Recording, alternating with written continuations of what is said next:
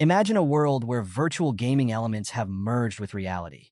New professions have sprung up everywhere, and people can switch their jobs to gain more powerful abilities. There are countless ruins, dungeons, and mysterious realms to explore. But here's the kicker. The world is overrun with dangerous monsters that can kill you before you even think about escaping. But don't fret. By hunting these monsters, people can gain experience points, collect materials, and even snag some epic equipment to strengthen themselves. As fearsome as these monsters are, they pale in comparison to the awe-inspiring dragons. Mysterious and rare, these dragons are as powerful as deities. Now let's zoom in on the third school of the Dragon Kingdom. The teacher is enthusiastically slapping the board, announcing that the junior year section 25 profession awakening orientation is happening. He tells the students that the upcoming profession awakening ceremony won't just affect their university entrance exams. It could shape their entire future success. Some students are goofing off, while others are hanging on every word. The teacher mentions that in theory, the result of the profession awakening is random, but he encourages everyone to have confidence.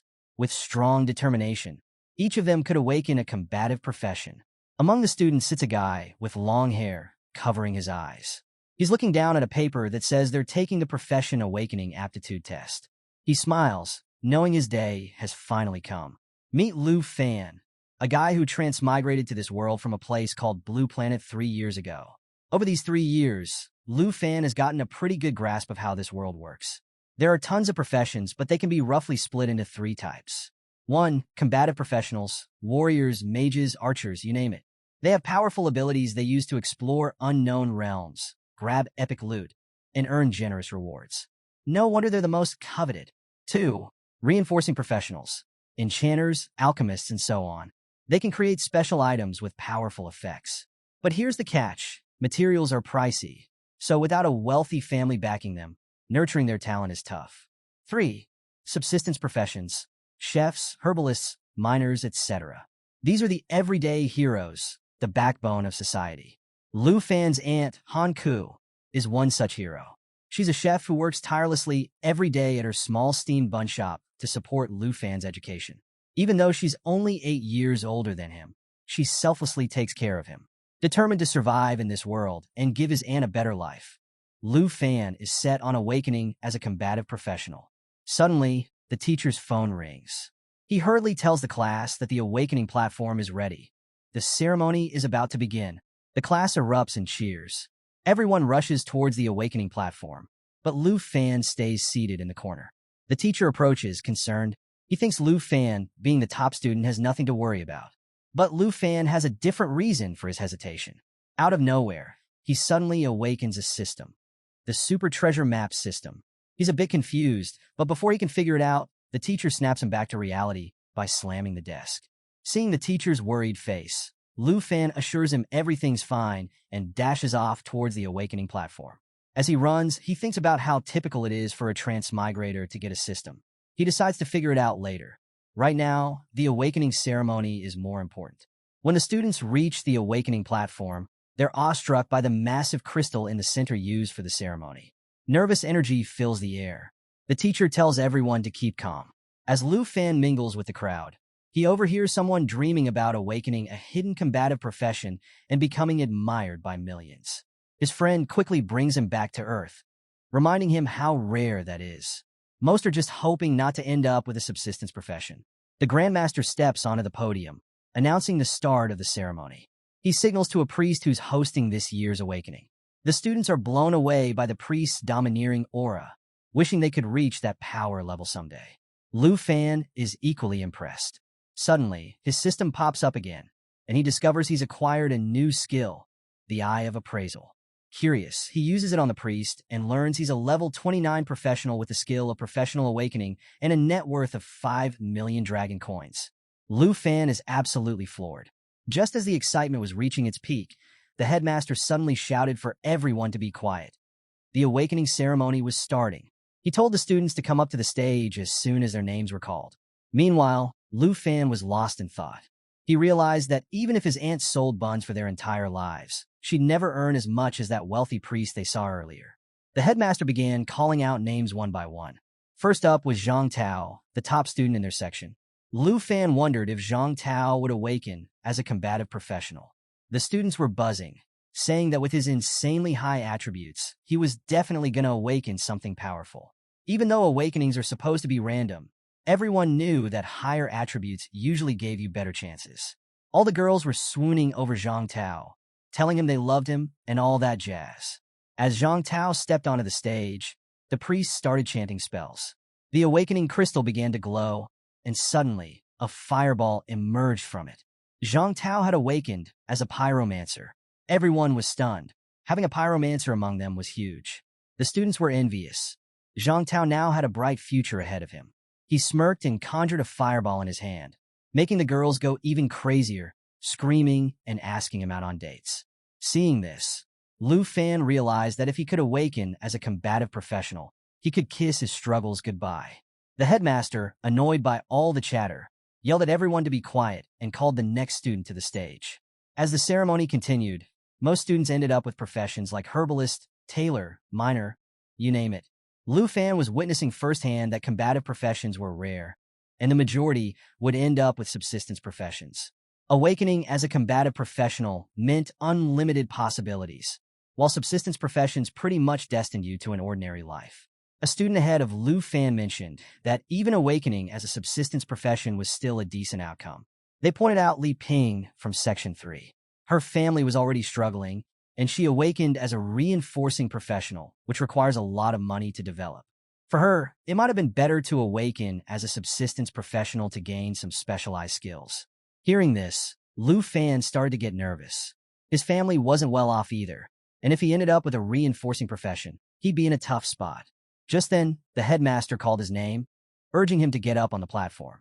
As Lu Fan walked towards the pedestal, all the girls started noticing how handsome he was. They wondered what profession he'd awaken. He reached the crystal and thought, no point in being nervous now. He placed his hands on the crystal, and the priest began chanting again. Suddenly, Lu Fan had a vision of a red dragon glaring at him with burning yellow eyes. Meanwhile, the ground started shaking. Everyone was freaking out, not knowing what was happening. Golden light beamed from the awakening crystal, surrounding Lu Fan completely. Then, a dragon materialized out of the light. Students and teachers alike were shocked. This kind of phenomenon only happened when someone awakened a hidden profession. A female teacher congratulated Teacher Li, saying his section had produced the first hidden professional in the school. Teacher Li was thrilled. If Lu Fan awakened as the strongest hidden professional like Dragon Blood Warrior or Dragon Language Mage, he could become a powerhouse in the Dragon Kingdom and make history. They hadn't seen someone awaken as a Dragon Blood Warrior in 10 years. The dragon looked at Lu Fan and let out a mighty roar. The impact was so intense that students covered their ears to protect themselves. As the dragon flew away and disappeared, the headmaster rushed over to Lu Fan. He excitedly asked if Lu Fan had awakened as a Dragon Blood Warrior or Dragon Language Mage. But to everyone's surprise, Lu Fan sighed and told the headmaster that he had become a Dragon Tamer. The entire place went silent. Everyone was in shock. The headmaster couldn't believe it. He screamed at Lu Fan, along with some of the students, saying that Dragon Tamer was the most worthless profession ever in history. After the awakening ceremony wrapped up, we find Lu Fan strolling through the old town of Jianghai City. His system interface is popping up on the side. He's now a level 10 Dragon Tamer with a skill that allows him to tame dragons and dragon-like creatures. He checks his net worth, which is just 239 dragon coins. Not exactly rolling in dough. Flashbacks from the ceremony keep hitting him. The students and teachers couldn't believe he awakened as a Dragon Tamer. They all thought he was destined to be mediocre because, let's face it, who can actually tame dragons? These creatures are insanely powerful and dangerous. Even though Lu Fan awakened a hidden profession, it was considered the weakest in terms of practical use. Some students were clueless and asked why the Dragon Tamer was seen as the weakest, especially when it's one of the three major hidden professions alongside Dragon Blood Warrior and Dragon Language Mage. Another student explained that most people never even see a dragon, let alone tame one. And if they did find one, there's no way they could tame it due to their ferocious nature. The headmaster was disappointed but tried to comfort Lu Fan. He patted him on the shoulder, saying that even if it's the weakest, a dragon tamer is still a hidden profession with boundless potential. He hoped that maybe Lu Fan could tame some sub-dragon species and become stronger. But Lu Fan knew better. Without a real dragon, a dragon tamer can't reach that potential. Subdragon species are just ferocious beasts, not even close to the real deal. We learned that in the 800-year history of the Dragon Kingdom, dragons have appeared, but a dragon tamer who has actually tamed one? Never happened. No matter how powerful humans are, they're like ants compared to a dragon's might. Lu Fan realized that wanting to tame a giant dragon was just an unrealistic dream. He glanced at his system window. His skills were all locked because he hadn't tamed a dragon yet. Feeling down, he thought about his aunt, who's been working so hard to support his education. He couldn't even provide her with a better life now. Lost in thought, Lu Fan suddenly found himself in front of his house without even realizing he'd walked there. He shook off his gloomy mood, plastered on a fake smile, and opened the door, announcing his return. Now let me tell you, his Aunt Han Ku is something else. The moment she saw him, she immediately leaped onto him, hugging him tightly. She was so happy to see him back. She asked how his day went, knowing it was supposed to be a fantastic day for him. She wanted to know what profession he awakened. Lu Fan felt a pang of disappointment in himself. But before he could say anything, his aunt quickly reassured him. She said it was okay if he didn't awaken a combat profession. She'd actually be worried if he was out there fighting dangerous battles every day. But Lu Fan interrupted her, saying loudly that he did awaken a combat profession. He became a dragon tamer. But the problem was, he couldn't do anything without taming a dragon. Hearing this, his aunt was overjoyed. She told him it didn't matter if he was a dragon tamer without a dragon. It still showed that he was really strong. She stood up and hugged him again, saying that if he gets into college in the future, she'll continue to support him. She even gave him the option that if he didn't want to go to college, he could join her in running the steam bun shop instead. Touched by her words, Lu Fan felt tears welling up. His aunt noticed and told him not to worry too much. The dinner was getting cold. He finally looked at the feast she'd prepared, realizing he couldn't finish it all by himself. After dinner, Lu Fan collapsed onto his bed. He thought about how, even though his aunt was only 26 years old, she'd been working in a labor-intensive job for years. He remembered her hands full of cuts and bruises, regretting that he couldn't change her ordinary life. He wanted to give her a better life, but how could he do that if he didn't do something as a dragon tamer? Frustrated, he punched his bed multiple times. If only I had a dragon, he thought. With a dragon, being a dragon tamer would really mean something, but he had no idea where to even find one. So, just when things were looking bleak, Lu Fan gets a notification from his system, congratulating him on receiving his first day's treasure map. He checks it out, and guess what? It's a divine-level treasure map on his very first day. Talk about luck. He suddenly remembers that his system is called the Super Treasure Map System. Back at the awakening ceremony, he only tried the appraisal function and hadn't even explored the treasure map feature. Curious, he taps on the treasure map icon. The system explains that treasure maps are classified into 4 categories: beginner, intermediate, advanced, and divine level. Oh, and get this. The system can combine 3 identical low-level treasure maps into one higher-level map. Another notification pops up, telling Lu Fan that every day he'll receive a randomly graded and randomly located treasure map. Plus, as long as he reaches the location, he can find treasures related to his corresponding profession. Wait a minute.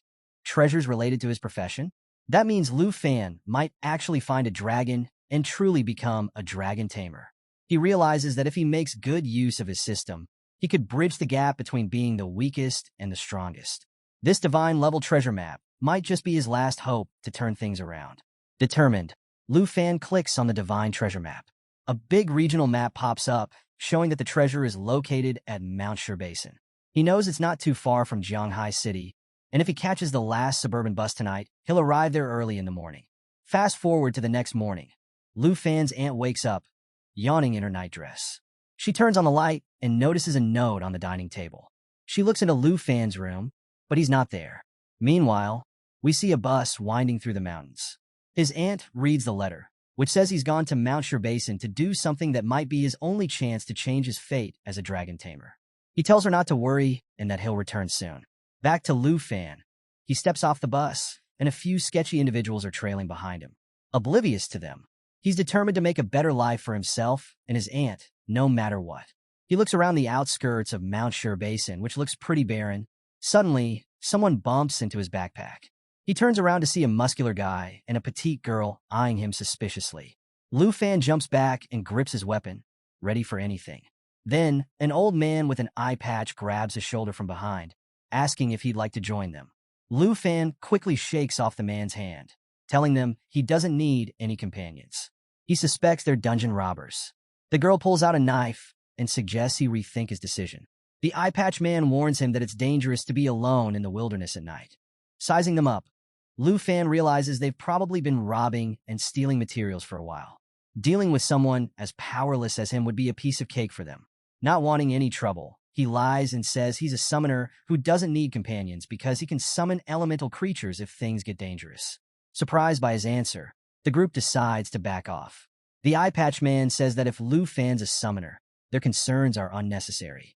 The girl gives him a sly smile, whispering that she hopes they'll meet again, calling him handsome and blowing him a kiss. Lu Fan's a bit flustered but relieved they're leaving. He thinks to himself that, yeah, the wilderness is dangerous, but it's way safer than getting stabbed in the back by dungeon robbers. Realizing that without strength, life is pretty fragile, he checks his system map and decides to move quickly. As he ventures deeper, he spots a herd of power horn horses, level 8 creatures with immense strength, grazing peacefully in an open field. He knows they won't attack unless disturbed, so he carefully takes a detour to avoid them. Even though the detour makes his journey longer, he doesn't feel safe at all. He soon encounters a group of giant horn antelopes. Moving slowly and cautiously, he accidentally steps on a frog he didn't see, which croaks loudly in pain. Oh! The antelopes turn their attention to Lu Fan, clearly irritated by the disturbance. Before he knows it, they're chasing him. He runs as fast as he can, hoping to escape. Spotting a flat area beside him, he dives toward it, crashing onto the ground, but managing to evade the stampede. Catching his breath, he realizes he couldn't even handle a timid giant horn antelope in his current state. He thinks, if I miss this opportunity today, my fate might end up like that poor frog. Just then, a notification pops up. He's arrived at the designated treasure map location. Ahead, he sees 2 giant rocks with a faint red glow emanating from behind them. This matches the treasure map's indication. He walks into the cave formed by the rocks and spots a huge pitch-black egg that's starting to crack. Could it be? Yes, it's a dragon egg. This could be the game changer he needs. His system pops up, confirming it's a black dragon egg of an unidentified level. Hearing the cracking sounds, he knows the dragon is about to hatch. But suddenly, he hears rustling from the tall grass behind him. On high alert, Lu Fan grips his cleaver. He realizes that while things had gone smoothly so far, he couldn't escape the notice of a wild beast. He turns around and slashes at the approaching creature. It's a bloodthirsty gray fox. The fox catches his cleaver in its sharp canines, snarling fiercely. It howls and lunges at him with all its might. Lu Fan manages to deflect it, throwing the creature to the ground. He takes a few deep breaths, trying to recover his stamina. Using his appraisal skill, he sees that the bloodthirsty gray fox has some nasty abilities. Triple Claw Strike and Bloodthirst Recovery. It can hit you 3 times in a row, make you bleed, and then heal itself by absorbing your blood. Glancing back at the dragon egg that's about to hatch, Lu Fan realizes he doesn't have much time or the skills to deal with this creature. He thinks maybe he can stall the fox until the dragon hatches and then use his dragon taming ability. But the fox isn't giving him any time. It leaps into the air, ready to attack. Instinctively, Lu Fan raises his arm to defend himself. He realizes the fox is too fast, and he can't wait for the dragon to hatch. The fox's sharp claws slice into his arm, and he knows he can't let it use its bloodthirst recovery. He has to act fast. The fox goes for its triple claw strike. He's already taken 1 hit. 2 more to go. Lu Fan blocks the second strike with his cleaver and somehow dodges the third by moving to the side. Now's his chance. Summoning all his strength, Lu Fan slams his cleaver straight into the fox's head. Blood splatters everywhere as the creature collapses. He pulls his cleaver out, panting heavily. A notification pops up. You have defeated a bloodthirsty gray fox and gained 120 experience points. Yes, he did it. So, Lu Fan is catching his breath after taking down that bloodthirsty gray fox. Feeling a mix of exhaustion and relief, he's finally calm, until 3 shadows loom behind him. He hears laughter and turns to see those sketchy robbers from before. They're clapping and complimenting him on taking down the beast. But Lu Fan isn't buying their friendly act. He takes a defensive stance and tells them to back off. He's not joining their shady group. The girl in the group chuckles, telling him there's no need to be so nervous. She hints that they know he lied about being a summoner. The eye patch guy pipes up, reminding Lu Fan that he claimed to be a summoner, but didn't use any summoning skills and still got injured by a mere monster. Oh, they figured him out?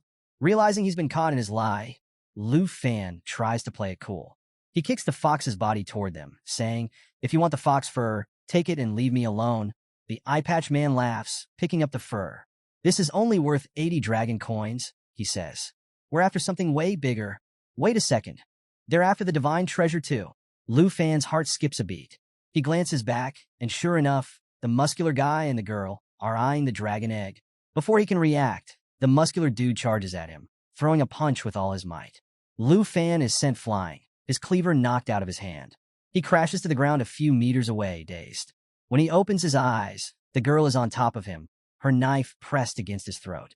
"Don't move," she warns, "or you'll get cut." The eye patch man smirks. "You underestimated the dungeon robber's sense of smell for treasures," he taunts. Meanwhile, the muscular guy calls out, "Hey, check out what I found!" He's standing next to the dragon egg. Lu Fan watches in horror as his plan unravels.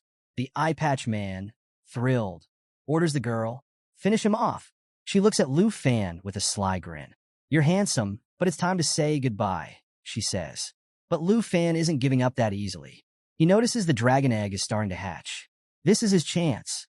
Suddenly, the egg cracks open, and something shoots out into the sky. Everyone looks up, stunned. A giant dragon silhouette hovers above them. They have no idea what just hatched, but they know it's big trouble. The dragon dives toward the robbers. The eye patch guy frantically throws some kind of potion at it, but the dragon dodges effortlessly. The muscular guy tries to punch it.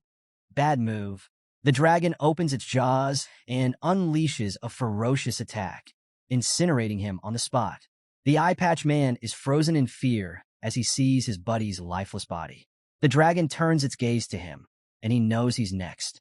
He screams for help, but the girl is just as terrified. She lowers the knife from Lu Fan's throat.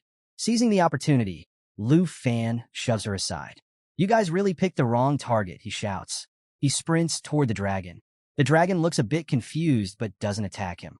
Lu Fan yells, "Dragon taming technique." A yellow light glows from his hands. Even the dragon seems surprised. As he touches the dragon, the girl stammers, Who are you?" Lu Fan turns and smirks. "Oh, now you're curious," he says. "I'm not just a summoner. I'm a dragon tamer." A notification pops up. Black Dragon Covenant has been tamed by Lu Fan. The Black Dragon now has skills like Dragon Claw, Dragon Fang Strike, and Dragon's Inspiration. It leaps toward the girl. Panicking, she starts babbling apologies. "I didn't know it was a dragon egg. I'm sorry." But Lu Fan isn't having any of it. "For scheming against innocent people, you can join your buddies," he says coldly. He orders the dragon, "Finish her." After the dust settles, Lu Fan sits on a cliff, bandaging his injured hand. The dragon rummages through his bag, curious as ever. He picks up the dragon, hardly believing his luck. Holding it up like a proud parent, he says, "You're way too lively." He's amazed at how powerful the dragon is right after hatching. "If you're this strong now, imagine when you level up," he exclaims. He hugs his new companion tightly. The title of Dragon Tamer won't be called the weakest class anymore. But then he pauses. "What should I name you?" he wonders. "Little Coalball? Nah. Black Diamond? Too cheesy." As he's thinking, he notices the dragon licking his wounds. Suddenly, a red aura surrounds the creature. The dragon opens its elegant wings, and before he knows it, it starts transforming. In a flash, standing before him is a magnificent girl with a long tail and 2 beautiful wings. Wait, what? All right, folks, plot twist. The dragon just turned into a girl. Looks like Lu Fan's adventure just got a whole lot more interesting. All hail the waifu tamer. Things are about to heat up. So, get this. Lu Fan is absolutely stunned when his newly hatched dragon suddenly transforms into a human form. Yep, you heard that right. He realizes that his dragon can also shapeshift into a human. The dragon girl doesn't understand human language yet, so she just nods along to whatever Lu Fan is saying, kind of like an adorable, clueless kid. She's behaving like a total child, flying around here and there, while Lu Fan checks out his newly unlocked skills. And trust me, they're awesome. First off, there's dragon taming, which lets him tame dragon-like creatures. Pretty handy, right? Then there's Dragon Claw, which transforms his arm into a dragon's claw, and its strength depends on his current dragon pet. Next up is Dragon Fang Strike. which channels dragon energy to deliver a powerful blow. And last but not least, dragon inspiration, which boosts both him and his dragon pet's attributes and attack power by 30%. We find out that the black dragon he tamed is actually a legendary creature. Lu Fan realizes that now that he's successfully tamed a dragon, all his skills have been unlocked. He quickly understands that he could easily crush other combat professionals at his level. Curious, he clicks on the black dragon's profile, and her stats pop up. Get this, the dragon has a strength of 342, agility of 267, spirit of 359, and endurance of 373. Talk about overpowered. She has multiple attacks, including Mighty Jaw Assault, which lets her charge forward and tear into targets, causing continuous bleeding damage. Then there's Lava Flame, which continuously spews flames, dealing damage while healing herself. She also has Black Dragon Heritage, which reduces all damage taken by 50%, grants immunity to all debuffs, and increases her self-recovery ability by 500%. And as if that wasn't enough, she has a special skill called Bloodline Connection, which provides a 10% attribute bonus to Lu Fan himself. Lu Fan is absolutely blown away by how powerful this dragon hatchling is. Even at level 1, she's got these insane skills and nearly 400 points in various attributes. He realizes that even a skilled human expert 20 levels higher wouldn't stand a chance against him now. What's even better is that the Bloodline Connection directly doubles all of Lu Fan's attributes. He finally understands that this is why he feels so much stronger after taming the legendary Black Dragon. Overjoyed, Lu Fan thinks to himself, "This is exactly what I'd expect from one of the 3 strongest hidden professions."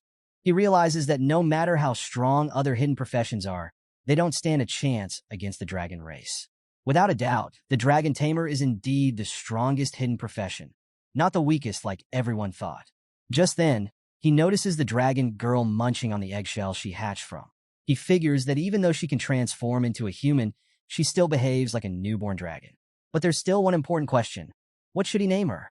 Suddenly, inspiration strikes. Since she's a little black dragon born just before dawn, he decides to name her Xiaoyi.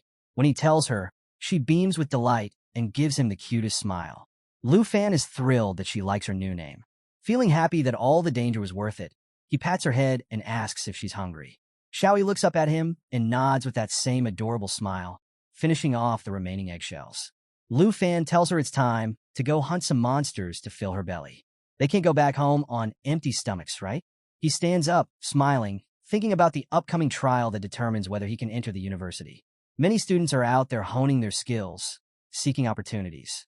The prestigious Southern Province's Top Scholar Award and a spot in the highest educational institution in the Dragon Kingdom are now within his reach. But he knows he can't take the entrance lightly. Leveling up and mastering skills should be his top priority for both him and Xiaoyi. With renewed determination, Lu Fan starts running, and Xiaoyi follows closely, smiling as well. He tells her they're heading deeper into Mount Shur Basin. There are monsters there even tastier than eggshells. As they advance, they suddenly hear some noises. A group of creatures is sprinting toward them at insane speeds. Lu Fan quickly pulls up his system interface, which identifies them as plains hyenas. These beasts have an attack called Rending Bite, which inflicts continuous bleeding damage, and Putrefaction, which gives a disease debuff. On the bright side, if they defeat them, they'll drop canine teeth worth 95 dragon coins each. So, Lu Fan realized that these hyenas were way more dangerous and tougher than that bloodthirsty gray fox he fought earlier.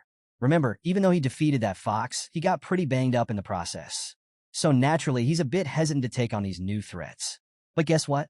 Xiaoyi, our awesome dragon girl, isn't one to back down. She's already airborne with a devilish grin, clearly excited about getting some new snacks. Lu Fan understands that she wants to take the lead this time. His eyes light up with confidence as he thinks. Mount Shur Basin holds no danger for the strongest dragon tamer and his dragon. Both Lu Fan and Xiaoyi are grinning as they advance toward the plains hyenas, ready to send them straight into Xiaoyi's stomach for lunch. The dragon soars high, and as the hyenas roar, she takes a deep breath. Her stomach starts glowing with a fiery aura. Then, bam, she unleashes her lava flame attack, and the hyenas are engulfed in flames. As the creatures burn, Lu Fan and Xiaoyi rack up experience points.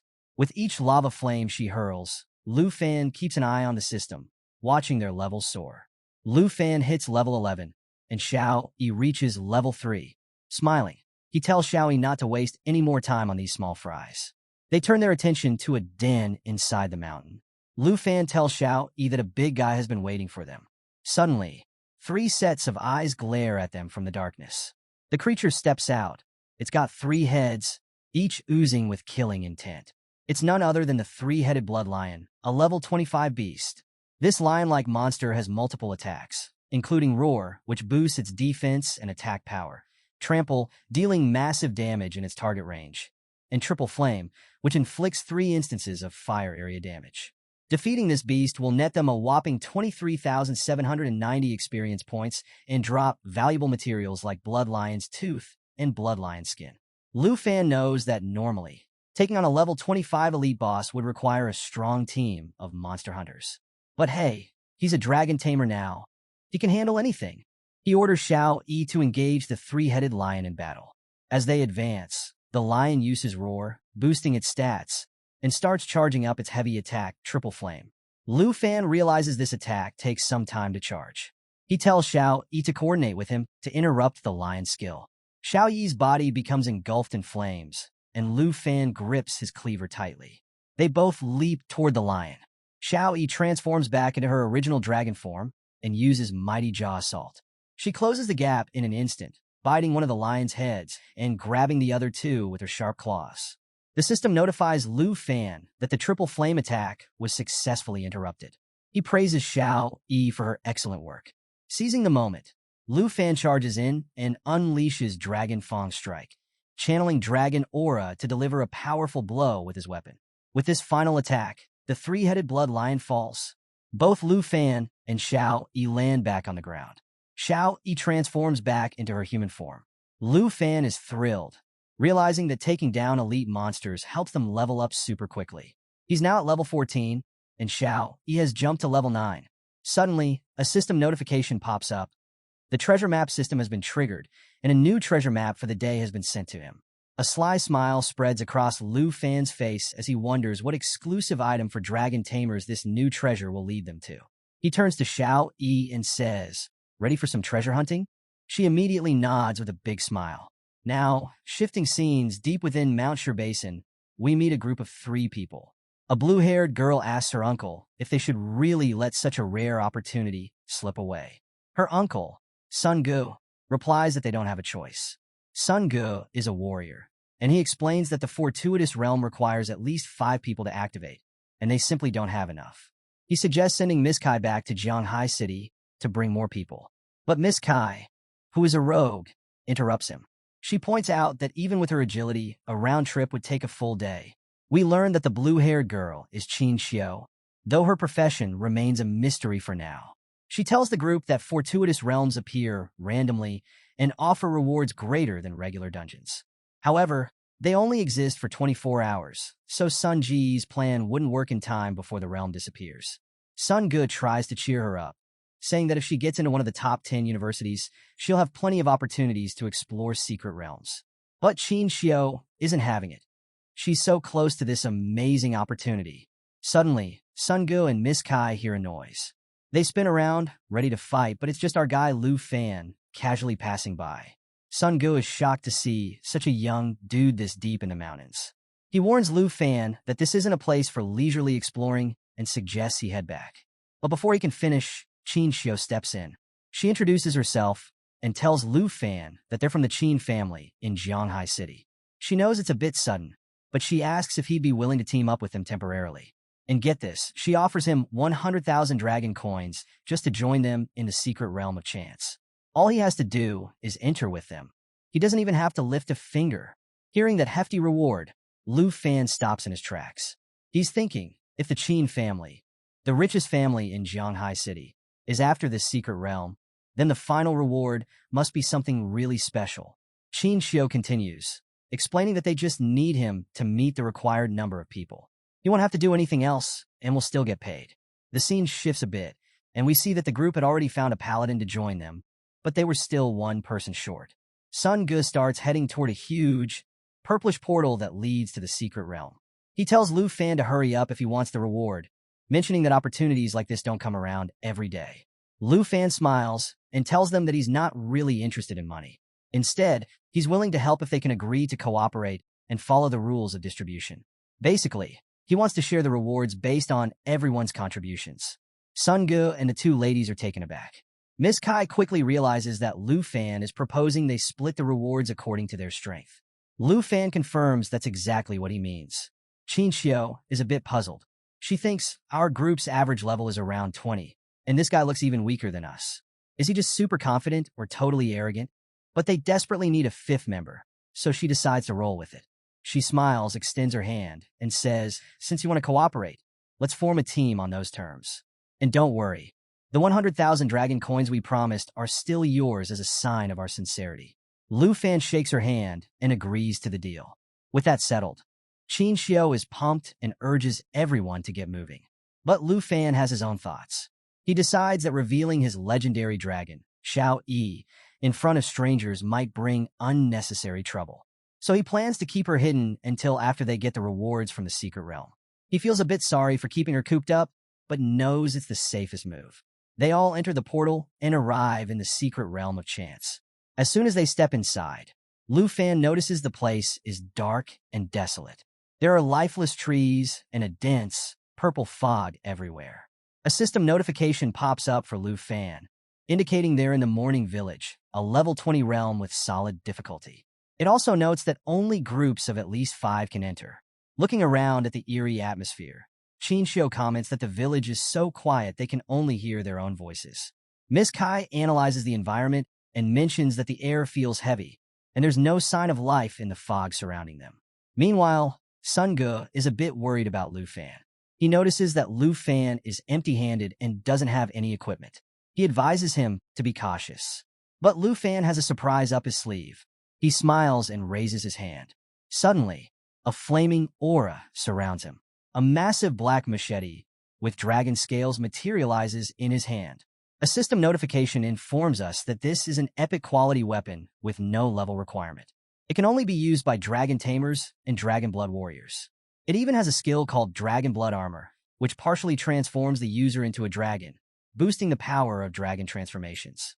Plus, it increases strength by 65 and stamina by 30.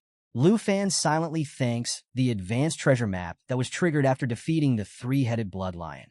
It allowed him to upgrade his novice machete to this legendary weapon.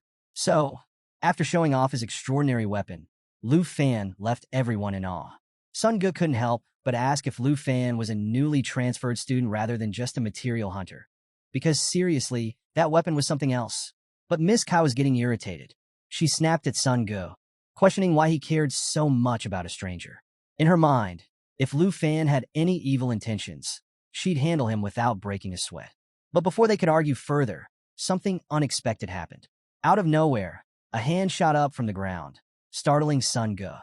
They were suddenly faced with corrupt zombies, level 15 monsters that, upon defeat, give 620 experience points, a corruption poison sac, and 256 dragon coins. Not too shabby, right? But don't let the loot fool you. These guys are dangerous. These zombies have some nasty attacks. Hug and bite. They entangle and scratch the target, continuing to bite relentlessly. Corpse poison. Every attack poisons the target, causing continuous life point loss. And get this. Anyone who dies from the corpse poison turns into a corrupt zombie themselves.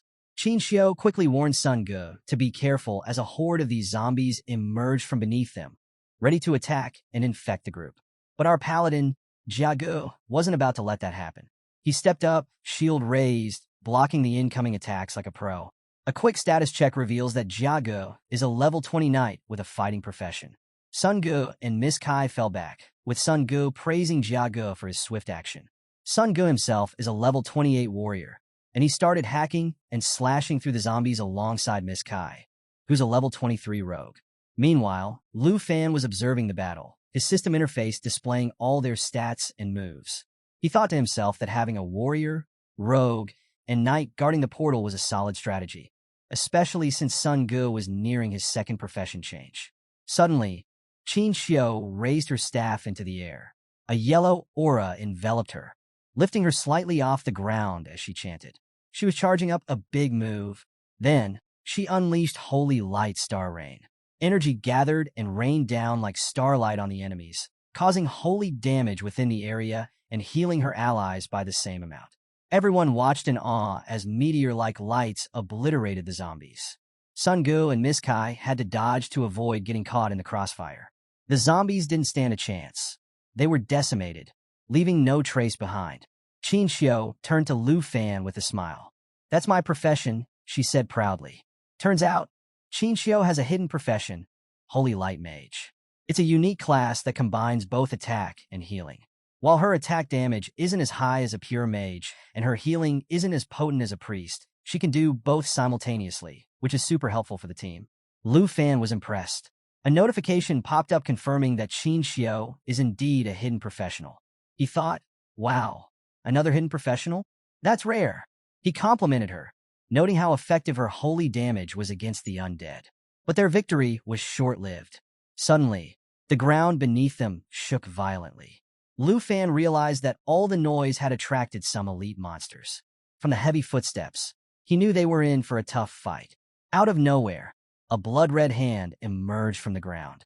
The system alerted Lu Fan, blood zombies, level 20 monsters that offer 8,140 experience points, a blood corpse poison sac, and 90 dragon coins upon defeat. These zombies are even more dangerous. Their attacks include blood-sucking bite, damages the target and heals themselves simultaneously. Corpse poison, just like before, every attack poisons the target. Blood fury, allows them to enter a violent state, increasing their strength and agility by 40%. As these grotesque creatures emerged, their intent was clear. They wanted to eliminate the entire group. Sun Gu sprang into action. Miss Kai, protect Qin Xiu and Lu Fan. Jia Ge with me. We can't let these rotten pieces of meat break through our front line. Jia Ge didn't hesitate. Both readied their heavy attacks. Sun Gu used his full moon slash, slicing off a zombie's hand. Jia Ge thrust his sword into where the zombie's heart should be, thinking they dealt significant damage. But here's the twist. The zombies just grinned wickedly, showing no signs of pain. Jia Ge tried to pull his sword back, but the zombie started absorbing it. Both Sun Gu and Jia Ge were shocked. The zombies began to laugh maniacally, growing larger as they activated corpse poison. The poison started infecting the group, draining their life while healing the zombies. Jia Ge was in disbelief. What's happening? This isn't normal. Qin Xiu was equally alarmed. Corpse poison requires a priest's clarity to dispel. I can't help you.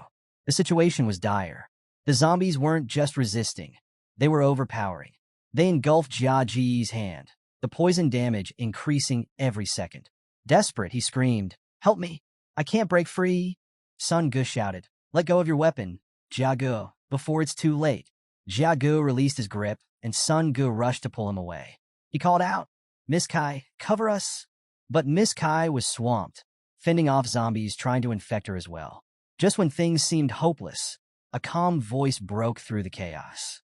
"Hey, Sun Gu, chill out. Don't trouble Miss Kai." They all turned to see Lu Fan stepping forward. One of his eyes glowed a crimson red, and he wielded his epic machete with confidence. He looked ready to take on the world, or at least a horde of undead monsters. Sun Gu was frantically telling Lu Fan to get out of the way of the red blood zombies. He was worried that Lu Fan would get seriously hurt. But Lu Fan had this intense determination in his eyes. Ignoring Sun Ji's warning, he wielded his legendary ink dragon machete, surrounded by a fiery yellow aura, and lunged straight at the zombie, slashing its throat. Everyone was absolutely stunned. I mean, jaws dropped. Sun Gu couldn't believe what he was seeing. Lu Fan, a supposed newbie, just took down a zombie like it was nothing. Lu Fan casually handed Sun Gu his sword back, telling him not to back down and to keep moving forward, all with a confident smile. But Sun Gu was like, "Hold up. What's your level?" Exactly. He couldn't wrap his head around how a transfer student could have such insane attack power. But they had bigger problems. Jia Ge, the paladin, was gravely wounded. Qin Xiu rushed over to heal him, urging him to hang in there. Lu Fan, with a dragon aura literally glowing from one of his eyes, told Sun Gu that he's just a normal level 14 student. "No need to lie," he said. He explained that he came to Mount Shur Basin to get some practice in for the big exam. Qin Xiu, while healing Jia Ge, overheard this and realized that Lu Fan was the same age as her. She couldn't believe that a level 14 student could have higher attack power than Sun Ge, who was level 28. But before she could process that, a red blood zombie sneaked up behind her, grinning menacingly. Miss Kai saw it and leaped into action, shouting for Qin Xiao to watch out. But guess what? Lu Fan was even faster. He dashed in, pinned the zombie against a wall, and took it out with his legendary machete. As he pulled his weapon from the fallen zombie, Lu Fan warned everyone that the zombies were only going to get stronger. He offered to take the front line, asking if everyone was okay with that. Sun Ge was hesitant, but Qin Xiao remembered hearing rumors about a mysterious figure in Jianghai City, a hidden class dragon tamer. Could it be Lu Fan? She smiled and told him they'd count on him from now on. With Lu Fan and Sun Ge leading, she could focus on healing Jia Ge, and Miss Kai would cover the rear. Lu Fan introduced himself, and as soon as they heard his name, the group's suspicions were confirmed. He was indeed the rumored dragon tamer, but Qin Xiao still couldn't figure out how a dragon tamer, considered the weakest class, could be so strong. Fast forward, and the team is now at the center of the village, battling hordes of blood zombies. Lu Fan was deep in thought. He realized that Qin Xiao's profession couldn't remove the deadly corpse poison, and the teleportation gate would only appear after they defeated the secret realm guardian. Time was running out. If they didn't hurry, Jia Ge could die and turn into a zombie himself. Miss Kai wondered why they hadn't encountered the secret realm guardian yet. Just then, Jia Ge, mustering all his remaining strength, noticed zombies sneaking up behind Sun Ge. He shouted a warning before collapsing. Qin Xiao rushed to his side, pleading with him to stay awake. Suddenly, a red beam of light shone from the debris. They all turned to see a massive iron-skinned zombie emerging, with multiple heads and a single glowing red eye. It was charging at them at insane speeds. This iron-skinned zombie was no joke. A level 20 monster that awarded 13,720 experience points and 40 dragon coins upon defeat. It had some nasty abilities. Corpse poison, assimilation absorption, which lets it absorb poison targets to increase its own HP, and steel skin, boosting its defense and endurance by 40%. Miss Kai gasped.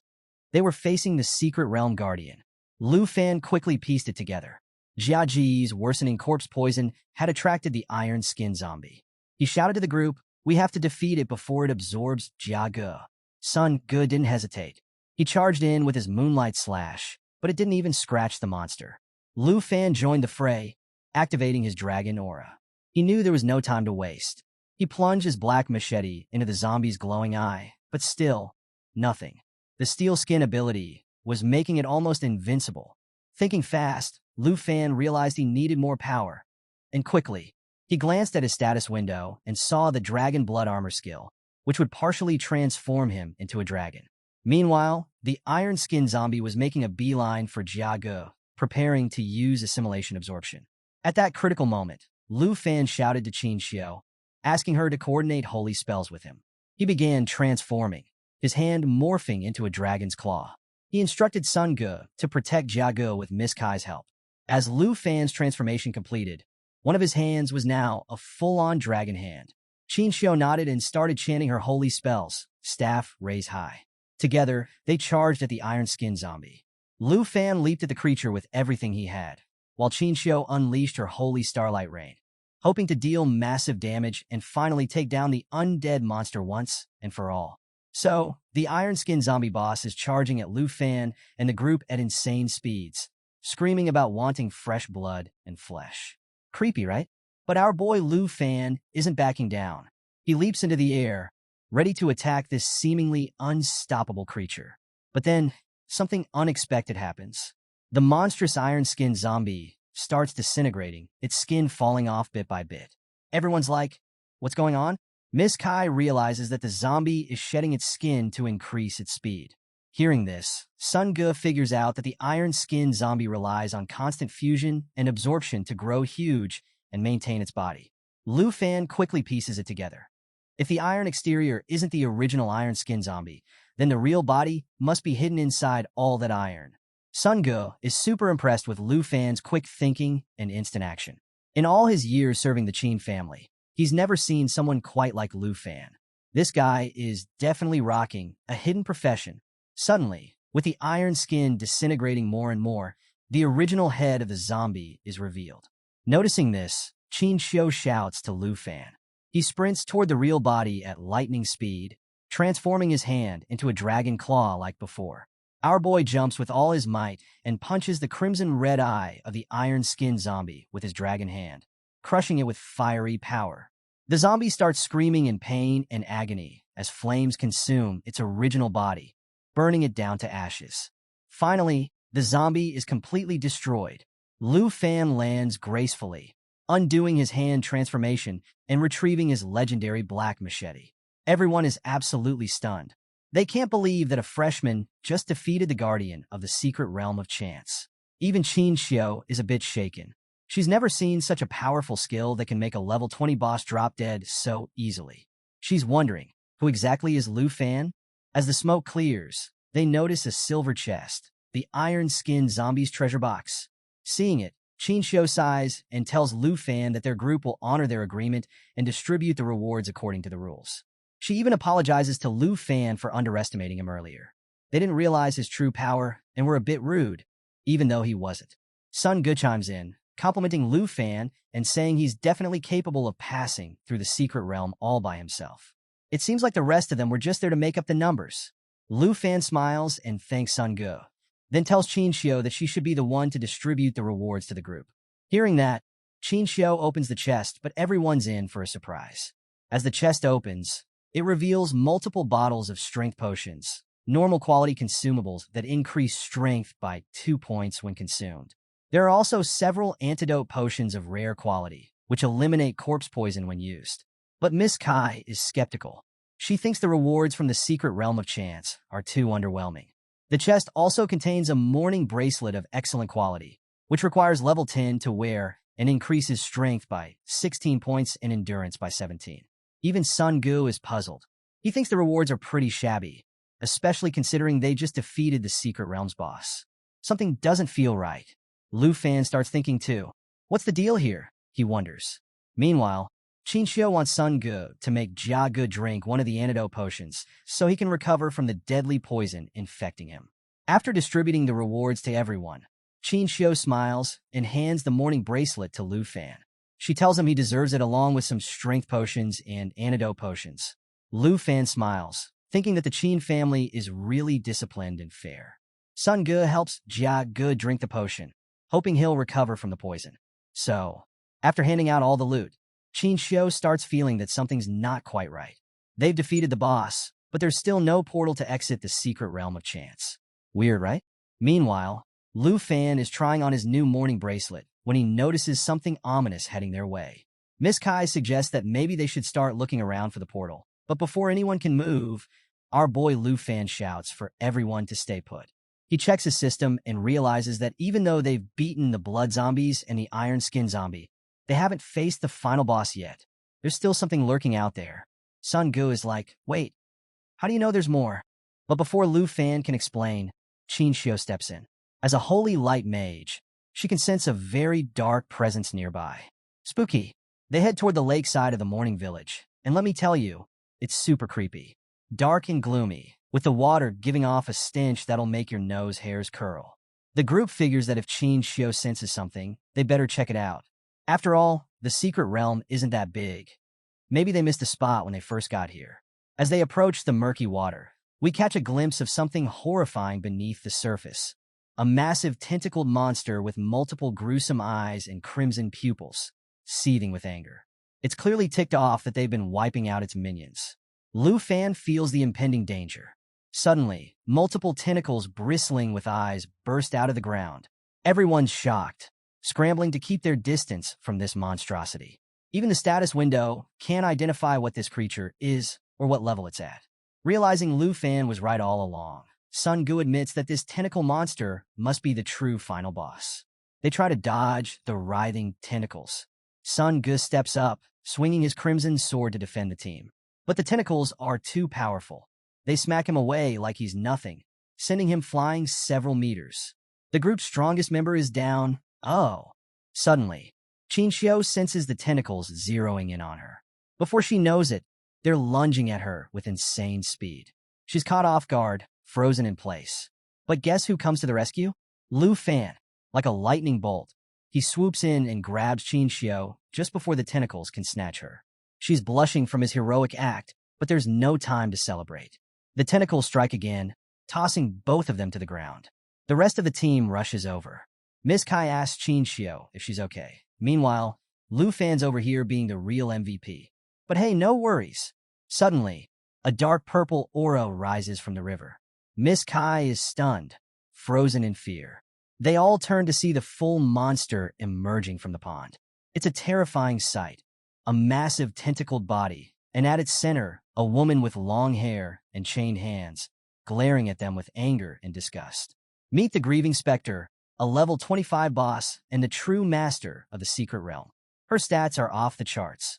Strength of 27, agility of 183, spirit of 50, and stamina of 266. Yikes! She's enveloped in a corpse aura that continuously decreases all attributes of any creature in the realm by 20%. Talk about a debuff. Her abilities are no joke either. Chain Whip causes massive damage when it hits a target. Resentment Explosion unleashes accumulated resentment energy, pushing back all enemies and inflicting them with corpse poison. So, the Grieving Spectre boss, chains shackling her hands, is now towering over our heroes, using her tentacles to support herself. She's glaring at Sun Ge and the rest of the crew. Miss Kai is absolutely shocked to see the real boss of the secret realm finally appear. Meanwhile, little Jia Ge has regained consciousness and wants to jump back into the fight. But Sun Ge calms him down, saying he'll protect everyone, including Jia Ge, until he's fully recovered. Jia Ge insists, but Sun Ge firmly tells him, "Don't push yourself. You just got some of your energy back." But amidst all this, Sun Ge doesn't notice that the boss's tentacles are about to slam down on him from above. At the last second, he looks up and somehow manages to block the tentacle with his sword. Phew! Our main man, Lu Fan, sees the danger and charges toward the real monster, wielding his big black legendary machete. He knows that Sun Ge and Jia Ge are barely holding on, and it's up to him to take down the boss. Lu Fan realizes that as long as the boss is still a zombie, there's only one way to defeat her. He spots the original body of the Grieving Spectre boss, who's actually controlling all these tentacles, and immediately leaps toward her. But the boss isn't going down without a fight. She makes this creepy, distorted face, her mouth opens weirdly, and she starts screaming at Lu Fan. She activates Corpse Chi Envelopment, emitting a nasty aura that reduces all attributes of creatures in the secret realm by 20%. Not good. Everyone is affected by this, including Lu Fan. But our boy isn't giving up. He dodges ferocious tentacle attacks, jumps onto one of the chains shackling the boss, and starts sprinting toward her main body. Even the boss is shocked by his bold move. Qin Xiao shouts, "Lu Fan, watch out for the iron shackles." But before he can react, the boss unleashes her chain lash attack, whipping chains from the sunken lake toward them, causing massive damage. Lu Fan loses his balance on the chain and starts falling, but he grips his machete tightly. Now the boss is furious. She looks at the group with pure rage and starts whipping her chains everywhere, intent on wiping them out. Sun Ge jumps in, blocking a chain and yelling to Qin Xiao, "Be careful." Miss Kai and Jia Ge try to defend themselves, but Jia Ji's shield shatters from just one hit. Things are looking grim. Despite all this, Lu Fan is still on the offensive, desperately trying to reach the main body. Suddenly, he notices a tentacle sweeping right beside him, heading straight for Sun Ge and the others. The monster taunts, "If you keep resisting, your whole group will die." Fueled by anger, Lu Fan shouts, "Everyone, get out of the way!" He charges up his Dragon Strike attack again, channeling his dragon energy to deliver a powerful blow. The Grieving Spectre boss is hurt, but not defeated. She starts lashing out desperately, her chains whipping in a continuous assault against Lu Fan and the team. Realizing he needs more power, Lu Fan unleashes his dragon blood transformation, turning his hand into a dragon claw. With this newfound strength, he breaks through the chains attacking him and the group. After this epic move, Lu Fan lands on the ground, having destroyed the boss's chains that were attacking them. Sun Ge looks at him and says, "This boss is too much for us right now. We need to retreat and come up with a strategy." Even Qin Xiao is worried. She tells Lu Fan, "We're all in bad shape and no match for her. If we don't leave the secret realm now, we'll be in grave danger." So, the Grieving Spectre boss is still glaring daggers at Lu Fan, ready to unleash another devastating attack. But our guy isn't backing down. He turns to the group and says, "You all should retreat to the village where we've already taken care of the zombies." He assigns Sun Gu and Miss Kai the task of making sure everyone gets there safely. Qin Xiu is visibly worried. She asks, "What are you planning to do by staying here alone?" But Lu Fan just waves her off with a confident smile. "I'll handle the boss no matter what," he assures them. He urges them once again to retreat quickly. Miss Kai nods, agreeing that it's the best course of action. She encourages Qin Xiu to come with them. Qin Xiu hesitates, clearly torn about leaving Lu Fan to face the boss alone. But she knows they can't change his mind. Now here's where things get really interesting. Lu Fan raises his hand into the air, and suddenly, a flaming aura engulfs the battlefield. He's opening a portal. He figures that even without the boss's 20% attribute debuff, the team wouldn't be much help against her. Instead of risking their safety, he decides to bring in someone who can really turn the tide. The grieving Spectre boss is seething, her eyes filled with killing intent. But even she doesn't see what's coming next. Lu Fan calls out, "Xiao Yi, come join me for some fun." And bam! Out of the portal emerges his legendary black dragon, Xiao Yi. She doesn't waste a second, immediately grabbing the boss's tentacles with her powerful jaws. The group's jaws drop. They're absolutely floored. Lu Fan just summoned a mighty dragon right before their eyes. And get this, the dragon is even bigger than when we first saw her. She uses her sharp claws and massive wings to fend off every tentacle the boss throws at her. Even though Lu Fan hadn't planned on revealing Xiao Yi to the group, he had no choice if he wanted to defeat the boss. Xiao Yi, ever the loyal companion, follows his commands without hesitation. She unleashes her giant assault attack, rushing at high speed and biting the boss, causing continuous bleeding damage. Tentacles snap and crumble under her might. The grieving Spectre boss screams in agony, her attacks becoming more frantic but less effective. But Xiao Yi isn't done yet. She goes in for the final blow, tearing off the boss's chains and forcing her back into the watery depths from which she came. And just like that, the secret boss of the Realm of Chance is defeated. Sun Gu is left speechless. How did Lu Fan dismantle that enormous boss in just 2 blows, he thinks. It's both terrifying and awe-inspiring. Jiaga can't believe his eyes either. Witnessing the sheer power of a dragon is something he never imagined he'd experience. The whole group is a mix of shocked, terrified, and, let's be honest, a little impressed. They always believed that seeing a dragon meant certain doom, but here they are alive and well. Qin Xiu finally pieces it together. The rumors she's heard about a mysterious dragon tamer in Jianghai City, they're all about Lu Fan, the so-called worthless dragon tamer. Clearly, there's nothing worthless about him.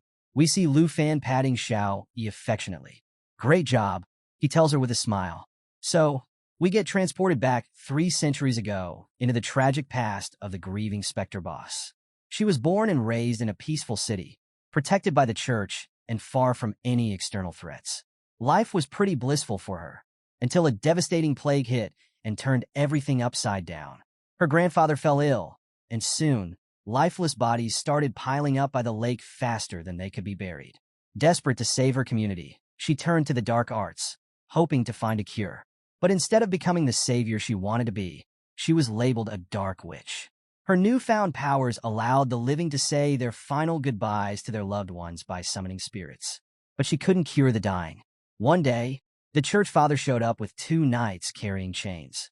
They ordered her capture, blaming her for the disaster. Confused and hurt, she wondered why they were treating her this way. All she did was help people find closure. Her hands were bound with iron chains, and the knights dragged her away under the church's orders. They threw her into the lake, and the weight of the chains pulled her deeper and deeper. As she sank toward the lake bed, her breath fading, she questioned why the church was punishing her when she'd done nothing wrong. Fast forward to the present.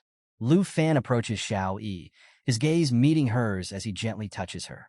Sun Gu and the others are left speechless, wondering how someone like Lu Fan could summon such a formidable dragon. Seeing the black dragon Xiao Yi, Sun Gu announces that they can finally leave the hidden realm. But Lu Fan isn't so sure. Gazing out over the lake as bubbles start surfacing without the portal appearing, he tells the group that the boss isn't defeated yet. It's too soon to leave. More bubbles rise from the lake bed, and eventually, the boss's silhouette emerges. Suddenly, she bursts from the water and shoots into the sky. Moments later, Lu Fan and Xiao Yi crane their necks, bewildered by this sudden eruption. The boss now stands surrounded by swirling water, extending her hands outward. Sun Gu reacts instantly, unsheathing his sword, and everyone else gets into defensive stances, ready for battle. Meanwhile, Xiao Yi gazes upward, using one of her wings to shield everyone from potential attacks. And then, a colossal woman made entirely of water emerges. She fixes a murderous glare upon Lu Fan and the others. A status window pops up, revealing the boss's identity. It's the grieving specter boss, now in her second stage. She's still at level 25, but her difficulty has escalated from challenging to hard nightmarish. Her attributes have skyrocketed. Strength, from 271 to 286. Agility, from 183 to 249. Spirit, from 150 to 435. Endurance, from 266 to 399. Yikes! The boss has some terrifying new abilities. 1. Lamentation Impact. Releases a curse of resentment that has a chance to instantly kill its target. If instant death doesn't occur, it inflicts significant damage and can add nasty effects like bodily poison, bleeding, and stun. 2. Deep Aquatic Pressure. Allows her to manipulate water from the lake to create prisons for trapping targets. 3. Body of Resentments. She gains the ability to nullify all physical damage. 4. Will of Resentment. Triggers an explosion of resentment that awakens all the corpses within the secret realm. Sun Gu reads these stats and draws his sword, taking an offensive stance. Jia Ge and Qin Xiu look visibly frightened. Miss Kai pulls out her dagger, trembling as she announces that the boss is entering her next phase. The boss raises her hands to the sky, exploding in rage. With a swift maneuver, she unleashes deep aquatic pressure, causing a colossal water woman to hurl immense water orbs toward them. Just as the orbs are about to hit, Xiao Yi swiftly employs an immunity skill called Restriction, using one of her wings to intercept the attack. Lu Fan watches in astonishment as a system window appears, notifying him that the Black Dragon lineage skill has been activated. This ability reduces all incoming damage by 50%, grants immunity to all harmful effects, and increases self-healing capability by 500%. Talk about overpowered. One of the boss's water orbs lands near Miss Kai. She reacts quickly, leaping away from the impact zone, but the water surges toward her, swiftly encasing her in a watery prison. Qin Xiu watches this with growing concern. Miss Kai tries attacking the water with her dagger, but no matter how hard she and Sun Gu try, they can't inflict any damage. Turns out, the boss has activated Body of Resentments, making her immune to all physical attacks. Minutes pass with their futile attempts to break free, and Miss Kai finally gives up. She closes her eyes in resignation, apologizing to Qin Xiu, fearing her imminent demise. Hearing this, Qin Xiu approaches her, locking eyes. She says that if anyone should be apologizing, it's her. She collapses to the ground, clutching her magic staff, and admits that it's all her fault. She insisted on entering this hidden realm, and now everyone is trapped with no way out. Lu Fan turns away, placing a hand on his hip. "Are you really going to give up after coming this far?" he asks. Just then, another sphere of water descends near Sun Gu, quickly enveloping him in a watery prison too. Qin Xiu meets Lu Fan's gaze and confesses, "I'm the only magic user in our group. My spells aren't strong enough to defeat the boss." So, Sun Gu is gripping his sword tightly, turning to the group and saying, "Guys, the boss is immune to physical attacks. We're kind of sitting ducks here." He looks over at Lu Fan and asks, "Can you use magic to attack the boss?" Just then, the boss unleashes her Lamentation Impact skill. The colossal water woman extends her arm toward Lu Fan. Xiao Yi, ever vigilant, swiftly shields him with one of her wings, giving him a look that screams, "Watch out." Lu Fan turns to Sun Gu and says, "Sorry, I can't use magic against her."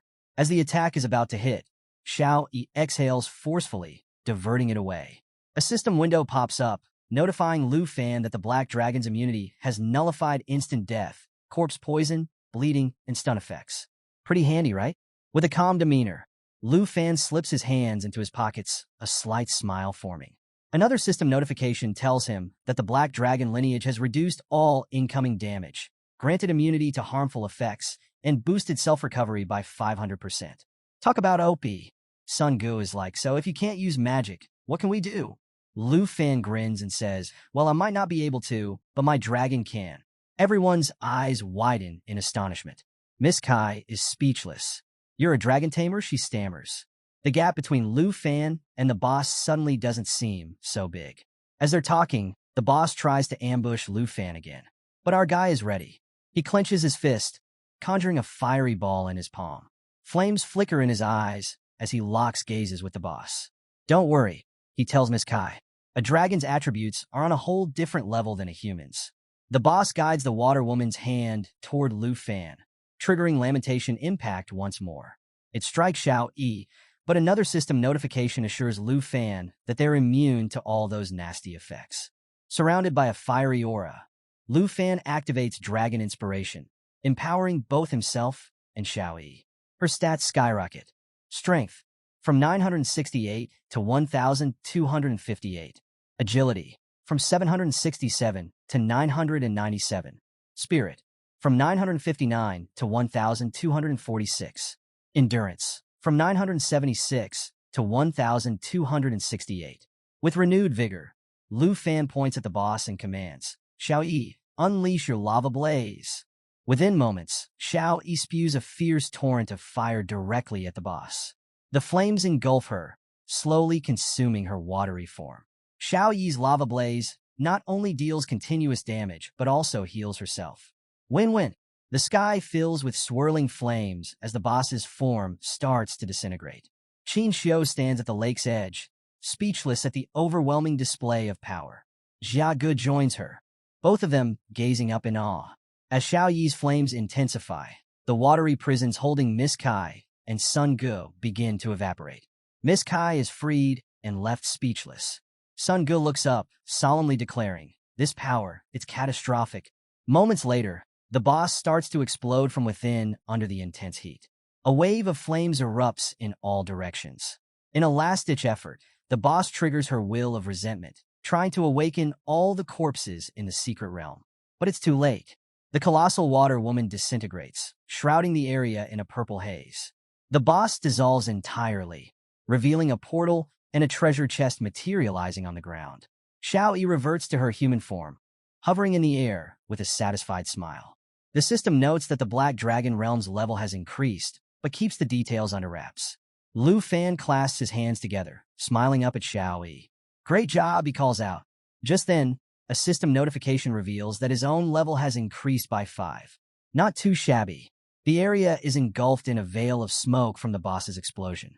Qin Xiu hurries over to check on Miss Kai. Sun Ge grins, pointing out the portal. It's over, he announces. Jia Ge stands up, coughing from the smoke. Is everyone okay? He asks. Suddenly, they hear a noise behind them. Turning around, they see village zombies resurrected by the boss's last move, slowly advancing toward them. Sun Ge glances up and is astonished to see Xiao Yi nearby. Without hesitation, Xiao Yi rushes toward the zombies, activating her lava blaze again. She soars above them, unleashing torrents of fire from her mouth. The zombies begin to disintegrate almost instantly. Sun Ge looks up in awe. Is that the giant dragon? He asks Qin Xiu. She nods, equally stunned. She's effortlessly defeating them, zombies that gave us so much trouble. Lu Fan walks over to them with a smile. Yep, that's Xiao Yi, the Black Dragon, he says. He turns to Sun Ge. No need to be tense. Xiao Yi has everything under control. He adds, once we distribute the rewards, we can prepare to leave. Walking toward the chest, he grins and says, according to the rules, I'll choose first. He looks back at the group. Anyone got a problem with that? Qin Xiu shakes her head. No objections here, she replies, smiling. So, Lu Fan steps up to the treasure chest and opens it. As it begins to glow, a big smile spreads across his face. Qin Xiu stands behind him, clutching her magical staff, watching eagerly. The rest of the team waits in anticipation as Lu Fan reveals the loot. Inside the chest are several awesome items. 1. Holy Light Staff. An excellent quality weapon with 32 spirit points and 19 stamina points, requiring level 10 to use.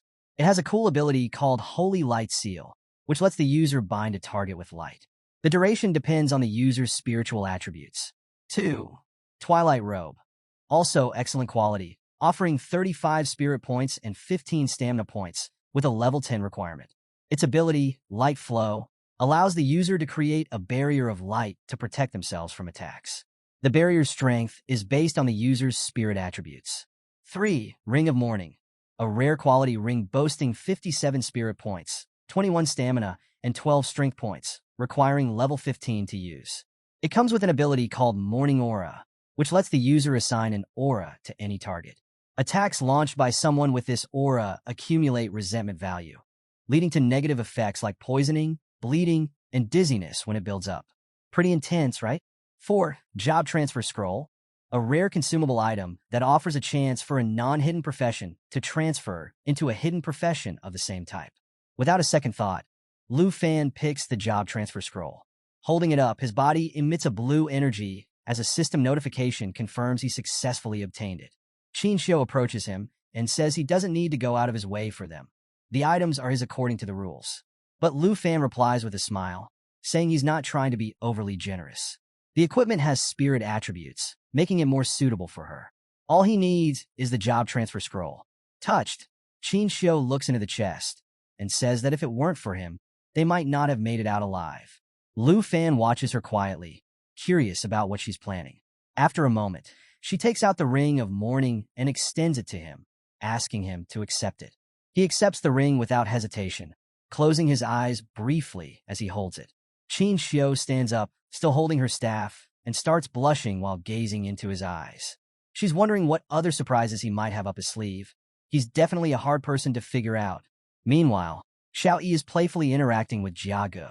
Uncle Sun Gu observes Lu Fan, thinking he's a really interesting guy. Miss Kai joins them, smiling as she tells Qin Xiu it's time to prepare to head back. Later that night, Lu Fan returns to his Aunt Han Ke's bun shop. As soon as she sees him, she throws her arms around him, clearly relieved. She tells him how worried she was, saying he's been facing so many dangers lately. Lu Fan is a bit surprised, but also touched by her concern. He gently asks what's wrong and suggests she let go since his clothes are dirty from being out in the wilderness. But Han Ke just hugs him tighter, saying she doesn't care. She was so scared when he left without telling her. She feared he might not come back. Feeling a bit guilty, Lu Fan apologizes for leaving without warning and promises he won't make her worry like that again. He wipes away her tears and reassures her that everything's fine now. Han Ke smiles and then notices Xiao Yi, who is sitting nearby. She starts stroking Xiao Yi's head, and Xiao Yi closes her eyes, clearly enjoying the attention. Han Ke tells Lu Fan how surprised she was when she first met Xiao Yi, remarking that such a cute girl is actually an incredibly powerful dragon. Lu Fan chuckles at that. Han Ke then asks Xiao Yi if she's hungry, noticing that she might not have eaten enough lately. Xiao Yi eagerly nods. She's definitely hungry. While they're chatting, Lu Fan approaches holding the Job Transfer Scroll. He tells his aunt that this is a reward he specifically chose for her from the dungeon. He explains that if she uses it to change her profession to a hidden one, she wouldn't have to run the bun shop anymore. Han Ke is taken aback and says she can't accept such an expensive item. She suggests he sell it instead and use the money to buy equipment for his upcoming big exam.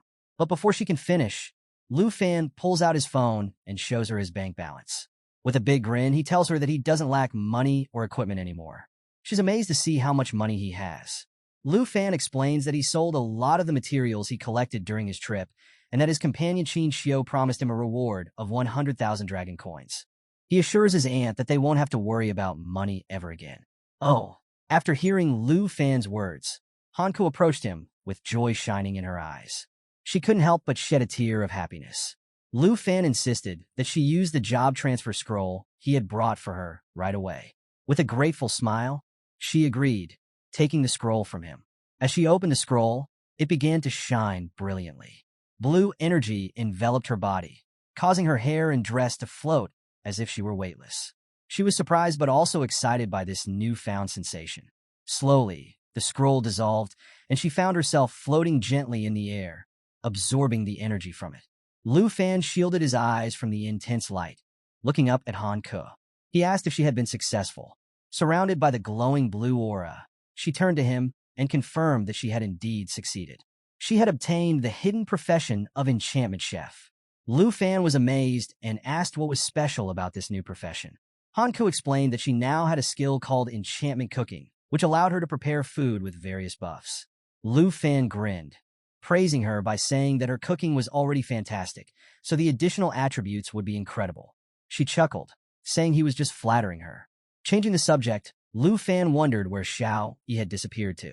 Turns out, while they were talking, Xiao Yi had snuck into the kitchen and devoured all the food. After filling her stomach with all the buns, she fell asleep right there on the floor. Classic Xiao Yi. Meanwhile, over at Qin Xiu's family villa that same night, Qin Xiu sat in her father's study. Her father, Qin Shanhai, was seated in his office chair, swirling a glass of champagne. He asked her if it was true that a dragon tamer named Lu Fan had summoned a powerful black dragon to save their lives. Qin Xiu admitted that her stubbornness had almost cost them dearly. She reflected on how strong Lu Fan was. Despite both of them having hidden professions, the gap between them was like that between a firefly and the moon. Her father gazed out the window, contemplating. He asked if she had told anyone else about the dragon. She assured him that she hadn't, as she had promised Lu Fan that the Qin family wouldn't reveal anything about the dragon. Qin Shanhai turned back to her, praising her for her discretion. He pointed out how many people covet the power of dragons and how chaotic things could become if that information leaked. Feeling anxious, Qin Xiu pleaded with her father not to disclose anything, reminding him that Lu Fan had saved their lives. She asked if he had any issues with Lu Fan's dragon. Her father laughed heartily, assuring her that he wasn't that kind of person. He then asked how she planned to repay Lu Fan for his help. Relieved, Qin Xiu explained that she had promised Lu Fan a reward of 100,000 yuan when she invited him to join their team. Qin Shanhai sighed and suggested she take a purple tongue card and personally visit Lu Fan the next day to thank him properly. She nodded, but then asked why he wouldn't come along if he was so curious about Lu Fan. With a wink, Qin Shanhai said he would love to meet the Dragon Master, but had important matters to attend to. Typical dad move. Early the next morning, a new character enters the scene, the princess of Taizi Kingdom. She's a short girl wielding a magic staff, accompanied by her assistant, a tall man with black hair, dressed in black armor, and carrying a suitcase. They've come to Zhanghai City, supposedly to study, but we all know there's more to it. They arrive at Hanku's bakery while she's busy preparing pastries. Noticing customers, Hanku asks them to wait a moment. She opens the door slightly and, with a warm smile, tells them there are no steamed buns available today. The princess, Jinju, isn't impressed. She asks her assistant if this is really the place they're looking for, questioning whether he's brought her to a garbage dump. Ouch! The assistant, Cui Hong Tai, nervously assures her that according to their investigation, this is indeed the correct location. Hanku, a bit puzzled, asks who they are. Suddenly, Cui Hong Tai forcefully pushes the door open, accidentally hitting Hanku on the arm. She cries out in pain. Both the princess and her assistant stride into the shop. The princess informs Hanku that they're here to find someone, specifically a dragon tamer named Lu Fan. Hearing the commotion, Lu Fan comes downstairs. He sees his aunt holding her arm in pain and immediately rushes to her side, asking if she's okay.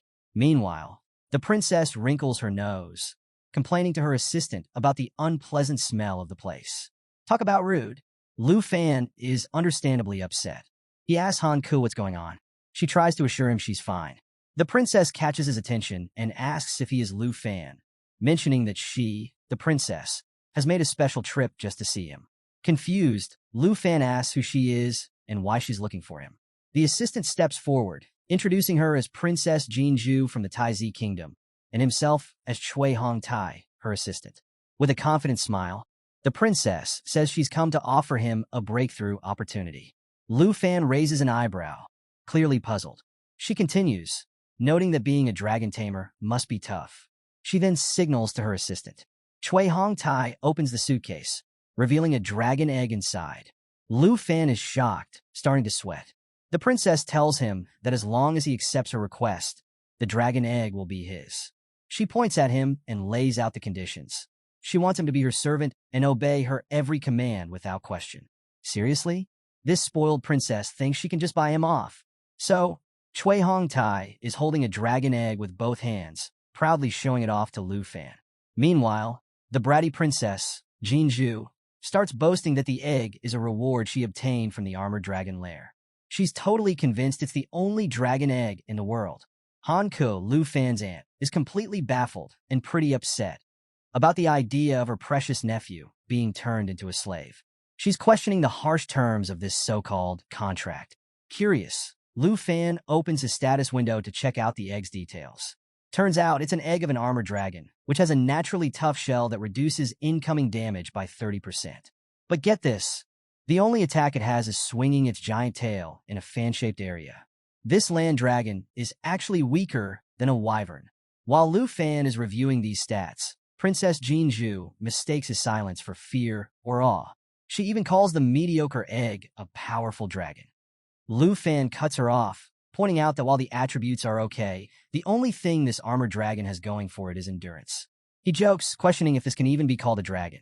The princess is shocked by his remark. She questions whether Lu Fan really knows what he's talking about, and if he understands what a dragon egg means to a dragon tamer. As she's lost in her own thoughts, Hanko wonders how a child could be so audacious as to demand someone become her slave.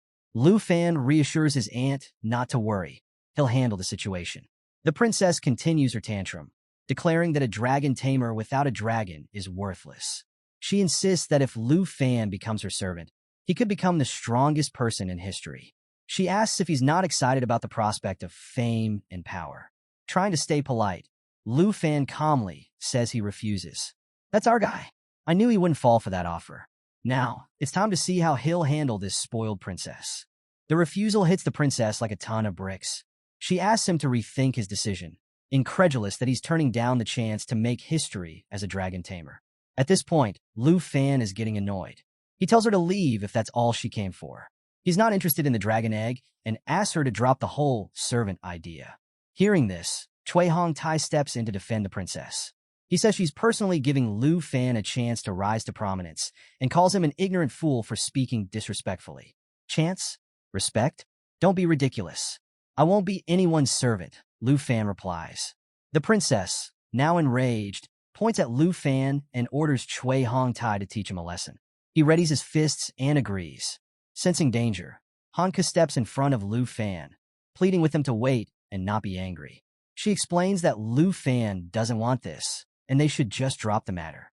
But in an instant, Cui Hong Tai closes the distance and pushes her aside, causing her to cry out in pain. He yells that the princess has given her order and she should stand aside. Lu Fan is shocked by what's happening. He rushes to help his aunt, asking if she's injured and offering to assist her. Holding her swollen, red cheek, she assures him that she's fine. Cui Hong Tai prepares for his next attack, sneering that even commoners dare to defy the noble princess of Taizi. He intends to teach them a hard lesson. Seeing this, Hanka calls out Lu Fan's name in alarm. In a split second, Lu Fan reacts and launches an attack toward Cui Hong Tai. He points his big black machete at him, warning that since he's hurt his family, he won't hold back. Cui Hong Tai is stunned by the sudden attack. His cheek is bleeding.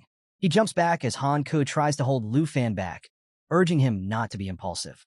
The bratty princess, clueless about what just happened, demands to know what's going on with Cui Hong Tai. She still wants to teach Lu Fan a lesson. After experiencing Lu Fan's unexpected counterattack, Cui Hong Tai realizes there's more to Lu Fan than he initially thought. So Lu Fan, not one to tolerate disrespect, stepped up to the bratty princess and delivered a swift backhand slap right across her cheek. He didn't care which country she was from. He told her to shut her noisy mouth, take her trash, and leave his home. Watching the princess get slapped, Cui Hong Tai was furious. He attacked Lu Fan, yelling about how he could dare lay a hand on the princess. But Lu Fan easily deflected his attack with his big black machete, knocking Cui Hong Tai's spear wand out of his hand. Cui Hong Tai then turned his attention back to the princess, who was sitting on the ground holding her cheek. She was seething with anger. She slapped him back and called him trash, questioning if she looked okay to him. Commanding him to kill Lu Fan, she declared that even if they couldn't find another dragon tamer, she wanted Lu Fan dead. He replied with a resolute yes. Meanwhile, back at Lu Fan's bedroom, his phone was ringing non-stop, much to the annoyance of our favorite dragon waifu, Xiao Yi. The caller was Qin Xiao, who found it strange that Lu Fan wasn't answering. She was certain she had the right number he gave her when they returned to the city. Wandering the streets, she tried to recall where his house was. Suddenly, an explosion rocked a nearby wall, startling her. It was Cui Hong Tai, who had been knocked through the wall by Lu Fan. He looked pretty beaten up. People on the street started noticing the commotion, shouting that a foreigner was causing trouble. The bratty princess yelled at the onlookers to go away and stop staring. Lu Fan emerged, walking slowly like a champ, his big black machete in his left hand. Chui Hongtai kneeled, admitting he couldn't defeat Lu Fan, noting that his attributes were too high. The princess sneered, offering to help him out. She began chanting a spell, and dark, ominous energy started swirling around her. Lu Fan noticed that her spell was the exact opposite of Qin Xiu's holy spells. Realizing the princess was also of a hidden class, he braced himself. Just then, Qin Xiu rushed toward him, surprising Lu Fan. He wondered why she was there. As the princess finished her chanting, all the ominous dark energy poured into Chui Hongtai. He screamed from the surge of power, and both Lu Fan and Qin Xiu had to shield their eyes from the intense flash of energy emanating from him.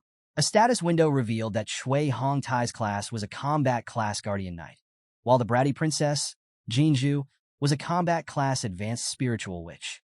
Chui Hongtai had transformed into a monster. I am here to help you, Qin Xiu declared, taking a defensive stance in front of Lu Fan. Chui Hongtai leaped into the air to attack them. Lu Fan quickly pushed Qin Xiu aside, telling her she needed to take care of his Aunt Han Ku, who was inside the shop. Chui Hongtai landed a heavy attack, but Lu Fan managed to dodge just in time. The spot where he had been standing moments before was completely destroyed by the impact. Sliding back, Lu Fan realized that Chui Hongtai's attack power had skyrocketed and that he had truly become a monster. He thought to himself that he'd have to use Dragon Inspiration and Dragon Claw together to stand a chance. Princess Jinju stood beside Chui Hongtai, yelling for him to kill Lu Fan to relieve her anger. Hearing this, Chui Hongtai pulled his staff from the ground and prepared to attack again. But before he could make a move, our waifu Black Dragon, Xiao Yi, leaped from the window and transformed into her original dragon form. This shocked both the princess and Chui Hongtai to their core. The only words they could mutter were, "It's a real dragon." So, our bratty princess is clutching her staff, calling Chui Hongtai useless, and urging him to hold on a little longer as she begins casting a spell. But before she can finish, Xiao Yi, our amazing dragon waifu, lets out a roar so powerful that it blows the princess away, canceling her spell entirely. Xiao Yi activates her dragon bloodline skill, which reduces all damage she receives by 50%, provides immunity to all debuffs, and boosts her self-healing by a whopping 500%. Talk about overpowered. She then slams Chui Hongtai to the ground. He's utterly powerless, screaming like a baby for her to let him go. Being the good dragon she is, Xiao Yi complies, but not before throwing him towards Princess Jinju. He crashes onto the road, creating a massive crater upon impact. Honestly, he should be apologizing to Han Ku and Lu Fan for all the trouble he's caused. Seeing Chui Hongtai in such a pathetic state, the princess starts to realize the true power of a real dragon. She finally understands that there are actual dragons out there, not just the Jin family's so-called defensive lizards. Snapping her out of her shock, Lu Fan calls out to her. He begins walking towards her like a total badass, holding his big black machete in his right hand. He asks if she wasn't planning to kill him to vent her anger. Hearing this, the princess steps back in fear and ends up falling over. "Stay away from me. You attacked my attendant, seriously injured him, humiliated me, and threatened me," she screams with teary eyes. She continues her rant, warning Lu Fan about the consequences of his actions, saying he's now an enemy of the Taizi kingdom. Honestly, she's just blabbering at this point, playing the victim. Classic spoiled brat behavior. Lu Fan isn't fazed by her threats. He casually flexes his machete and asks if she's trying to scare him. Reaching her, his eyes filled with rage, he tells the princess that she sent her man to harm his family.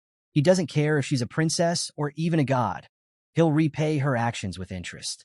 At this point, the princess is absolutely terrified, practically shaking in her boots. While Xiao Yi is charging up a massive fireball attack, Lu Fan raises his machete to strike the princess. Just as he's about to land the blow, someone calls out his name from a distance. It's Qin Xiu's father, Qin Shanhai, flying towards them on a griffin. "Dad, it's dangerous," Qin Xiu screams, trying to warn him. Xiao Yi notices Qin Shanhai and aims her fire attack in his direction. But before she can unleash it, Lu Fan stops her, telling her to hold back. At the same moment, he slices through the princess's staff with his machete. Xiao Yi cancels her attack, and Qin Shanhai lands safely on the ground. He urges Lu Fan to call back his dragon, pointing out that the area is filled with residents who could get injured. As he observes Xiao Yi, he's amazed at how different true dragons are from subtypes. The immense pressure she's emitting makes it hard to even stand near her. Even his poor griffin is scared out of its wits. Qin Xiu also pleads with Lu Fan to listen, assuring him that they're on his side. Being the reasonable guy he is, especially when his friends ask, Lu Fan calls back Xiao Yi. She instantly transforms back into her human form. Qin Xiu then grabs Lu Fan by the arm and urges him to follow her. Meanwhile, her father approaches the terrified princess, asking if she's all right.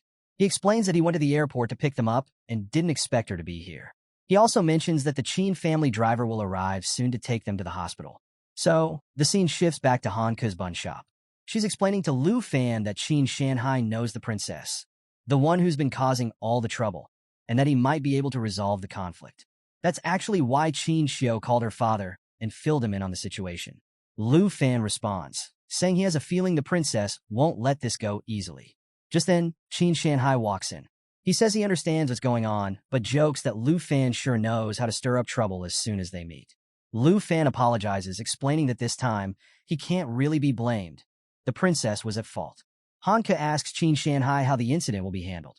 He explains that they've sent both the princess and Shui Hong Tai to the hospital and mentions that they'll need to provide an explanation to the Jin family. He adds that the Jin family isn't just involved in business. They also have considerable influence in the upper echelons of the Taizi kingdom. Hearing this, Hanke becomes concerned that Lu Fan might face punishment for hitting them. But Lu Fan, ever the confident one, replies that even if she has immense power, he's not going to compromise his dignity over a dragon egg. Qin Shanhai is impressed by Lu Fan's integrity and tells him he admires him. He assures Lu Fan that he doesn't have to worry too much. He'll ensure his safety. But, while casually smoking, he mentions that he can't do it alone and has a condition. Curious, Lu Fan asks, "What condition?" Pointing his cigarette at Lu Fan, Qin Shanhai says, "Achieve the position of South Province champion in the grand exam."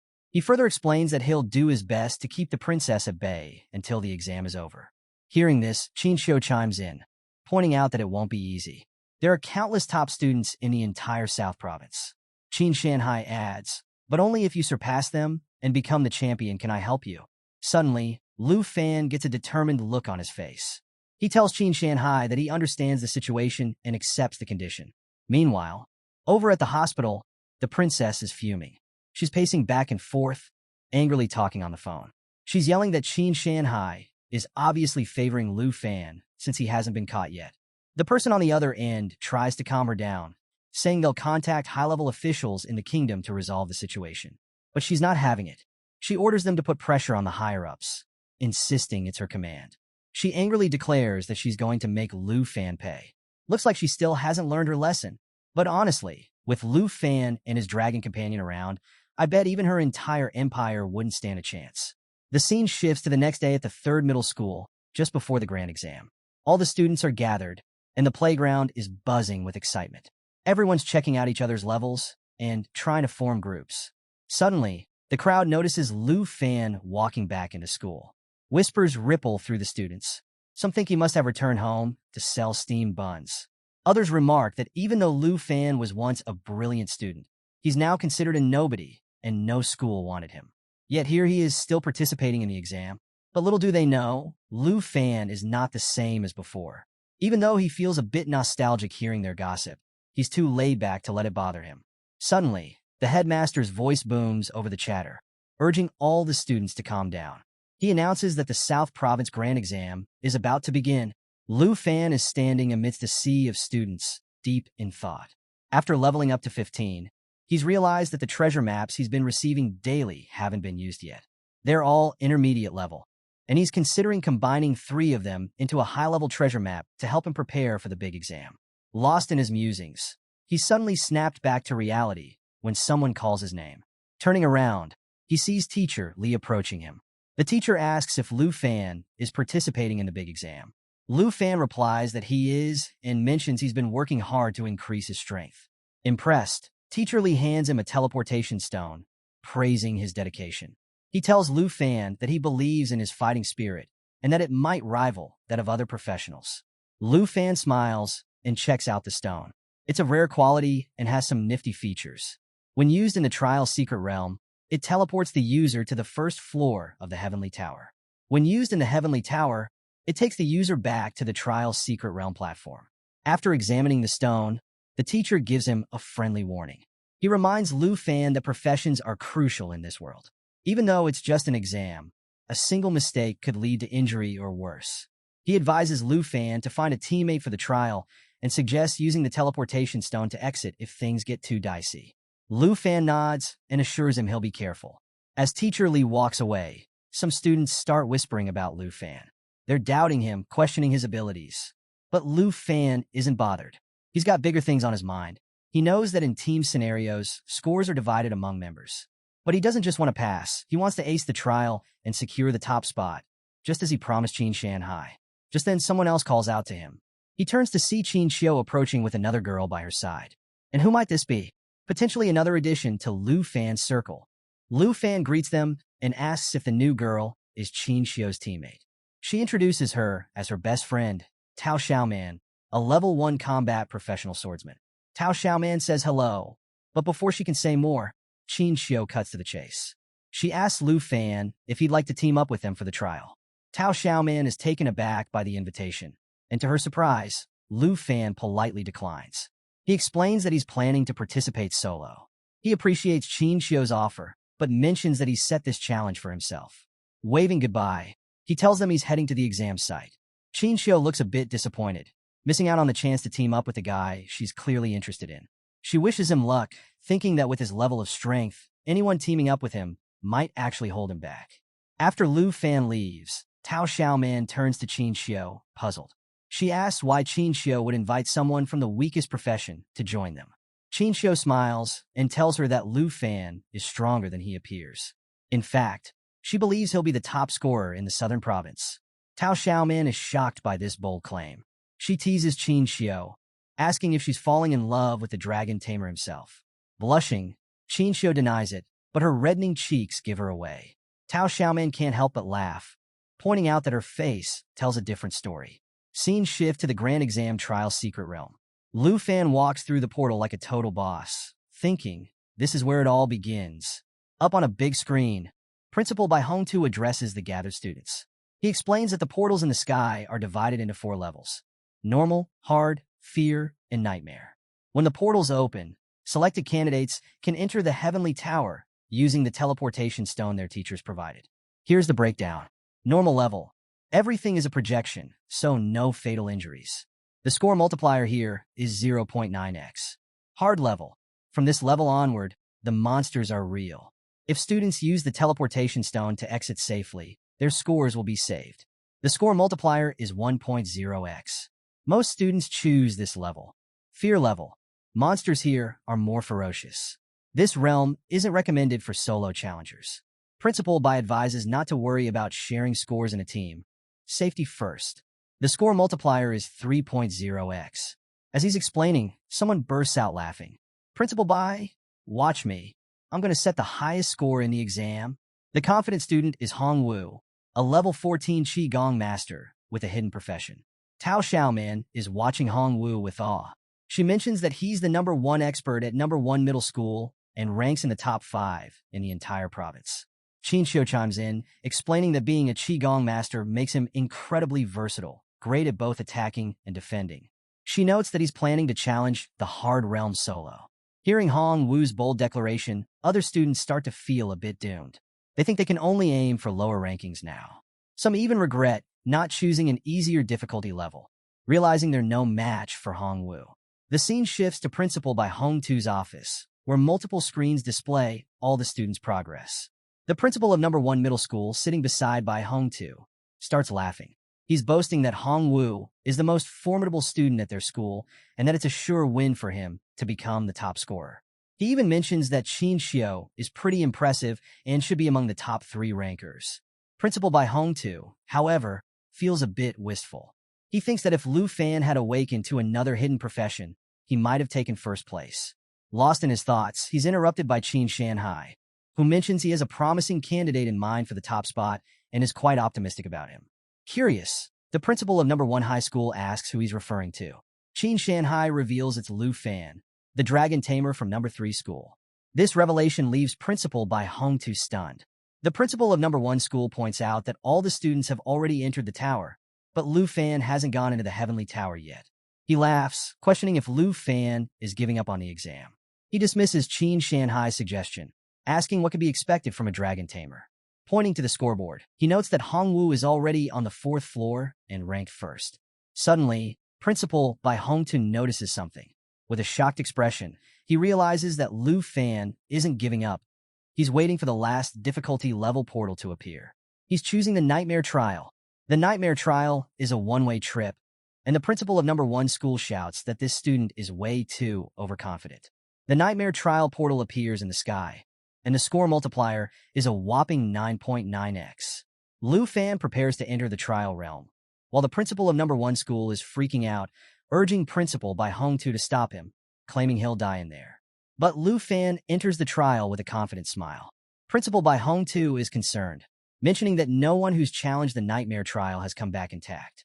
The last person who attempted it was 8 years ago, and he was eaten by a ferocious beast, a miserable death.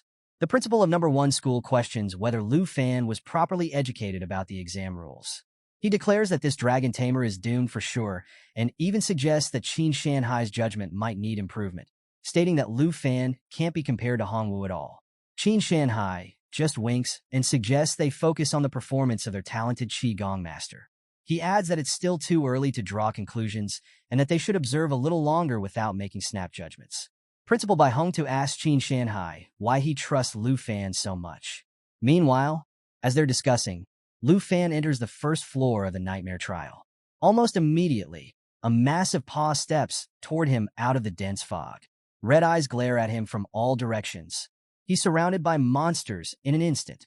Lu Fan quickly pulls out his big black machete and takes a defensive stance. He thinks to himself that, based on his knowledge, there should be at least 10 monsters around. From the fog, a pack of black wolves emerges. They're level 10, and their bite attack causes continuous bleeding damage. They also have a skill called Night Howl, which increases all attributes of their allies and resets all skill cooldowns. The wolves roar at Lu Fan and leap toward him. But maintaining his cool demeanor, Lu Fan responds with Dragon Fang Strike. In just one attack, he slices all the wolves to a crisp. A notification announces that the Nightmare Trial Sky Tower's 1st floor is completed, and he instantly gains 990 points. Back in the control room, the principal of 1st Middle School is shocked. One-hit kill? What's the deal with this Lu Fan? He's ridiculously strong, he exclaims. He adds that Lu Fan's attributes are clearly above the level of his peers. Principal Bai Hongtu is equally stunned, wondering if Lu Fan has found the legendary dragon. With 990 points, Lu Fan instantly jumps to the 2nd position on the scoreboard. So, in the surveillance room, the director of number 1 middle school and others are intently watching Lu Fan. They're all stunned that he defeated the Black Wolves with just one blow. Suddenly, someone walks into the room, a mysterious figure in a detective suit, one hand in their pocket and a briefcase in the other. They're wearing a cap and glasses, making it hard to see their face. This newcomer catches everyone's attention. Qin Shanhai turns his head and becomes instantly alert upon seeing him. The man introduces himself as Qian Xiong, a special representative from Long Du. He's there to investigate someone and take them back to Long Du, taking off his cap. He looks directly at Qin Shanhai and asks where the Dragon Master, Lu Fan, is. A stats window pops up, revealing that Qian Xiong is level 57 and specializes in combat. Meanwhile, back in the Nightmare Trial, Lu Fan is making his way through the 1st floor. He's using his big black machete to cut through vines, and he's got the system map open in his other hand. Feeling pretty good, he realizes he's found what he's been looking for. A system window informs him that he's reached the right spot on the treasure map. Another window tells him that a high-level treasure map has been created. Lu Fan can't help but feel excited. The high-level treasure map he made before entering the trial realm is on the 1st floor of the Heaven Tower. As he cuts through the thorny plants blocking his way, he comes across a book. Reaching out, he takes it. An alert window shows up on his screen, telling him he successfully acquired a skill book named Accelerated Growth.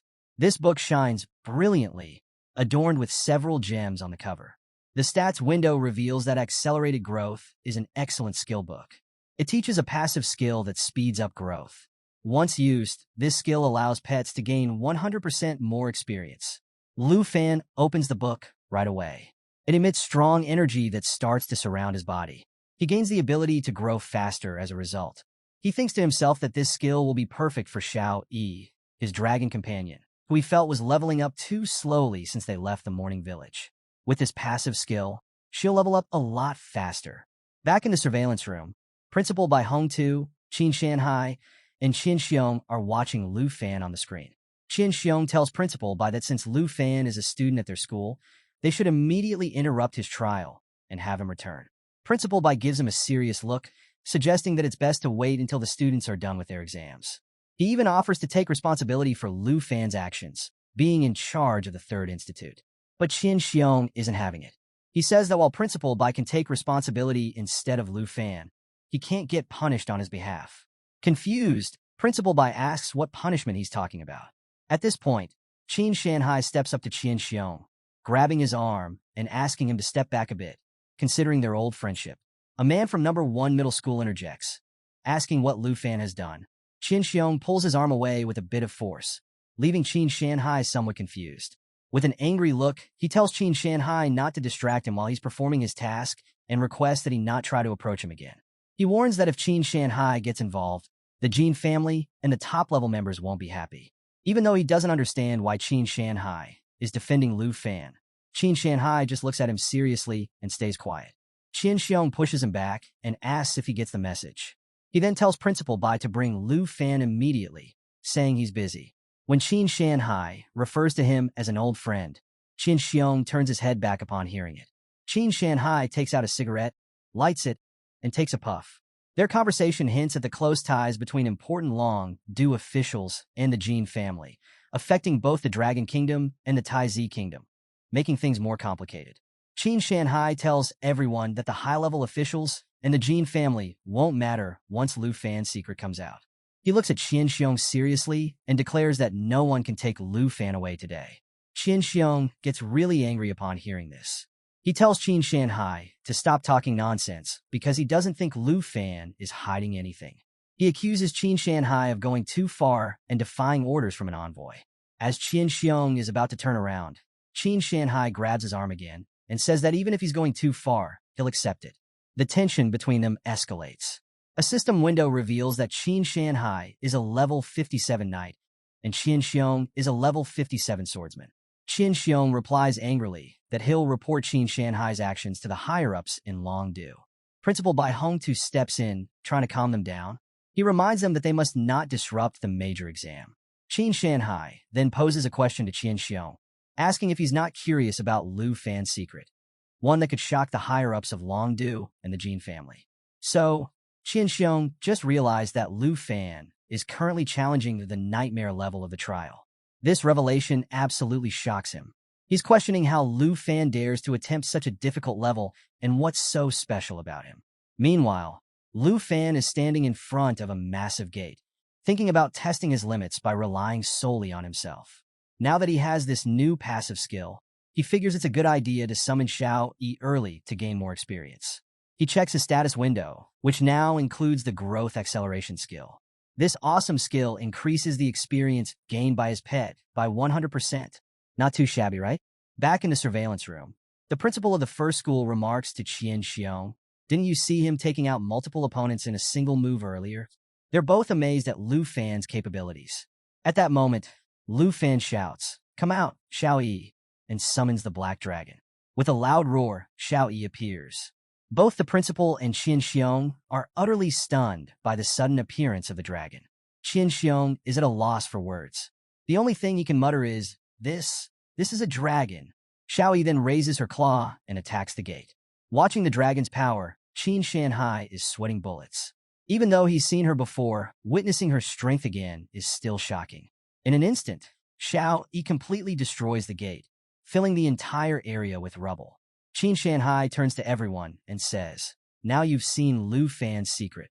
Everyone in the room is in awe, sweating at the sheer power of the dragon.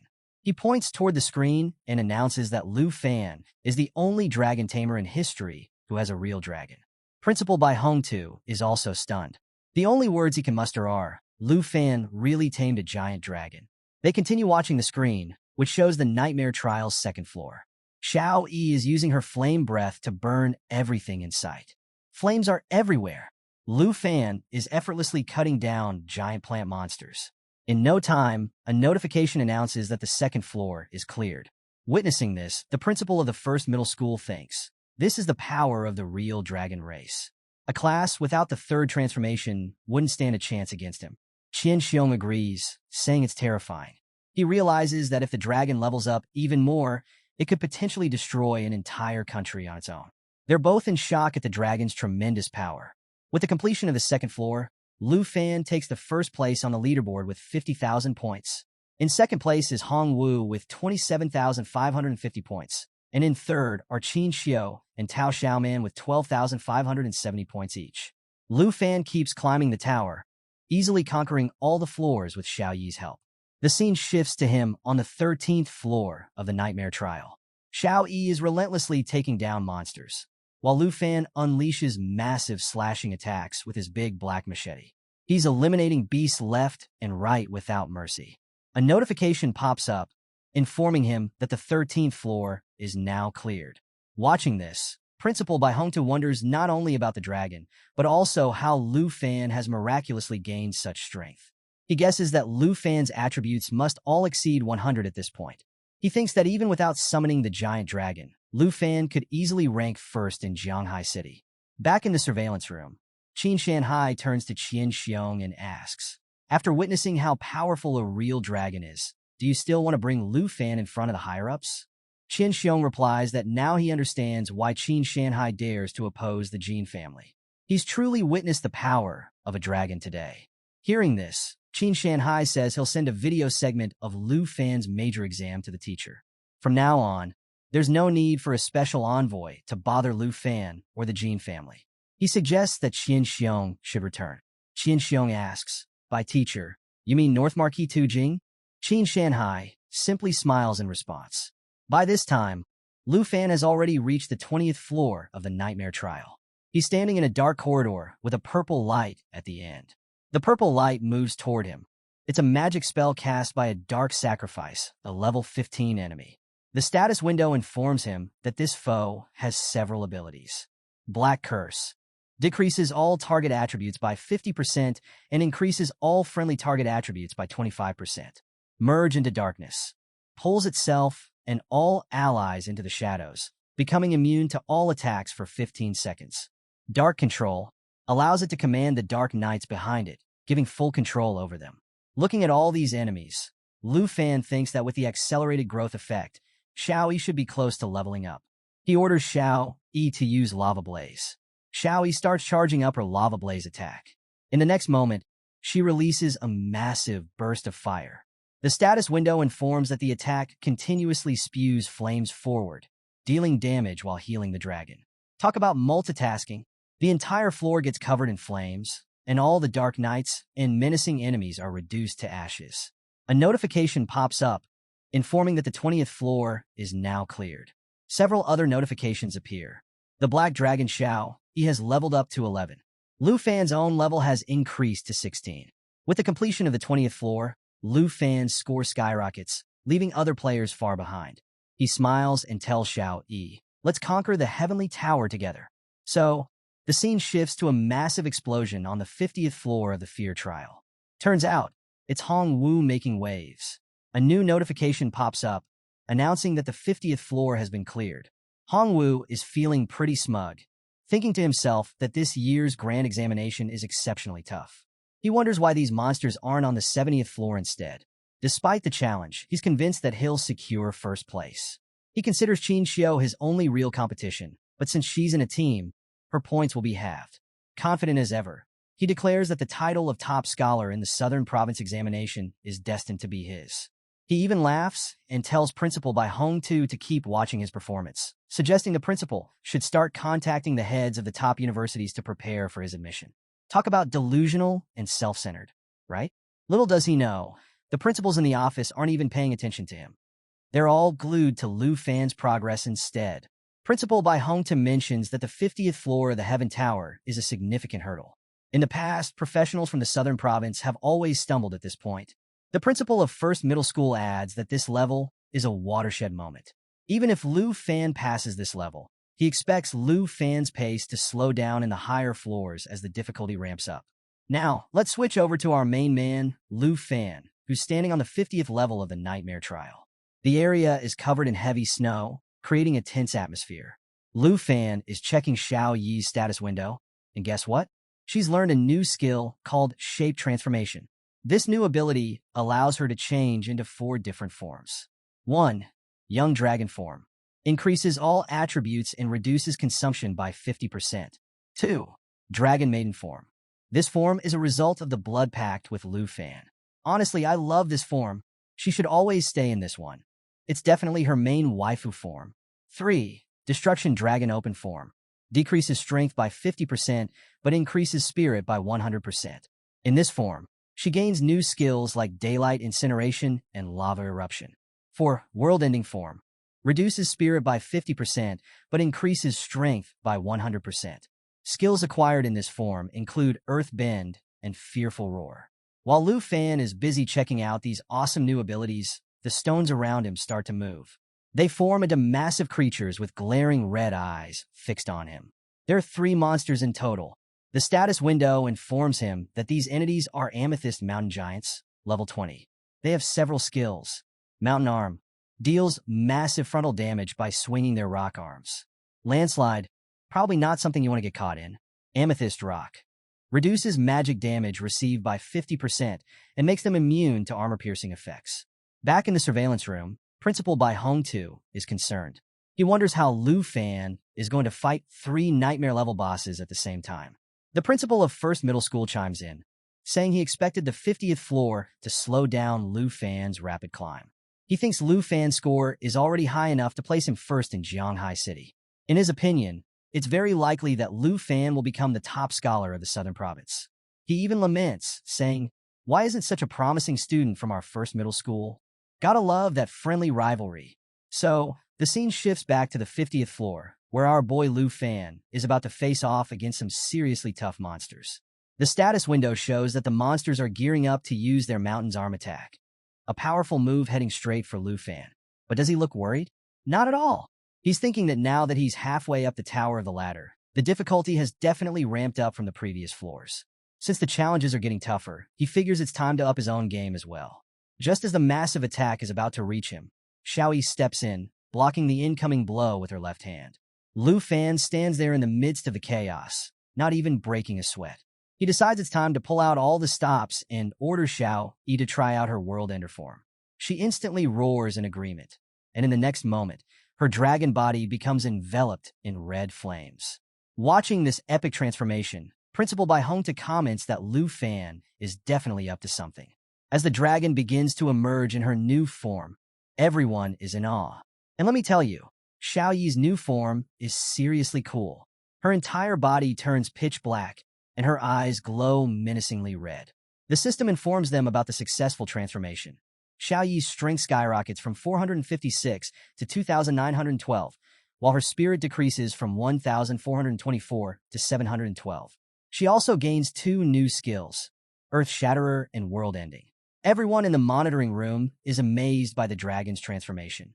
Principal Bai Hong-tu is stunned, questioning how this dragon can even switch combat forms. Qin Shanhai is equally surprised, admitting that such a transformation sends shivers down his spine. Back on the battlefield, Lu Fan is facing off against the monsters. One tries to attack him from behind, but he instantly senses it and effortlessly dodges by leaping into the air. He activates his Dragon Inspiration skill, which boosts all his and Xiaoyi's attributes in attack power by 10%. He then orders Xiaoyi to launch a mighty jaw assault on one of the monsters. In a flash, the dragon shatters the monster's head. Watching this, the principal of First Middle School is utterly shocked, exclaiming that a level 20 boss was just shattered like it was nothing. Principal Bai Hong-tu analyzes the situation, thinking that to break through the defense of an Amethyst Mountain Giant, the dragon's attack power must have exceeded 2,000 points. As the first monster crumbles, the second one tries to grab Lu Fan, but he easily dodges again, maneuvering his body to avoid the monster's grasp. He then uses Dragon Claw to launch an attack, resulting in a massive explosion. Meanwhile, Qin Shanhai turns to Qian Xiong and points out that, given Lu Fan's strength, He must feel fortunate for not taking Lu Fan away earlier. Qian Xiong is speechless, completely focused on the ongoing battle. Lu Fan continues to effortlessly dodge all the monster's attacks. Then, Xiao Yi unleashes world-ending roar, which adds a vulnerability effect to the monster. Lu Fan prepares to deliver the final blow, but to his surprise, Xiao Yi has already launched Earth Shatterer. This causes massive damage to the entire area, opening up a large black pit into which the monster falls. The system announces that the Black Dragon has leveled up to level 12, and Lu Fan himself has leveled up to level 16. He's absolutely thrilled with this outcome, thinking that choosing the Nightmare level was definitely the right choice. He realizes that as long as the difficulty continues to rise with each level, he'll keep getting stronger after clearing each one. A notification pops up, announcing that the 50th floor has been successfully conquered. Lu Fan starts walking toward the portal to head to the next floor, with Xiao Yi following right behind him. Back in the monitoring room, Qin Shanhai remarks that the so-called 50th floor watershed poses no difficulty for Lu Fan. The principal of First Middle School adds that the dragon's strength far exceeds his understanding. Principal Bai Hongtu then turns to Special Envoy Qian Xiong, asking him, given his extensive experience in Dragon City, if he can gauge the terrifying numerical value of the dragon's strength attribute after changing form. Qian Xiong replies that he's seen many big shots in Dragon City in action, and if he compares the dragon's power to theirs, the strength attribute of this dragon after transforming must be at least 2,500 points. Hearing this, the principal of First Middle School is astonished. 2,500 points? Our levels and attributes aren't even worth mentioning, he exclaims. Principal Bai Hongtu nods, thinking that, as he previously anticipated, the dragon's attributes are only going to get higher. The principal of First Middle School then mentions that since they've passed the 50th floor, the X+1 mode will gradually come into play. Qin Shanhai asks what he means by X+1. Principal Bai Hongtu explains, yes, the X+1 mode was established by the scholar who first designed the trial. After the examinees pass the 50th floor, every floor filled with ordinary monsters is followed by a boss floor. This setup makes the trial more like a real secret realm, constantly putting the examinees in mortal danger. He continues, however, in the Nightmare level tower of the ladder, whether it's an X floor or a 1 floor, all have been replaced with Nightmare level bosses. Bai Hongtu gave us some juicy details about Nightmare mode X+1. Get this. Instead of fighting just one boss, you've got a whole squad of them coming at you. And as if that wasn't enough, each boss gets a crazy boost to their power. Qin Shanhai chimed in, admitting that, yeah, it sounds terrifying, but hey, why waste brain cells worrying about strategy when Lu Fan is out here smashing bosses left and right? While Bai and Qin discussed, the scene cut to Lu Fan, who was going all out. His big, black machete, Black Dragon, was tearing through another boss like it was nothing.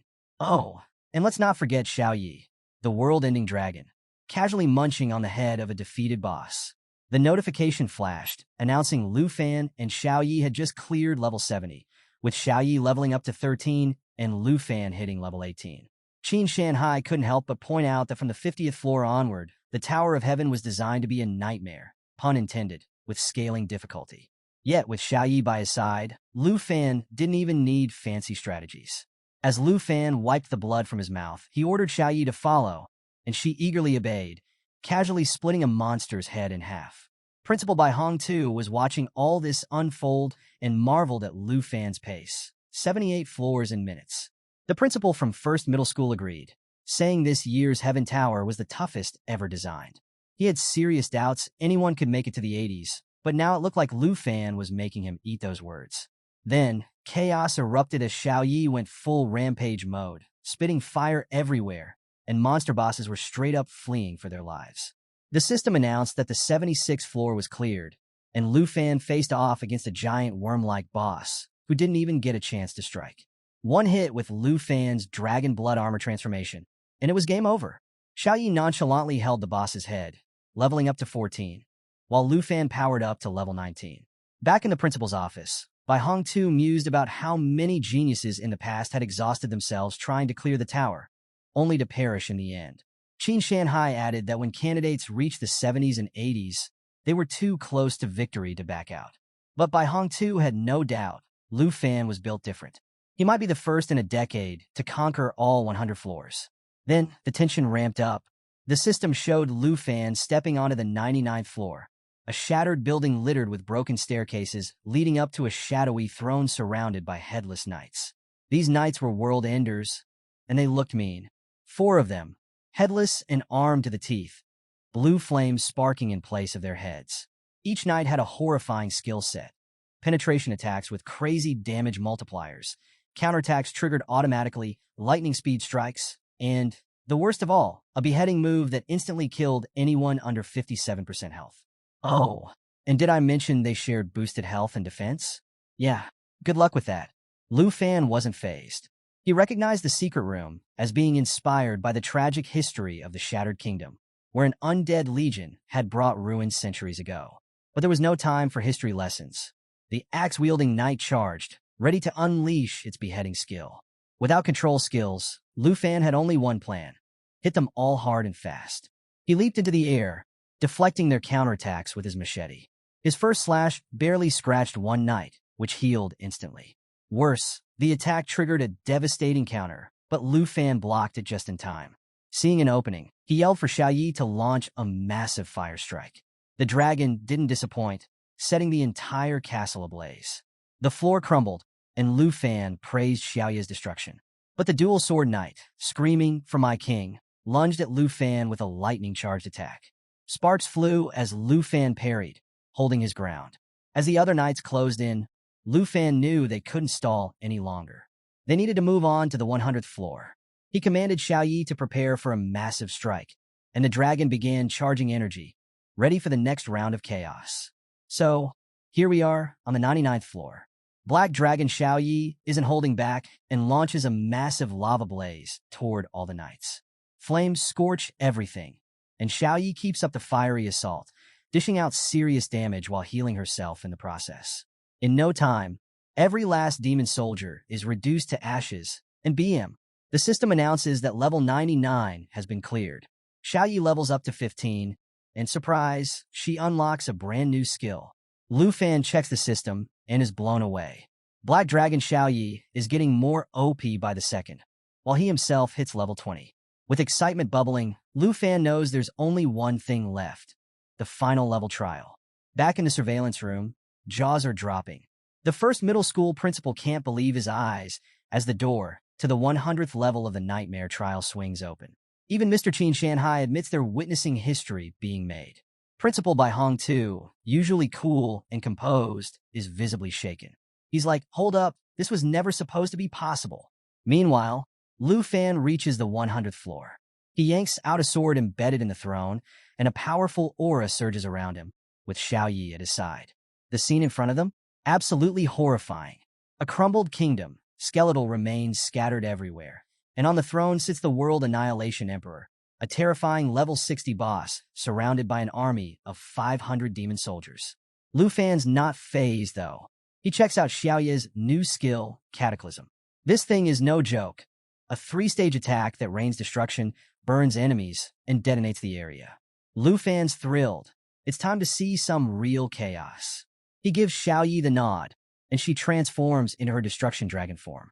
Flames swirl around her, and the system displays her boosted stats and new skills. All things incinerate and lava burst. Even the principals in the surveillance room are awestruck. Bai Hong too wonders if Xiao Yi's transformation is a whole new level of terrifying. Qin Shanhai is stunned, realizing that Lu Fan has been holding back this kind of firepower. As the demon commander orders the undead army to defend the emperor, Lu Fan doesn't waste a second. He shouts for Xiao Yi to get ready. Charging forward, he grabs a skeleton soldier and shouts for Xiao Yi to unleash Cataclysm. The destruction dragon lets out a deafening roar, takes flight, and rains down hellfire. The system's casualty count skyrockets, with soldiers incinerated left and right. Flames spread like wildfire, and within moments, the undead army is reduced to less than 200. The destruction dragon's relentless assault leaves only a handful of soldiers standing. Xiao Yi detonates the burning area one last time, and the remaining enemies are swallowed by flames.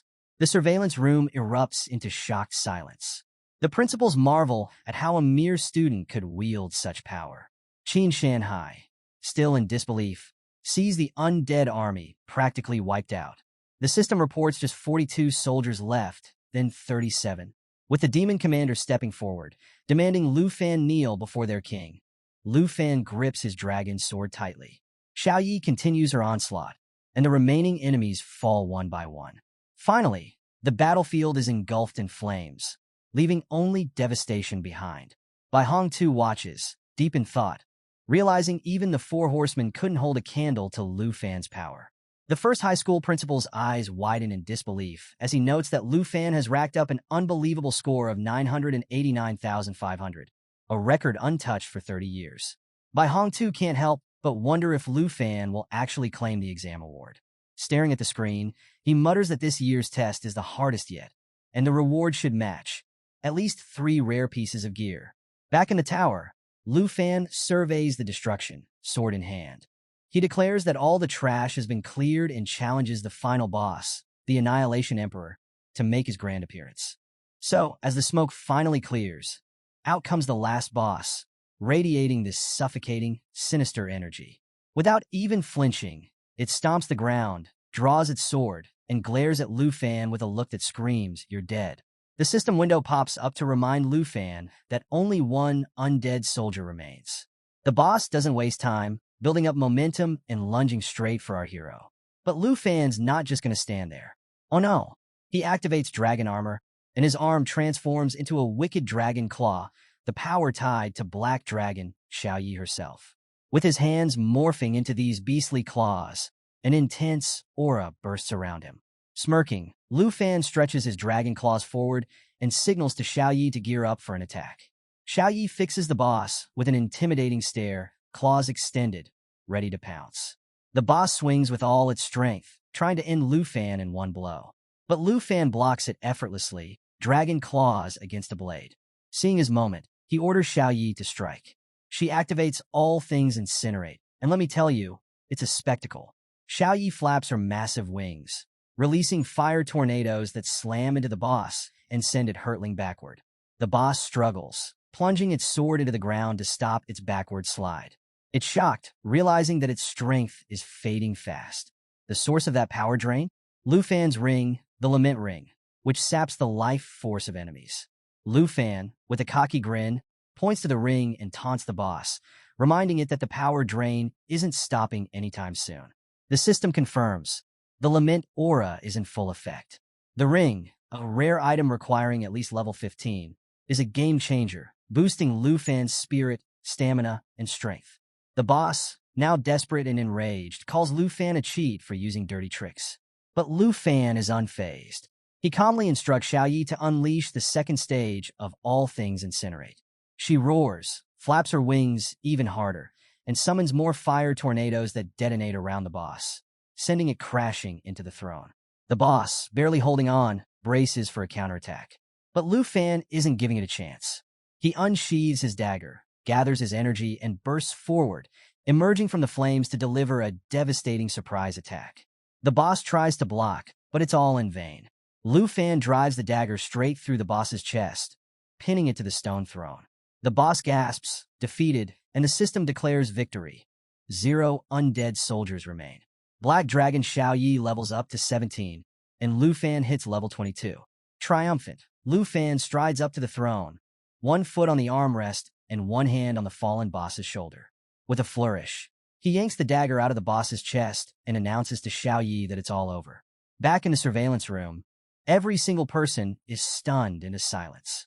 Principal Bai Hong too, with disbelief all over his face, reveals that no one has scored 1,000,000 points in the last 30 years. The first middle school principal is still too shocked to speak. Mr. Qin Shanhai crosses his arms, a smile playing at his lips, and remarks that their school's reputation is about to skyrocket. Meanwhile, Lu Fan casually walks away from the chaos, dagger resting on his shoulder and a hand in his pocket. Turning to Xiao Yi, he suggests it's time to go home, and playfully asks if she's been craving his Aunt Hank's cooking. Xiao Yi happily flies over, her eyes shining as she roars in delight, confirming she's definitely missed the food. Just then, the system announces that level 100 has been cleared, and a chest materializes in front of Lu Fan. Hands still in his pockets, he watches as it opens, revealing 3 incredible items. First up, a rare blue skill book, The Wrath of the Ice Dragon King.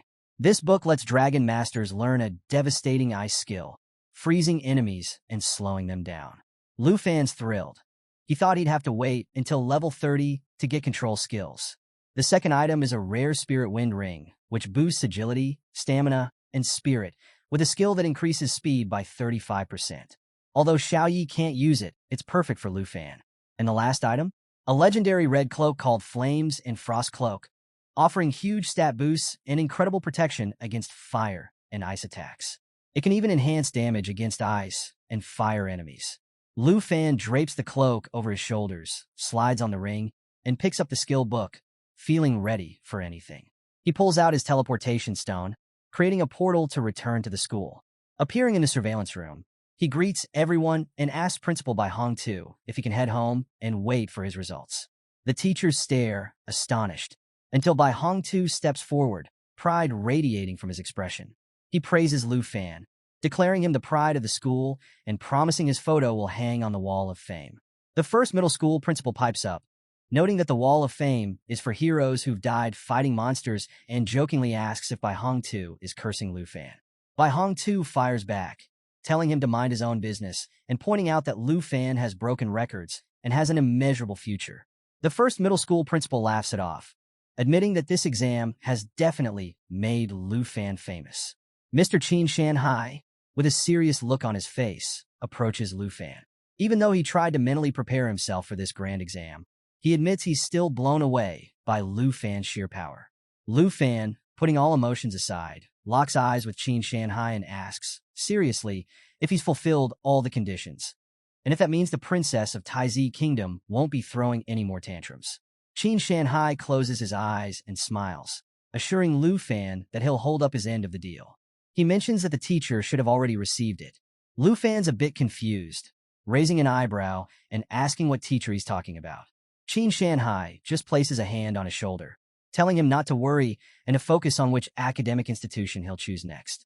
Meanwhile, in the shadows, the special envoy from Longdu, Qian Xiong, quietly adjusts his cap and walks away. The principals gather around Lu Fan, hyped up and eager to talk. They explain that the top 10 academic institutions are going to be fighting tooth and nail to recruit him. Oh, and let's not forget the wealthy merchants from the southern province who'll be all over him, hoping to establish connections. The principals warn Lu Fan to be careful of their motives. Amid all the chatter, the first middle school principal excitedly asks if Lu Fan could call out Black Dragon Xiaoyi so they can see her in person. Principal Bai Hongtu steps in, warning against it. Xiaoyi might accidentally level the entire school if she shows up. All eyes turn to the ranking board, where Lu Fan holds the top spot with an insane 1.3 million points. Bai Hongtu can't hold back his admiration, admitting no one has come close to this record in the past 50 years. And now, let's shift scenes to the far north, deep in the snowy, level 60 territory of the Dragon Realm. At a fortified base, Marcus Tujing, the northern frontier marquis, sits with gray hair and a weathered face, sipping wine while watching recordings of Lu Fan and Black Dragon Xiaoyi's battles. The scenes leave him refreshed, even smiling. But before he can enjoy the moment, someone knocks on his office door. A man in a jacket enters, carrying reports. Apologizing for the interruption, he hands over the files. Tu Jing, suddenly serious, asks if there's any new evidence. The man lays the files on the table, confirming that everything Qin Shanhai deduced was spot on. As Tu Jing reads, his expression darkens. The reports detail a conspiracy involving Princess Taizi Jinju and her inner circle. Even more shocking, Lord Ruan Changfeng, a high-ranking official in Dragon City, is deeply entangled in this plot, secretly supporting the Jin family. Learning this, Tu Jing's grip tightens around his wine bottle until it cracks. His jaw clenches as he calls Ruan a scheming traitor. The white-haired subordinate explains that Ruan and the Jin family have been pretending to maintain friendly relations between nations, but privately, Ruan's been granting them all kinds of privileges. Furious, Tu Jing shatters the bottle into pieces and stands up. Ruan Changfeng, he realizes, has been backing Princess Jinju, letting her do whatever she pleases. With rage burning in his eyes, Tu Jing orders his subordinate to strip Ruan Changfeng of all titles and power, declaring that Dragon City has no place for someone like him. If Ruan has any complaints, Tu Jing dares him to face him personally. And if the Jin family tries to meddle again, he'll send the Griffin squad to greet them. The subordinate, wide-eyed but understanding, nods and steps back. But Tu Jing isn't done. Pointing at the door, he instructs the man to monitor which school Lu Fan picks and to make sure the institution provides ample resources. Watching the red moon hang over the snowy landscape, Tu Jing reflects on how the young dragon tamer, Lu Fan, has brought a glimmer of hope. He's eager to meet this legend, but with so much to handle in the Northern Realm, who knows when that will be? At the same time, in a luxurious hotel room in the city, Princess Jinju sits on her bed. Her phone rings, and the news hits her like a ton of bricks. Ruan Chongfeng has been dismissed by none other than Marquis Tu Jing. Panic flashes across her face, but the caller quickly tries to calm her down, saying there's some good news. Curious but frustrated, she demands to know what it is, worried about losing their chance to capture the Dragon Tamer. The caller explains that with the big exam results about to be published, they've discovered another Dragon Tamer besides Lu Fan in Qingzhou City. Princess Jinju's rage turns to intrigue, a wicked smile spreading across her face. She thinks this could be a game changer and hopes the new Dragon Tamer will be easier to manipulate. At the trial site of 3rd Middle School, Lu Fan bids everyone goodbye and takes his leave. Just as he vanishes, a portal opens, and out steps Hongwu. The system booms that Hongwu has passed the South Province exam, clocking in at 89,500 points and reaching the 72nd floor of the horror level. Bursting with joy, Hongwu is already daydreaming about his future. Top universities fighting to accept him, flashy awards, and maybe even a shot at the stars. In his mind, Hongwu pictures a scene where the first middle school principal heaps praise on him, declaring him the undisputed champion. He's ready for his moment of glory and is convinced all the commotion around him must be because of his incredible score. But reality hits differently. As he approaches the principal and eagerly greets him, the principal gives him a concerned look and asks if Hongwu's training is over. Hongwu proudly announces his score, but when he waits for the expected praise, the principal just places a hand on his shoulder and reassures him that he did exceptionally well and will easily get into a top university. Hongwu is surprised. Where's the fanfare? Why isn't the principal more impressed? The principal explains that while Hongwu's grades are important, he needs to know his limits and take care of his injuries. Hongwu is stunned, trying to make sense of this unexpected reaction. But with a bit of thought, he realizes the principal's message: stay humble. With newfound appreciation, Hongwu thanks the principal, understanding that a little humility goes a long way. Fast forward to 7 days later, on the highly anticipated announcement day of the nightmare exam results. As soon as Lu Fan and his Aunt Hank open the door, they're met with a mob of reporters and excited fans. Hank's face twists into alarm as she's swarmed by journalists. Fans clamor to offer Lu Fan gifts, with one even holding out a fancy box and inviting him to visit his estate. The chaos is real as reporters bombard Lu Fan with questions about his university plans, while more fans try to hand him presents. Just then, Mr. Qin Shanhai shows up, adding to the excitement. He announces that the university entrance exam results are about to be released, officially calling Lu Fan the top student in the South Province. He suggests they continue their conversation indoors, and Hank, relieved, leads the way. Inside, Mr. Qin Shanhai presents 6 prize boxes, each containing a whopping 50 million yuan, honoring Lu Fan as the best student in the province. He urges Lu Fan to accept the gift, emphasizing the incredible achievement it represents. Lu Fan checks his phone and receives a notification. He's secured first place, though his total score remains classified. Chun Tianzi, a formidable rival, is right behind him in second place with 215,628 points. Mr. Qin Shanhai reveals that on top of the prize money, Principal by Hong Tu has sent even more rewards. Lu Fan's eyes light up with curiosity as the first gift is unveiled: a skill book titled Roar of the Blue Dragon King. This spell unleashes a powerful lightning attack, paralyzing enemies and stacking power for a massive impact. Lu Fan can already picture how this skill will mesh with Xiaoya's magic, transitioning from ice to thunder for an even more devastating effect. Next, Mr. Qin Shanhai presents a legendary thunder potion, which boosts lightning power and permanently increases Lu Fan's power attribute by 20. Lu Fan knows this will make his thunder magic even more formidable. The third gift is Green Wind Armor, a rare piece with impressive stamina and strength attributes, capable of deflecting impact damage. Mr. Qin Shanhai explains how each item was carefully chosen by Principal by Hong Tu. But wait, there's more! The final piece is revealed: Flash Wing Boots, which grant lightning speed movement with a 30-second recharge. These boots come with Flash Wing Leap, allowing the wearer to dash across a 50-meter radius at breakneck speed, also with a 30-second cooldown. Lu Fan holds the briefcase containing these epic rewards, marveling at how such valuable skills are usually reserved for high-ranking magicians. Determined not to waste the opportunity, he resolves to master these gifts, knowing they'll be game-changers for him and Xiao Yi. Just then, the system confirms that Lu Fan has acquired some incredible rewards. The Dragon King's War Skill, Lightning Flash Wing Boots, Green Wind Armor, and a Legendary Thunder Potion. As he's trying to wrap his head around all these game-changing items, Qinxiu arrives, brimming with excitement at the sight of Lu Fan. She brings some wild news. The presidents of 10 major universities have arrived in Shanghai City and are gathered at her house, ready for a personal interview. Hank, Lu Fan's aunt, looks on in disbelief, wondering why Qinxiu is even here. Lu Fan, also caught off guard, questions why there's such a rush, considering the exam results were just announced. Mr. Qin Shanhai steps in, explaining that the university presidents saw footage of Lu Fan's jaw-dropping performance and dropped everything to be here. He leans in and adds a little mystery, hinting that it's best to keep the video, only seen by senior officials and the Dragon Capital, under wraps. Mr. Qin Shanhai then whispers that the situation with Princess Jinju has been handled, and a certain teacher is eager to meet Lu Fan. Placing a reassuring hand on Lu Fan's shoulder, Mr. Qin Shanhai promises there's no need to rush. They'll handle everything soon enough. Just then, Qinxiu shyly approaches Lu Fan, holding out a purple card. She explains that she wanted to thank him the last time they met, but was interrupted by Jinju. Lu Fan's eyes widen at the card's value. Their deal was for 100,000 dragon coins, but the card is worth a staggering 10 million. Mr. Qin Shanhai laughs, emphasizing that the card represents the Qin family's deep gratitude. Then Mr. Qin Shanhai announces that an escort will arrive in the evening to take Lu Fan to Jiangshan Park.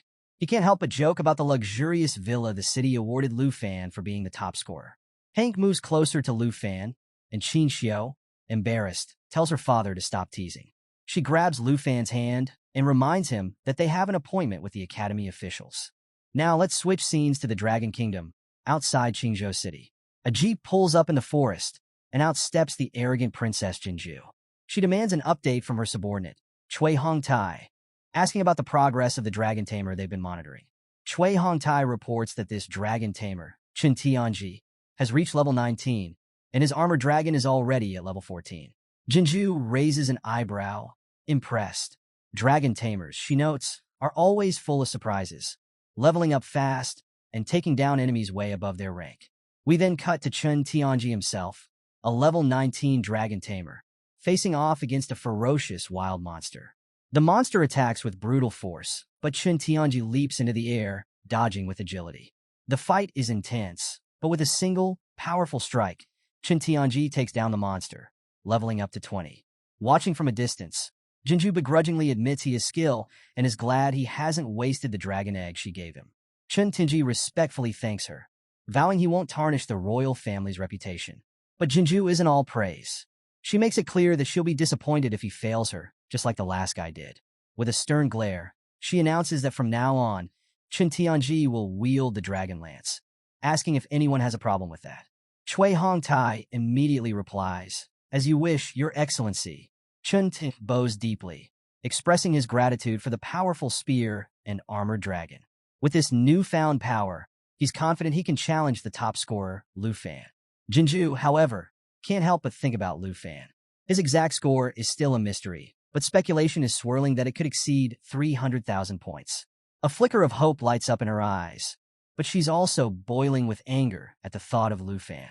Turning to Chen Tianji, she commands him to engrave Lu Fan's name into his memory and never rest until he's defeated and Black Dragon Xiao Yi is claimed. She promises Chen Tianji that if he succeeds, she'll ensure he becomes the greatest dragon tamer in Taizi history, ranking just below her. Chen Tianji, ever loyal, bows again, vowing to live up to her expectations. As Jinju leaves, she can't resist a final dig. She calls Chen Tianji wiser than Lu Fan, bitterly remembering how Lu Fan failed to seize the chance she offered. Before departing, she orders Cui Hongtai to go to Shanghai City and investigate which university Lu Fan plans to attend. Cui Hongtai nods, but Jinju adds a warning. If he fails, he'll be dismissed. With a determined expression, Cui Hongtai promises to complete the mission. And there's Jinju, glaring at the horizon, vowing that Lu Fan will pay for crossing her. Meanwhile, at the Qin family villa, just outside the grand reception hall, Qin Xiu is blushing as she asks Lu Fan if he's decided which academy he's going to apply to. But before he can even answer, she quickly adds that it's really her dad who's curious. Apparently, her dad suggested it'd be a great idea if they both applied to the same academy, so they could look out for each other. Lu Fan, ever cool, agrees, mentioning that he's heard teamwork is crucial for academic success. He even jokes that since they've worked together before, they'd make a good team, especially if they ever went into the wilderness. But he admits he hasn't quite made up his mind yet and promises to let her know later. Qin Xiu looks flustered, and inwardly, she worries. She doesn't know how many points Lu Fan scored exactly, but she's terrified of the gap between them widening. With determination, she vows to catch up and apply to the same academy as him. Lu Fan, with a warm smile, says it sounds like a good plan. As he pushes open a door and walks into a large room, he's met by a fat man dressed in priest robes. The man stands up excitedly, recognizing Lu Fan and cheerfully showering him with praise for his performance in the entrance exam video. A woman sitting next to the priest, her face hidden behind a mask, chimes in, acknowledging Lu Fan as the first dragon tamer in history to actually have a dragon companion.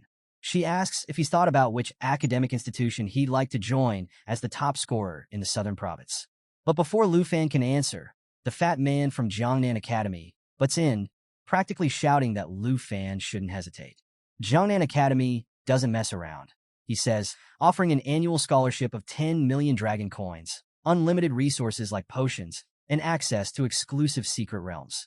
The masked woman scoffs, calling the fat man out for trying to win over the top scorer with little things, even though they're all heads of the Dragon Kingdom's top academies.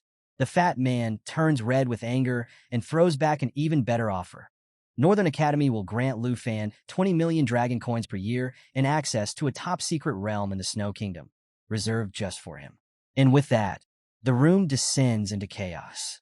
Everyone's arguing, each academy trying to outdo the others. One head says Northern Academy has resources, but they're not the only ones. Another promises countless opportunities to explore hidden secret realms. It's an all-out bidding war, and they're practically tripping over each other to sweeten the deal for Lu Fan. Watching this circus unfold, Lu Fan is silently stunned. He didn't expect his interview to turn into a heated auction, and he's completely lost on which academy to pick. Then Gahan, the head of Dragon Capital Academy, steps up and drops a bombshell. He declares that Dragon Capital Academy controls this year's national trial quota, and he's willing to give it to Lu Fan. Everyone freezes. The fat man from Jiangnan Academy spins around, wide-eyed, asking if it's really true. He can't believe a newcomer like Lu Fan is even being considered for the national trial, given that he's only just changed professions. The masked woman jumps in, calling it absurd. She reminds everyone that previous candidates were rigorously selected, and other nations are already preparing for this monumental event. Giving the quota to a freshman, she says sounds like a bad joke. Lu Fan stands there, bewildered, and wonders aloud what the national trial even is. Gahan explains, and it's a big deal. The national trial is a super-secret realm constructed through a collaboration of 23 countries. Every 3 years, each nation sends a young participant, under the age of 25, to represent them. Because it's a trial that demands newcomers, national-level experts aren't allowed. It's a high-stakes, globally watched event with incredibly rare treasures up for grabs. The envoy from Northern Academy, now more desperate, turns to Lu Fan and urges him to commit to joining the next trial, which kicks off in half a year. The envoy from Jiangnan Academy is visibly worried and accuses Dragon Capital Academy of playing unfairly, arguing that it's way too much for them to recruit like this. Hearing all these envoys, Gahan confidently lays out the ultimate offer. Those who pass the national trial get the chance to become national-level experts. From being the top in the southern province to possibly ruling the entire Dragon Kingdom, Dragon Capital Academy is pulling out all the stops for Lu Fan. In the middle of this heated exchange, a system notification suddenly appears in front of Lu Fan, revealing that a new treasure map has just been sent. Lu Fan is taken aback. It's been ages since he got the first divine treasure map, which led him to Black Dragon Xiaoya's egg. Excited and curious about what this new map could bring, he realizes the treasure's location is within Dragon Capital Academy. With that, his decision becomes clear. Gohan asks if he's satisfied, and Lu Fan confidently announces he's made up his mind. He's going to Dragon Capital Academy. But Lu Fan has one more request and asks Gahan for a favor. Gahan is surprised but agrees, as long as it's not too complicated. 4 days later, Lu Fan is closing the shutters on Hank's steamed bun shop for the last time. Hank sighs, feeling nostalgic and admitting she never imagined leaving this place after so many years. Lu Fan, dusting off his hands, reminds her that there's no reason to feel reluctant. After all, they now have a villa and savings. Hank smiles, reminiscing about when Lu Fan was a small child moving in with her, and she marvels at how fast time flies. Just then, a car pulls up, and Qin Xiu and Tao Shimon jump out, waving excitedly. They're here to pick up Hank and Lu Fan, ready for their big move to Dragon Capital Academy. Tao Shimon grins, announcing that they'll all be students at the academy now, and Qin Xiu's family has even chartered a plane for them. Hank waves back happily, while Lu Fan is surprised to see that Tao Shimon has also applied to Dragon Capital Academy. She explains, a bit smugly, that she got the same score as Qin Xiu and decided to follow her there, all because of Lu Fan. Qin Xiu blushes furiously, trying to cut her off. Hank, feeling emotional, apologizes for the trouble, but admits she never expected Lu Fan to go out of his way for her. She recalls how he asked Gahan for help getting her a spot at Dragon Capital Academy, given her rare hidden profession as an enchantment chef. Gahan agreed to help, but warned that it would ultimately depend on the Academy's decision once they arrived. Tears well up in Hank's eyes as she hugs Lu Fan, explaining how she once dreamed of attending a prestigious academy, but never thought it could actually happen. Lu Fan gently tells her not to cry, and Qin Xiu happily urges Hank to get in the car because they need to catch their flight. As they head off, Lu Fan reflects on how hard Hank has worked for him and promises himself that he'll make her proud. This is just the beginning of a better life for both of them. Soon, they arrive in the lively Dragon Capital. Hank is awestruck, marveling at the bustling city and how different it feels from their old neighborhood. Qin Xiu points out the rare recipes being sold in the marketplace, and Lu Fan spots the massive Dragon Capital Academy in the distance. But the reunion is interrupted when a luxury car rolls up, and out steps the bratty Princess Jinju, with Cui Hongtai opening the door for her and Chen Tenji standing at attention. Jinju locks eyes with Lu Fan, clearly annoyed. Lu Fan, equally irritated, wonders why she keeps popping up and why she can't just leave him alone. As Cui Hongtai recognizes Lu Fan, Chen Tianji steps forward. He's ready to confront Lu Fan, but Jinju stops him. She reminds Chun that, without Ruan Changfeng's support, they can't afford to stir up trouble and risk getting sent back home. Chun Tianji apologizes, backing off for now. Qin Xiu, curious, remembers her dad mentioning that Jinju had come to the Dragon Kingdom to study. She wonders aloud if he was referring to Dragon Capital Academy. Tao Shimon, sensing the tension, asks what's up with Jinju and her entourage, while Hank gently tries to calm Lu Fan down. Just then, Gahan arrives, surprised to see both groups together. She asks if they really don't know each other, pointing out that Lu Fan and Chen Tianji are the twin stars of the southern province, both dragon tamers. Lu Fan's jaw drops, shocked to learn that Chen Tianji is also a dragon tamer. Before he can even process this revelation, Chen Ti steps forward, sneering with barely contained rage, and tells Lu Fan that he's heard his name many times. But Lu Fan, feeling the exhaustion from their long journey, asks Gahan if he and his group can finally get some rest. Hank eagerly agrees, urging him to leave quickly before anything else holds them up. Gahan steps in and graciously offers to show them their accommodations, adding that if anything isn't to their liking, she can make adjustments. She mentions that she'll explain the details of freshman orientation tomorrow. The bratty Princess Jinju, of course, insists that she'll handle things on her own and walks off. They soon reach the dormitory area, where Gahan introduces the villa zone for first-year students. She explains that there are 30 villas in total, and each year, the freshmen's comprehensive ranking, based on their entrance exam performance, determines who lives here. With Lu Fan ranked first, he gets villa number 1. Chen Tianji, despite being ranked second in the southern province, sits at 18th overall and will be staying in villa number 18. As Gahan explains this, Lu Fan can't help but think it's ridiculous that he and Chen Tianji are being called the twin stars of the southern province. To him, it's clear that Chen accepted Jinju's terms and sacrificed his dignity. Qin Xiu looks a bit disappointed, nervously admitting that she and Tao Shimon didn't make it into the top 30 and should probably check in at the student dorms instead. Gahan confirms that she'll take them there later, although the villa area's conditions are way better. Then, Hank, ever the playful one, clings to Lu Fan's arm and sweetly asks Gahan if they can all live with him. Qin Xiao and Tao Xiaomon immediately blush, surprised by the suggestion. Gahan considers it, saying there's no rule against it and that it shouldn't be an issue if the villa's resident has no objections.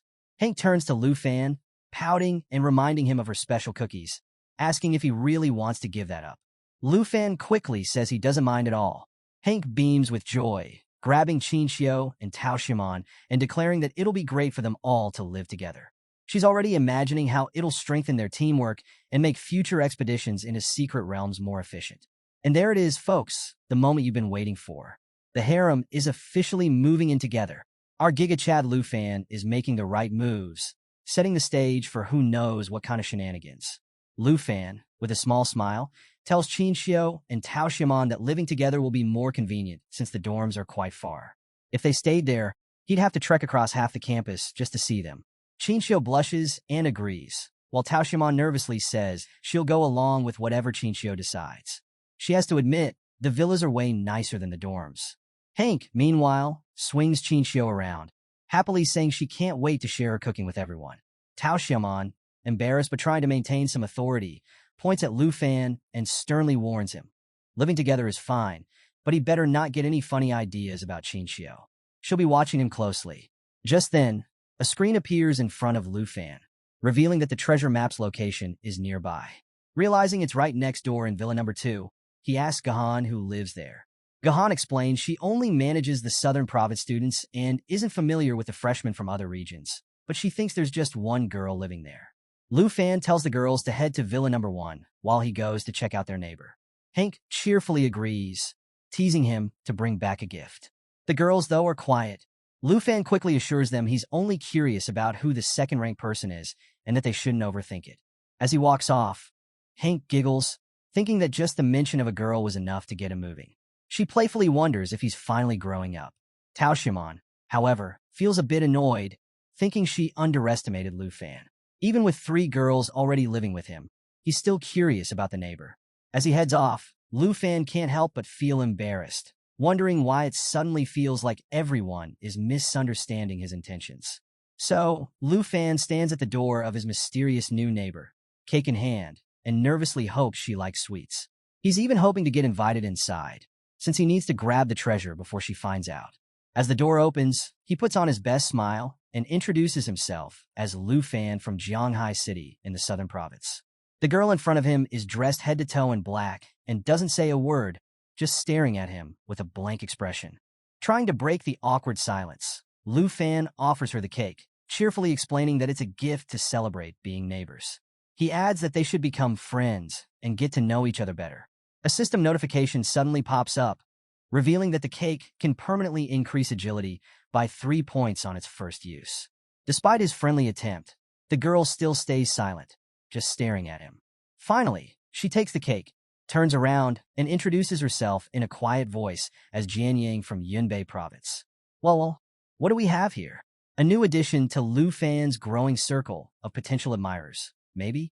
Lu Fan is surprised by how cute her voice is, but he's sweating bullets trying to make conversation. He awkwardly asks if he can come in and sit for a bit, claiming he's thirsty and could use a glass of water.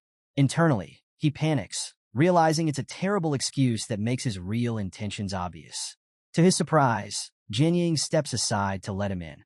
Grateful, Lu Fan thanks her and slips inside, but as soon as she turns around to close the door, he vanishes. Lu Fan rushes through her house with the treasure map open, determined to find the treasure quickly. He peeks into her bedroom, where he only sees clothes scattered across her bed. Nothing useful there.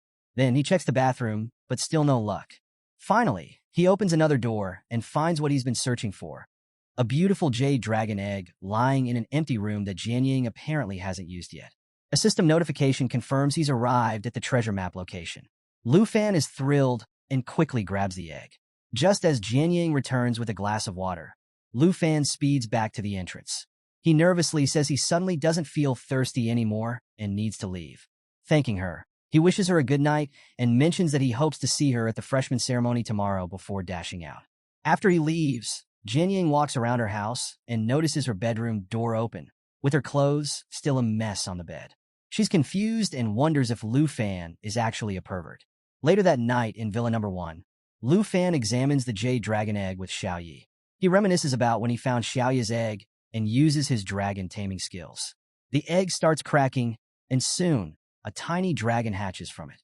A system window lists its skills. Life Spring, which continuously restores the life of all friendly targets. Jade Light, which removes debuffs and boosts all attributes by 30% with 3 layers of blessing that block damage. Natural Assimilation, which allows the dragon to absorb equipment traits. Jade Dragon Bloodline, which doubles the effects of dragon skills and boosts self-healing abilities by 500%. And Blood Contract, which provides a 10% attribute bonus to Lu Fan. Lu Fan realizes that the Jade Dragon isn't a combat type. It's clearly a support dragon. With over 600 spirit points and all effects doubled for him and Xiao Yi due to their shared bloodline, Lu Fan is blown away. He calculates that with the Jade Dragon's buffs, Xiao Yi's spirit attribute could reach nearly 12,000 during battle. Xiao Yi, meanwhile, is cheerfully playing with the little Jade Dragon. Lu Fan marvels at how powerful the Jade Dragon could become if it assimilates enough equipment. But he has one important thing left to do. Name it. Just as he's thinking, the little dragon chomps down on Xiao Yi's thigh.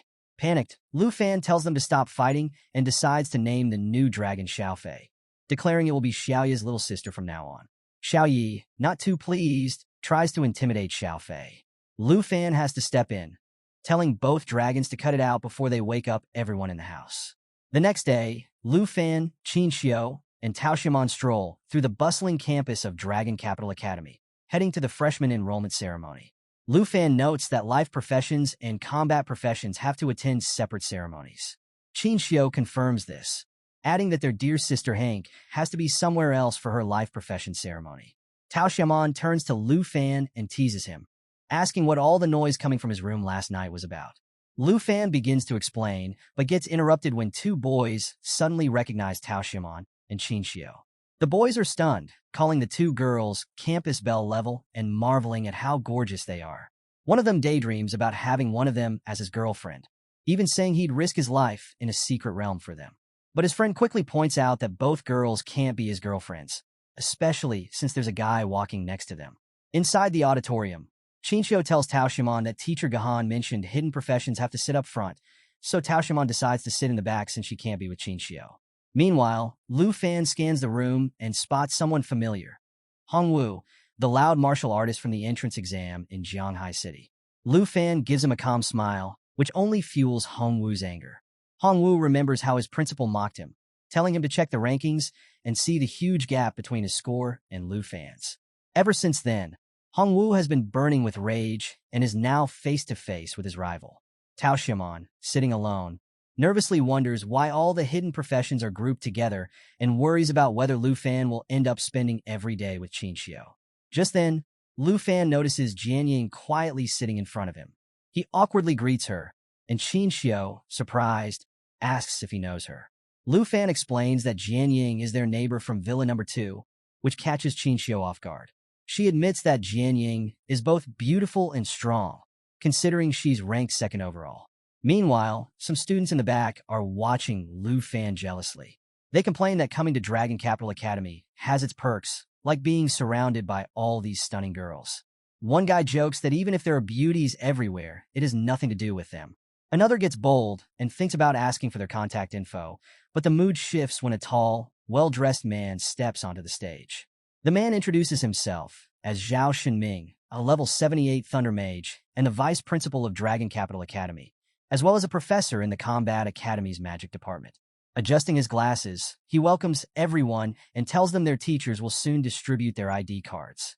He isn't a fan of long speeches, so he jumps right into explaining the Academy's rules. As Gahan hands out the cards, Lu Fan receives his and notices that it shows 13,539 points. Zhao Shenming explains that these ID cards are not just identification, but also store personal points, the Academy's universal currency. Points are needed to buy weapons, potions, access secret realms, and more. The initial points come from their entrance exam scores. But then, a student stands up and complains about the entrance exam's varying difficulty across provinces, arguing that it's unfair for some to have an easier time scoring high. Zhao Shenming addresses this, explaining that the Academy uses a difficulty coefficient to level the playing field. Since the Southern Province had the hardest trial this year, Scores from that province are divided by the smallest coefficient, which is 96.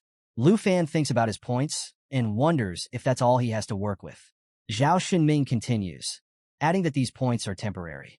In 1 month, the freshman assessment will re-evaluate everyone, and the top 30 scores will earn a spot in the prestigious Blue class. Blue class students get access to incredible benefits like special secret realms, exclusive skills, and yes, the right to live in the coveted villa area. The students around Lu Fan buzz with excitement. Some hadn't heard about the Blue class before enrolling, but now they're hyped, realizing they still have a shot at moving into the villa area. Lu Fan, thinking things through, realizes that as the current first-place holder, he qualifies for the Blue class. But if he loses that status in the future, he'll have to move out of Villa number 1. The pressure is real, and it only gets more intense when Zhao Xinming chuckles and explains how Blue class works. He knows all the students are dying to join, but he has to warn them. Being in Blue class doesn't mean they can slack off. Any student can challenge a Blue class member, and if the Blue member loses, they're kicked out and must give up their spot. Oh, and there's no refusing challenges either. Zhao Xinming pulls up a big screen, highlighting the current 30 members of Blue class. Right at the top is the first-place scorer from the southern province, Dragon Tamer Lu Fan. Lu Fan stands up, showing himself to the crowd, and the room immediately starts buzzing with whispers. Students mutter to each other, doubting Lu Fan's strength. Some wonder if a simp could really be the top scorer, but they hush up quickly just in case he really does have a dragon. One student mentions that even an Earth dragon is super powerful, which might explain Lu Fan's top score. Another tries to look him up on the official forum, but comes up empty. With no videos or scores available, some students speculate that Lu Fan must be some unqualified, privileged guy with family connections. In the audience, Chun Tianji turns to Jinju, asking when she wants him to deal with Lu Fan. Jinju, always cautious, says they shouldn't rush it. Lu Fan's strength is still a mystery, and they need to probe him first. Meanwhile, Qinxiu leans over to Lu Fan and asks if the vice principal is basically setting him up to be challenged. Lu Fan drops back into his seat, sighing and admitting he didn't expect things to turn out like this. Jinying, on the other hand, remains silent. After the ceremony wraps up, Lu Fan decides it's time to focus on upgrading Xiao Yi and unlocking her new form. With one hand in his pocket, he suggests to Qinxiu and Tao Xiaomon that they check out the secret realm hall to see what the academy offers. But before they can leave, a voice calls out to Lu Fan, and someone angrily points at him. It's Hongwu, the martial artist from Jianghai City. Hongwu demands a fight, reminding Lu Fan that Blue class members can't refuse challenges. Lu Fan, a bit confused, confirms the challenge. Hongwu, fuming with resentment, inwardly thinks that with no exam scores or videos available for Lu Fan, he must have relied on summoning multiple subdragon species to pass. Targeting Lu Fan directly should guarantee his win.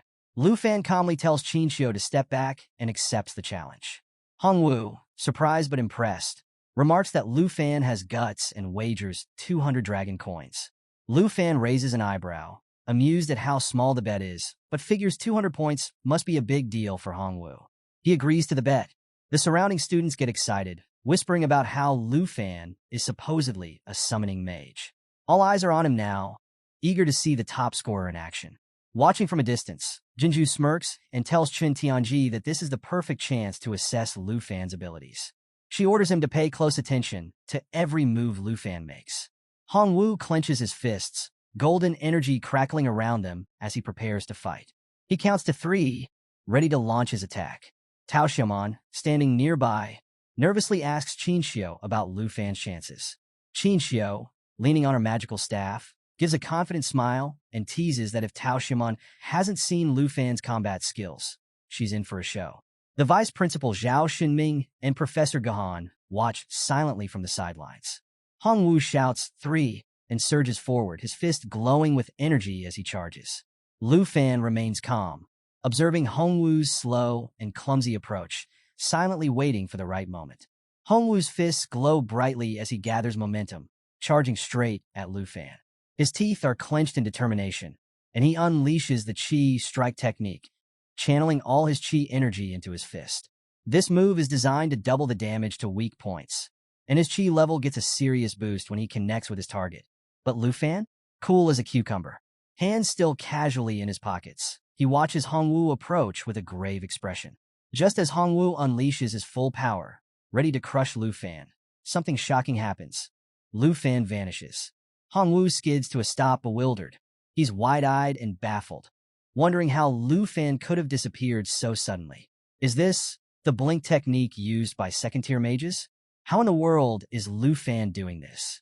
Before Hongwu can make sense of it, Lu Fan materializes behind him.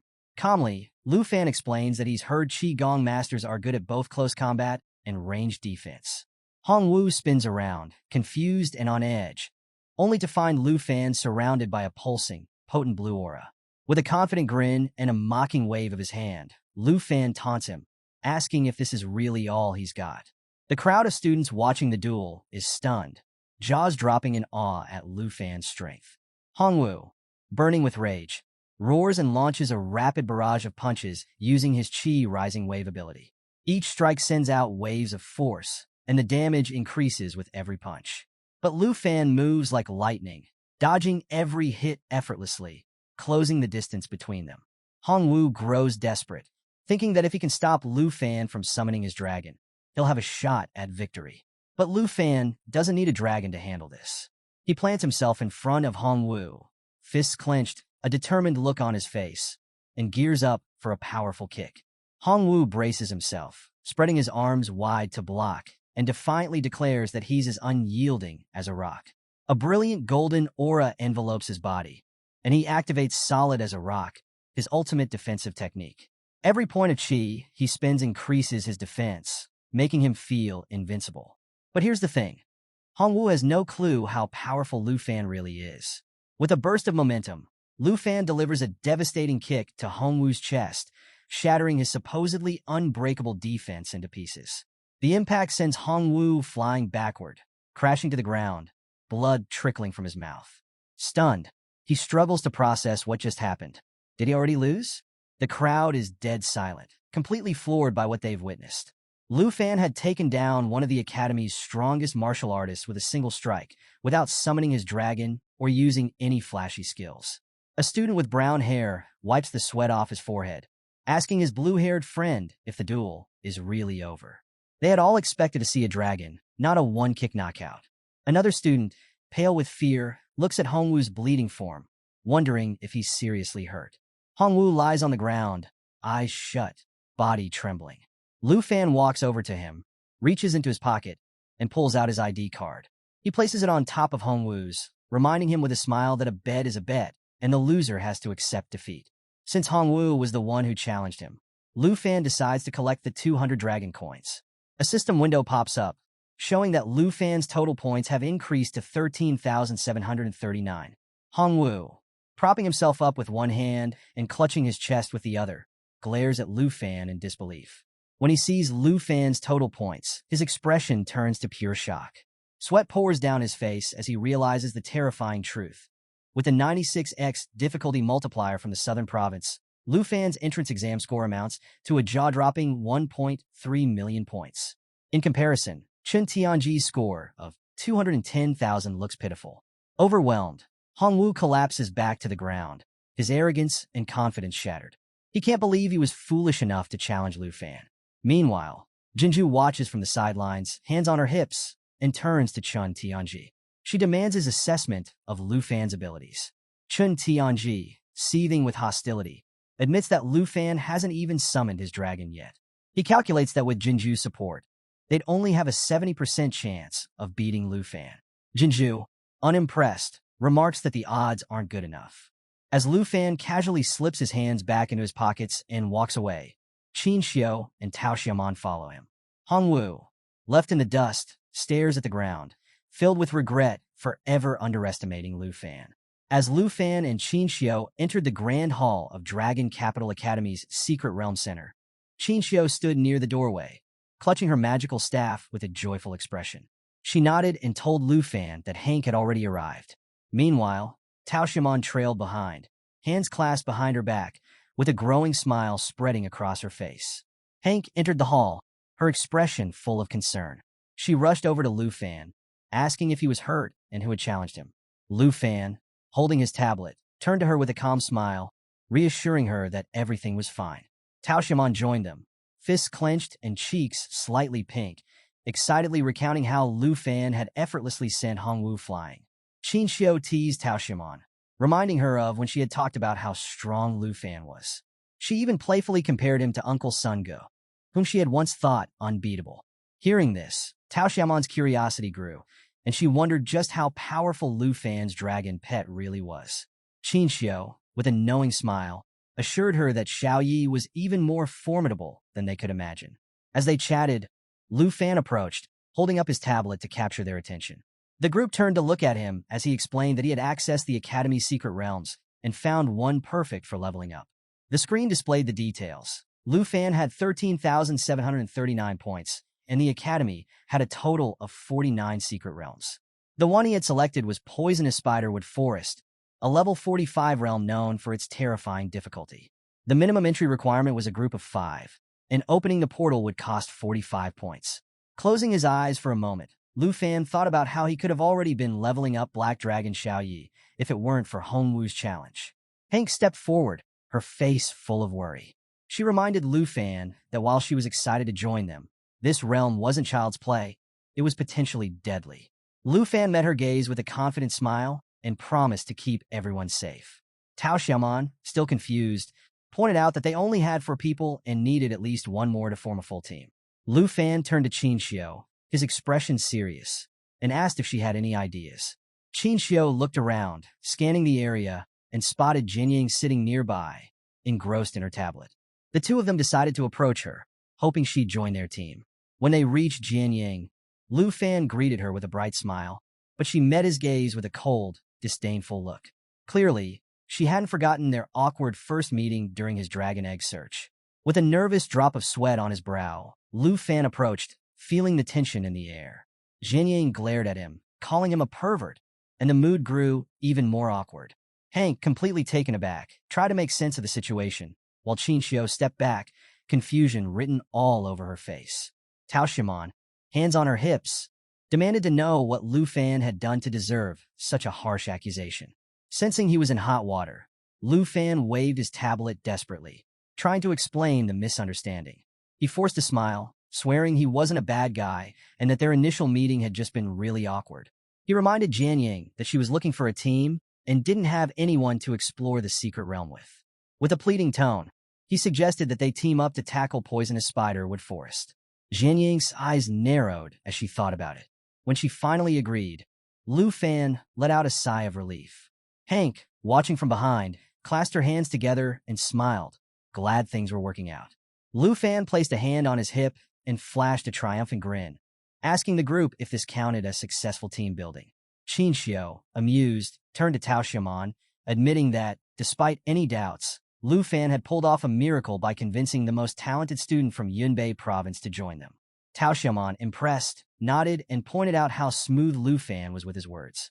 Jianying stood up, walked over to the portal activation area, and pulled out her Academy ID card. As she activated the portal, the device glowed, and the entryway to the secret realm flickered to life. Lu Fan offered to handle it for her, but Jianying cut him off, showing she could manage just fine. Her ID card displayed her name and remaining points, 8,744. Lu Fan noticed that her main exam score had surpassed 800,000, even under the toughest difficulty coefficient. Clearly, she was a force to be reckoned with. Moments later, the group stepped through the portal. Hank covered her mouth, remarking that the air felt strangely sharp. Qin Xiu gripped her magical staff, peering into the dense darkness and mist surrounding them. Lu Fan, taking in the ominous atmosphere, gestured ahead and announced that they had officially arrived at their destination, Poisonous Spiderwood Forest. So, our crew is making their way through the fog-filled forest, and let me tell you, the place is seriously eerie. Strange creatures lurk everywhere, and the tension is thick in the air.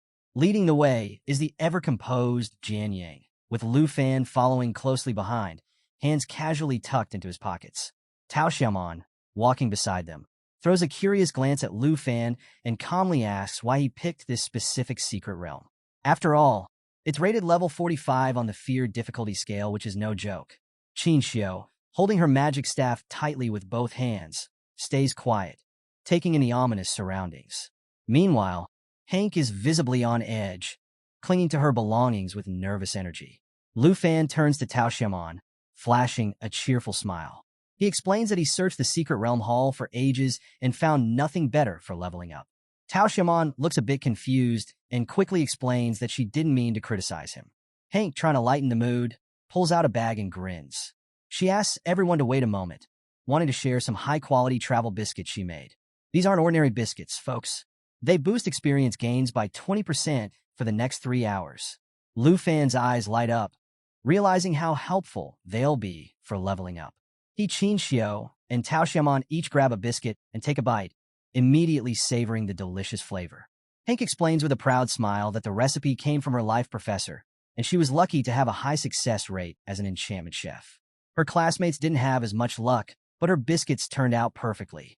As they're eating, Hank catches Jianying's attention and walks over to offer her a biscuit.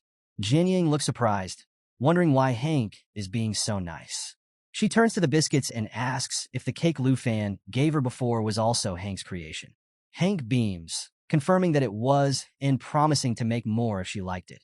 Qin Xiao and Tao Xiaomon join in, telling Jianying that Hank's cooking is amazing. They invite her to stop by their place anytime, emphasizing that she's welcome whenever she feels like it. Jianying, who usually keeps a cold and indifferent expression, can't help but smile slightly at the kindness. But just as things start feeling warm and friendly, Lu Fan's head snaps to the side. He notices something rustling in the bushes and warns the group to be cautious. Everyone immediately goes on high alert, and out slithers a monstrous black-scaled python with eerie green eyes. This thing is no joke, a level 40 beast with deadly abilities and a massive 91,200 experience points to its name. Tao Xiaomon's instincts kick in. She charges forward, sword in hand, ready to attack. Hank, still holding her bag of biscuits, quickly stows them away, realizing things are about to get dangerous. Qinxiu calls out, trying to stop Tao Xiaomon and reminding everyone that these monsters are all level 40 or higher, meaning they won't be easy to defeat. Hank's face pales, and she admits that she could prepare food to boost their resistances, but she'd need to gather ingredients first. Lu Fan shakes his head with a calm smile and tells them it's not necessary. He extends his hand, and a magical energy ball forms, radiating power. His teammates stare at him, curious and a little confused about what he's planning. Jianying watches intently, realizing Lu Fan is about to summon his dragon. Moments later, a small but majestic dragon appears. Tao Xiaomon blinks in surprise, asking if this tiny creature is really a dragon. The little dragon climbs on a Lu Fan's head, and he smiles, telling Jade Dragon Xiaofei to get off. Qin Xiao, shocked, notes that this isn't Black Dragon Xiaoyi, but a different dragon. Hank is equally amazed, asking where this dragon came from and why she hadn't seen it before. Jianying stays silent, her gaze fixed on Xiaofei. Meanwhile, the black-scaled python gets ready to strike. Realizing the threat, Tao Xiaomon braces herself for the incoming attack. Lu Fan doesn't miss a beat. He commands Xiaofei to activate Emerald Light, and the dragon's gem glows brilliantly. The python lashes out with its tail, aiming for Tao Xiaomon, but just before it connects, a green shield materializes in front of her. The impact sends her flying backward, but the shield absorbs the blow. Qin Xiao rushes to Tao Xiaomon's side, preparing to heal her. She notices that 3 leaves hover above Tao Xiaomon, but one vanishes as the shield takes the hit. Tao Xiaomon sits up, realizing the shield had protected her, and a system notification confirms it. Jade Dragon Xiaofei's Emerald Light has activated, granting 3 layers of Emerald Blessing. The blessings block damage, remove debuffs, and boost attributes by 30%. Lu Fan reassures Tao Xiaomon with a confident smile, explaining that as long as Xiaofei is around, they don't need to worry about debuffs or injuries. Qin Xiao, healing Tao Xiaomon, marvels at Xiaofei's abilities. It's not just a support dragon, it's a game changer, even stronger than a second-level priest. As Tao Xiaomon sat in front of Qin Xiao, she couldn't help but marvel at how powerful dragons really were. Even a small dragon like Xiaofei could shield against damage and enhance her attributes. But their moment of awe didn't last long. Danger was slithering their way. The black-scaled python crept closer, jaws wide and ready to strike. Hank gasped, her voice filled with panic as she warned everyone of the approaching threat. Lu Fan quickly drew his dagger, his eyes locking onto the serpent with fierce determination. Just as he prepared to charge forward, something unexpected happened. A brilliant red beam of light cut through the fog, heading straight for the snake. Lu Fan paused, astonished, as the energy arrow pierced the snake's open mouth, taking it down instantly. It was Jian Yang, and she'd just saved the day with a perfectly timed shot. The group stood there, stunned, as they watched the snake crumple to the ground. Jian Yang, ever the composed warrior, revealed her combat class, Swordmaster. She held her weapon, Bloodbreaker, an epic-quality sword exclusive to sword masters, boasting incredible stats, 39 strength and 126 agility. Its abilities? Armor Breaker, which ignored 30% of the target's defense, and Agility Boost, which increased her speed by 40%. Lu Fan was thoroughly impressed, but he didn't have time to dwell on it. Jian Yang spun around, her sword ready for another strike. Lu Fan called out to Hank, urging her to duck. Hank turned, confused, but realized what was happening too late. A massive spider, with a gleam of malice in its eyes, was about to strike her with one of its razor-sharp legs. Jian Yang's sword intercepted the blow just in time, diverting the spider's deadly attack. Without thinking, Lu Fan lunged at Hank, pulling her to the ground. They rolled out of harm's way, narrowly avoiding the spider's leg. The creature pulled back, revealing its gleaming, silver-armored exoskeleton. This wasn't just any spider. It was the silver-armored spider, a level 40 beast with 15,750 experience points and the ability to drop a rare material called Silver Armor Shell. It had some nasty abilities, too. Poisonous fangs, mandible piercing, and a defensive skill called Silver Armor that made it immune to armor-breaking effects. Lu Fan helped Hank back to her feet, both of them catching their breath. Jian Yang, meanwhile, wasn't one to hesitate. She advanced on the spider, her eyes fierce with determination. The spider lashed out with its mandible-piercing attack, but Jian Yang dodged effortlessly. It tried again, but she was too quick, slipping out of its range and leaving it momentarily vulnerable. Lu Fan, dagger in hand, moved in to help. He caught Jian Yang's eye and urged her to stay cautious.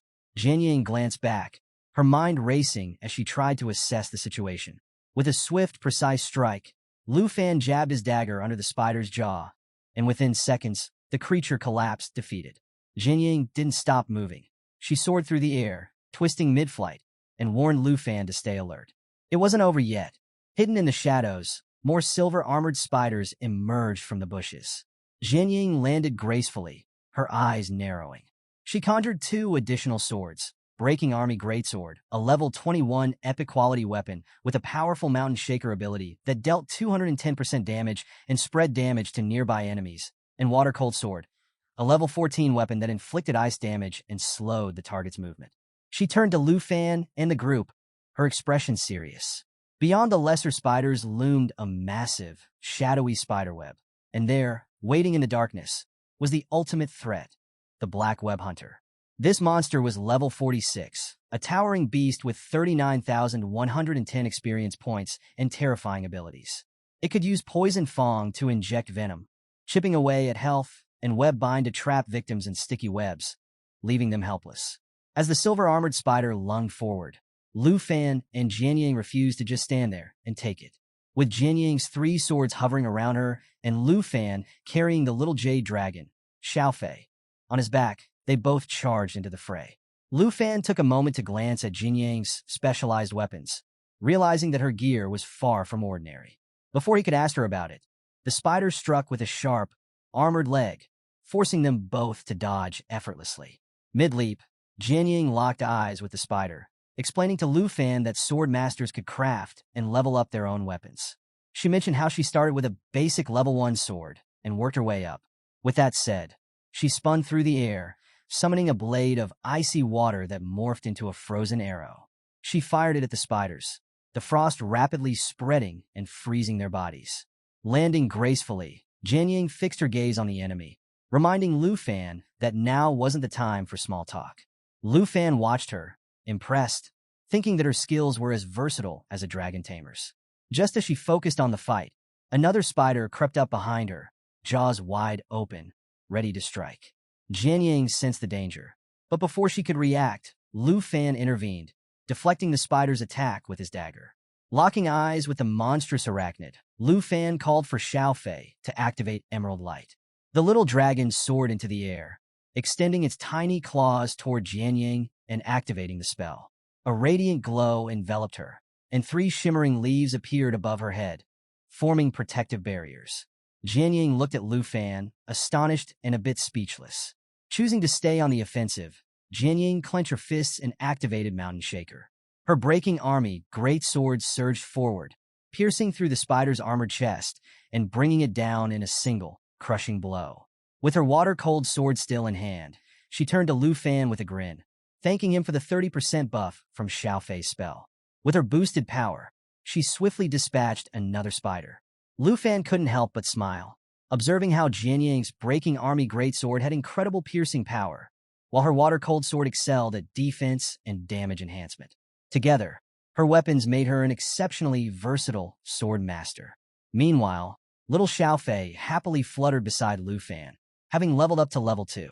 But just as they started to catch their breath, a scream for help pierced the air.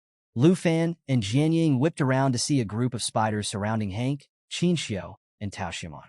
Hank had fallen to the ground, paralyzed with fear, but thankfully, Qin Xiu and Tao Xiaomon rushed to her aid. Qin Xiu grabbed her magic staff, instructing Tao Xiaomon to defend Hank.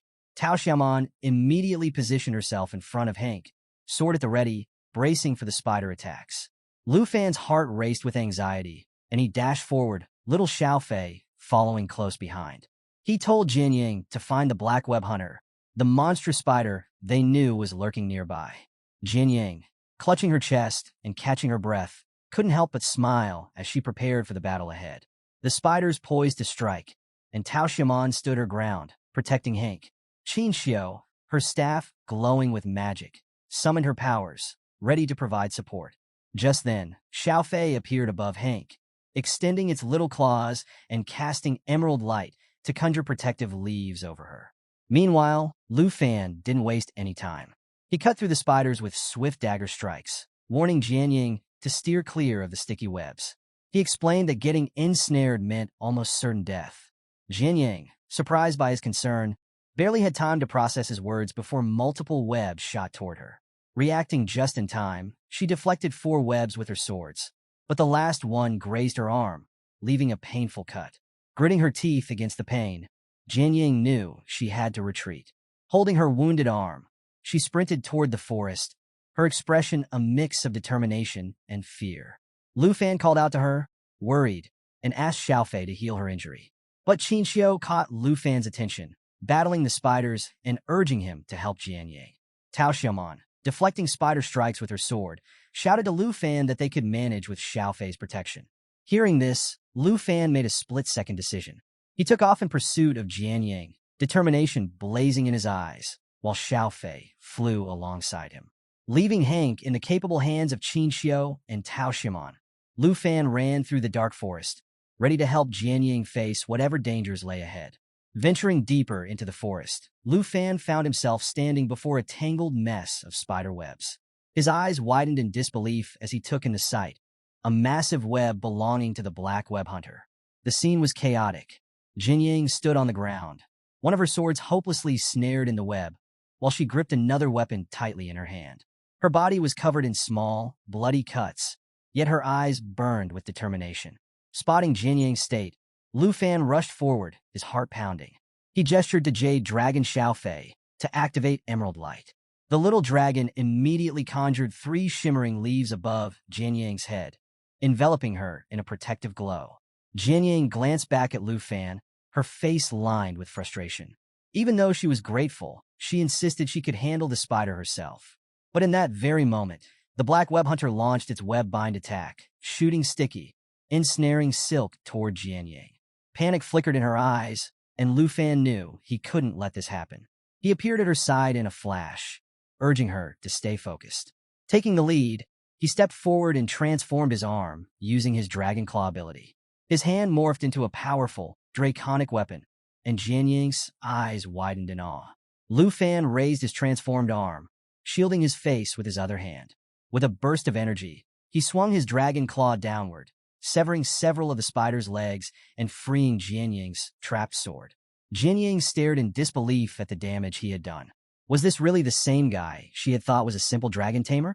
Lu Fan's power mirrored her Mountain Shaker ability, and she was stunned. With her sword now free, Jian Ying extended her hand, a faint glow surrounding her weapon as she activated Mountain Shaker once more. Lu Fan knew this was their moment. Drawing his dagger, he locked eyes with Jianying and signaled that it was time to attack together. He activated Whisper of Wind, boosting his agility by 15% and rushed at the spider. Jianying followed, unleashing her full power. Lu Fan's Dragon Fang strike channeled dragon breath through his weapon, landing a devastating blow. At the same time, Jianying's Mountain Shaker inflicted physical damage, dispersing it among nearby enemies. The combination of their attacks was unstoppable, and they cleaved the Black Web Hunter in half. Jianying's Bloodbreaker sword pulsed with newfound energy, boosting her strength and agility. Jianying's cheeks flushed as she glanced at Lu Fan, feeling unexpectedly at ease despite the chaos. A system notification popped up, announcing that Jade Dragon Xiaofei had leveled up to 3. The tiny dragon, full of energy, tugged at Lu Fan's arm, and he couldn't help but smile, thinking how well things were going. After a few more monster takedowns, Xiaofei was getting stronger by the minute, and Lu Fan wondered if the dragon would reach level 5 by the end of this secret realm. Jianying approached Lu Fan, looking introspective. She mentioned how vulnerable she had felt during their battle, admitting that she was grateful for the help. Lu Fan turned, listening intently, and was about to respond when the rest of their team arrived. Qin Xiu, magic staff raised, proudly announced that they had defeated all the silver-armored spiders. Blushing, she told Lu Fan they had successfully protected everyone. Hank, with a relieved smile, announced that she had leveled up. Lu Fan turned to Jianying, praising her strength. Jianying looked puzzled, but was soon reassured when Lu Fan reminded her that no matter how strong someone was, teammates would never let each other fight alone. Jianying's cheeks warmed, and she looked at him with newfound admiration. Meanwhile, little Xiaofei perched on Lu Fan's head, observing everything. Hank approached and questioned why Lu Fan hadn't used Emerald Light on himself. Lu Fan placed a hand on his waist, closed his eyes, and smiled, explaining that he didn't need it. Tao Xiaomon, hands on her hips, teased him, saying he should use the healing ability on everyone, not just a select few. At Lu Fan's command, Xiaofei activated Fountain of Life. The little dragon's gem glowed brightly, and a wave of healing energy enveloped the team, restoring their health. Qin Xiu smiled, feeling revitalized and ready to fight again. Tao Xiaomon closed her eyes, placing a hand on her belly, and teasingly joked that Lu Fan's head was glowing green. Lu Fan chuckled, telling Xiaofei to stop healing her next time. The team burst into laughter, and even Jianying couldn't hide her smile. It felt good to have teammates by her side. As the sun began to set, the group found themselves standing at the edge of a cliff. Xiaofei perched on Lu Fan's head as he peered over the edge, hands on his hips. Tao Xiaomon, holding the tablet, scratched her head, confused as the map seemed to end there. She approached Lu Fan, asking what lay ahead. He stayed silent, but when Qin Xiu looked down, her expression shifted to shock. At the base of the cliff lay a swarm of spiders, and among them was the secret realm's final boss. As Lu Fan and Qin Xiu stood at the edge of the cliff, the poisonous mist slowly drifted away, revealing a massive web below, crawling with hordes of small spiders. In the heart of that giant, sticky network sat the fearsome boss of this secret realm, the Screeching Spider Mother. Lu Fan focused on the status window hovering above the Spider Queen, analyzing its abilities. This monster wasn't just about raw power. It commanded an entire army of spiders with skills like regenerative feeding and collective fury. Taking down the queen wouldn't be a simple feat. Jianying approached the cliff, squinting at the scene below. With her typical calm, she commented that whether they were confronting the boss or its minions, the small spiders would have to be dealt with first. Meanwhile, Hank stepped forward, trying to steady herself. Qin Xiu quickly advised her not to look, but Hank clenched her fists and insisted she needed to learn, even if she was scared. Tao Xiaomon watched Hank's determination with a puzzled expression, admitting that the sight was enough to make even the bravest combat professionals feel queasy. Despite the warnings, Hank took a peek over the cliff's edge, her stomach churning at the grotesque sight of the spiders. Unable to handle it, she leaned against a nearby tree and wretched. Qin Xiu comforted her, rubbing her back gently, while Lu Fan closed his eyes and forced a smile, knowing his aunt was giving it her best effort. Jianying observed Hank's struggle and agreed that they needed to tackle the small spiders first. Tao Xiaomon powered up her tablet, and her eyes widened as she read the strategies shared by other teams. According to the comments, clearing this realm would typically take 4 days, and long-range specialists should draw out the enemies to make progress. Hearing this, Hank paled even more, clutching her tree for support. She asked in disbelief if they really had to stay here that long, pointing out that her provisions would barely last a day. She joked nervously about the idea of roasting spiders, which made Chinchio tear up in horror at the thought. At that moment, Lu Fan raised his hand toward the sky, a confident smile spreading across his face. It was clear he wasn't planning to follow the usual strategies. Jian Yang, puzzled, asked if he had another plan. Tao Shiman, tablet still in hand, raised her eyebrows and questioned what he was thinking. Chinchio looked at him directly, wondering if he intended to summon Black Dragon Xiaoyi. Lu Fan didn't keep them waiting. Extending his hand skyward, he called upon Black Dragon Xiaoyi. Flames erupted around them, and with a powerful roar, Xiaoyi materialized in her destruction dragon form. Her enormous, fiery wings and menacing horns loomed over the group, exuding a fearsome aura that made even Tao Xiaoman gasp in awe. The colossal dragon's arrival was nothing short of breathtaking. The screeching spider mother reacted instantly. Letting out a screech of its own, it commanded the smaller spiders to attack. The army's eyes glowed ominously, and a rain of sticky webs shot toward Xiaoyi. But with a confident smile, Lu Fan instructed his dragon to handle the smaller spiders. Xiaoyi descended, her wings beating with fierce energy, incinerating webs and setting the forest alight. Her wings expanded as she soared over the web, leaving a path of destruction in her wake. The ground beneath her sizzled and burned. Hank gripped Lu Fan's arm tightly, unable to believe the sheer power of Xiaoyi's transformation. Tao Xiaoman stood beside her, staring in awe and murmuring how Xiaoyi was more like a legendary dragon than anything she'd ever seen. Jian Yang, too, couldn't hide her astonishment. Lu Fan turned to Jade Dragon Xiaofei. With a grin, he knew it was time to power up Xiaoyi even further. He called for Xiaofei to activate Emerald Dragon Heritage, a skill that doubled all effects for dragons and those with dragon ancestry. Xiaofei soared upward, its gem glowing brightly, and activated Emerald Light. Lu Fan then infused Xiaoyi with Dragon's Inspiration, boosting all her attributes and attack power by 30%. As soon as Black Dragon Xiaoyi received those epic buffs from Little Jade Dragon Xiaofei, she let out a roar that echoed through the entire forest. Her wings expanded, flames erupted around her, and in an instant, the nearby spiders were reduced to ashes. Xiaoyi, now at level 17, was supercharged. Her stats skyrocketed. 2,937 points in strength, 4,117 in agility, a whopping 9,902 in spirit, and an unbreakable 5,728 in endurance. She was ready to bring the heat, but the boss spider, the screeching spider mother, wasn't going to just sit there and watch. Its eyes lit up with a fierce glow, and it roared, summoning its army of small spiders to swarm up the cliffside. Lu Fan placed a reassuring hand on his Aunt Hank's shoulder, turning to Chinchio. He asked if she could keep Hank safe, and Chinchio, gripping her staff tightly, met his gaze with determination. "We've got this," she promised. With that settled, Lu Fan drew his dagger and shot a confident smile at Jian Yang, signaling that it was time to move. Jian Yang stretched her arms out, summoning 3 swords that shimmered with power.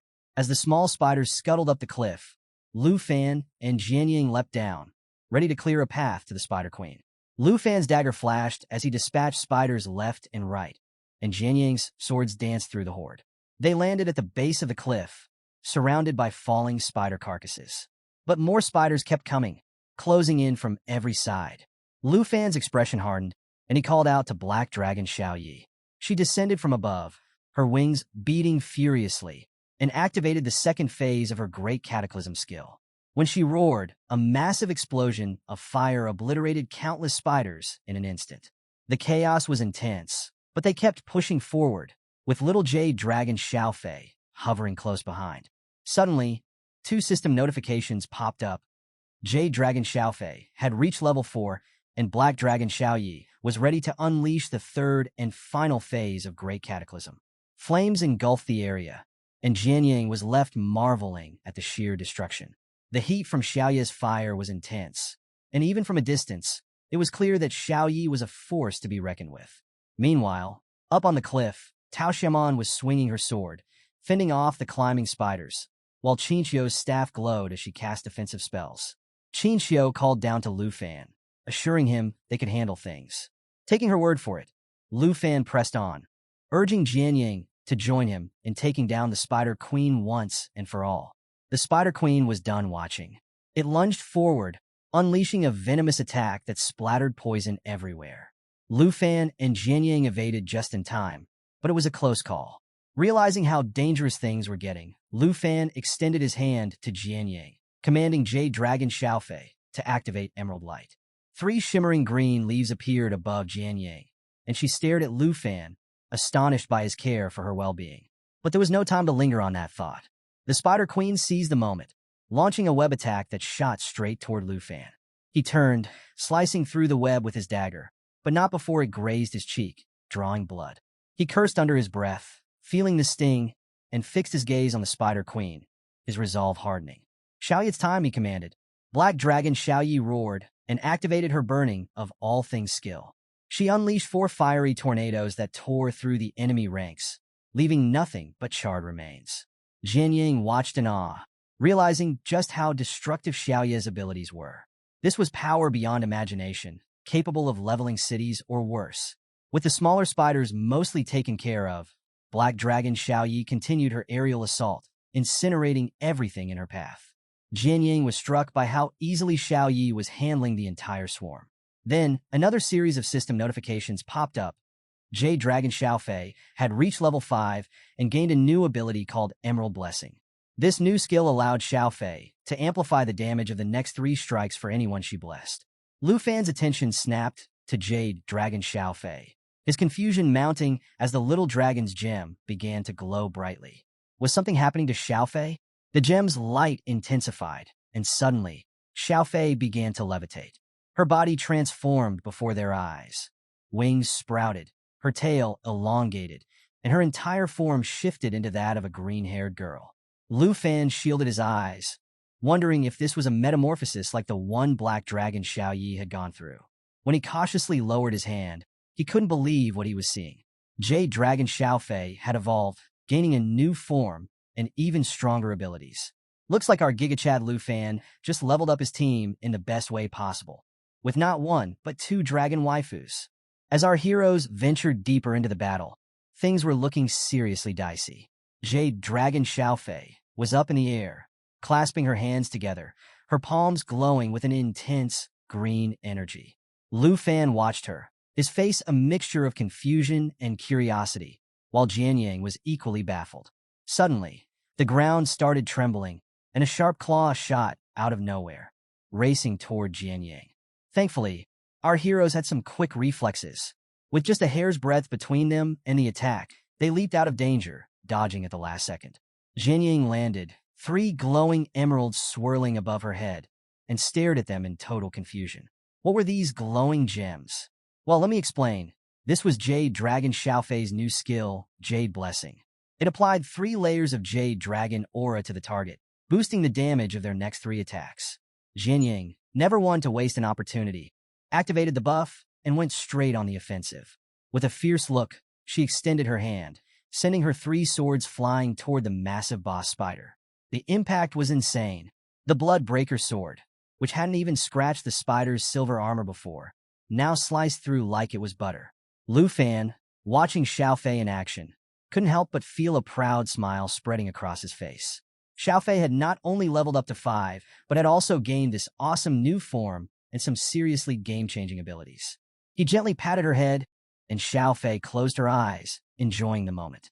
But before they could celebrate, the boss spider was back and angrier than ever. It unleashed its venom spray attack, spewing out a pool of poison that would have melted them down to 5% health per tick. Luckily, Lu Fan sensed the attack just in time, leaping out of the way and dodging it like a pro. Xiaofei zipped out of danger too, but they knew they needed to step it up. Lu Fan quickly turned to Xiaofei and told her to buff Black Dragon Xiaoyi. Xiaoyi, who had been surrounded by her signature roaring flames, locked eyes with the boss spider. Xiaofei didn't waste a second. She perched on Xiaoyi's head, activated her ability, and 3 emeralds glowed brightly above Xiaoyi. You could feel the power in the air, folks. Xiaoyi's flames intensified, her wings expanded, and she was ready to unleash her next move. With a roar that made the ground quake, she used everything burns, sending fiery tornadoes spiraling toward the spider boss. The force of the flames was absolutely wild. and Jian Yang had to shield her face from the scorching heat. Thanks to Xiao Fei's buff, Xiaoya's attack packed over 10,000 points of pure destruction, and the screeching spider mother toppled, spitting blood and writhing in agony. Lu Fan seized the moment. He called out to Jian Yang and Xiao Fei, a smile playing on his lips, and dashed toward the downed spider. Jian Yang, still processing the raw power of Xiaoya's flames, was right behind him, summoning her swords with renewed determination. As the spider boss tried to get up, it realized too late that it was game over. With one powerful leap, Lu Fan closed in, his dagger infused with the Dragon Fang strike ability, boosted by the Blood Pact enhancement. He drove it straight into the spider's head, and the ground trembled from the force. The spider let out a final, blood-curdling shriek before collapsing, shattered and defeated. Jian Yang didn't waste a second. With the Emerald Blessing still active, she sent her 3 swords piercing into the spider's mouth, slicing through its innards and finishing the job. With a triumphant smile, Lu Fan landed gracefully on the ground. Black Dragon Xiaoyi returned to her human form, smiling, while Xiao Fei flew down beside him. A flurry of system notifications flashed before Lu Fan's eyes. Xiaoyi was now level 18. Xiao Fei reached level 7, and Lu Fan himself hit level 23. Level ups all around. Jian Yang, still a bit in shock, turned to Lu Fan and asked, "How many points did you actually score in the major exam?" Lu Fan gave her a playful smile and casually revealed, "About 1.3 million. Jian Yang's eyes widened, and a bead of sweat rolled down her cheek. 1.3 million points? She thought that with his strength, he could probably even surpass that. Lu Fan chuckled, explaining that he had maxed out the score cap for the highest nightmare difficulty. With that, he turned away, his cheerful grin making it clear that for him, that was only the beginning. So, Lu Fan and his team finally wrapped up their adventure in the forest of venomous spiders. As they made their way back to the cliff, Lu Fan signaled Qin Xiao and Tao Xiaoman to bring Hank over. Just as they regrouped, Jade Dragon Xiao Fei floated up to Lu Fan and closed her eyes, giving him an affectionate embrace. But oh boy, Black Dragon Xiaoyi wasn't having it. Jealousy flared in Xiaoya's eyes as she clenched her fists and stormed over, grabbing Xiao Fei's arm and yanking her away from Lu Fan. Our poor MC was left standing there, completely bewildered, wondering what on earth was going on. Jian Yang watched the whole scene unfold, quietly noting the massive skill gap between her and Lu Fan. But let's get to the good stuff. Thanks to Aunt Hank's delicious food buff, not only did the crew level up fast, but they also managed to snag some rare materials and treasures. As the spider boss lay defeated, a shiny treasure chest appeared.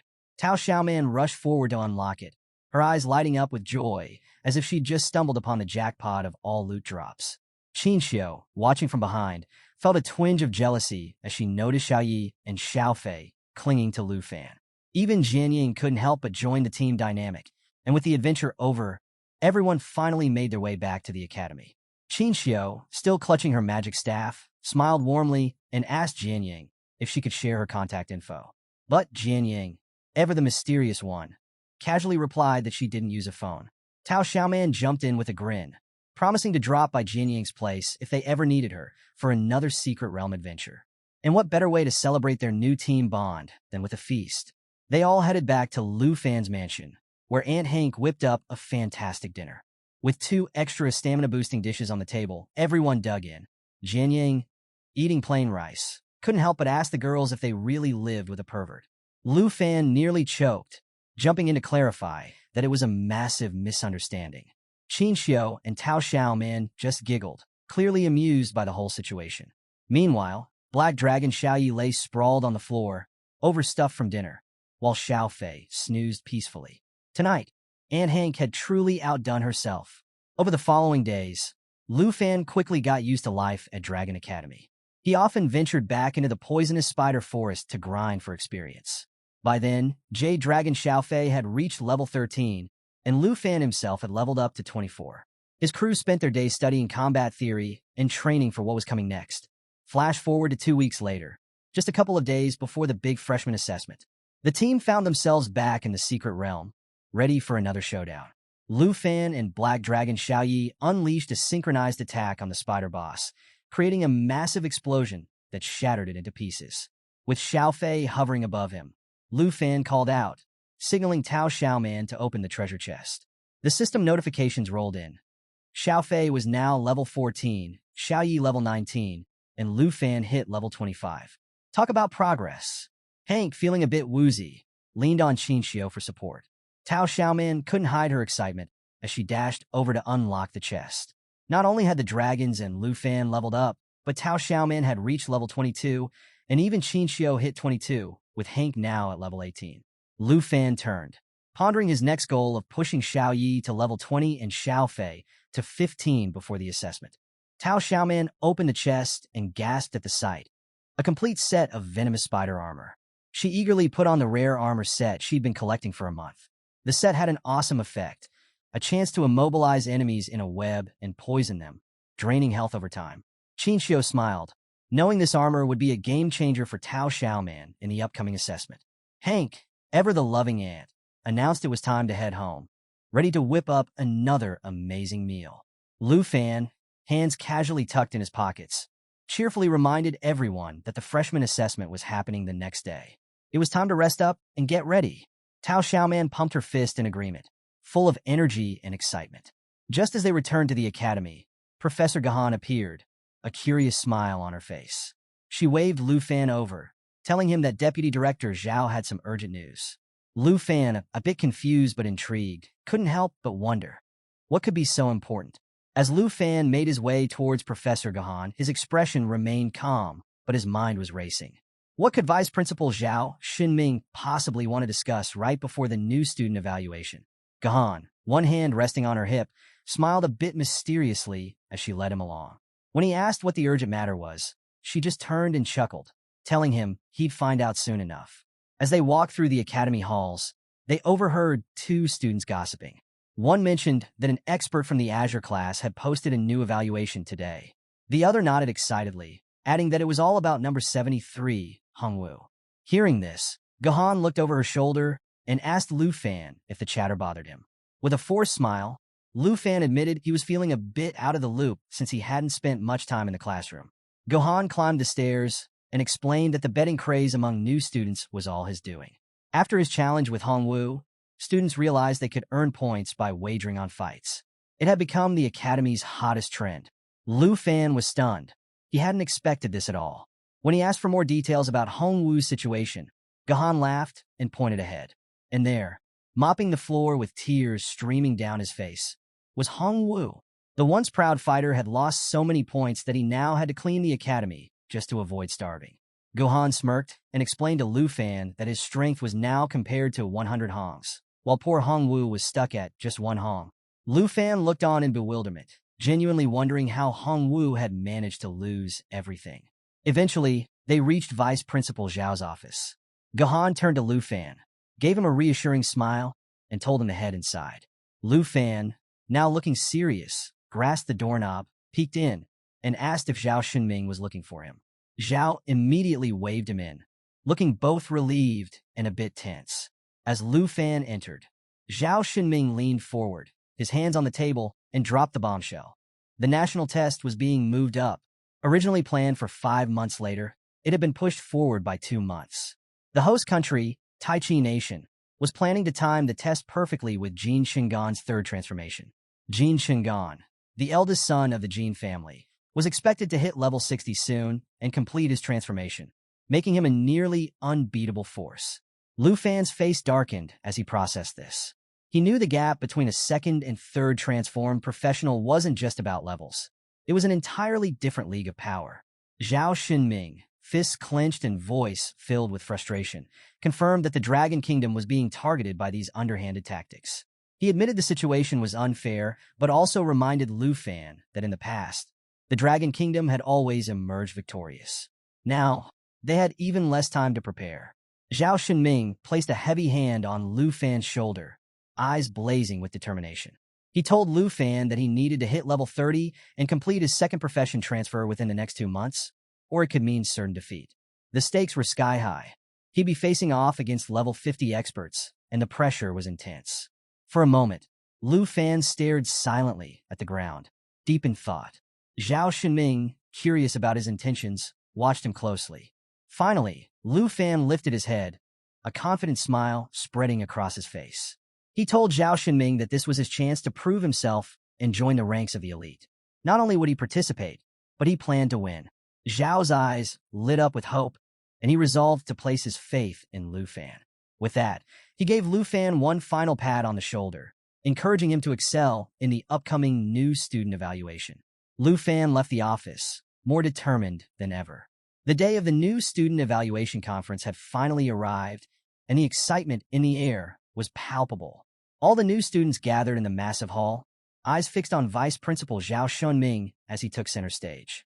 With both hands gripping the dais, Zhao emphasized how crucial it was for everyone to follow the rules. Then, with a dramatic gesture, he clicked a remote, and a giant system window lit up behind him. And there it was, the criteria for this year's assessment. A big, glowing bracket labeled 2 versus 2 Arena flashed across the screen. The rewards? Top-ranking teams would snag a juicy 5,000 points each, second place would net 3,000 per person, and third place would walk away with 2,000 points each. As soon as the announcement was made, you could feel the tension in the room rise. Whispers filled the hall as students buzzed about this new twist. Some were thrilled, while others, not so much. One student even tried to convince his friend to team up, only to be reminded that they were both healers, definitely not ideal for combat. Qinxiu, ever the supportive friend, came up to Lu Fan with her trademark smile, reminding him that their team setup was perfect and didn't need more than 5 members. Lu Fan grinned back, explaining that since Aunt Hank was focused on non-combat professions, they were set for a perfect 2 versus 2 setup. Around them, the chatter continued until Zhao Xinming's commanding voice pulled everyone back to attention. He noted how some of them still hadn't grasped the importance of teamwork, but assured them it wasn't too late to fix that. He then dropped another bombshell. The first round of matches would kick off that very afternoon. Professor Gahan was handling the sign-ups, and with that, the crowd began to disperse.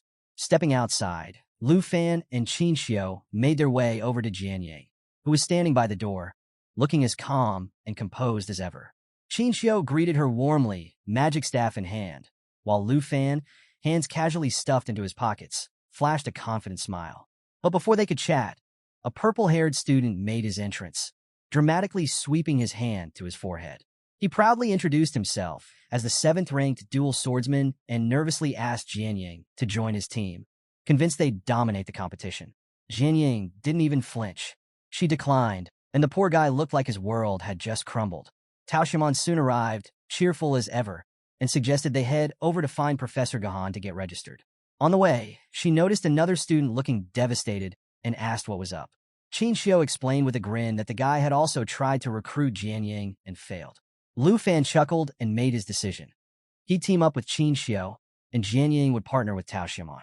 But, as fate would have it, Qinxiu had other ideas. She insisted Lu Fan should partner with Jianying to ensure they stayed at the top of the rankings, while she and Tao Shimon would handle the rest. Flash forward to the arena the next day, and things were heating up. In one corner, Chun Tianji, another dragon tamer, was putting on a show with his sub-dragon. With one mighty sweep of its tail, the dragon sent his opponent flying. Chun Tianji leaped in for a follow-up, his dagger flashing as he unleashed a flurry of attacks, securing his 28th consecutive victory. Standing nearby, the ever-arrogant princess, Jinju, congratulated him, hands on her hips and a smug smile on her face. She reminded him that he needed to keep winning, especially with her brother, Jin Shingan, about to make his grand entrance. Chun Tianji bowed, promising to do whatever it took. But then, in a dramatic twist, the announcer called out the next match, and who should appear but Lu Fan and Jianying. The crowd erupted with excitement, buzzing over the epic showdown about to unfold. Chun Tianji froze, and Jinju's eyes widened in disbelief. How were these two on the same team? Lu Fan simply cracked his knuckles, giving Jianying a confident grin. Jianying, ever composed, got into a defensive stance, her eyes gleaming with determination. Qinxiu, standing among the audience, waved enthusiastically, cheering Lu Fan on. Tao Shimon, standing beside her, gave a quiet smile, ready to see their friends shine. Lu Fan turned to Jianying, a playful grin on his face, and asked if claiming first place would be a problem. Jianying met his gaze, her expression firm. Not at all, she replied. All right, let's rewind a few hours before the intense showdown in the arena. Lu Fan was in the break room, looking super focused as he opened up his system interface. With a determined look, he tapped on the chest icon. Ping! A notification popped up, letting him know that an advanced treasure map had been synthesized. Lu Fan couldn't help but reflect on how many low-quality maps he had collected, finally deciding that combining them was the best move. And guess what? Another notification flashed, announcing that he had created a divine-level treasure map. Jian Yang, who was standing behind him, was visibly confused. She watched him seemingly poking at the air and couldn't resist asking, "Lu Fan, are you okay?" But before he could explain, the system revealed the treasure map's details. The next dragon egg was hidden in the Flying Dragon Cemetery, with a difficulty level ranging from 45 to 60. Lu Fan's face lit up with curiosity, though he had no idea where this place was. He made a mental note to investigate it later. Fast forward to the present. The loudspeakers blared out, summoning Team 18, the Princess Jinju and Chun Tianji, and Team 1, Lu Fan and Jian Yang, to the arena. Hearing the announcement, Jian Yang turned around, deep in thought. Lu Fan, ever cheerful, placed a hand on his waist and flashed a confident grin. "Looks like it's our turn," he said, emphasizing how crucial this evaluation was. Meanwhile, the spectators were buzzing. Seeing Lu Fan, the top-ranked student, and the renowned beauty Jian Yang on the same team was shocking. Some were certain they'd win, but others whispered doubts. After all, Chun Tianji had already racked up 28 consecutive victories. The tension was real. Jian Yang shifted her gaze to Chun Tianji and brought up the obvious question. "Are you sure we can win, Lu Fan?"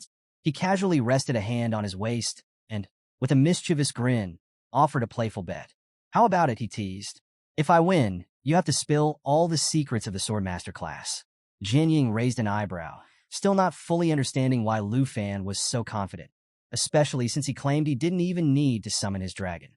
The arena buzzed as the referee signaled the start of the battle. Chun Di gripped his spear, eyes burning with determination, and charged forward with his dragon in tow. The Princess Jinju, staff in hand, stood back, observing with a calculated gaze. Chun Ti couldn't hide his seething rage as he confronted Lu Fan. "Don't think you can overshadow me again," he roared. "There can only be one dragon Tamer." He lunged at Lu Fan, thrusting his spear furiously. But Lu Fan moved with such incredible speed that it was like he disappeared into thin air. Chun Tianji's eyes widened in disbelief, sweat dripping as he realized his opponent had vanished.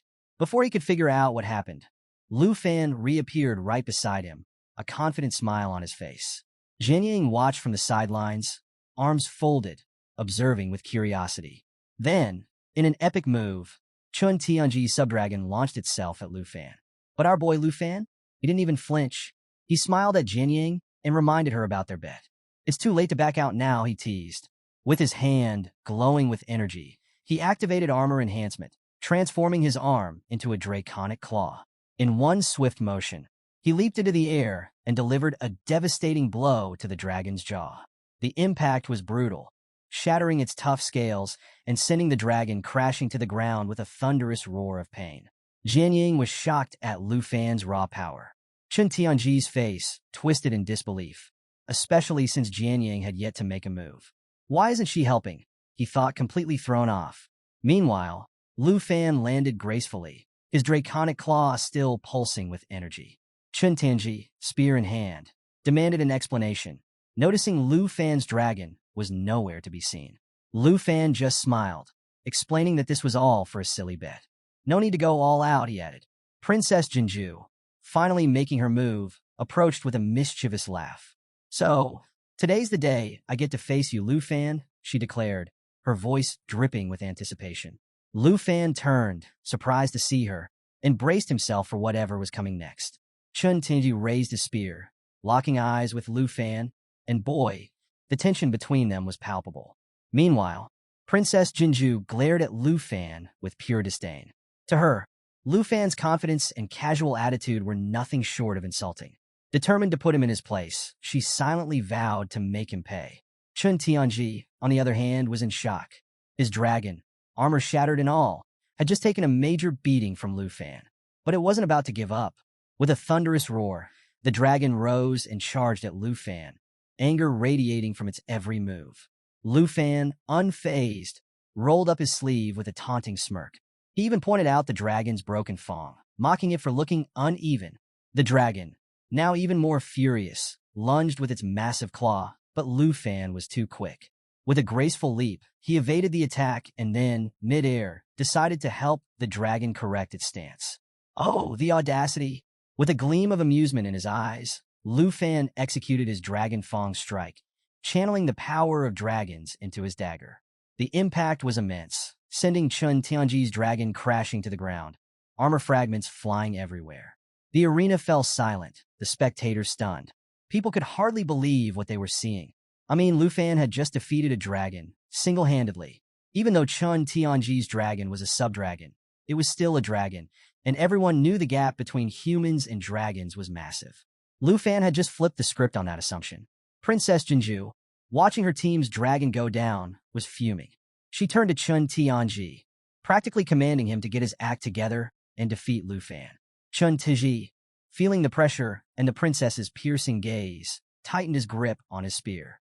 He knew he had to make a move. At her command, the earth dragon stirred, readying itself for a counterattack.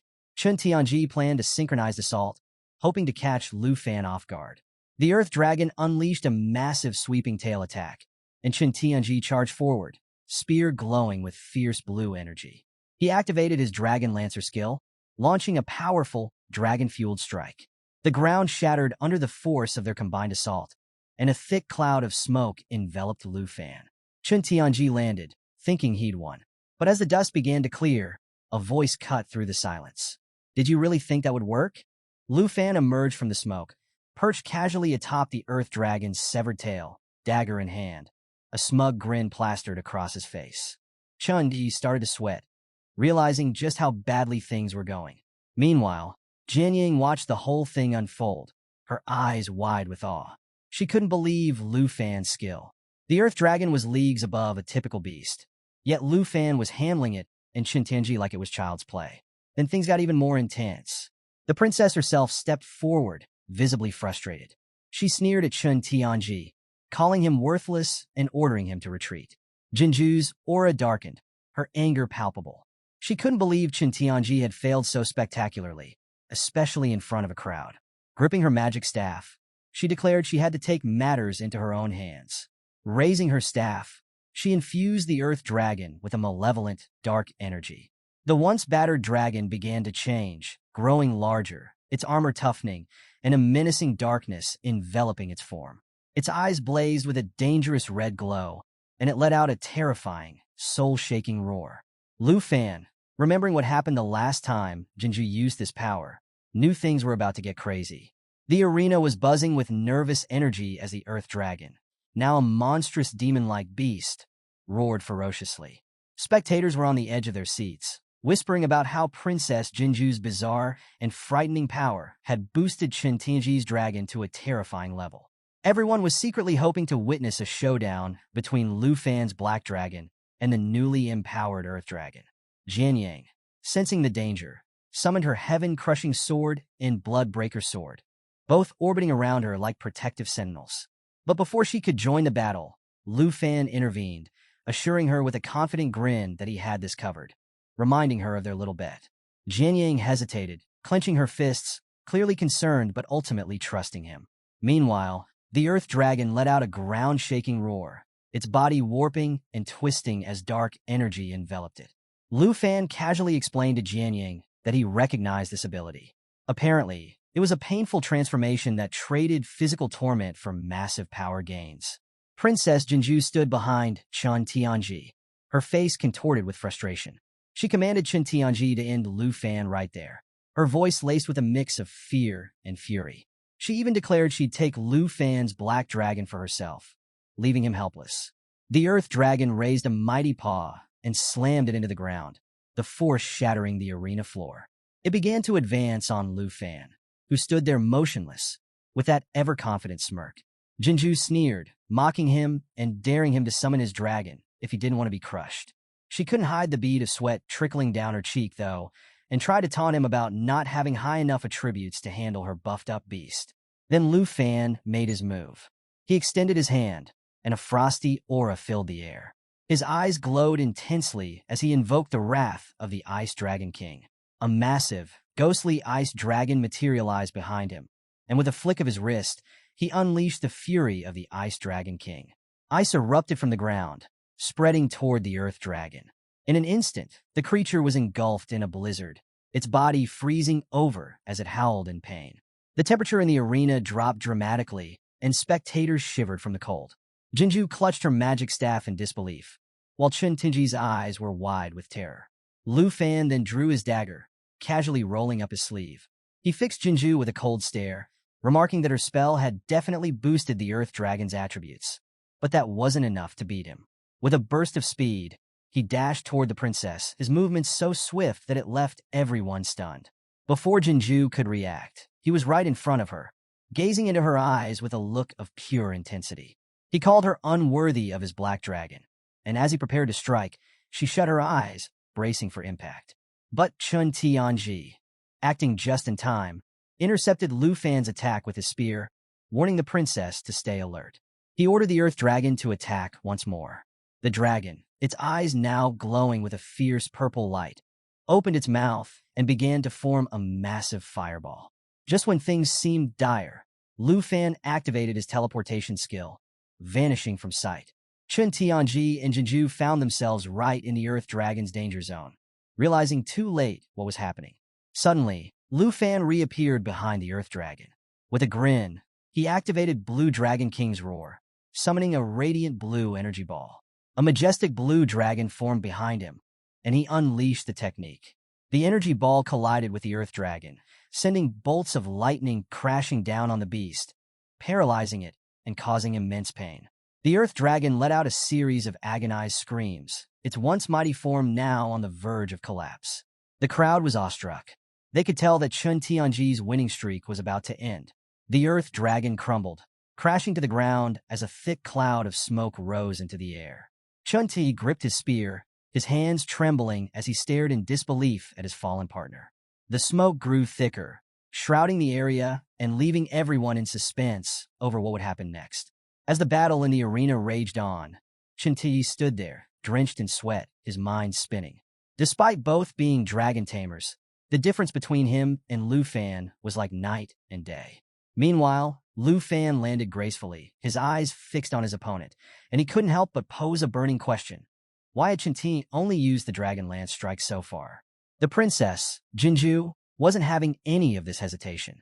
Her grip tightened on her magic staff, and with a voice filled with panic, she barked at Chun Tianji to stop messing around and get his dragon to fight properly. Chun Ti snapped back to attention, positioning himself defensively in front of the princess, still trying to comprehend what Lu Fan was getting at.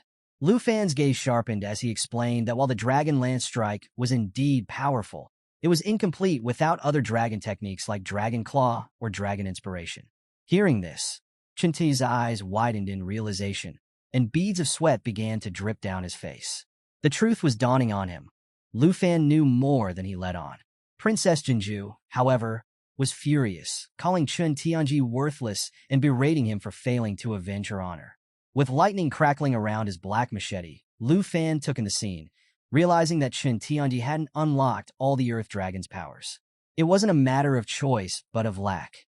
Lu Fan suggested surrender, pointing out that there was no shame in admitting defeat. Chun Ti bristled with anger. How dare Lu Fan not only surpass him, but also suggest he lacked honor? His pride boiled over, and he turned to the princess, asking her to grant him one last boost of power. Jinju, though initially surprised, agreed with a sinister smile. She raised her staff, and a dark aura seeped into Chun Tianji's body, causing him immense pain as his physique grotesquely transformed. Lu Fan watched, bewildered, wondering why Chun Tianji would submit himself to the princess's manipulations. But Chun Tianji roared with a desperation that was hard to miss. His muscles bulged, 2 extra arms sprouted, and veins pulsed across his face. Clutching his spear with unnatural strength, he bellowed about his need to become the best, to be worthy in the eyes of the princess. With newfound, monstrous power, Chun Ti leapt into the air, coming down on Lu Fan with the ferocity of a dragon himself. He executed the dragon spear technique, fully intent on crushing Lu Fan. For a split second, Lu Fan stood motionless, observing his opponent with a tinge of sorrow. There was no hate in his heart, only pity for Chun Tianji, who had sacrificed everything, even his dignity, for a chance at greatness. But pity didn't mean inaction. Gritting his teeth, Lu Fan invoked Wind's Spirit Whisper, gaining a 35% boost in agility. He darted forward with incredible speed, and Chen Tingji's eyes widened in terror. Before he could react, Lu Fan struck with Dragon Fang's strike, disarming him and sending waves of pain coursing through his body. To add insult to injury, Lu Fan activated Blue Dragon King's Roar, sending lightning bolts surging into Chen Tianji, burning his body to a crisp. Chen Tianji fell to his knees, the spear slipping from his hands. Smoke curled from his mouth as he uttered a final, broken apology to the princess before collapsing. Princess Jinju, seeing her champion defeated, burst into tears, completely overwhelmed and confused. She had been so certain of her power, so confident in her victory, only to watch it all shatter before her eyes. After defeating Chen Tianji, Lu Fan doesn't waste a second. He storms toward Princess Jinju with his hand raised, ready to strike. Now, Jinju, clearly panicking, throws her hand out in desperation, trying to stop him. She's shouting frantically, warning Lu Fan that her brother, this big shot in the Tai Chi Empire, won't let this slide if he dares lay a finger on her. But does Lu Fan look bothered? Not even a little. Without a moment's hesitation, he smacks her hard, sending her flying to the ground. Her magic wand slips out of her hand and clatters away as she lies there in utter shock. And Lu Fan? He just turns to her and, in the most casual way possible, says that if her brother does come after him, he'd actually be doing him a favor. Can you believe this guy? Ice cold. Now, the audience? Oh, they're losing it. Some can't believe what they just saw, while others are busy criticizing Lu Fan for taking things too far. A few even start whispering about how Jinju, despite her sweet and innocent appearance, wasn't exactly a saint. Let's not forget, she had no problem manipulating Chen Tianji earlier. Looks like karma came knocking, huh? Amid all this chaos, the vice principal finally steps in, grabs the mic, and demands silence. He announces the inevitable. Jinju and Chen Tianji's team has lost, while Lu Fan and Jian Yang emerge victorious. Then, without skipping a beat, he orders Gahan to send Lu Fan to his office immediately. Oh, and he doesn't forget to get the next match rolling. No time for drama, people. This academy runs on efficiency. Fast forward a little, and Lu Fan's in the vice principal's office. The vibe is tense. The vice principal is facing away, deep in thought. Without even turning, he starts speaking, saying he initially thought Lu Fan's beef with Jinju was some sort of family grudge. But nope, turns out it's all personal, and Mr. Qin Shanhai spilled the tea. The vice principal warns Lu Fan that using the arena to settle personal scores is a slippery slope. Keep this up, and he might attract accusations of misconduct. Lu Fan, staying cool as always, just acknowledges the warning and calmly explains himself. He admits that he couldn't stand seeing Chen Tianji being manipulated and knew Jinju had to be put in her place. The vice principal listens, then hands Lu Fan a tablet, signaling that it's time to move on. He reveals that both he and the principal have been keeping a close eye on Lu Fan's performance. Now, at this point, Lu Fan's a bit worried. Was his performance a letdown? But nope, the vice principal assures him it's quite the opposite. In fact, they were seriously impressed when he pulled off those dragon language techniques. They're so impressed that they've lined up something big for him. Access to a secret realm. Lu Fan starts scrolling through the tablet, checking out the options. It's like window shopping for danger. The vice principal explains how these secret realms work, dropping some knowledge about the secret realm hunters who discover and auction these places off for a hefty price. It's high-stakes, high-reward stuff, but Dragon Capital Academy isn't playing around. They're ready to foot the bill, no matter how steep. As Lu Fan keeps browsing, something catches his eye. A realm called Flying Dragon Cemetery. It's got a level 55 rating, a nightmare difficulty, and a requirement for at least 2 participants. You can almost feel the tension as he points it out to the vice principal, who immediately recognizes Lu Fan's seriousness. Looks like our guy just picked his next big challenge. The next day rolls around, and the arena is buzzing with excitement for the freshman assessment rematch. Gahan announces the first semi-final match, Lu Fan and Jianying versus Jiang Fengyun and Su Jing. But just when things are about to kick off, the vice principal steps in and drops a bombshell. Lu Fan has withdrawn from the competition. The crowd? Completely stunned. Whispers spread like wildfire. Some are disappointed. They came to see Lu Fan in action, after all. Others start speculating, with theories ranging from disciplinary action to him being pulled for some secret mission. Nobody knows the truth, and that just fuels the rumors even more. Meanwhile, Tao Xiaoman brushes it all off, calling the whole thing nonsense. Qin Xiao, ever the voice of reason, advises her to ignore it and points out the obvious. Lu Fan and Jian Ying are probably already off exploring the secret realm. And sure enough, they are. Lu Fan and Jian Ying find themselves in the eerie, ancient landscape of the Flying Dragon Cemetery, deep in the giant tree forest. The air is heavy with mystery, and the place practically screams danger. As they make their way through the dense woods, Lu Fan turns to Jian Ying and apologizes for dragging her away from the competition. But Jian Ying, always practical, brushes it off. The school let them keep their Azure class spots and gave them 10,000 points each. Sounds like a pretty sweet deal to her. She even thanks him for the chance to explore such a rare and exciting secret realm. And get this, she tells him he can have all the rewards they find. For her, the experience alone is worth it. Lu Fan, clearly impressed by her selflessness, jokes that she's not one to leave a favor unpaid. So, Lu Fan and Jian Ying are making their way through this eerie forest, right? Everything's quiet, almost too quiet, until out of nowhere, a red-headed guy perched on a tree branch spots them. He's got this curious look on his face and decides to break the silence by calling out to them. Yep, no sneaking around for this guy. Lu Fan freezes for a moment, trying to process who this stranger is. But before he can figure it out, the guy leaps down from the branch like he's in some action movie. He lands smoothly, flashes a big grin, and throws them a thumbs up. He introduces himself as Black Rat, a member of the Secret Hunter Guild. Yep, you heard that right. Black Rat.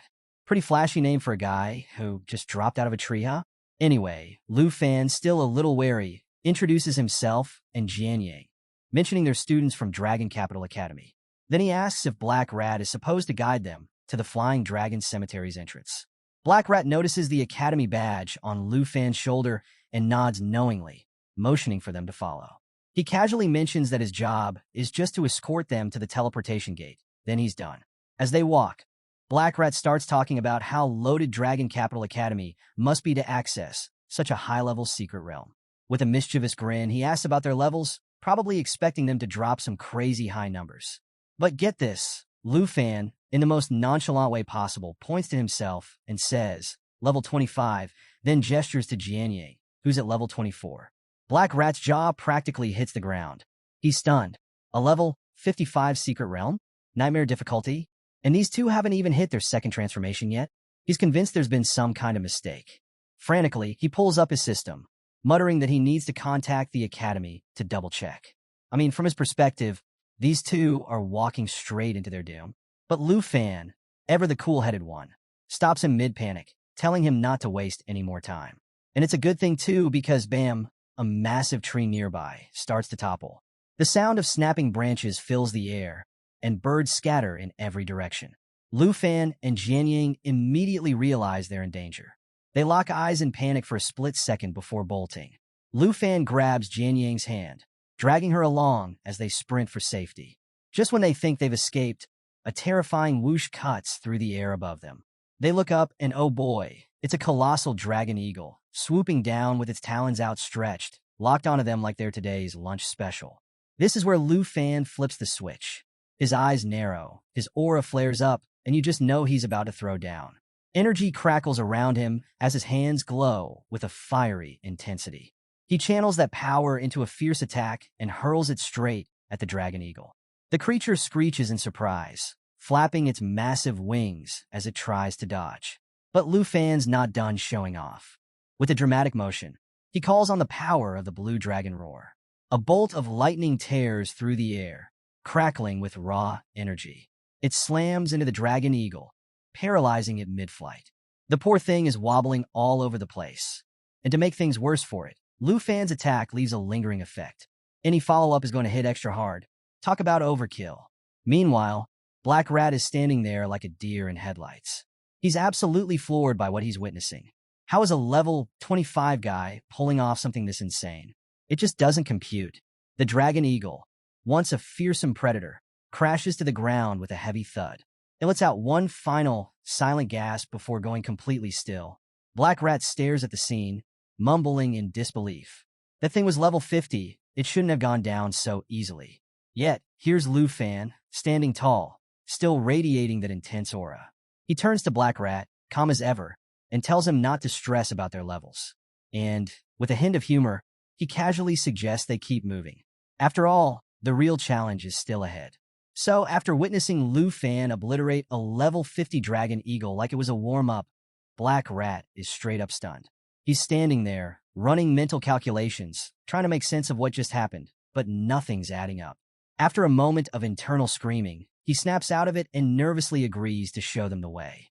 The trio trudges through the forest for a bit before arriving at this gigantic tree that looks like it's trying to poke a hole in the sky.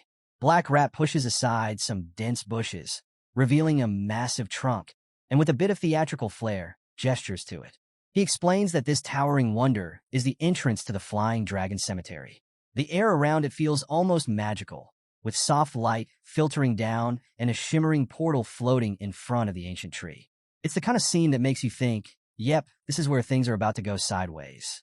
Black Rat points at the portal embedded in the tree, confirming it as their entry point. With his mission complete, he starts backing away, muttering a quick goodbye. But before he can bolt, Lu Fan reaches out with a friendly smile and suggests that maybe they should stay in touch. Since Black Rat seems like the kind of guy who knows his way around these places. Lu Fan even hints that he might need some geographical intel in the future, making it clear this could be a win-win situation. Black Rat hesitates, caught off guard by the idea of being friends with someone who just annihilated a dragon eagle like it was a housefly. Seeing the hesitation, Lu Fan adds a little sweetener to the deal, casually mentioning he's willing to pay for the information. And just like that, Black Rat perks up. Payment? Now that's something he can get behind.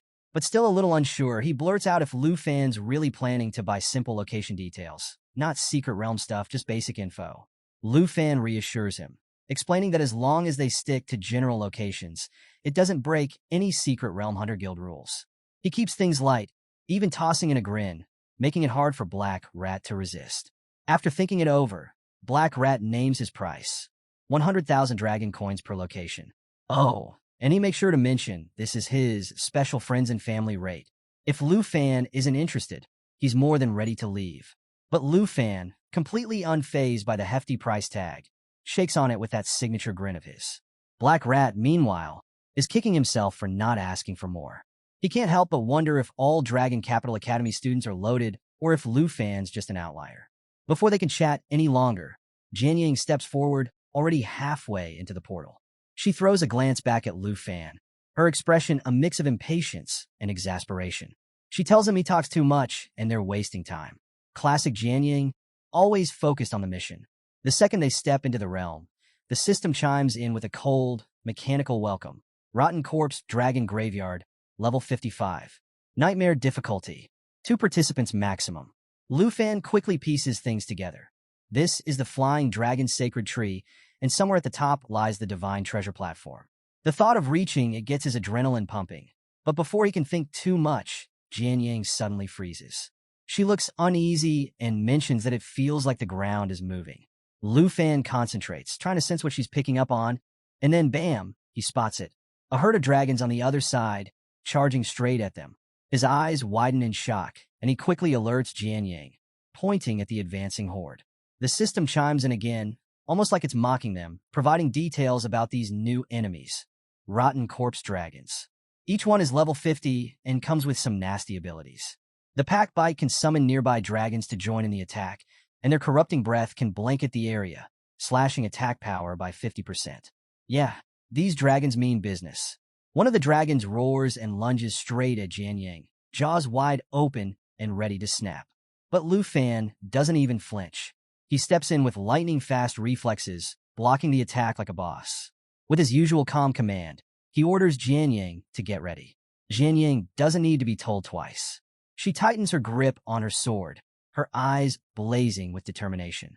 In one powerful motion, she unleashes her Mountain Shaker technique, a devastating attack that slices clean through one of the dragons.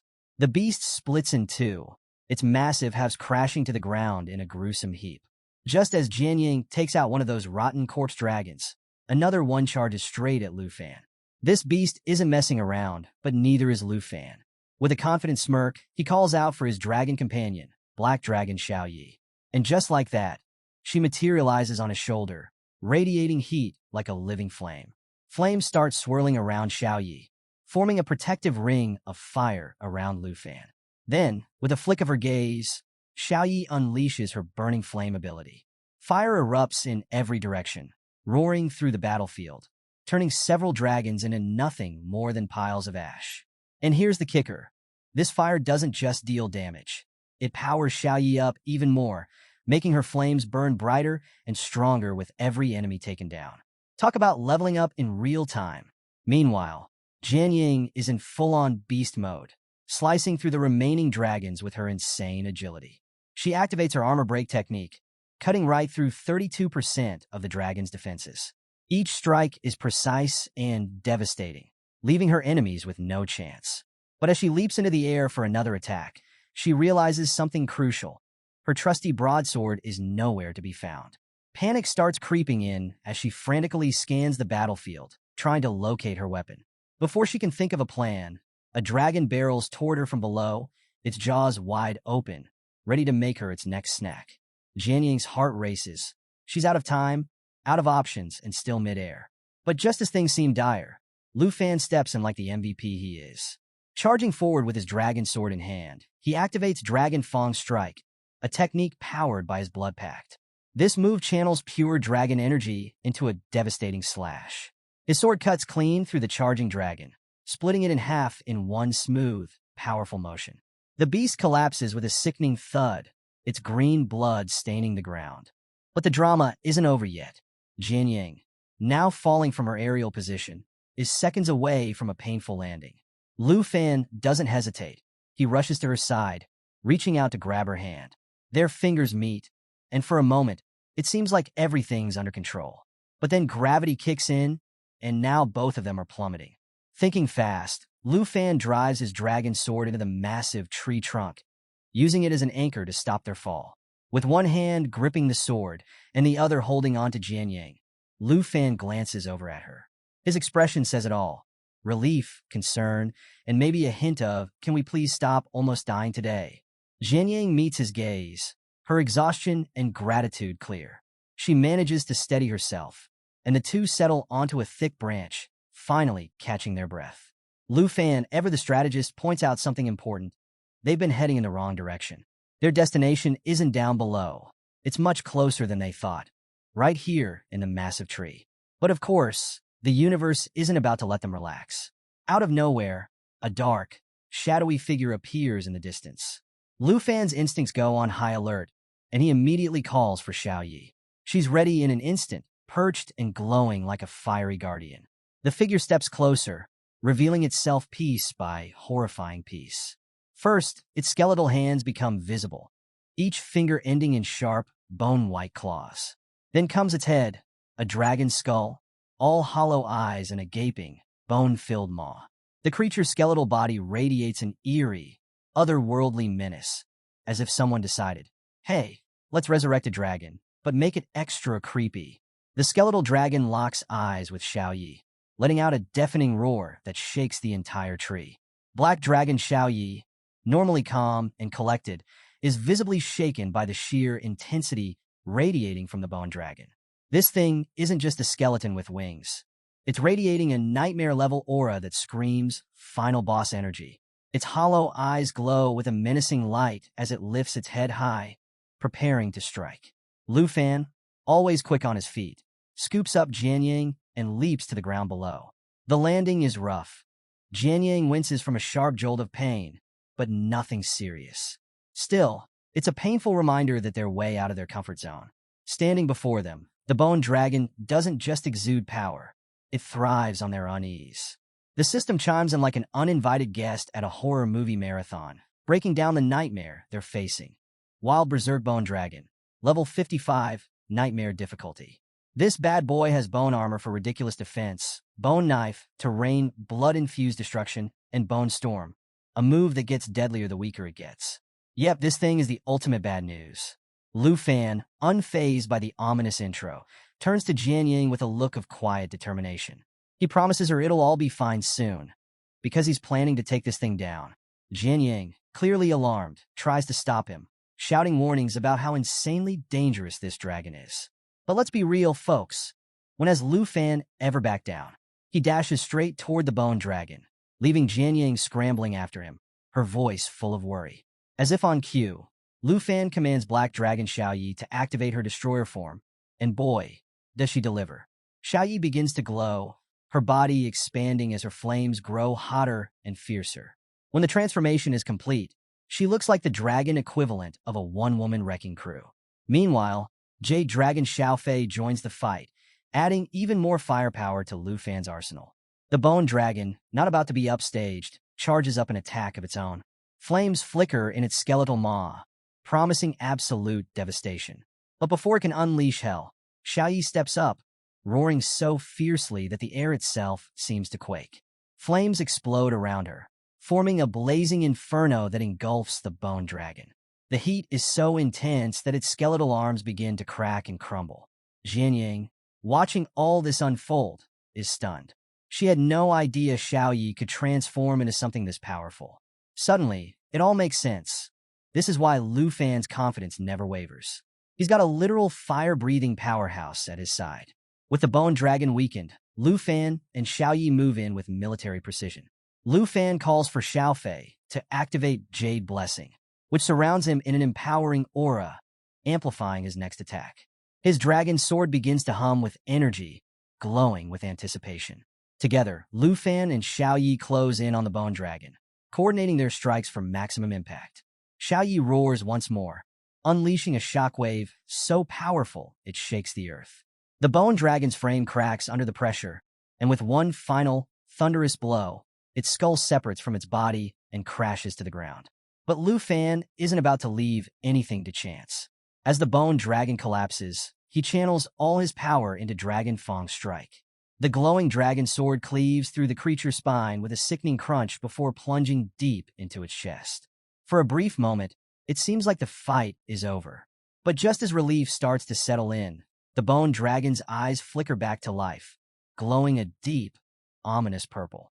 A matching aura begins to spread across its body, and suddenly, bones scattered across the battlefield start to levitate. The system chimes in again, reminding Lu Fan and all of us that this is the dreaded Bone Storm ability. The swirling bones grow larger and more chaotic, feeding off the dragon's own decayed energy. Before the storm can fully unleash, a sudden force shatters the flying bones, scattering them across the battlefield. Lu Fan spins around in shock to see Jianying stepping forward, her expression calm and resolute. She reminds him of the promise he made after defeating Chun Tianji, to see the specialty of a sword master. Now, it's her turn to show him what that means. As the Bone Dragon begins to reassemble, more menacing than ever, Jianying reveals her trump card. She explains that sword masters unlock a new weapon every 5 levels. With a fiery aura swirling around her, she summons the Scythe of Calamity, a level 20 epic quality weapon that radiates power. Its abilities? Pure nightmare fuel. It can switch between fire and dark attack modes, and with every life it takes, its attack power increases permanently by 9%. Talk about a weapon with a grudge. Jianying doesn't waste any time. She charges straight at the Bone Dragon, wielding the scythe with deadly precision. The first strike connects with an explosive impact, triggering a massive blast that shakes the battlefield. The Bone Dragon, caught in the inferno, struggles to hold itself together under the relentless assault. Lu Fan can't help but crack a smile as he watches Jianying in action, realizing just how unique swordmasters really are. Turns out they don't just unlock flashy skills. They unlock weapons with insane powers. But before he can marvel too long, Jade Dragon Xiaofei appears, signaling to him with her usual eagerness. Lu Fan nods, knowing it's time to make their next move.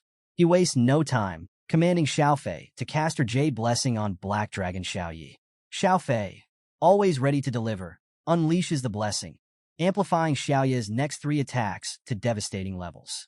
With that setup locked in, Lu Fan orders Xiaoyi to use her earth-shattering ability. And boy, does she deliver. The ground quakes as Xiaoyi channels her energy, and then boom, a massive explosion shakes the battlefield. The earth splits open, forming a giant fissure that swallows the Bone Dragon whole. Its skeletal frame crumbles into the abyss, ending the nightmare once and for all. As the dust settles, the system chimes in with a little celebratory news. Jade Dragon Xiaofei has leveled up to 15 and unlocked a shiny new skill, Transformation. Lu Fan takes it all in, pleased with how much they've grown from this battle.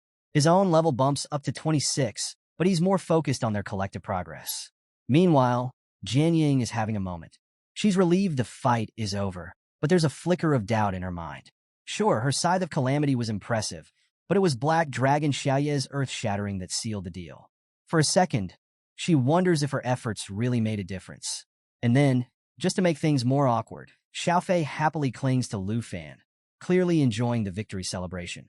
Jianying catches this, and oh boy, jealousy hits her like a ton of bricks. She quickly brushes it off, though, composing herself like the pro she is. Turning to Lu Fan, she admits that with his team of powerhouse dragons, she didn't really need to step in.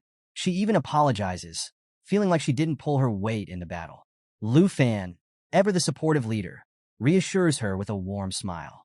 He thanks her for saving him during the bone storm earlier, reminding her that every contribution matters. Plus, he points out, they've all gained a lot today. Jianying got to show off her swordmaster skills, and Xiaofei reached a whole new level. Wins all around, right? Curious about Xiaofei's level up, Jianying asks if there's more to her transformation. As if on cue, the system steps in with the deets. At level 15, Xiaofei has gained major stat boosts, strength, spirit, stamina, you name it, and unlocked 2 epic transformations. She can now become the Eternal Guardian of the Tree of Life, gaining the skills Life Pulse and Eternal Guardian, or ditch her physical form entirely to transform into Soul Light, unlocking Soul Refuge and Soul Influence. Talk about a glow-up! Lu Fan, clearly impressed, explains how Xiaofei's new abilities make her as versatile as Xiaoyi. Jianying chuckles, noting that while Xiaoye's growth has been steady, Xiaofei's sudden leap into 4 transformation options is a bit of a surprise. Either way, it's clear both dragons are becoming serious powerhouses. Feeling proud, Lu Fan reaches out to pat Xiaofei's head, which immediately earns him a glare from Xiaoyi. The jealousy is real, and Xiaoye's mix of annoyance and playful anger is impossible to miss. To break the tension, Lu Fan suggests they test Xiaofei's new form, eager to see what she's capable of. Jianying agrees, her mood lifting as she suggests they head back to the Flying Dragon Sacred Tree to continue their search. But just as things start to settle, Xiaoyi and Xiaofei begin bickering, this time over who gets to stand closer to Lu Fan. The scene is almost comical, a much-needed breather after all the chaos. That is, until fireballs start raining from the sky, shattering the moment like glass. The explosions send shockwaves through the battlefield, kicking up a storm of dust and debris. Jianying's voice cuts through the chaos, identifying the assault as a magic attack. Her tone is sharp with urgency, and Lu Fan immediately orders everyone to scatter and take cover. The group sprints for the nearest shelter, a massive tree, where they huddle together to regroup. Jianying crouches, her sharp eyes scanning for any sign of their attackers, while Lu Fan carefully peeks out from behind the tree. It doesn't take long for him to piece things together. The noise from their fight with the bone dragon must have drawn unwanted attention. And sure enough, when he looks up, he sees them, a swarm of dragons filling the sky, their massive wings blotting out the sun. Lu Fan ducks into a safe spot, his heart pounding as he surveys the area. There's no time to waste, dragons are everywhere, and the pressure is on. Glancing at the system, he explains to the team that Jade Dragon Xiaofei's Soul Light form can ditch her physical body and turn into a Soul Light. It's not just a fancy trick, though. It provides a game-changing soul shield for whoever she attaches to. Without hesitation, he orders Xiaofei to link up with Xiaoyi. In her soul form, Xiaofei merges with Black Dragon Xiaoyi, creating an aura that practically screams unstoppable. As they soar above, Lu Fan turns to Jianying, his tone all business, and tells her to head toward the Divine Dragon Tree. It's like a high-stakes treasure hunt. Only this time, the prize comes with a side of potential death by dragon. Suddenly, a new system notification rolls in. Jade Dragon Xiaofei's Jade Dragon form is officially activated, and she's unlocked a shiny new skill called Soul Light. Sounds cool, but here's the kicker. All her effects are doubled for anyone with dragon blood. Oh, and the skill doesn't just shield damage. It absorbs it, stacking layers of Chi Shield. Once 10 layers are built, Chi Shock activates, unleashing all that absorbed damage right back at the enemy with interest. Lu Fan's grin grows as Xiaofei transforms into a majestic green dragon, her aura blazing with power. Xiaofei's energy immediately boosts Black Dragon Xiaoyi, whose stats skyrocket like crazy. Xiaoyi's strength shoots from 4,375 to a jaw-dropping 26,244. Her roars echo across the battlefield, filled with enough power to make the ground tremble. Jian Yang, watching this transformation, can barely contain her awe. She turns to Lu Fan, marveling at how Xiao Fei's influence has supercharged Xiao Yi. Lu Fan nods, breaking it down for her. Jade Dragon Xiao Fei's abilities are basically tailor-made for dragons. He thinks to himself that if Xiao Yi keeps this up, she might break the 30,000 strength mark by the time they reach the tree. But of course, things aren't going to be that easy. Out of nowhere, fireballs rain down from the sky like meteor showers. Lu Fan's heart sinks as he looks up to see dragons swarming above, their massive forms blotting out the light. It's an ambush, and they're surrounded. Keeping his cool, Lu Fan orders Xiao Yi not to fight back just yet. Instead, he tells Xiao Fei to absorb the incoming damage. A glowing green orb forms above Xiao Fei's head, pulsating with energy as it builds up the damage. Then comes the moment of truth. Lu Fan commands Xiao Fei to unleash Qi Shock. In an instant, a massive wave of energy explodes outward, releasing all the absorbed damage in one devastating counterattack. And because dragons get a bonus, the effect is doubled. The green aura around Xiao Fei lights up the sky, and dragons screech in pain as the blast sends shockwaves through the air. Jinying, wide-eyed and amazed, watches as the counterattack not only defends but annihilates anything within range. Lu Fan can't help but grin as he explains to her how Xiao Fei's soul protection is like having a shield that punches back harder every time it's hit. But just when things start looking up, the air changes. A powerful gust of wind blows through the battlefield, shaking the group to their core. Lu Fan's instincts kick in. It's the boss. Sure enough, a massive dragon descends, its metallic scales shimmering in the light. The system identifies it as a steel dragon, level 60, nightmare difficulty. And its powers? Absolutely terrifying. First up is Rapid Storm, where the steel dragon flaps its wings to create a whirlwind that slows and damages anyone caught in it. Then there's Steel Thrust, a devastating charge that obliterates anything with less than 1 point of endurance. And to top it off, Steel Reinforcement has all incoming damage while boosting its defense to insane levels. The steel dragon lets out a thunderous roar, and for a moment, even Lu Fan feels a chill. It takes to the air, aiming straight for Xiao Yi with steel thrust locked and loaded. Jian Ying's face pales as she realizes just how dangerous this thing is. But Lu Fan, always calm under pressure, reassures her. He orders Xiao Fei to get ready, her soul impact power already building. As Xiao Fei charges up, the atmosphere shifts. A surge of energy fills the air, doubling the effects of every dragon-related skill. So, after that jaw-dropping battle against the steel dragon, Jian Ying can't help but beam with pride as she announces she's reached level 25. She's practically glowing, but of course, Lu Fan's already thinking ahead. Curious as ever, he asks if the steel dragon's defeat came with any cool new rewards. Jian Ying doesn't disappoint. She raises her hand, revealing a sword that shines so brightly it might as well be screaming, "I'm legendary." She explains it's called Myriad Blossoms, a weapon with massive potential, but still stuck at level 1. The system chimes in to break it down. This sword has the thousands of sword feathers ability, which lets it split into smaller weapons. Each fragment deals 10% of the original attack power, then comes back together for a devastating area strike. Lu Fan grins, clearly impressed, and remarks that once it levels up to 25 stars, it'll be a total game changer. Meanwhile, in the background, Black Dragon Xiao Yi and Jade Dragon Xiao Fei are having the time of their lives, playfully messing around like overpowered siblings. But Jian Ying? Not so much. A wave of doubt sneaks in as she watches them. Even with her Myriad Blossom sword, she can't help but wonder if her power will ever measure up to Xiaoya's strikes or Lu Fan's insane abilities.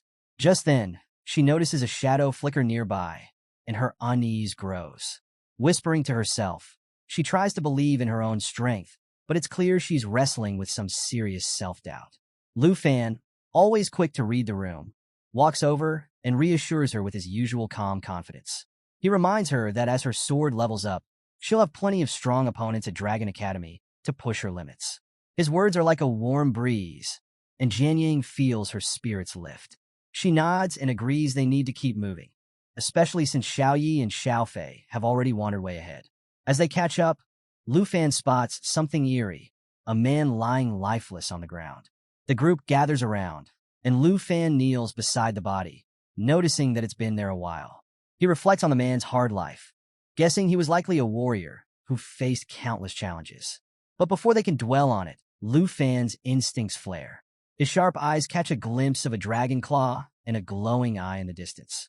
Danger is close, too close. Without missing a beat, he draws his dragon sword and warns Jianying that they've wandered into monster territory. Her heart races as she realizes they're likely walking into a trap. And sure enough, a dragon bursts out of the bushes, its bronze scales gleaming menacingly. The system identifies it as a bronze dragon, star level 60, with an insane defense-boosting skill called bronze armor. Lu Fan's about to engage when another dragon appears, and this one's on a whole other level. It's a three-headed elemental dragon, level 65, with a boss difficulty rating of Nightmare. The system lays out its terrifying abilities. Triple magic, which lets it unleash fire, ice, and thunder simultaneously. Regeneration that allows its heads to grow back if even one survives. And enough raw power to wipe out anyone unprepared. Lu Fan and Jianying freeze for a moment, staring in disbelief. Two bosses at once? Yeah, this just got real. Jianying quickly suggests focusing on the bronze dragon first, but Lu Fan flashes his confident grin and tells her to hold tight. He's got a plan. With a quick command, Lu Fan calls for Xiao Fei to shift into her jade dragon form, and the transformation is nothing short of breathtaking. Surrounded by a bright green glow, Xiao Fei radiates raw energy as she readies her soul light skill. Meanwhile, Lu Fan tells Xiao Yi to switch into her destruction form, setting the stage for an all-out assault. The three-headed dragon wastes no time, taking to the air and bombarding them with fire and ice. Lu Fan dodges skillfully, charging forward with his dragon's sword glowing fiercely. He commands Xiao Fei to activate Soul Impact, and the energy release is immediate and overwhelming. The surrounding dragons reel from the shockwave as Xiao Yi, now fully transformed, unleashes her new skill, Intimidation. Her deafening roar sends a ripple of fear through the battlefield, paralyzing the enemy in its tracks. Even Jianying feels the weight of Xiaoya's aura and realizes this control skill is unlike anything she's ever seen. With the bronze dragon weakened by Xiaoya's devastating pressure, Lu Fan sees his opening. He charges in with his dragon sword and combines Soul Effect with Dragon Fang Strike, shattering the bronze armor skill. Xiao Yi follows up, twisting the dragon's neck with brutal efficiency. The bronze dragon collapses in a heap, its metallic blood pooling on the ground. The system chimes in to announce the victory. Xiao Yi levels up to 22, Xiao Fei reaches level 17, and Lu Fan himself hits level 28. Jianying, though she's also leveled up to 27 and upgraded her Myriad Blossoms sword to level 6, feels a twinge of sadness. She didn't get to contribute as much as she wanted. Lu Fan, ever the leader, places a reassuring hand on her shoulder and explains that taking out all three heads of the elemental dragon was essential to prevent its regeneration. He suggests they let Xiao Yi and Xiao Fei handle things for a bit while they rest at the nearby camp. Later that night, under the light of the moon, Jianying brings some food to Lu Fan, mentioning it was prepared by Sister Hank. She steps outside, expecting to find him by the fire, but he's nowhere to be seen. The flames flicker brightly, but the absence of her companion leaves her feeling strangely hollow. She reflects on her emotions, questioning if Lu Fan shares her worries. Despite her best efforts, she can't shake the feeling that she's been more of a burden than a help. Meanwhile, Lu Fan is already deep in thought, silently apologizing to Jianying as he focuses on their mission. The system alerts him to something extraordinary, a massive egg. As he approaches, the system reveals they are now close to the divine treasure, the very reason they entered this perilous forest in the first place. Just when Lu Fan thought he could catch his breath, danger strikes again. Out of nowhere, a ferocious dragon materializes, roaring loud enough to make the ground shake. Its eerie green eyes glow with a deadly intensity, and the system wastes no time throwing up a warning. Soul of the Flying Dragon King, level 70. This beast isn't just strong, it's nightmare fuel. Its dragon's breath attack can unleash fire, ice, thunder, or wind, and its Assault Dragon King ability lets it dive at lightning speed, piercing through anything in its way. Oh, and to make it worse, it takes 50% less damage from everything. Because why not? Lu Fan instantly knows this is the final boss of the level 55 Nightmare Secret Realm. The tension is real. Drawing his dragon sword, he prepares for the toughest fight of his life. Xiao Yi and Xiao Fei step up, Their expressions a mix of determination and, let's be honest, a bit of what did we get ourselves into? Lu Fan orders them to focus. It's all or nothing now. Back at the resting area, Jian Ying hears the dragon's roar echoing in the distance. Her stomach twists into knots. Memories of Lu Fan saving her flash through her mind, and doubts creep in. What if she's just holding him back? What if he decides he's better off without her? The thought stings, but she shakes it off.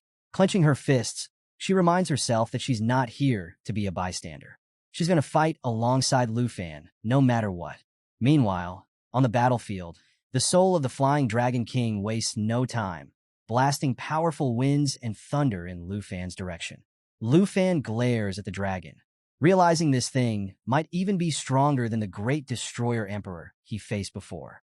His eyes narrow as he orders Xiaoyi to prepare lava flame, while activating Dragon's inspiration to boost everyone's power by 30%.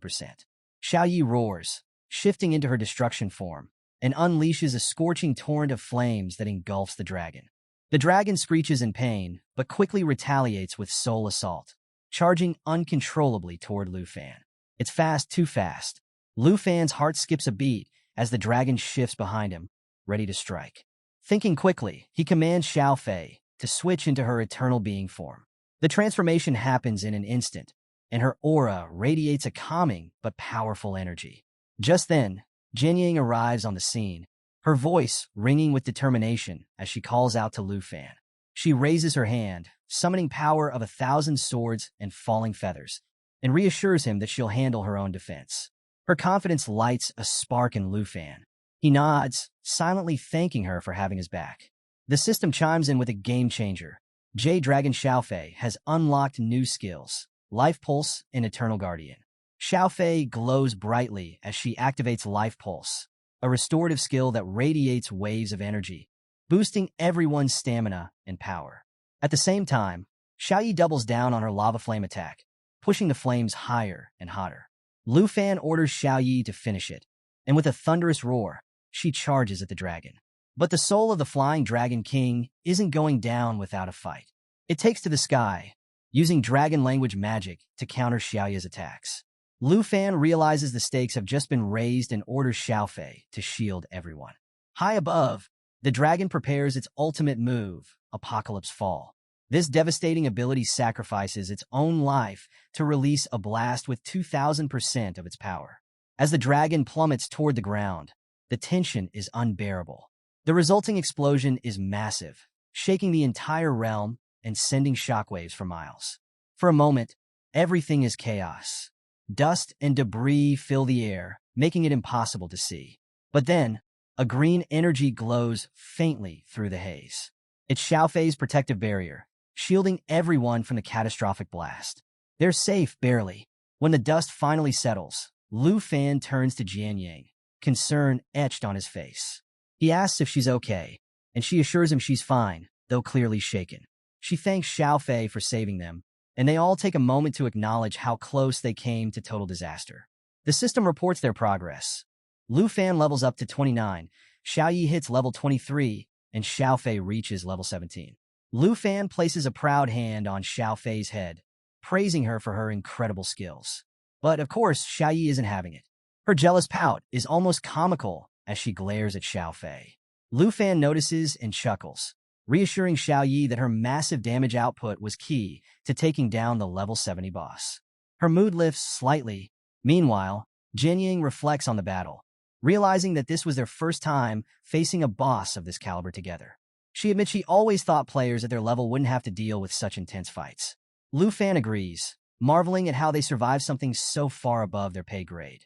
Later, Lu Fan and Jian Ying share a quiet moment. He places a hand on his head, almost embarrassed, and admits he didn't mean to scare her earlier. He only left to explore, not expecting to run into such a powerful enemy.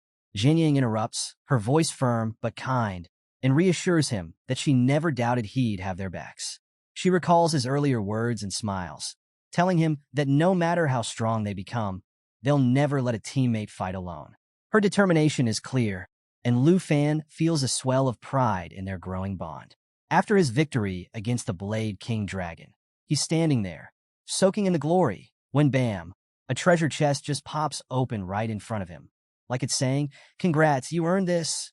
Meanwhile, Jianying, she's completely oblivious, staring off in the opposite direction without a clue about the loot. Lu Fan steps forward, curious about what kind of legendary goodies he scored.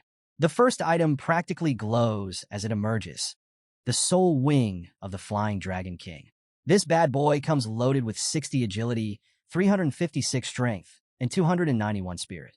Oh, and did I mention? It gives you the ability to fly. Not glide, not hover. Full-on flying. Plus, if you've got dragon language magic, you can cast and receive spells mid-flight. The catch: you need to be level 60 to use it. Lu Fan sighs, thinking how it'll be a while before he's soaring through the skies. Next up, a level 30 artifact designed for dragon riders. This one lets you combine your pet's abilities with your own, boosting dragon energy and unleashing devastating long-range attacks. Lu Fan's grin stretches ear to ear as he pictures himself riding Xiaoyi into battle. He mentally files that one away for when Xiaoyi hits level 30. And then there's the third item, the late Dragonbone Flute. This magical flute can summon the twin Flying Dragon Kings, matching the user's level. The downside? It's limited to 7 uses. Lu Fan admires it but can't help wishing it didn't come with restrictions. As he's marveling at his newfound loot, something strange happens. Xiaofei starts glowing intensely, drawing both his and Jianying's attention. The little jade dragon moves toward a massive tree and begins healing it with her energy. The plants around them start stirring, as if responding to her. It's almost mystical, like something straight out of a legend. And then, just as they're piecing it together, the system pops up with a new mission: restore the sacred tree. Apparently, the tree is under threat from the Abyssal Dragon's minions, and the only way to save it is to slay the Abyssal Dragon and soak the tree's seed in its blood. In return, they'll earn the favor of the Life Dragon, a source of immense power. Lu Fan retrieves the sacred tree seed and lets out a low whistle as he reads the mission details. The Abyssal Dragon is no joke. This thing comes from the lower realms and is infamous for devouring demons. Its rank is so high, it makes the word nightmare look like child's play. Xiaofei gently nudges Lu Fan's hand, and he smiles down at her, thanking her for unlocking this secret mission. Then, in true Lu Fan fashion, he gets an idea. Turning to Xiaofei, he asks, completely seriously, if she can eat the flute. Xiaofei and Jianying freeze, both utterly baffled by the suggestion. But Lu Fan just raises his hands in mock surrender, grinning as he encourages Xiaofei to try it. Xiaofei steps up, and before anyone can stop her, she starts chomping on the flute like it's her favorite snack. Lu Fan can't help but ask if it tastes good, while Jianying stares in disbelief, muttering about how Xiaofei's chewing it like a piece of fruit. Moments later, the system chimes in with an update. Xiaofei has gained the flute's powers and can now summon the twin Flying Dragon Kings without any usage limits. To prove it, Xiaofei immediately summons the Dragon Kings. They emerge with a deafening roar, their power matching Xiaofei's level of 18. Jianying is stunned, struggling to process how a boss-level dragon just became Xiaofei's summon. Lu Fan casually points out that the Dragon Kings are smaller now, joking that they're basically Xiaofei's pets. Jianying mutters something about dragon pets having their own dragon pets, shaking her head at the absurdity of it all. With the Sacred Tree mission now in their hands, Jianying suggests heading back, pointing out that Sister Hank will be worried if they don't return soon. Lu Fan waves her off, telling her to go ahead. He'll catch up. Pulling up his map, he reflects on an important task he still needs to complete. Later, back at the villa in Dragon Capital Academy, Lu Fan calls a meeting with Xiaoyi and Xiaofei. The cozy atmosphere doesn't hide the fact that something serious is about to go down. Sitting in front of them is a new dragon egg, one Lu Fan recently retrieved. He takes a deep breath and, with mock frustration, tells Xiaoyi that her habit of bullying Xiaofei has to stop. Xiaoyi pouts, but her attention quickly shifts to the egg, which seems to fascinate both dragons. Lu Fan tries to regain their focus, explaining that this egg represents their soon-to-arrive family member. He even makes a game out of it, asking if they think it'll be a brother or sister. But the system cuts his fun short, bluntly informing him that at his current level, he can only tame 2 dragons. If he wants to add another, he'll need to hit level 30. Letting out a sigh, Lu Fan tells the dragon sisters that they'll need to level up in the poison spider forest. The next morning, as he's barely awake, there's a knock at his door. 2 ladies, Qin Xiao and another student, stand there looking flustered. Lu Fan rubs his eyes, confused about the commotion. Qin Xiao thrusts a post into his hand, explaining that it's gone viral on the school forum. Apparently, the buzz is about Lu Fan's withdrawal from the freshman exam.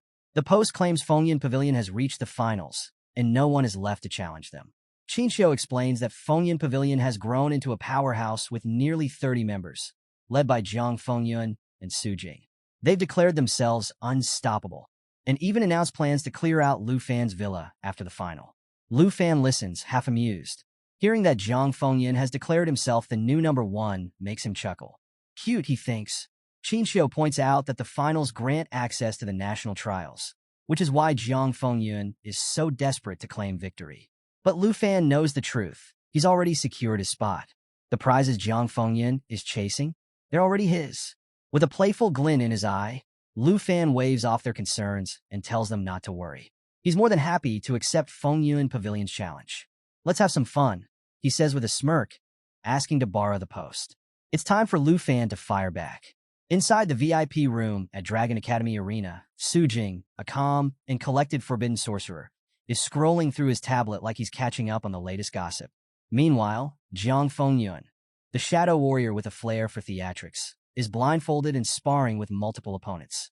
Mid-spar, Su Jing casually mentions that Lu Fan has responded to their forum post. Jiang Fengyun freezes.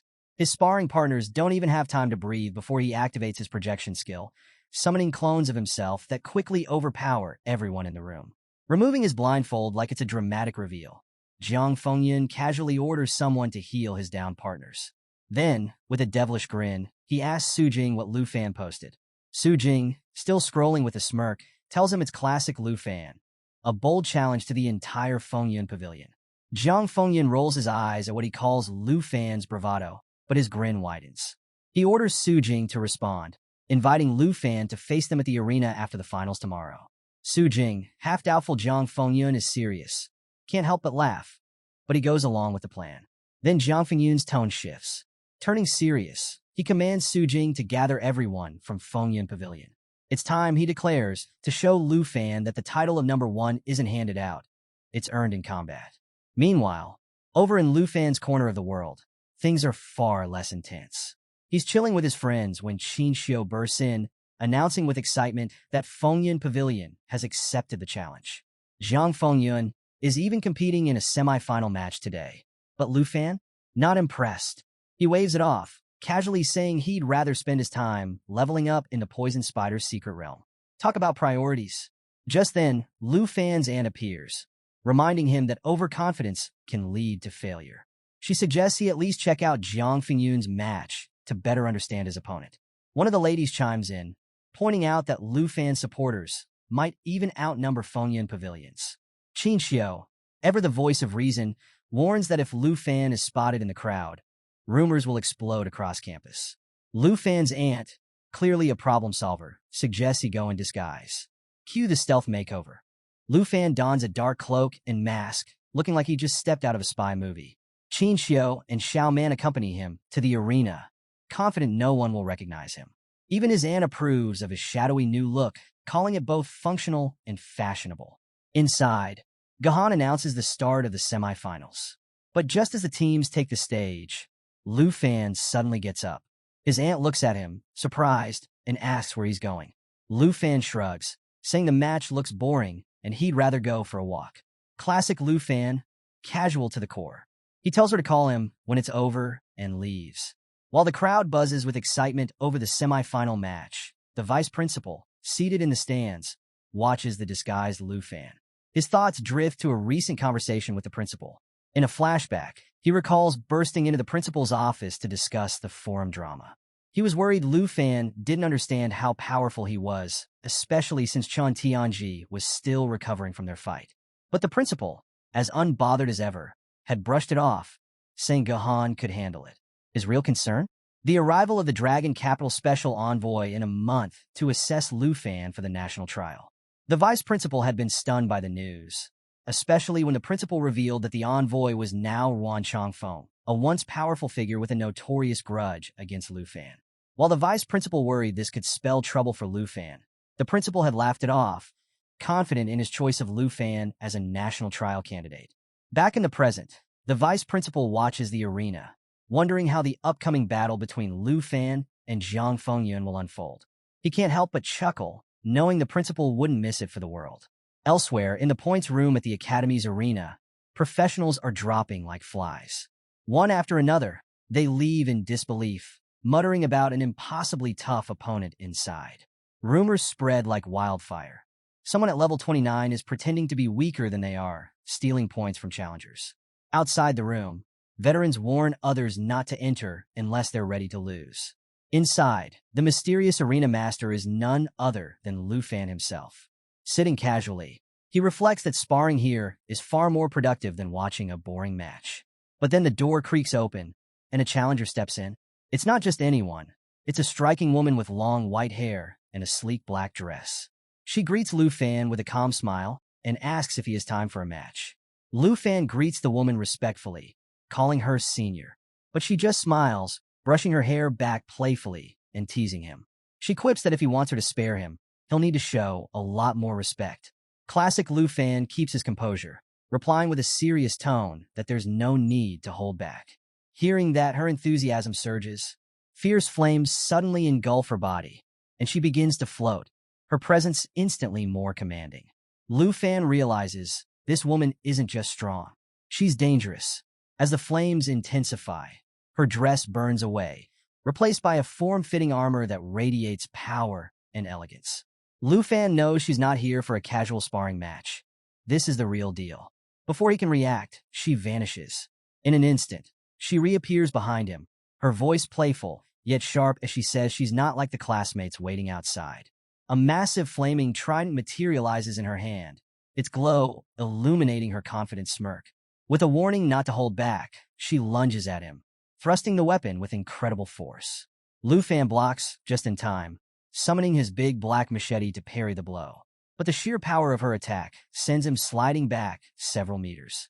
His grip tightens on his weapon as he wonders just how strong she is. The woman laughs, surprised that Lu Fan managed to block her attack. She starts teasing him, asking if he's too scared to hit a pretty lady. To top it off, she seductively licks her finger, taunting him further. Her teasing only fuels her determination. She's made up her mind to teach him a lesson. Lu Fan, calm but focused, tells her he understands and prepares for his counterattack. Their eyes meet, both burning with the thrill of competition. The battle intensifies. Lu Fan's machete clashes with her fiery trident in a flurry of sparks and heat. Each strike grows more powerful, their attacks shaking the ground beneath them. Outside the arena, students gather in awe, whispering about the beautiful woman who just walked in. Some think she's struggling, given her overly enthusiastic fighting style, while others suspect she's just toying with Lu Fan. Either way, they can't take their eyes off the fight. Meanwhile, in the main arena, the crowd erupts as Jiang Fengyun's semi-final match concludes with his victory. He's basking in the cheers when his friend approaches, reporting that rumors of Lu Fan sneaking into the audience have spread. Jiang Fengyun smirks, dismissing the idea as irrelevant. He didn't even show half his strength during the match, so why should he care? Then, in a dramatic twist, Jiang Fengyun points to the audience and shouts, challenging Lu Fan directly.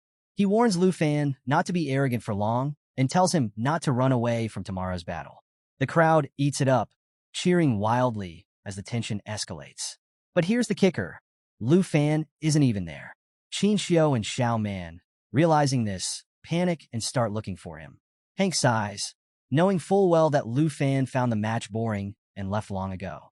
Back in the points arena, Lu Fan is still locked in his intense duel. The mysterious woman's relentless attacks keep him on edge. He's impressed by her power, but puzzled by her motives. Suddenly, his phone rings, distracting him. She notices and, mid-attack, grabs his hat, teasing him about his defense while complimenting his rapid improvement. It dawns on Lu Fan. She's not just fighting him. She's guiding him, exploiting weaknesses in his movements to help him grow stronger. But why? He doesn't have time to figure it out as the woman gets dangerously close, her armor gleaming and her teasing grin inches from his face. She points out that he needs more endurance and stamina if he wants to keep up. Flustered, Lu Fan can't even respond before his phone rings again. Apologizing, he takes the call. When he turns back, he thanks her sincerely for teaching him so much in such a short time. He even asks for her contact information, hoping to schedule more training sessions. The woman, now back in her sleek black outfit, laughs, teasing him for asking a pretty senior for her number so quickly. Lu Fan, panicking, clarifies that it's strictly for training purposes, but she waves him off. With a playful tone, she tells him to open a points room in the arena whenever he wants to fight her again. No promises, though. As she walks away, Lu Fan can't shake the feeling that she's more than just a strong senior.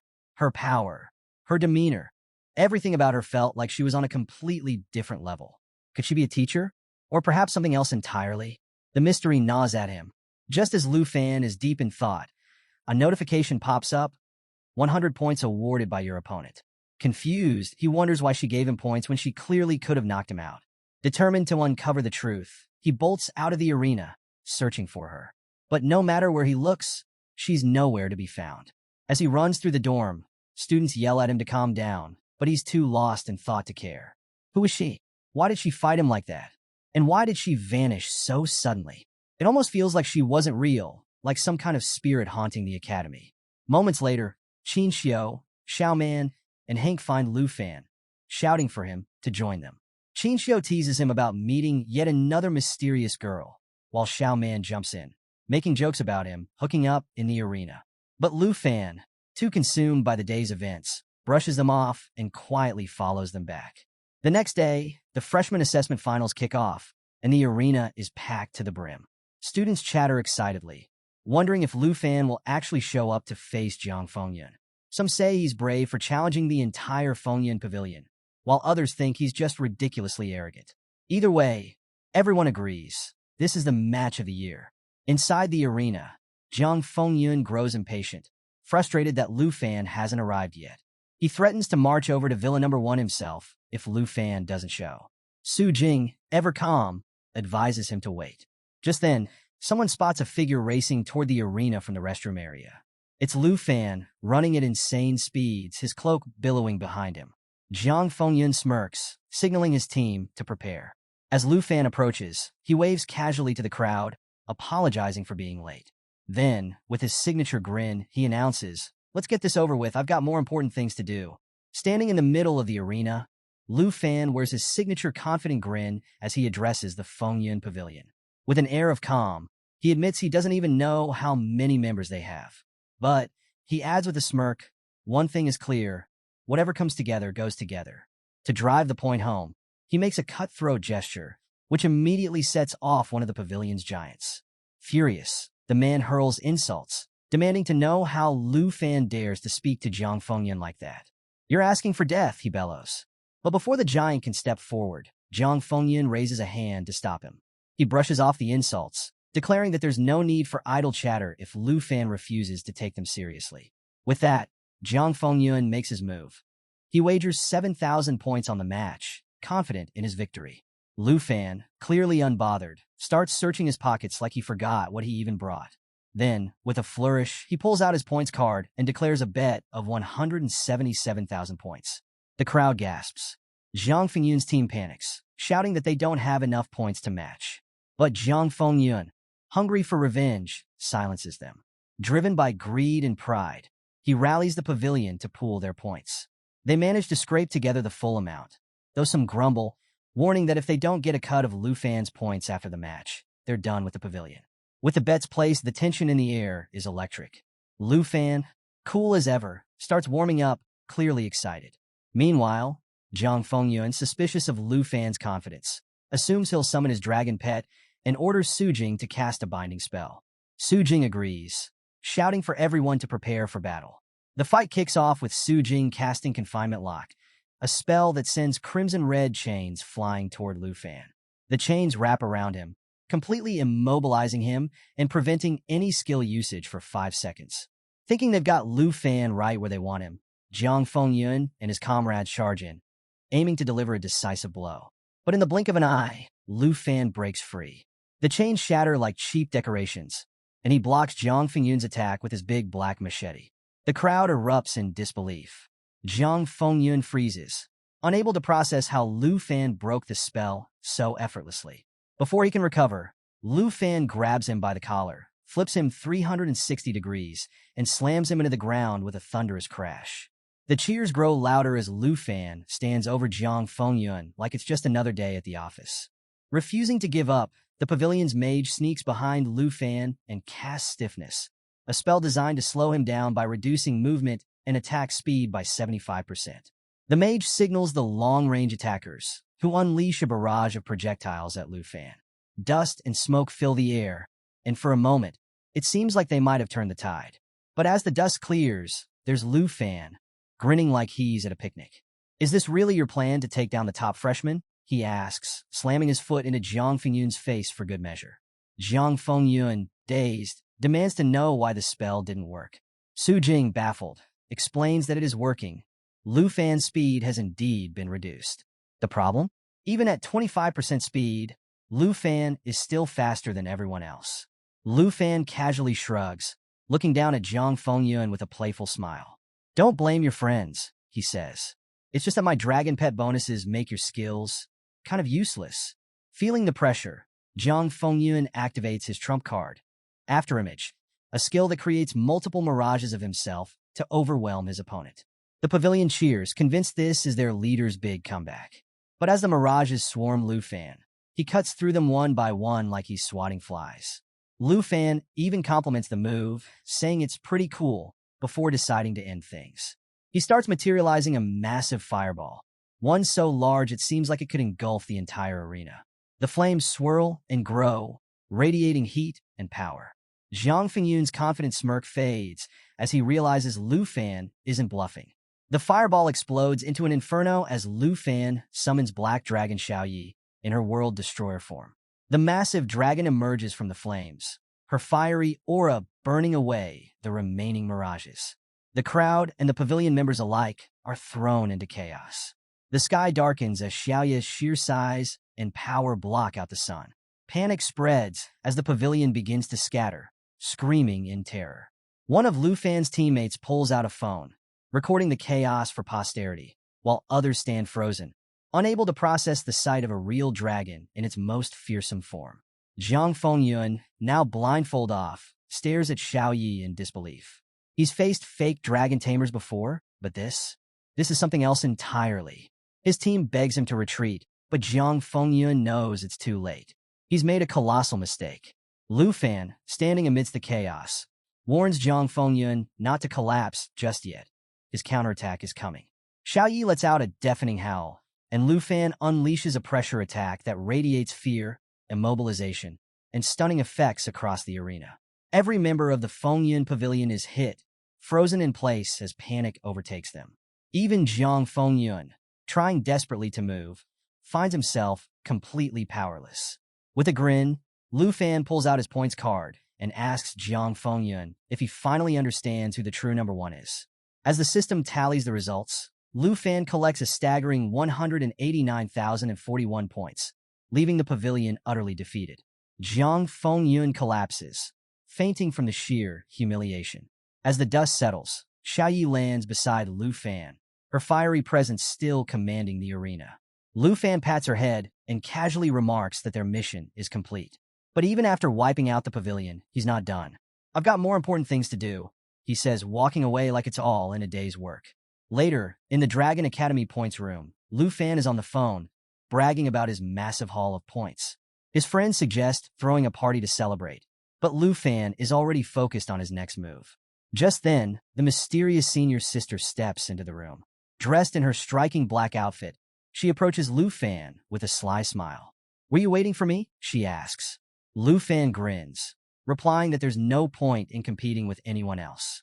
If he's going to learn, it has to be from someone like her. He adds, almost teasingly, that since she's over level 70, she's the only real challenge around. The senior sister pauses, glancing at the arena's level requirement, and smiles knowingly. Lu Fan, too, begins to piece it together. She's not a student. She's something far beyond what he imagined. The scene shifts back to the arena, where the vice principal kneels beside a defeated Jiang Fengyun, checking his pulse after that epic battle. As he surveys the destruction, still surrounded by the stunned members of Fengyun Pavilion, one thing becomes clear. Lu Fan doesn't just fight, he calculates.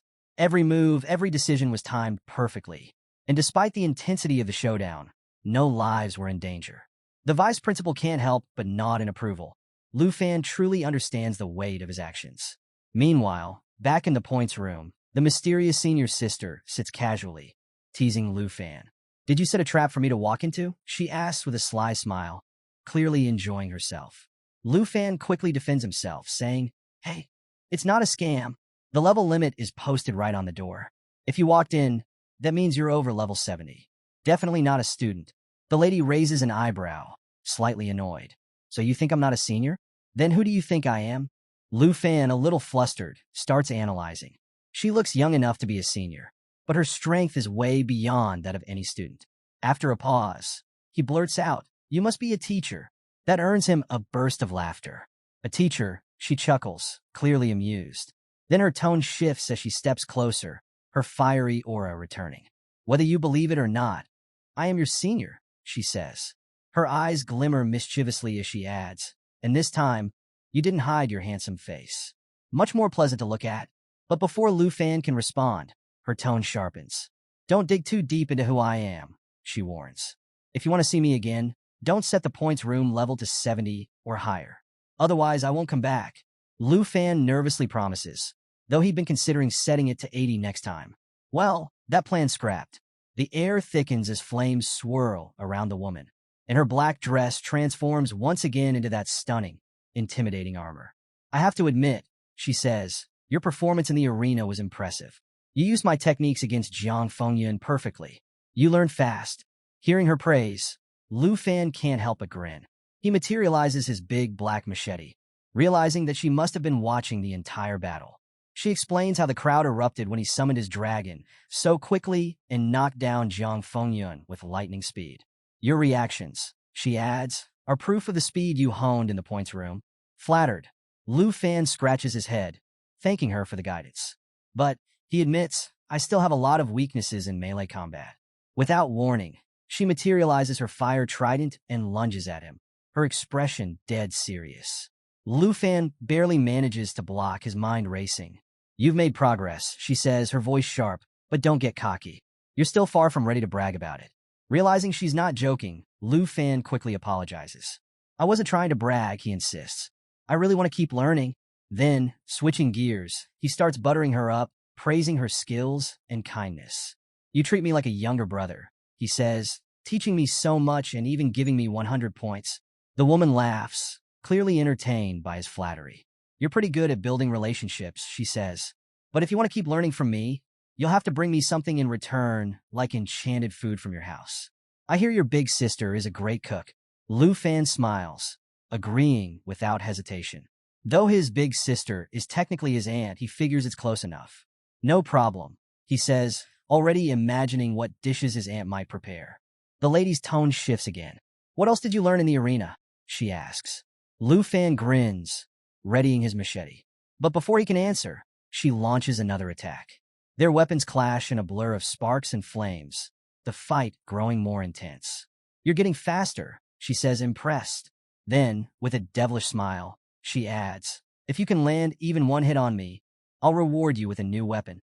Lu Fan, confused, barely has time to process her words before she leaps into the air and lands a playful but powerful hit, using her thighs to smack his face. It's almost like she's belly dancing mid-battle, and Lu Fan is too stunned to react. She teases him about his outdated weapons, joking about switching to a longer fire trident. But then she grows serious again. What do you really want? She asks.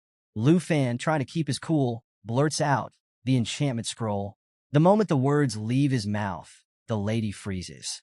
Her expression shifts from playful to furious. Do you even realize how rare and expensive that is? She snaps, lunging at him. You want that? Go to hell.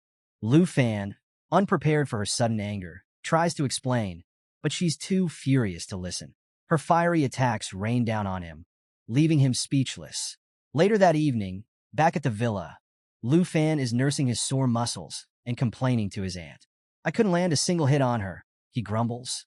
Now my whole body feels like it's been hit by a truck. His aunt, clearly shaken, tells him she was scared to death during his battle with Jiang Fengyun. I thought you two were going to fight to the death, she says. Meanwhile, Qin Xiao, sitting nearby with her tablet, casually mentions that the senior sister probably isn't a teacher. According to Nan Jianyang, she's never seen anyone like her at the academy. Qin Xiao suddenly perks up, announcing that Lu Fan is trending on the school forum again. Turns out, someone recorded his fight against Fengyan Pavilion, complete with footage of the legendary black dragon Xiao Yi. Lu Fan's aunt watches the video, smiling proudly. Now everyone knows you won, she says. This should settle all the disputes. Lu Fan, still baffled, wonders how anyone managed to record the chaos. Some people just have perfect timing, he mutters. Jinying, now curious, teases him. After beating Zhang Fengyun, you should be the new idol of the Fengyun Pavilion, she jokes. But Lu Fan, too exhausted to care, waves it off. I'm just focusing on recovery, he says. The hype will die down soon. The next day, in the spider's secret realm, Lu Fan is back to grinding levels. As he slices through hordes of spider monsters with ferocious attacks, Jianying watches in confusion. I thought your goal was learning new techniques from your senior, she says. Lu Fan, focused on the fight, explains, if I upgrade my level, I'll have an advantage over her. Besides, I'll need it to keep up. Just as he finishes a particularly tough wave of spiders, Lu Fan feels it. The surge of energy as he finally hits level 30. Overjoyed, he calls everyone over to open a treasure chest and celebrate his achievement. Qin Xiu congratulates him, while his aunt, trying not to gag at the sight of the spider corpses, reluctantly pats him on the back. Jianying and Xiaoman are equally excited, knowing that hitting level 30 means one thing. It's finally time for Lu Fan to visit the job transfer hall and upgrade his class to the next level. Lu Fan steps out of the secret realm, his excitement practically radiating. He's ready for whatever comes next after his second job transfer. But as soon as the nearby students recognize him, the guy who single-handedly defeated Chen Tianji and wiped the floor with the entire Fengyan Pavilion, chaos erupts. Boys and girls swarm him like he's a celebrity, all clamoring for selfies, autographs, and even just a handshake. The crowd grows larger and rowdier, separating him from his group. Jianying and Xiaoman watch the madness unfold from a distance. Jianying's eyes narrow in jealousy at the girls fawning over Lu Fan, while Xiaoman shakes her head in disbelief. How did he get this popular so fast, she mutters. Realizing there's no escape from the crowd, Lu Fan's aunt springs into action. 10 minutes later, Lu Fan emerges disguised in his trusty undercover gear. Mask, goggles, the whole shebang. As students frantically search for him, the disguise works perfectly and the mob disperses. Qin Xiu exhales in relief. Thank goodness, she says, we finally dodged them. Lu Fan, however, looks a bit deflated. Do I really have to go out like this every time now? He laments. Xiaoman, envious of the attention, jokes, I wish I had a bunch of handsome guys chasing after me. Jianying, still sour, quickly changes the subject. There's no historical record of a second job transfer for a dragon tamer, she points out. No guides, no references. Lu Fan's flying blind here. Qin Xiu, ever the cheerleader, pats Lu Fan on the back. You're about to make history, she says with a grin. Even Lu Fan feels a spark of pride. This is uncharted territory, and he's ready to face it head-on. Finally, they reach the job transfer hall, and the group exchanges encouraging smiles. The ceremony is solo, Jianying reminds him. You've got this. Lu Fan reassures them, saying, don't worry, I'll figure it out somehow. With a confident tap of his student card, he enters the chamber. The room is circular and bathed in soft blue light. As the system announces that the second stage transfer is ready, Lu Fan realizes there's no existing data for a Dragon Tamer's second transfer. Usually, these jobs are documented for future generations, but his path is entirely blank. Determined, he begins exploring his options. 3 glowing notifications appear before him. 1. Dragon Priest. A path centered on healing, buffs, and enchantments, enhancing dragon pets, but leaving the user's abilities weaker. 2. Dragon Spellcaster. A mage-like role that absorbs dragon skills and lets the user cast dragon magic themselves. 3. Flame Dragon Warrior. A melee-focused class with incredible strength and endurance, allowing transformations into a giant dragon form. Each option has clear strengths, but comes with significant trade-offs. None of them fit Lu Fan's balanced fighting style. Frustrated, he stares at the choices, feeling stuck. Then, as if sensing his dilemma, a 4th option materializes, Dragon Rider. Before him, a suit of powerful armor with a flowing cape appears, radiating energy. The system explains that the Dragon Rider branch enhances skills by synchronizing them with dragon pets. It's versatile, allowing growth in multiple combat styles and further strengthening his bond with his dragons. This is it, Lu Fan realizes, his eyes lighting up. It's a perfect match.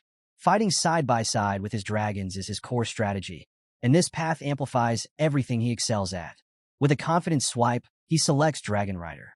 Meanwhile, back outside, the ladies are starting to get anxious. Why is it taking so long? Xiaoman asks, pacing. Hank, trying and failing to stay calm, reassures her, don't be nervous. Lu Fan's just exploring his options. Jianying, ever composed, chimes in. He's making history. He has to be careful. His choice might even change the way dragon tamers are viewed forever. Qin Xiu smiles. This is the end of the 800-year decline of dragon professions. Trust him. Lu Fan knows what he's doing. Just as the tension reaches its peak, the doors swing open. Lu Fan steps out, and the group breathes a collective sigh of relief. They bombard him with questions, eager to know what path he chose. As they walk, Lu Fan reveals his new class, Dragon Rider. My contract slots increased from 2 to 3, he adds with a grin. Xiaoman, ever curious, asks, wait, does that mean you actually have to learn how to ride a dragon now? Laughing, Lu Fan explains, I already found a dragon riding saddle in the cemetery's secret realm. As long as my dragons hit level 30, I can ride them. His aunt raises an eyebrow. The thought of you riding 2 dragons feels weird, she teases. Lu Fan smirks. Don't imagine anything strange. I'm only riding them in full dragon form, not human form. As they approach the villa, Lu Fan spots someone familiar, the mysterious senior sister. She strides over, her presence as captivating as ever. You've wasted enough time, she says playfully. I should have just given you my contact info earlier. The group stares, especially Xiaoman, who immediately realizes this is the senior who trained Lu Fan into exhaustion. She can't help but admire her beauty. The senior sister smiles knowingly. I assume Lu Fan's told you all about me, she says, then turns to his aunt.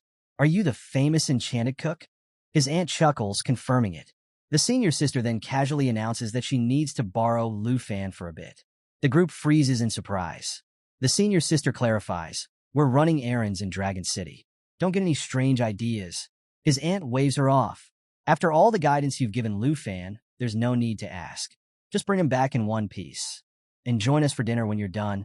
Before Lu Fan can protest, the senior sister grabs his hand. As she pulls him away, her chest brushes against him, leaving him flustered. He glances back at his friends, clearly annoyed that no one bothered to ask his opinion.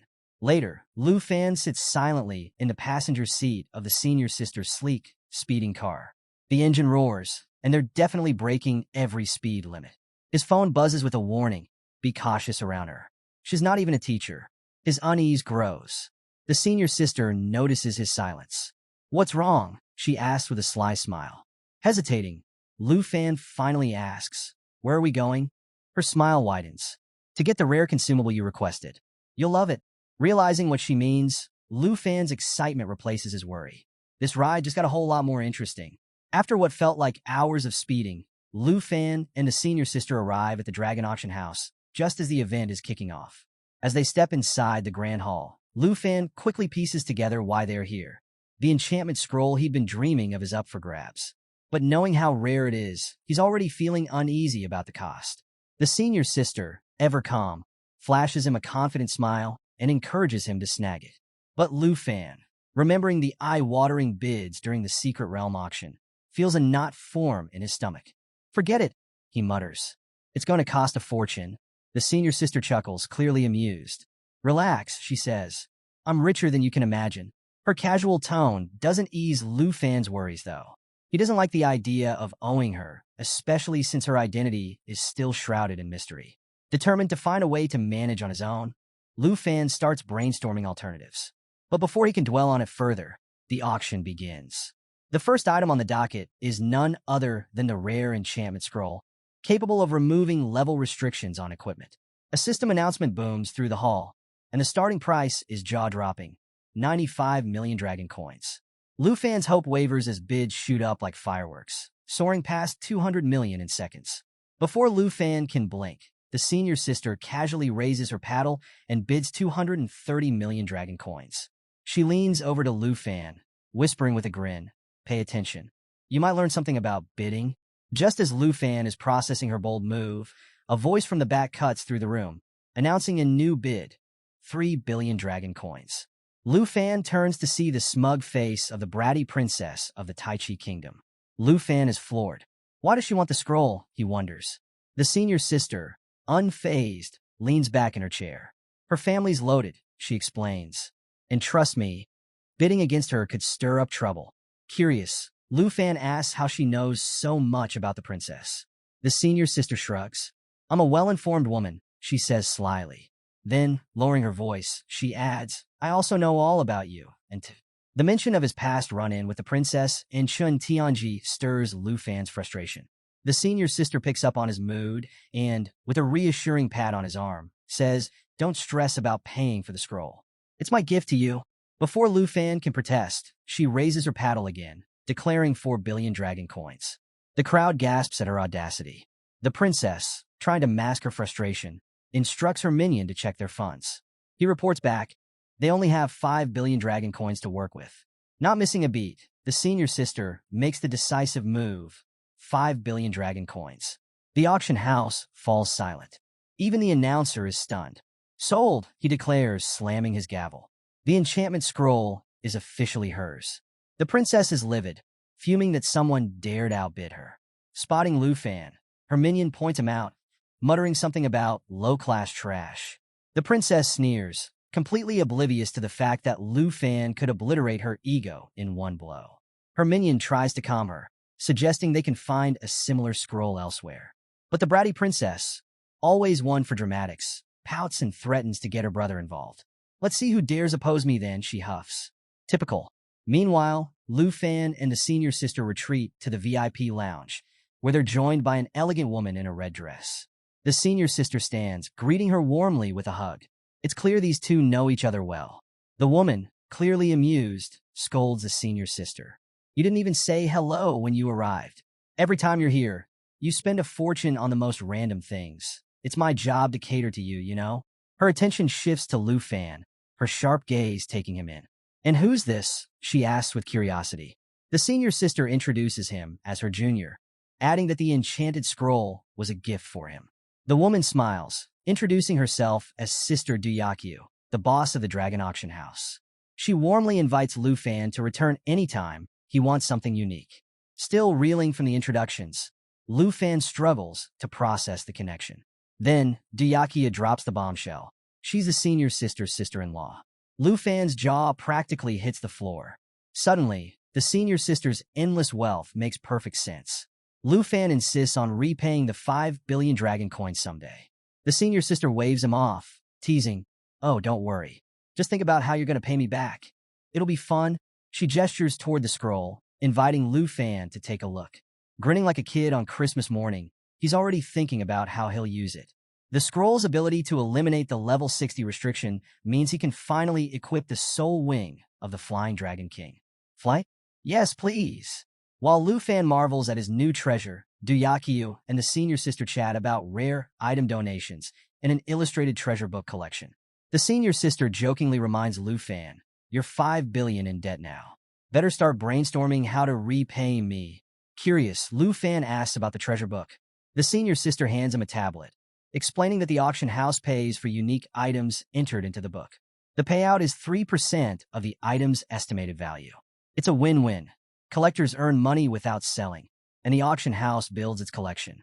Intrigued, Lu Fan pulls out the soul wing of the Flying Dragon King and asks Duyakyu to appraise it. She's instantly impressed. A legendary level 60 flying wing? She exclaims. This is worth at least 2 billion dragon coins. Without hesitation, Lu Fan submits it to the treasure book, earning a hefty 60 million dragon coins from the 3% cut. Easy money, he thinks, though he knows it's just a dent in his debt. But Lu Fan isn't done yet. I have something even rarer, he says, pulling out the blue dragon egg. The room falls silent. Duyakyu and the senior sister stare in disbelief as the legendary star dragon egg glows in his hands. Duyakyu, putting the pieces together, finally realizes who Lu Fan really is. You're the dragon tamer from the southern province, she whispers, awestruck. The senior sister just smiles, clearly proud of her junior. After dropping the senior sister near her house, Lu Fan politely offers to walk her to the door, but she waves him off with her usual confident smile. I've got it, she says. As Lu Fan flies off into the distance, she finds herself quietly impressed. Most guys would have insisted on walking her to the door, either out of over-politeness or to sneak a peek at her private life. But not Lu Fan. He's refreshingly straightforward. Not bad, she muses. Then, with a start, she remembers something. Lu Fan left her bike hanging in midair during their adventure earlier. Now, it's probably reduced to scrap metal. Poor bike, she sighs, shaking her head. Back at the villa, Lu Fan plops down between the black dragon Xiao Yi and jade dragon Xiao Fei, exhausted but triumphant after the long flight. He's definitely getting the hang of those soul wings now. But there's no time to rest. He's finally ready to hatch the star dragon egg, and nothing's going to stop him. The dragon ladies glance at each other. Xiao Yi looks surprised, and Xiao Fei stirs from her nap, eyeing the egg curiously. Lu Fan, ever the peacemaker, reminds them that they'll need to coexist peacefully once the new dragon arrives. No more petty squabbles. At least, that's what he hopes. Channeling his dragon tamer skill, Lu Fan pours his aura into the egg. The room fills with an intense blue light as the egg begins to crack. Xiao Fei, being the little mischief maker she is, starts munching on the broken shell pieces, much to Lu Fan's amusement. Suddenly, the light intensifies, and stars seem to burst into the room. When the light fades, there it is, a baby star dragon with sleek black scales, shimmering blue wings, and a starry aura that makes it look like it fell straight out of the cosmos. The star dragon stats are already insane for a level 1 hatchling. 795 strength, 276 agility, and 109 spirit. Its skill set, even crazier. Broken Star summons a star to crash into enemies, causing massive area damage. Starlight Scale Armor absorbs damage for 60 seconds, then reflects it back. Star Surge increases endurance the longer the battle goes on. Star Dragon Bloodline reduces all attribute damage by 50% and boosts self-recovery by a whopping 500%. Lu Fan lifts the tiny dragon, marveling at its potential. It's already stronger than Xiao Yi was at level 1, and Lu Fan knows that once it reaches level 20, it'll be an absolute powerhouse. Meanwhile, the star dragon notices Xiao Fei still snacking on its eggshells and rushes over, giving her a swift smack. Xiao Fei pouts, but Lu Fan can't stop chuckling. He's still thinking about how devastating the broken star skill will be in a dungeon. As the star dragon starts nibbling on its own eggshells, because, why not? Lu Fan realizes it's a girl. Following tradition, he decides it's time to name her. After a lot of brainstorming, he lands on Xingqian, a name that symbolizes the stars. But the dragon ladies aren't impressed.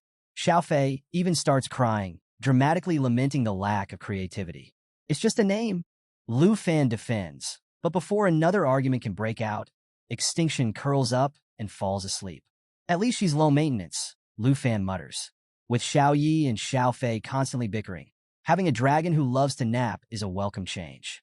Meanwhile, in the Wanli Sand area of the Taichi Kingdom, a level 60 to 70 zone notorious for its dangers, a chilling scene is unfolding. Skeletons hang from crosses, and a campfire flickers ominously. Near the site stands a man in a long cape, his expression cold as he stares at his phone. Meet Jin Xinghan, a top-ranked professional, and more importantly, the bratty princess Jinju's older brother. A voice breaks the silence, asking him what's wrong. Without looking up, Jin Xinghan explains that his spoiled little sister has been pestering him about a trashy boy who had the audacity to hit her. Not once, but twice. She's always been like this, Jin Xinghan says, clearly unimpressed. Nearby, a massive centipede-like monster emerges from the lake, but Xinghan doesn't even flinch. With a flick of his hand, a burst of red energy slices the creature clean in half. I'm a loving brother, he declares, a dangerous smile playing on his lips. And I'll make sure to rid my sister of all her troubles, personally. Back at the villa, a week has passed since Lu Fan hatched the Star Dragon. Life has settled into a new rhythm. Lu Fan regularly trains with the senior sister, who's always teasing him. She loves to remind him that if he ever manages to land a single hit on her, she'll take him to the dragon auction house again. Spoiler alert, he hasn't succeeded yet. During the weekdays, Lu Fan and his team grind hard in the poison spider forest, and their progress is impressive. Jade Dragon Xiao Fei is now level 22. Star Dragon Extinction has hit level 11. Black Dragon Xiao Yi is at level 29. As for the humans, Lu Fan is at level 32. Jianying has reached level 31. Xiaoman is also at level 32. Qin Xiao, the quiet powerhouse, is at level 30. With everyone ready for their second-class transfers, the team is more excited than ever. Xiaoman, in particular, can't stop talking about the advanced dungeons they'll tackle next. Watching it all unfold, Lu Fan can't help but smile. His team is growing stronger by the day, and their synergy is unmatched. So, our crew is standing around, all pumped up about their new powers. Jian Yang, always the first to show off, steps forward and proudly declares she picked the sword dancer class. Why? Because it comes with the sword master skill. And let's be honest, who wouldn't want to twirl swords in style? She turns to Qin Xiao and teases, "Hey, wasn't expecting you to go damage dealer." Qin Xiao just laughs it off and explains, "I thought about being a support, but since Xiao Fei's got healing covered, I went all out with the hidden combat class. Holy Light Judge. Now her light attribute magic is so powerful, it's practically blinding." Lu Fan chimes in with his usual leaderly grin, pointing out how well-rounded their team is now. Physical power, magic, and support. It's like a buffet of awesome abilities, something for everyone. Just as he's about to finish his pep talk, Xiaoman literally bursts onto the scene, glowing with excitement.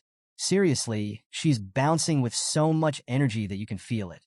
Everyone's curious, and Qin Xiao is the first to ask what's got her so hyped. Xiaoman, grinning like she just won the lottery, tells them to guess. Jian Yang, the know-it-all, gasps and blurts out, "Wait, is it that hidden class from the second level change?" Xiaoman nods, so hard it's a miracle her head doesn't pop off. "Yep, I'm officially a water ripple swordsman. I can control water magic now." Lu Fan raises an eyebrow, intrigued. "Wait, hidden classes of the second level change? Isn't that like finding a needle in a haystack?" Jin Yang, ever the encyclopedia, confirms, "Yeah, the odds are insane, lower than getting a hidden class at the first level change." Xiaoman gets a little emotional here, admitting she's always felt like the weakest link, but being with the team has helped her find balance. Sweet moment, right? Not for long. Lu Fan can't resist and throws in a jab, teasing that it's hilarious how Xiaoman, once the slacker of the team, is now the proud owner of a rare hidden class. Oh boy, that did it. Xiaoman's face goes bright red, and she looks ready to clobber him on the spot. Fists clenched, eyes blazing. If looks could kill, Lu Fan would be respawning already. But just as things are about to escalate, Lu Fan's phone buzzes. It's Vice Principal Zhao, and suddenly the mood shifts. Lu Fan answers, and his playful expression turns serious. The envoy is coming. He cuts the call and tells the team he's got to go. Xiaoman, still mid-rant, is left standing there, her fury interrupted by the universe itself. Fast forward to the combat class hall at Dragon Capital Academy. The students are gathered, and all eyes are on the stage. Teacher Gahan leans over to Lu Fan and casually drops some info. The envoy. His name's Ruan Changfeng, and he's no joke. A level 76 Holy Shield Knight, 3rd-tier powerhouse. Oh, and Gahan also mentions that Vice Principal Zhao hinted this envoy has some opinions about Lu Fan. Translation, it's going to be awkward. Lu Fan remembers his sister's warning that this envoy might single him out. As if it's not enough to worry about, Lu Fan's attention is suddenly grabbed by someone on stage. Among the three figures standing there, one is wearing a white robe and holding something incredible. The Brahma staff. Yeah, the one that was once ranked #1 in the treasure book. And this mysterious person is just casually holding it like it's no big deal. Curious, Lu Fan whispers to Teacher Gu, asking who this robed figure is. With a knowing smile, Gahan reveals that it's the principal of Dragon Capital Academy. And, get this, the principal is a total enigma. No one knows their gender, their voice is altered, and they never show up to events. Basically, the ultimate mystery boss. Lu Fan quickly pieces it together. If the elusive principal is here, then this envoy must be a seriously big deal. And right on cue, the room erupts as Ruan Changfeng arrives. This guy walks in like he owns the place, radiating authority that makes everyone instinctively straighten up. It's the kind of presence that says, "Better check your shoelaces before I call you out." Without wasting a second, Ruan Changfeng cuts through the tension. No pleasantries, no small talk. Vice Principal Zhao steps forward to greet him, but the envoy waves him off like he's brushing away an annoying fly. He's not here for introductions. He's here for results. He makes it clear that the only person who matters is the principal. Everyone else? Just background noise. Then comes the big moment. Ruan asks if all the candidates for the national trials are present. The cloaked principal gives a nod, and Vice Principal Zhao, doing his best to stay cool, informs him that the academy is recommending only one candidate, Lu Fan.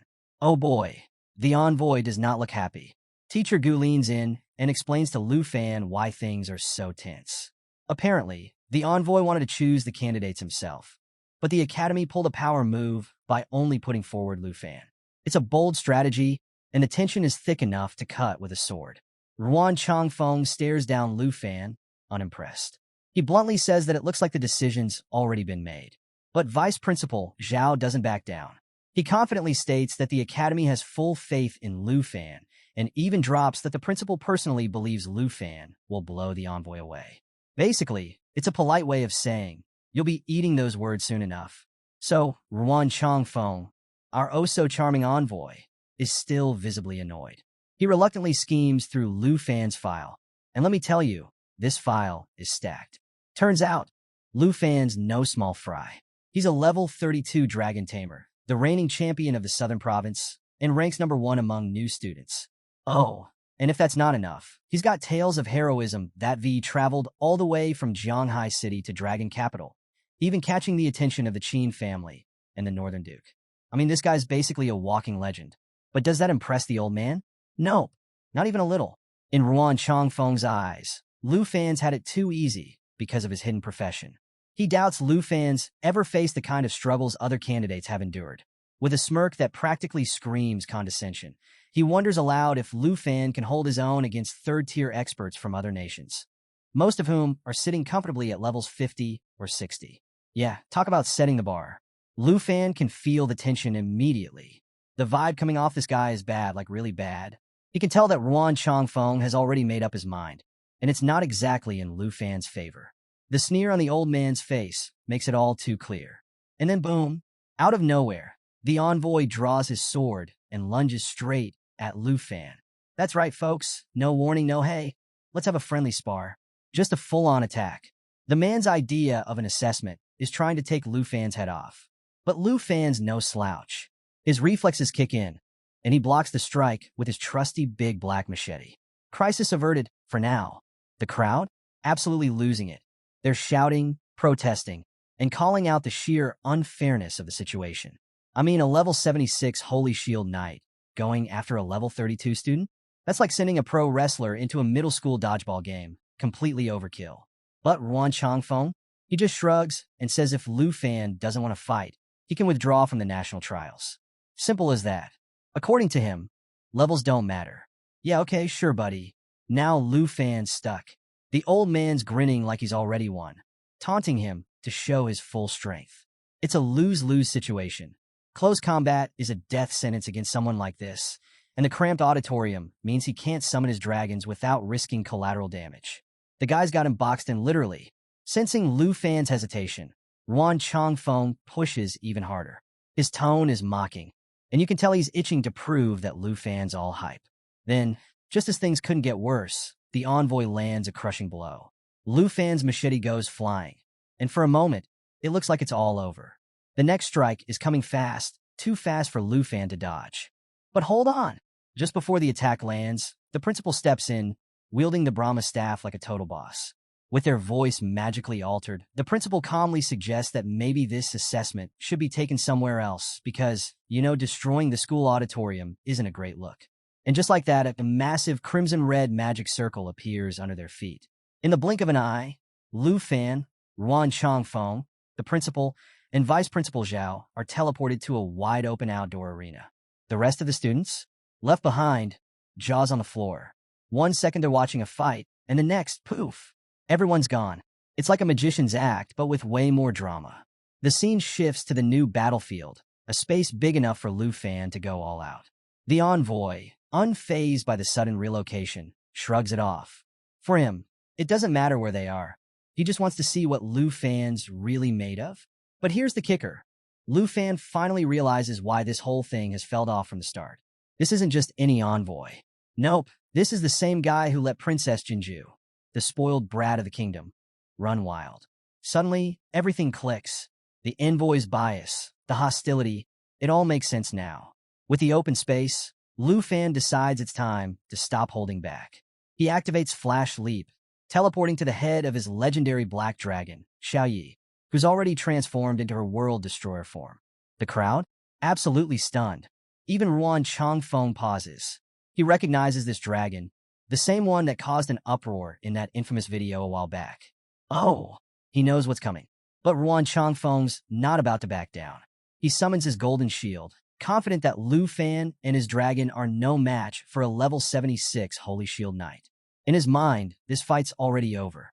He's bringing a tank to what he thinks is a water gun fight. Big mistake. Lu Fan, however, is done playing games. He makes it clear that this so-called test is about to blow up in the envoy's face. Xiao Yi lets out a roar so powerful, it shakes the entire battlefield. The sheer force of her presence freezes everyone in place. It's not just a roar, it's a declaration. You mess with the wrong dragon. Even Ruan Changfeng can't hide his reaction. His body trembles under the overwhelming pressure. His smirk wavers, his confidence cracking as he realizes he might have bitten off more than he can chew. Still, he forces a smug expression, brushing off Xiaoya's display as a scare tactic. But everyone watching knows the truth. He's barely holding it together. From the sidelines, Vice Principal Zhao and the robed principal watch in silence.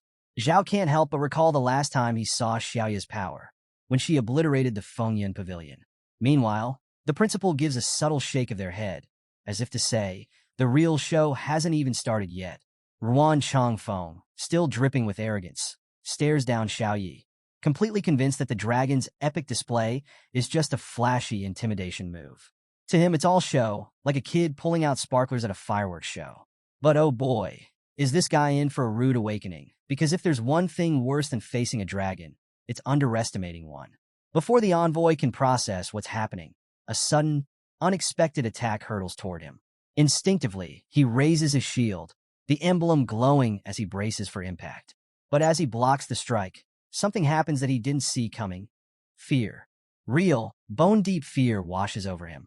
For a guy who's made a career out of being unshakable, this feeling? Totally foreign.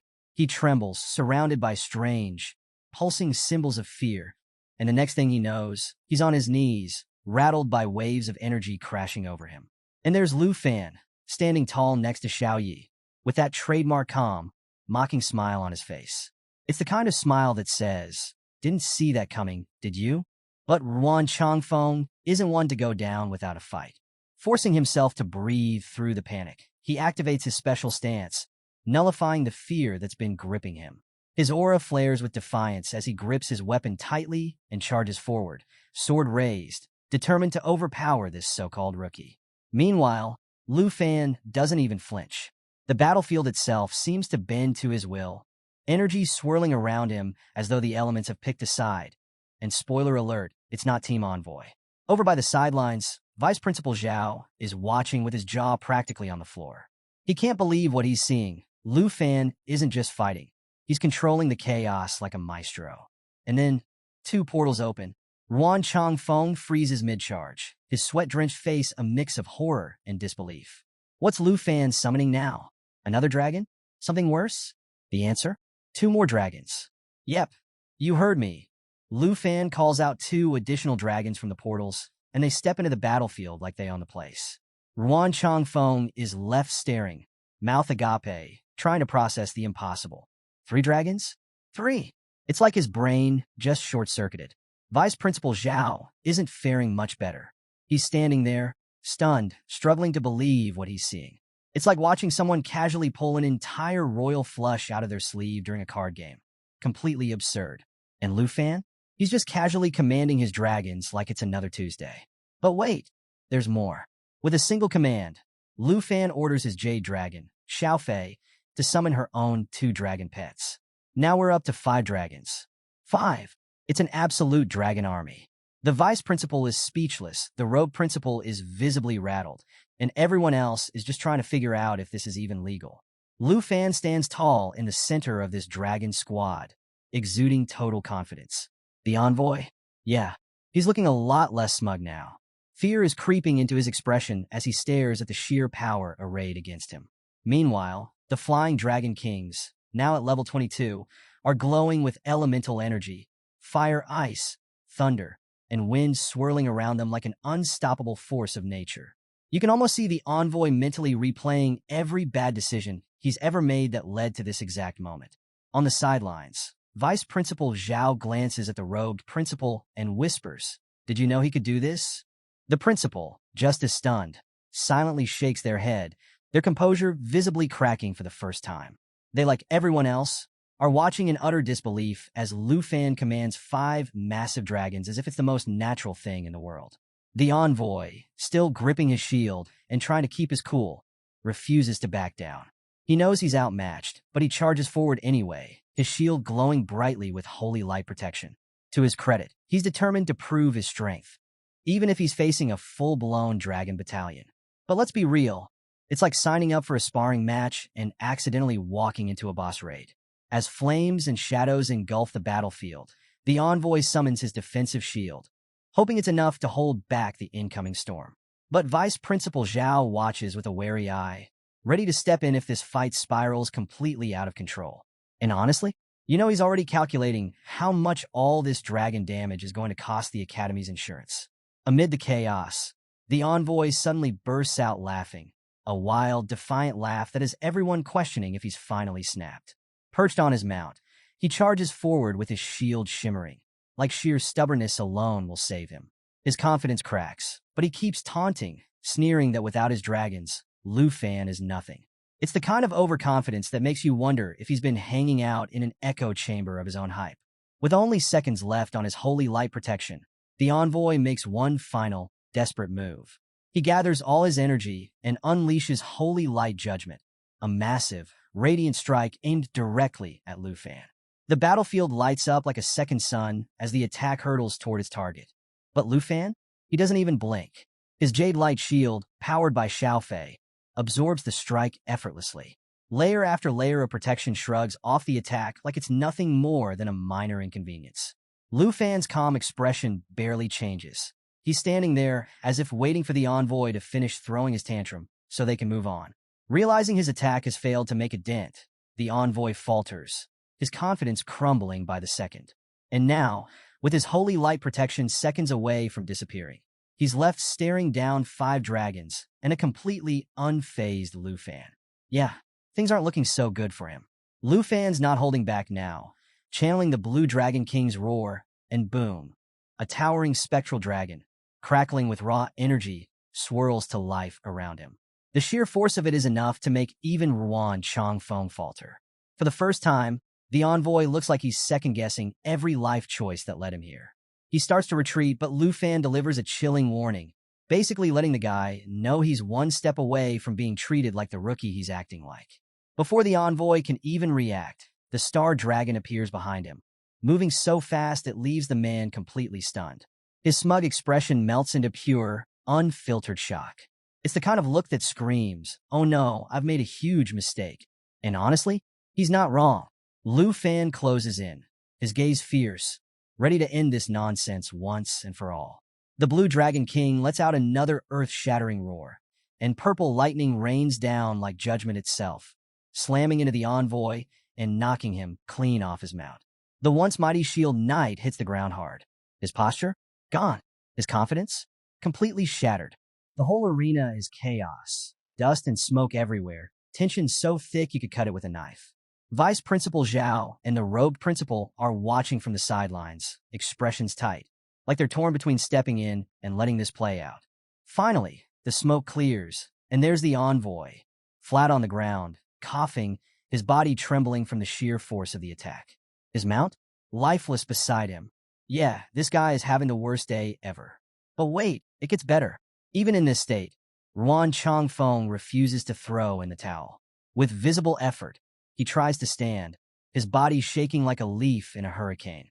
Lu Fan, ever the gentleman, actually apologizes for killing the guy's mount. Of course, it's the kind of apology that comes with a side of sass, reminding Ruan that taking out an opponent's mount is fair game in the national trials. Ouch! Vice Principal Zhao can't believe the envoy is still trying. He's impressed, but also probably thinking, dude, just give up already? But no, Ruan Changfeng doubles down on his stubbornness. He snaps at Zhao, telling him to butt out because it's the envoy's job, and his alone, to decide when this evaluation is over. Even lying flat on the ground, this guy is clinging to authority like it's all he's got left. The principal, watching all this drama, finally steps in with a dose of reality. He calmly suggests letting it go, pointing out the obvious. Ruan Changfeng's pride is the only thing keeping him going, and even that's on its last legs. But Ruan isn't ready to let it go. Oh no. He's seething, muttering under his breath about how someone like Lu Fan, flash damage immunity, dragon tongue magic, and 5 dragons under his command, would be a perfect contender for the trials. Admitting that, though, it'd be like swallowing nails. Instead, his anger takes over, and he rises for one last desperate attack. Fueled by rage, Ruan charges at Lu Fan, hurling every insult in the book. He blames Lu Fan for everything. His fall from grace, being abandoned by the Jiang family, losing his position, and of course, the cherry on top, his dead mount. And yeah, he even throws in an insult about Lu Fan being a smelly poor fool from a dumpling shop. Real mature. Lu Fan? Completely unbothered. He stands there with one hand resting on his dragon, casually dodging Ruan's wild swings. It's almost like Lu Fan's giving him one last chance to get it all out of his system before the inevitable. Ruan, still raging, draws his sword and screams that today is the day Lu Fan dies. Big talk for a guy who's clearly out of moves. Lu Fan, with the kind of calm that can only come from knowing you've already won, delivers a swift, powerful kick that sends Ruan flying. The envoy crashes to the ground again, while Lu Fan approaches, each step slow and deliberate. It's the walk of someone who knows exactly how this is going to end. Standing over the defeated envoy, Lu Fan offers a little wisdom, telling him that losing one's cool in battle is pointless. It's almost like a lecture, delivered with all the authority of someone who just flattened his opponent. He assures Ruan that he won't strike him while he's down, but if Ruan insists the evaluation isn't over, he's welcome to stand up and keep fighting. Bold offer, considering Ruan looks like he's about to pass out. And then Lu Fan addresses the deeper issue. If Ruan really thinks his career with the Jin family was ruined by Lu Fan, he's welcome to take revenge. Anytime, anywhere. But Lu Fan warns him. Next time, there won't be any mercy. The message is clear. Today's defeat is just a taste of what's to come if Ruan doesn't back off. Hearing this, Ruan finally starts to cool off, or at least runs out of steam. All 5 of Lu Fan's dragons gather around him, their massive forms towering over the fallen envoy like silent judges. Ruan collapses further, unable to rise, his energy completely drained. Vice Principal Zhao, seeing the envoy's condition, rushes over, calling for a priest immediately. It's clear Ruan's pride-driven tantrum has cost him dearly, and even Zhao can't help but feel a little sorry for him. But hey, that's what happens when you bite off more than you can chew against a guy who commands a dragon army. So, after all the chaos, the principal, still keeping that mysterious vibe, turns to Lu Fan with an impressed look. I mean, 5 dragons?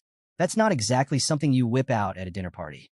The principal admits he didn't expect Lu Fan to have that kind of power and, out of curiosity, asks how much of his strength he actually used in the fight.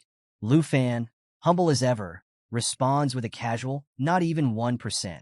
Yep, you heard that right. 1%. He explains that the dragons barely even moved, let alone used any skills. Essentially, Lu Fan let his dragons take a light jog, and it was enough to dismantle everything. The principal is visibly taken aback. It's the kind of statement that makes you wonder what 100% would look like. Probably world-ending. Then, the Brahma staff starts glowing in the principal's hand, and the whole atmosphere shifts. His aura intensifies, his voice firm and approving as he declares that selecting Lu Fan was absolutely the right decision. It's such a monumental moment that you half expect a choir to start singing in the background. Lu Fan, keeping it cool, simply nods before turning to leave, Xiaoyi and Xiaofei faithfully at his side. But just as he's walking away, something stops him. A strange feeling of familiarity tugs at him as he looks at the principal. It's like déjà vu, but stronger. Like he's seen this person before, but can't quite place where. The memory dances just out of reach, leaving Lu Fan wondering if there's more to the principal than meets the eye. Meanwhile, far to the north in Dragon Country, the camera pans to Duke Jinbei, who's busy reviewing Lu Fan's file. And let me tell you, the man is loving every second of it. He's chuckling to himself, clearly impressed. The fact that Lu Fan is now officially representing Dragon Country, that's the cherry on top.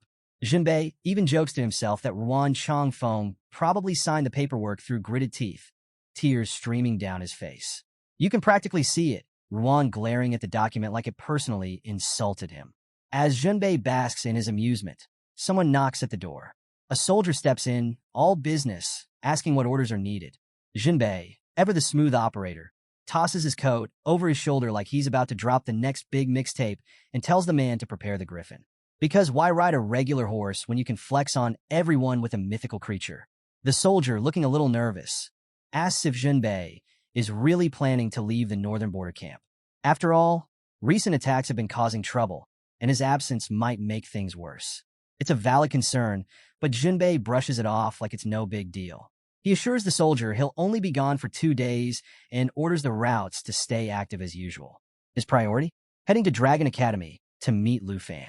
Because apparently, meeting the guy everyone's talking about is more important than border security. The soldier nods quickly.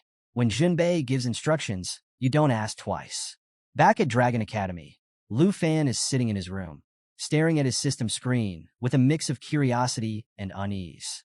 He's been thinking about his next destination, over 3,000 kilometers away. And let's be real, even a hero isn't thrilled about that kind of distance. As he scrolls through, he notices something surprising. Wan Chongfeng has officially approved his national trial qualification. You'd think that'd be a relief, but Lu Fan can't shake the feeling that something's still missing. He briefly considers going on a treasure hunt to clear his mind, but the thought of that 3,000 kilometers journey makes him hesitate. This isn't a quick trip. It's the kind of adventure where you pack extra snacks and a backup plan. Just then, his phone rings, snapping him out of his thoughts. After a short conversation, he declines help from a wizard offering teleportation services. It's just too expensive. Because, of course, even in fantasy worlds, fast travel comes with surge pricing. As Lu Fan is about to hang up, his system pings with a surprise notification. A divine-level treasure map has just been sent to him. His face lights up like it's Christmas morning. Finally, after waiting so long, this treasure map lands right in his lap. But before he can get too excited, his call partner asks if he's still there. Lu Fan snaps back, quickly replying, but now his mind is racing with questions about the map. Then, boom, out of nowhere, a giant fireball hurtles toward his villa. Yep, you heard that right. While Lu Fan is geeking out over his treasure map, disaster is literally incoming. The fireball slams into Villa Number 1, causing a massive explosion that shakes the entire academy. Talk about a rude interruption. Hovering in the sky above is a cloaked figure, watching the chaos unfold with smug satisfaction. In his hand, he's clutching some kind of mysterious stone, probably thinking he's just pulled off the ultimate villain move. But before he can even start celebrating, the flames are suddenly sliced apart by the claws of Lu Fan's legendary black dragon. That's right. Lu Fan isn't just alive. He's stepping out of the flames completely unscathed, along with the other villa residents. When you've got dragon insurance, explosions are just minor inconveniences. Lu Fan looks up at the cloaked figure, his voice cutting through the chaos as he orders him to stop right there and warns him not to even think about teleporting away. His dragon doesn't wait for permission. It charges straight at the figure, slamming into him and knocking back his hood. And who's behind the mask? None other than the teacher who was standing with the principal during the envoy assessment. Plot twist. Even in the middle of all this chaos, Lu Fan somehow keeps his cool. He calls out to someone on the ground, telling them to contact the fire department, while the rest of the villa's residents scramble to ensure everyone is safe. Because hey, even in a showdown with a cloaked villain, safety comes first. So, Chincho wastes no time calling out what just happened. The hooded man had ambushed them with one clear goal: wipe them out. No warm-up, no hello, just straight-up murder vibes. The teacher, now fully embracing his role as the villain of the day, sneers at Lu Fan and declares that since he's been spotted, the only option left is to bind him. Because apparently, tying up the hero with magical fire chains is the go-to move when you're caught red-handed. With a dramatic flourish, the teacher casts a blazing binding spell, locking Lu Fan in place. It's like a magical timeout, but with flames. And here's the kicker. If Lu Fan manages to break free, his speed and casting abilities will be slashed by a whopping 90% for 4 seconds. Talk about a buzzkill. Meanwhile, the teacher's body starts bulking up like he's prepping for the villain version of an action movie poster. He's activating Ultimate Blaze, a last-ditch skill that's basically a walking self-destruct button. The move burns his own life force to charge a flame core capable of dealing 1,250% of his mental attributes as fire damage. Yeah, this guy's going all in, planning to take everyone down with him. Even Lu Fan, cool as ever, realizes this is no joke. Ultimate Blaze is one of the most dangerous tricks a fire mage can pull. The guy's not trying to win anymore. He's ready to blow the whole place sky high, himself included. Qin Xiao and Jian Ying immediately spring into action, weapons raised, shouting that they've got Lu Fan's back. But then the system chimes in with the worst kind of notification. The flame core is charging, and it's already at 59%. Yep, we got ourselves a ticking time bomb. The hooded teacher, now looking more like a fire-filled piñata, taunts Lu Fan, saying there's no escape and death is inevitable. Gotta love a confident villain, even when he's puffing up like a balloon ready to burst. At 72% charge, Lu Fan stays cool under pressure, literally, and commands his Jade Dragon to cast Eternal Guardian. The Jade Dragon springs into action, throwing up a massive barrier to shield Qin Xiao, Jian Ying, and the legendary Black Dragon. Because when you've got a squad, you protect the squad. But here's the kicker. Lu Fan himself is still trapped in those crimson chains, unable to move. Meanwhile, the flame core hits a terrifying 96%, and it's clear the old man is seconds away from blowing everything sky high. Lu Fan, still bound but ever defiant, materializes his big black machete, glaring at the man and calling him crazy. And honestly, that feels like an understatement. Just as the core is about to detonate, something unexpected happens. Out of nowhere, the Brahma staff pierces through the old man's stomach, interrupting his ultimate blaze skill at the last possible second. The entire battlefield freezes. Even Lu Fan looks shocked as the principal's staff saves the day in the most dramatic way possible. Because when your principal shows up wielding a magic staff, it's less school rules and more epic hero entrance. The old man, now visibly frustrated, tries to reignite his plan, but the principal isn't having it. The Brahma staff strikes again, delivering a final blow. The old man collapses, his self-destruct scheme falling apart as he hits the ground. It's safe to say his villainous plan failed, spectacularly. As the dust settles, Lu Fan lands gracefully, just as Teacher Gu and his aunt, Hank, rush over to check on him. Hank, in full protective aunt mode, has tears streaming down her face, clearly terrified something might have happened to her nephew. Dragons, explosions, and magical self-destruction aside, family priorities stay the same. But Lu Fan reassures her with a calm smile, telling her not to worry. Qin Xiao races over too, concern etched across her face, and asks Lu Fan who the hooded man really was. Lu Fan answers that it was the same fire mage present during the envoy assessment. Plot thickened. Nearby, Vice Principal Zhao stands over the remains of the old man, looking completely stunned. He admits he never expected such an extreme betrayal. An honorary professor, no less, attempting murder right in the middle of the academy. Even Lu Fan is baffled, struggling to understand how someone so respected could go this far. But Hank is not in the mood for confusion. Furious, she demands that Vice Principal Zhao launch a full investigation, reminding him that her nephew's life was on the line. Qin Xiao, equally outraged, points out just how far the professor was willing to go. He'd rather blow himself up than face the consequences. I mean, that's commitment to being a sore loser if I've ever seen it. Zhao, clearly shaken, tries to reassure everyone, promising to get to the bottom of it. The next morning, we're back in the principal's office, where the usually composed leader looks rattled. He's deep in thought, reflecting on the murder attempt. Even though he managed to intervene in time, he knows this is just the beginning. It's like a bad sequel waiting to happen, more villains, more danger, and probably more explosions. The treacherous professor had been part of the academy for years, and no one had suspected a thing. The principal can't shake the thought that, if he'd been just a second too late, the consequences would have been catastrophic. As the principal sits in silence, his thoughts are interrupted by a familiar voice. Duke Junbei has entered the room, and his first order of business? Criticizing the tea. Yep, nothing says urgent meeting like complaining about bland tea. Junbei, clearly unimpressed with the refreshments, jokes that the principal's office needs better drinks.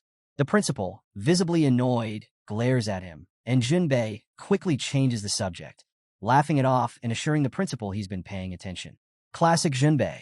The Duke then explains why he's here. After everything that's gone down, he figured the principal might want to know what's happening in the north, and to meet Lu Fan in person, of course. The principal snaps back to reality, realizing he's been talking about Lu Fan for far too long.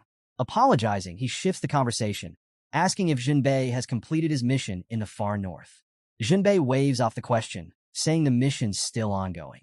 Apparently, even dukes can't escape the grind.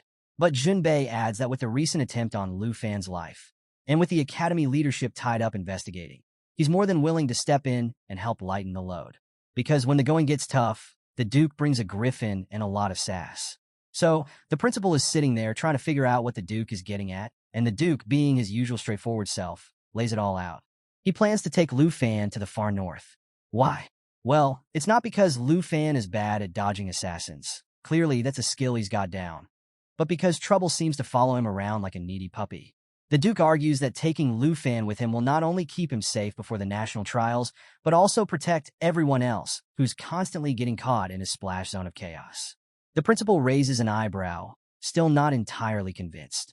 He wonders why the Duke, a big-shot figure in the north, would bother with a student, albeit one who collects dragons like their Pokemon. It's a bit of a stretch, like sending Gandalf to babysit a rookie wizard. But the Duke? Totally unfazed. He casually grabs a bottle of wine, pours himself a glass, and starts explaining how he's been keeping an eye on Lu Fan for a while. Apparently, Lu Fan's growth has been nothing short of legendary. Like the guy's been training for the Olympics of dragon wrangling and magic. The principal, nodding along, seems almost convinced, but he throws in a condition before agreeing to the plan. He tells the Duke he has to guarantee Lu Fan's safety. Now, that's a tall order considering Lu Fan seems to attract life-threatening situations like their party invitations. The Duke, sipping his wine like it's tap water, grumbles about the terrible taste and brushes off the concern. Clearly, protecting Lu Fan is less stressful than finding decent booze. Meanwhile, over at the front gate of Dragon Academy, a fancy car rolls up, and guess who steps out? Princess Jinju.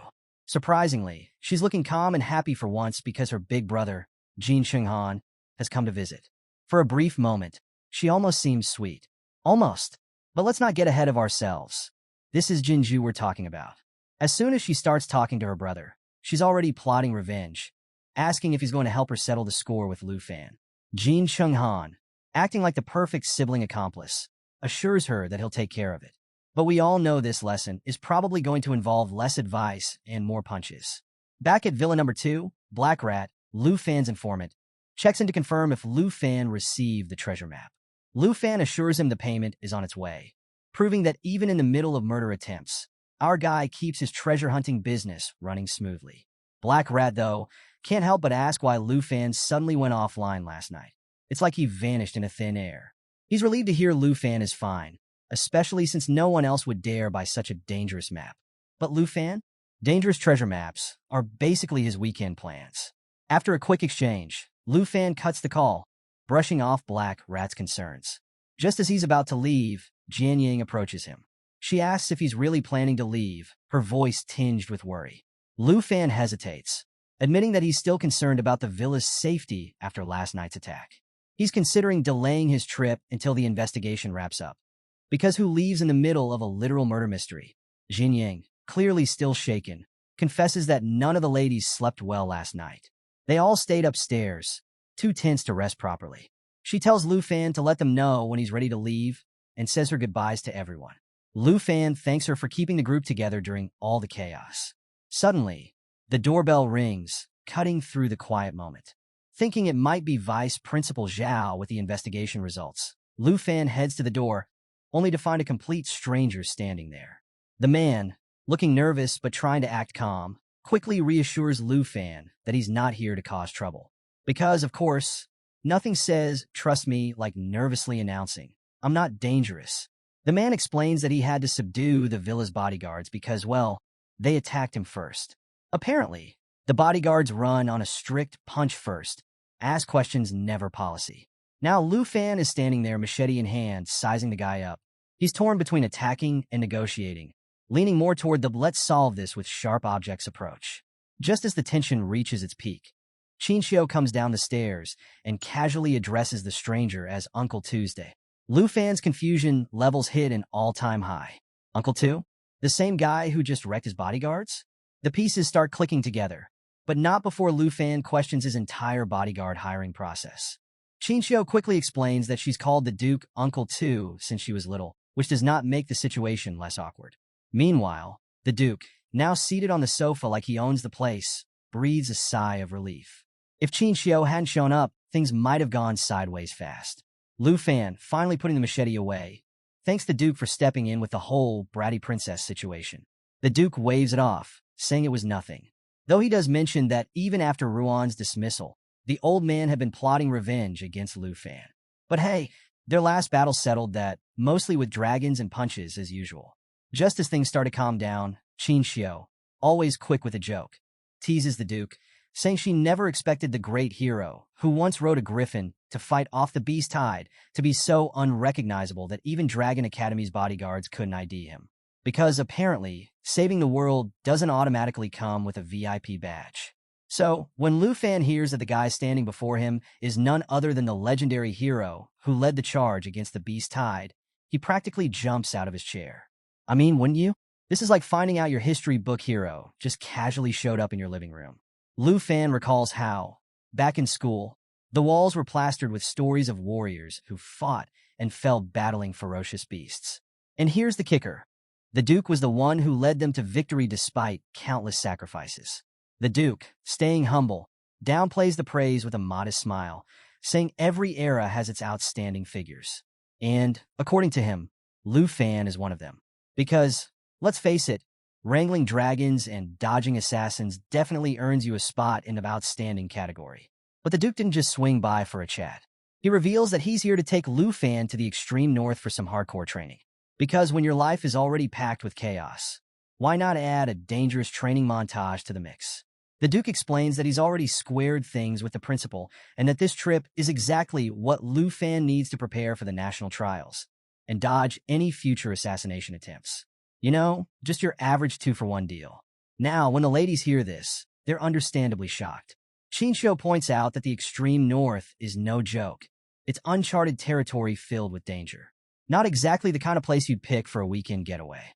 Jianying chimes in, reminding everyone that Lu Fan is representing the Dragon Kingdom, and they really can't afford to have him accidentally frozen, eaten, or worse before the trials.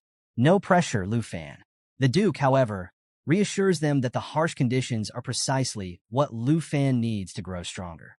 Plus, taking Lu Fan away from the academy means fewer people around him getting caught in the crossfire of whatever chaos comes his way. It's like a tactical vacation, minus the pina coladas. Now, Lu Fan's stuck in a classic dilemma. On one hand, the treasure he's been eyeing is in the extreme north, so it's a win-win. On the other hand, he's got a house full of powerful, beautiful women, and he's worried about their safety while he's gone. Because apparently, leaving your dragon-proof villa unattended isn't as easy as it sounds. Before he can overthink it, Jianying steps in, telling him he absolutely needs to go. She assures him that all the ladies in the house have advanced to the second level and can handle themselves just fine. Qinxiu backs her up, promising to personally protect his aunt. That's all Lu Fan needs to hear. With a smile, he realizes he can trust them to hold the fort. Guess no fan service for a while, he jokes to himself, finally committing to the trip. The Duke, clearly pleased, grins and suggests celebrating with some wine and a big meal. But Qinxiu quickly bursts his bubble, reminding him that strong liquor is banned inside the academy. Because apparently, even legendary heroes have to follow the rules. As if that wasn't enough, Jianying, who spends most of her time at Villa Number 1, admits her place is completely out of food. So, no wine and no snacks? Dinner plans are falling apart fast. Lu Fan, ever the problem solver, decides to head out and buy groceries. Because, you know, why not add grocery shopping to the to-do list between assassination attempts and hero training? He also plans to swing by the academy to say goodbye to his senior. But there's still the issue of the bodyguards lying on the floor, courtesy of the Duke. When the Duke wonders if Qinxiu can heal them, Lu Fan offers a better solution, leaving his Jade Dragon behind to handle the healing. Because why call for a medic when you've got a dragon? Later, Lu Fan's at the academy's training hall, still processing the fact that he just met the hero of the Beast Tide. It's surreal, like meeting your favorite celebrity and realizing they're even cooler in person. Suddenly, his senior lady shows up, waving and asking why he's hanging around so late. She mentions she's been swamped lately, but offers to squeeze in some close combat practice. Before she can finish, Lu Fan interrupts, saying he's here to say goodbye. The senior lady pretends she doesn't know about his trip to the extreme north, but Lu Fan spills the beans, explaining that he'll be gone for a whole month. She teases him, grabbing his cheeks and joking that battling dragons in icy wilderness will give him way more experience than sparring with someone as pretty as her. Lu Fan blushes, so hard you'd think someone cast a fire spell on his face. But beneath the teasing, there's genuine concern. She warns him about the dangers of the extreme north and urges him to be careful. Lu Fan thanks her, his cheeks still glowing, and gets ready to leave. But just as he turns, she suddenly grabs him from behind, making him flustered all over again. He looks like he's about to combust when she pulls out a protective band, placing it in his hand, with a playful grin. She tells him to use it for his safety and then adds, "Bring back some unmelting ice as a souvenir."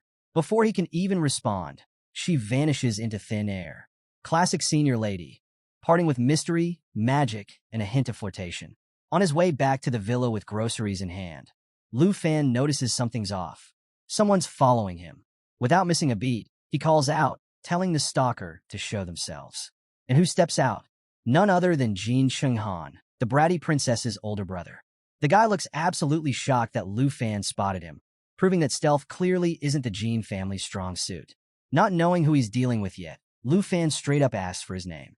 So, the stranger at Lu Fan's door starts dramatically adjusting his cape like he's about to announce himself as the final boss. He smirks and tells Lu Fan that while Lu Fan might not know him, he knows Lu Fan very well. Turns out it's none other than Jin Chung-han, the bratty princess Jinju's older brother. And he's here to deliver a thank you for all the care his little sister has received. Yeah, judging by his tone, this thank you sounds more like a veiled threat. Lu Fan immediately narrows his eyes, sizing him up. He fires off a quick question, asking if this arrogant newcomer is the top recruit from the Tai Chi Kingdom. But Lu Fan knows this guy isn't here for tea and small talk. He's here to cause trouble. Without hesitation, Lu Fan summons his big black machete, because why not bring out the heavy artillery when someone shows up uninvited? He demands that Jinju stop hiding and show herself, knowing full well she's lurking nearby. And wouldn't you know it?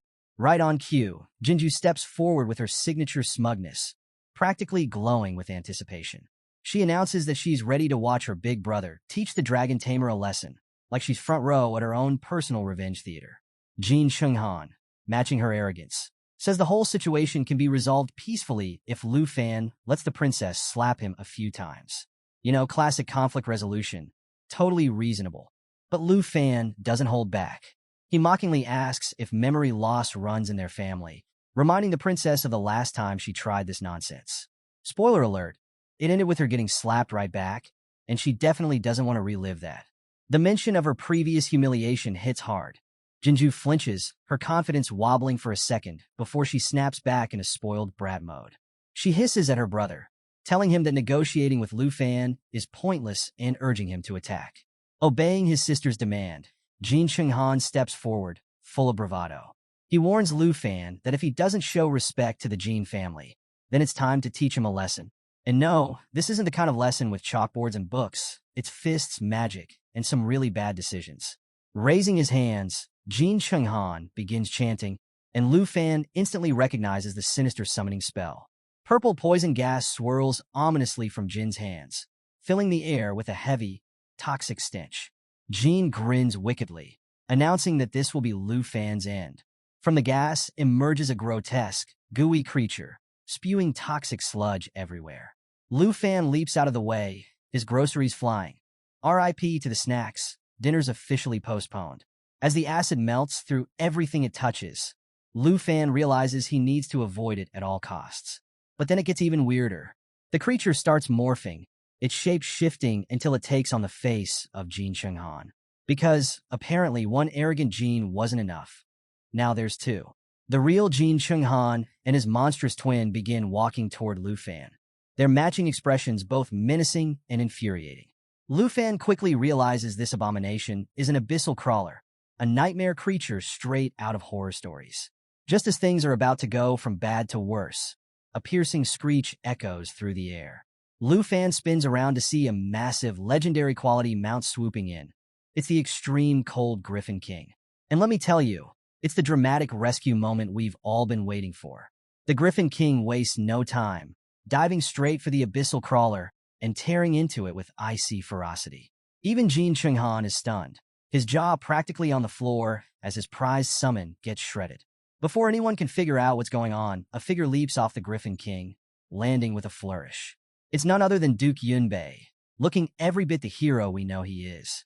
The Duke doesn't bother with pleasantries. He demands to know why Jin Chung-han is outside his domain, his voice calm but deadly. Jin Shenghan instantly recognizes him, and the fear in his eyes is palpable. This isn't someone you argue with. This is someone you run from. But there's no time for that now. The Duke raises his staff, elongating it in one swift motion. Jin Shenghan, knowing what's coming, frantically shouts at Jinju to get out of the way. For once, even the princess realizes her whining won't save her, and she freezes in terror. But it's too late. The Duke's staff strikes, impaling Jin Shenghan square in the chest with brutal precision.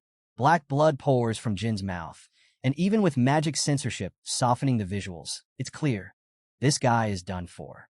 The Duke, still calm as ever, pulls back his staff, his expression cold. He informs Jin Shenghan that not even his abyssal crawler can escape the grip of the Griffin King. Because when you have a legendary, ice-breathing mount at your command, negotiations are definitely off the table. Meanwhile, Jinju collapses into a corner, bawling her eyes out. It's her signature move when things go south. Tears and tantrums, no surprise there. But wait, it's not over. Just as everyone's processing what just happened, Jin Shenghan's body begins to melt away. The Duke reveals the twist. Jin wasn't in his real body. Turns out, Jin Shenghan is an abyssal summoner, and thanks to his third-tier skill, Abyssal Symbiosis, he can respawn as long as his abyssal beast is alive. It's basically a creepy, goo-covered get-out-of-death-free card. The Duke doesn't flinch. He warns Jin Shenghan that if he doesn't show himself, the abyssal crawler will be destroyed, and this time, there'll be no coming back. And when the Duke Yunbei makes a threat, you know he means business. Realizing his plan is unraveling faster than wet paper, the abyssal crawler starts morphing. And boom, Jin Shenghan reappears, though he's looking a bit worse for wear. It's not every day you come back to life after a failed attack, only to realize you're still losing. His sister, the bratty Jinju, watches in horror as her brother's resurrection screams, Plan B is already failing. Desperate, Jin Shenghan changes tactics. Brute force clearly isn't working, so he whips out the political victim card. He tells Duke Yunbei that as a representative of the Taichi Kingdom, any attack on him before the national trials would provoke retaliation from the 23 nations. Yep, when the goo monsters and arrogance fail, it's time to try diplomacy with a side of threats. But the Duke? Completely unfazed. His expression stays colder than the extreme north. Lu Fan, meanwhile, is floored, watching someone resurrect like it's a normal Tuesday. The Duke, calm as ever, informs Jin Shenghan that when a national trial representative is attacked, retaliation in their defense is entirely justified. Translation? Lu Fan's self-defense is covered by an international loophole, and Jin's victim card is officially void. This hits Jin Shenghan like a ton of bricks. The realization dawns on him. Lu Fan is the Dragon Kingdom's national trial representative. It's a bad moment for Jin Shenghan. A mix of bitter regret and blaming his sister for her earlier failures to stop Lu Fan. The Duke, clearly done with this nonsense, clarifies that he doesn't go around skewering people for fun. But with the Taichi Kingdom hosting the trials this year, it's probably best if everyone stops causing trouble. Subtle, but not really. Cornered and out of moves, Jin Shenghan reluctantly agrees to back off. But the Duke isn't letting him leave without a final warning. He makes it abundantly clear that he's never liked the Jin family, a fact that surprises absolutely no one. Then, with one swift motion, the Duke sends a final blow toward the abyssal crawler, making it crystal clear that Jin Shenghan and his sister should stay as far away from him, and Lu Fan, as possible. When the Duke gives a warning, it's not a suggestion, it's a promise. Defeated, Jin Shenghan grabs his sobbing sister and makes a dramatic exit. But even in retreat, his arrogance shines through. He shouts back at Lu Fan, boldly claiming that he's only safe until the national trial. It's a level of delusion that even Lu Fan finds laughable. I mean, who brags after literally dying and getting a second chance? The Duke, however, cuts through the humor, reminding Lu Fan that they should head back to Villa Number 2, because the ladies inside are probably pacing the floors, imagining the worst.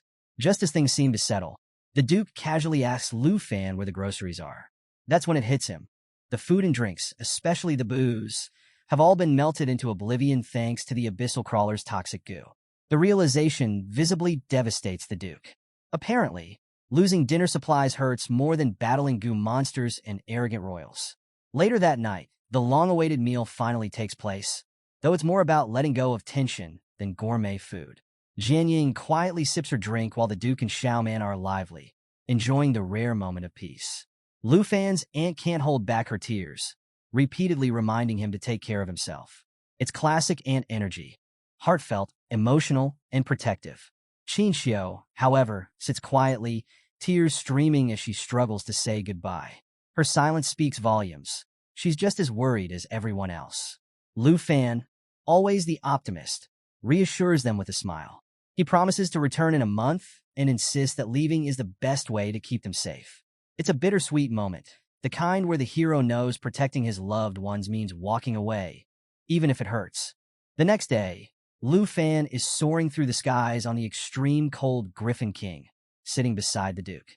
For a guy who's dealt with nonstop chaos, flying on a legendary mount feels like a well-earned break. As he takes in the breathtaking view of unexplored territories below, he's filled with a mix of awe and determination. The extreme north, with its level 60 challenges and divine treasures, feels like stepping into an entirely new world. But just as he's soaking in the scenery, his attention is drawn to something strange, a blood-red moon hanging ominously in the sky. It's eerie, like a bad omen you can't ignore. Lu Fan, naturally curious, asks the Duke about it, but the old man just smiles cryptically. Classic Duke Yunbei. He hints that the blood moon is part of the reason they're heading north, leaving Lu Fan even more intrigued. When they arrive at the extreme north military camp, it's clear this isn't just some casual expedition. The camp is bustling with activity, and the elite Griffin squad is on full display. These soldiers aren't your average warriors. They're trained for aerial combat, which is basically the fantasy equivalent of fighter pilots. The Duke explains that the camp has been mapping the area for some time, with 114 exploration routes already charted. But their main target, the Blood Moon, remains elusive. No matter what they've tried, they haven't been able to reach it. It's like the ultimate uncooperative boss fight, and the frustration is palpable. With Lu Fan on board, though, the Duke is optimistic. Adding a Dragon Tamer to the mix is like upgrading the squad with cheat codes. Lu Fan sees the alignment of their goals, training in a high-level environment while tracking down the divine treasure. As he studies the map, two routes catch his eye, Route 77 and Route 78, both leading closest to the treasure's rumored location. Without hesitation, he points them out to the Duke and asks to join the exploration team immediately. The Duke, usually the calm and collected type, suddenly gets serious. You can almost hear him thinking, great, another bold choice from this kid. He turns to Lu Fan and lays it out. Route 78 isn't a walk in the park. It's crawling with beasts so ferocious that even the bravest soldiers think twice about going there. Basically, it's the kind of place where you don't go unless you've got a solid game plan, and maybe you will. The Duke adds that if anything happens to Lu Fan, the school principal would absolutely end him without hesitation. Because nothing ruins a Duke's reputation like losing the Academy's golden boy to a giant monster. But Lu Fan, in true Lu Fan fashion, counters with his usual confidence. He didn't travel all the way to the extreme north just to take the scenic route. He's here to train, grow stronger, and face danger head-on. After all, safe routes are for tourists, not dragon tamers on a mission. The Duke sighs, probably flashing back to his own reckless youth. With a flick of his wrist, he activates an inventory portal because pulling magical weapons out of thin air is just part of his Tuesday routine. He chuckles, mentioning that Lu Fan's eagerness reminds him of the dumb decisions he used to make back in the day. Ah, nostalgia. From the portal, the Duke pulls out a crimson bow, and Lu Fan's eyes immediately light up. This isn't just any bow. It's a level 70 legendary weapon. You can almost hear Lu Fan's inner monologue screaming, "Is this real life?" The Duke hands it over casually, telling Lu Fan he'll need it to survive what's ahead. Lu Fan blushes slightly, a little overwhelmed by the gift, but the Duke waves him off, saying, "Quit acting modest. Just take it. It's not like I'm giving you socks." The Duke makes it clear that Route 78 is no joke, and Lu Fan is going to need every edge he can get. Lu Fan nods, promising he's ready for the challenge. The Duke, ever the jokester, adds that if he were still young enough to wield the bow, Lu Fan wouldn't be getting it. But hey, one man's too old for this is another man's treasure. Just then, a soldier arrives with a military uniform, and the Duke insists Lu Fan put it on before they head closer to the Blood Moon. Because nothing says, ready for battle, like a fresh new fit to match your legendary weapon. Lu Fan suits up, brimming with excitement, and declares that he's ready to go. It's clear, he's itching to dive into the chaos ahead. Later, As they soar through the sky on the extreme cold Griffin King, the Duke can't help but poke fun at Lu Fan. He teases, asking why a dragon tamer is riding a griffin instead of one of his dragons. Lu Fan sheepishly admits that his dragon's level isn't high enough yet to unlock the necessary skills. Basically, it's like having a sports car, but not knowing how to drive it. Embarrassing, but full of potential. The Duke laughs, taking a swig of his drink, and jokes that maybe Lu Fan should join the Griffin squad. Once he learns how to properly ride his dragons, of course. But their banter is cut short when Lu Fan spots something ominous. Owl demons circling in the distance. These level 60 monsters are infamous for their eerie calls that drive their targets insane within seconds. It's like a bad horror movie, but worse. Even as the owl demons approach, the Duke stays perfectly calm, sipping his drink like it's just another boring meeting. Before Lu Fan can get a warning out, the Duke materializes his staff with lightning-fast reflexes. He casually tells Lu Fan to stay sharp, reminding him that the reaction speed required for Route 78 isn't a joke. Lu Fan quickly realizes he's not in the safety of the academy anymore. This is the real deal, no do-overs. As the Griffin squad makes it closer to the Blood Moon, Lu Fan finally gets a clear look. But what he thought was a moon is actually a giant eye.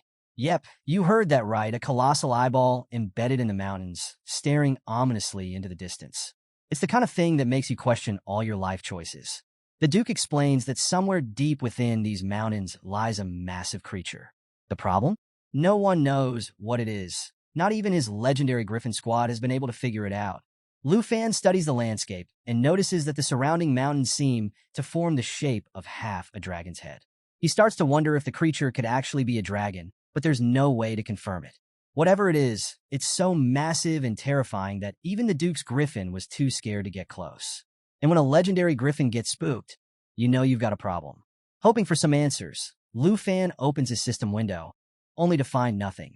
The system can't identify the creature either. It's a rare moment where even Lu Fan's cheat codes fall short, leaving him feeling more curious and uneasy than ever. The Duke, sensing Lu Fan's thoughts, breaks the silence. He points out that their world is still filled with uncharted territories and mysterious creatures humans haven't even begun to understand. Many of these areas remain untouched, waiting for someone brave or reckless enough to explore them. And if that someone happens to enjoy a stiff drink while leading a legendary squad, well, that's just a bonus. The Duke, ever the cool and collected leader, reflects on the first time he encountered the giant eye. It was supposed to be a straightforward mission, a simple extraction to save some teammates from a horde of owl demons. But because nothing is ever simple in the extreme north, an avalanche hit mid-battle, and as they fought to survive, the giant eye opened in the middle of the mountain, staring down at them like something straight out of a nightmare. Talk about derailing a rescue mission. That was over a year ago, and since then, experts from all over have tried to figure out what this creature is. The only thing everyone agrees on? It's alive. And the Duke knows one terrifying truth.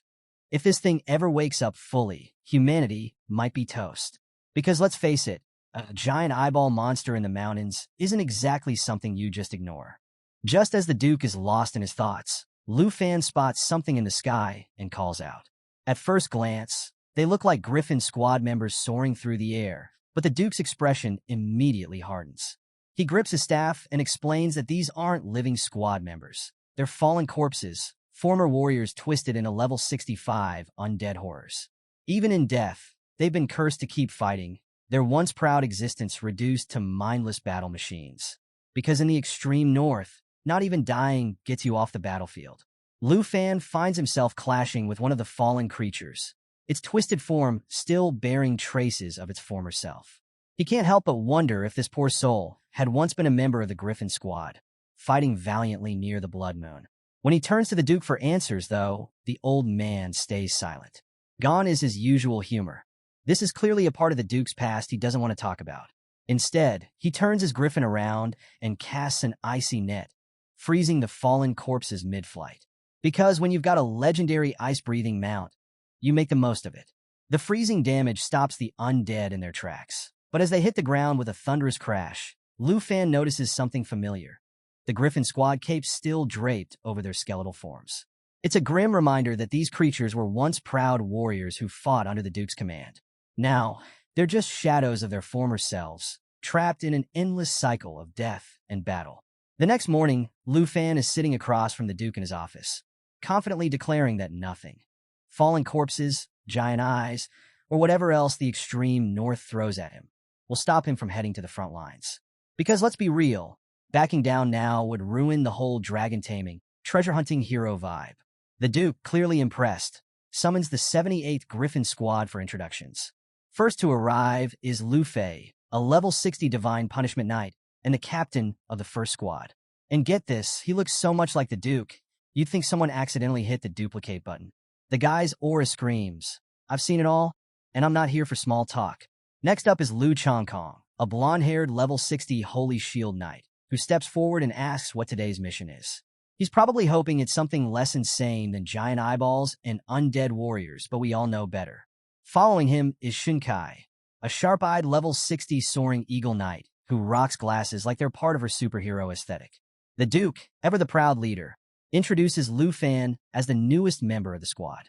And who better to join than the #1 student from Dragon Capital Academy? Hearing the name of the academy, Lu Chongkong lights up. It turns out he's an alumnus from the prestigious Qingyun class. It's like finding out the new recruit went to the same school as you, except instead of cafeteria gossip, it's all about battling mythical beasts. Lu Fan, a little starstruck, shakes hands with his senior, humbly asking him to look out for him. Lu Chongkong grins, reassuring him that he'll take care of him. It's the kind of big brother energy that screams, "Don't worry, I've got your back," and maybe some snacks.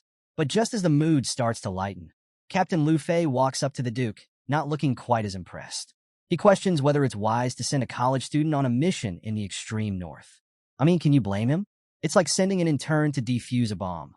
Not exactly standard protocol. Captain Lu Fei makes it clear that the squad doesn't have time to babysit, and the mission is far too dangerous for someone so green. The Duke, not one to have his authority questioned, shuts that down fast. With a serious look, he reminds his brother, because, surprise, Lu Fei is the Duke's sibling, that he doesn't joke about these decisions. If Lu Fan faces danger, or even death, that's his problem. The battlefield doesn't come with safety nets. Then, in classic Duke style, he drops the hammer. Lu Fan is now officially a member of the 78th Griffin Squad. No special treatment, no babysitting, just trial by fire like everyone else. Even Captain Lu Fei, though reluctant, agrees. He orders Shinkai to take Lu Fan to the squad meeting room for a mission briefing. Shinkai, however, looks less than thrilled. Her expression says, "Great, I'm stuck with the new guy." But orders are orders, so she begrudgingly complies. The scene shifts to the 78th Squad's meeting room, where Captain Lu Fei kicks off the briefing. He announces that a massive blizzard is barreling toward them and will hit in 4 days. Because, naturally, nothing says fun mission like a looming natural disaster. With the clock ticking, the squad has exactly 2 days to explore Route 78 and 2 days to travel back. Yep, no pressure. It's just a race against time and Mother Nature. Lu Chongkong, ever the logical one, points out the obvious. 2 days isn't much time to explore properly. But Captain Lu Fei, as stern as ever, declares that the mission success will be measured by whether they clear 100 miles. Easy, right? Not so fast. Shinkai, with her trademark sarcasm, pipes up, saying that with a student on board, ahem, looking at you, Lu Fan, 100 miles might be pushing it.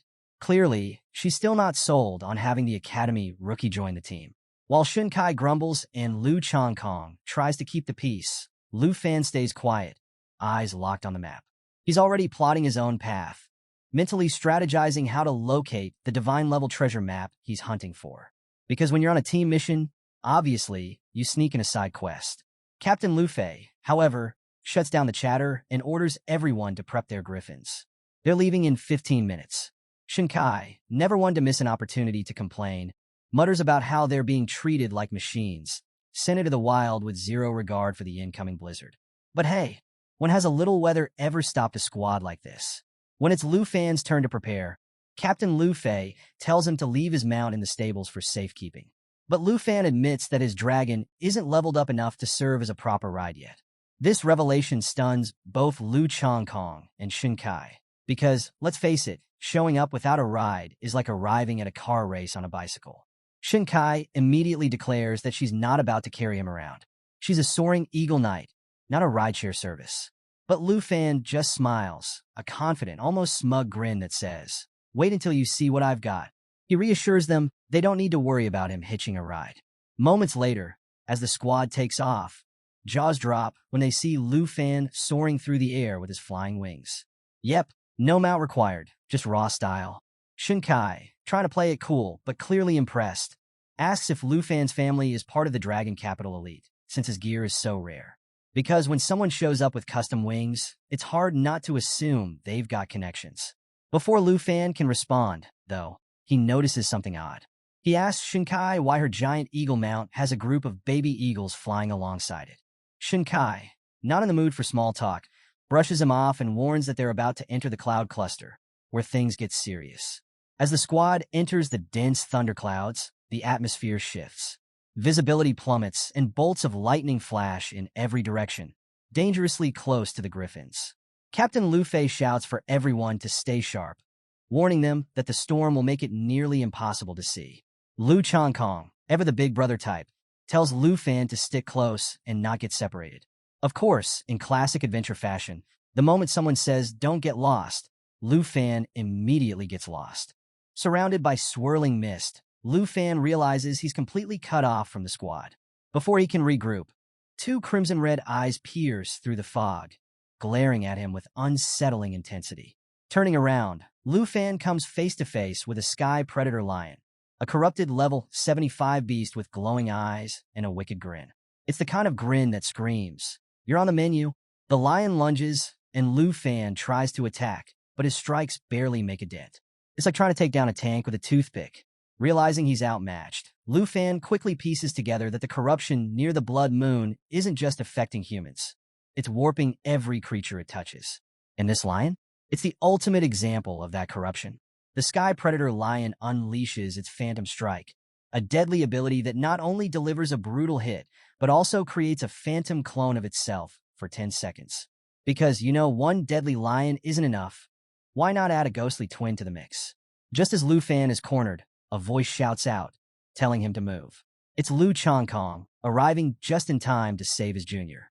Before Lu Fan can react, Shinkai's escort hawk swoops in, launching its twin eagle fist attack to draw the lion's attention. It's like watching a bird challenge a lion to a fistfight, a dangerous game of tag. "You're it." Shinkai maneuvers behind the beast, yelling at Lu Fan not to let it create any more phantoms. Apparently, one ghost lion is already one too many. She adds that she's already lost one of her escort eagles to this monster and isn't about to lose another. Meanwhile, Lu Changkong orders Lu Fan to stay close, warning him that the storm clouds are crawling with elite monsters. He promises to protect him, calling it just another Tuesday for the 78 squad. But Lu Fan, ever determined, insists that he can't just stand back while everyone else fights. Because if there's one thing Lu Fan doesn't do, it's sit on the sidelines during a life-or-death battle. As the Sky Predator Lion pulls a sneaky move with its cloud mist mirage, blending into the mist like a pro assassin, Shinkai doesn't hold back. She warns Lu Fan, "Newbies have no business playing hero in a battle like this. This isn't the time to be the main character. It's the time to not get us all killed," she snaps. Shinkai's tone is sharp, but she's got a point. This isn't the kind of fight where you can go rogue and hope for the best. Lu Changkong, always the steady one, reassures Lu Fan that they've got this covered. He reminds everyone that they've relied on Captain Lu Fei for far too long. It's time for the squad to prove they can handle the Sky Predator Lion on their own. After all, taking down a giant corrupted lion is the perfect way to prove you're ready for a Griffin Squad badge. Because apparently, in this crew, promotions are earned by battling nightmare-level monsters. But before they can make their move, the squad hears an eerie voice echoing through the mist. It's low, ominous, and definitely not coming from the Sky Predator Lion. Even Lu Fan can feel the shift. Something much worse has entered the fray. Shinkai and Lu Changkong, both visibly shaken, shout for Lu Fan to run. They don't need to explain. The name alone says it all. The Heaven Devourer. This corrupted monstrosity isn't just any monster. It's a living apocalypse.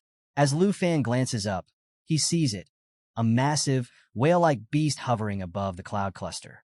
Picture Moby Dick, but way angrier and giving off all-in-the-world vibes.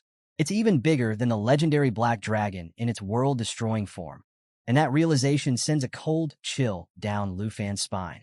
Before he can fully process what's happening, Captain Lu Fei swoops in like the MVP he is, shouting at Lu Fan to stop staring and start flying.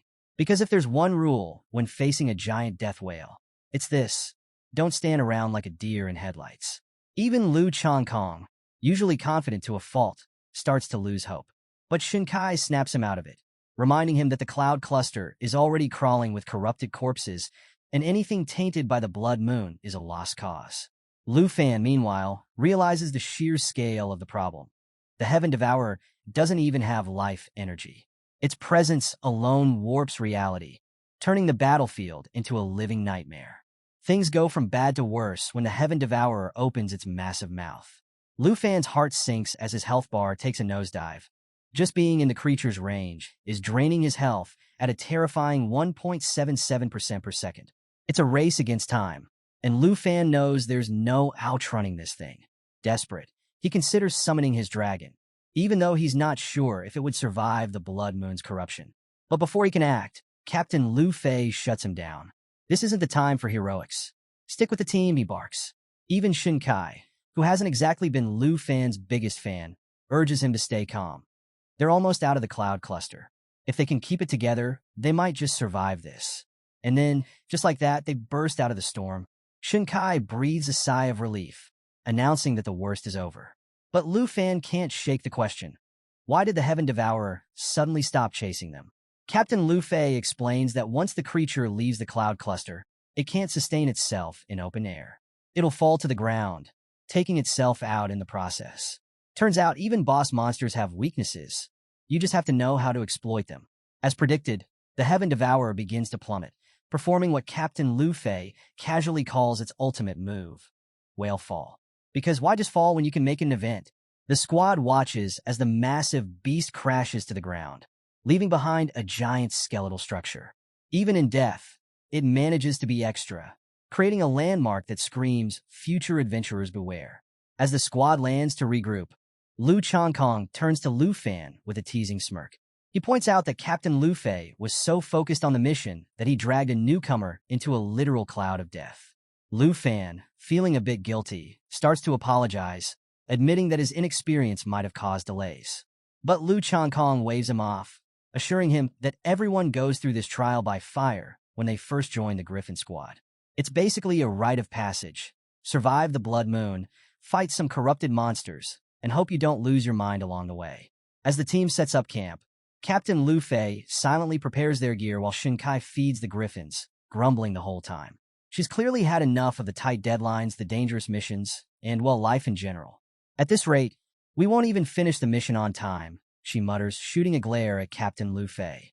But the captain, ever calm, brushes off her complaints. He admits they've slowed down a bit because of Lu Fan, but assures her they'll adjust and push forward. Shinkai, however, is not having it. She storms over to Lu Fan, practically fuming. "I don't know what strings you pulled to get here," she snaps, her frustration boiling over. To her, it seems like Lu Fan must have fast-tracked his way into the extreme north, skipping the years of training everyone else endured. She doesn't mince words, making it clear that this isn't a place for amateurs. She delivers the ultimate warning. If the thing sleeping beneath the ground awakens, it won't just be the Dragon Kingdom at risk. It'll be the entire world. Her message is blunt. This isn't a game, and there's no room for dead weight. If Lu Fan wants to survive, he'd better think twice about what he's getting into. As Shinkai lets her frustration fly, Lu Fan, calm as ever, holds his ground. It's that unshakable calm that says, "I've faced tougher critics in school presentations. This is nothing." He politely assures her that he's been paying attention, learning from the captain and the team, and has a decent grasp of what's going on in the extreme north. It's his way of saying, "Relax, I've got this." Shinkai, however, doesn't seem convinced, her skepticism practically radiating from her glare. Before things can spiral into a full-blown argument, Lu Changkong swoops in like the team peacemaker. He steps between them, defusing the tension just as Captain Lu Fei takes charge with his no-nonsense tone. The captain reminds everyone that the Duke himself placed Lu Fan on this squad, so there's got to be a reason. Translation: when the Duke says jump, you don't ask why, you just make sure you stick the landing. With the squabble resolved, the captain orders everyone to rest up for the next leg of their mission. Shinkai reluctantly backs off, but not before giving Lu Fan one last side-eye that screams, "Don't make me regret this."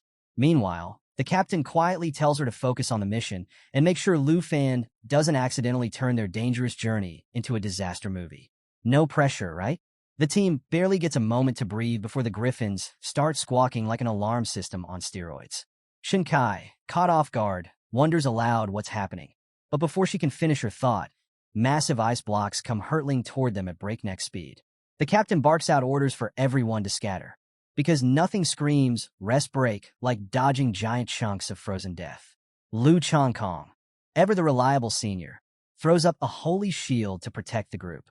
But in an unfortunate twist, he missteps, injures himself, and ends up separated from Lu Fan. Meanwhile, Lu Fan is in full survival mode, darting between falling ice blocks and trying to figure out who or what is behind this ambush. His first guess?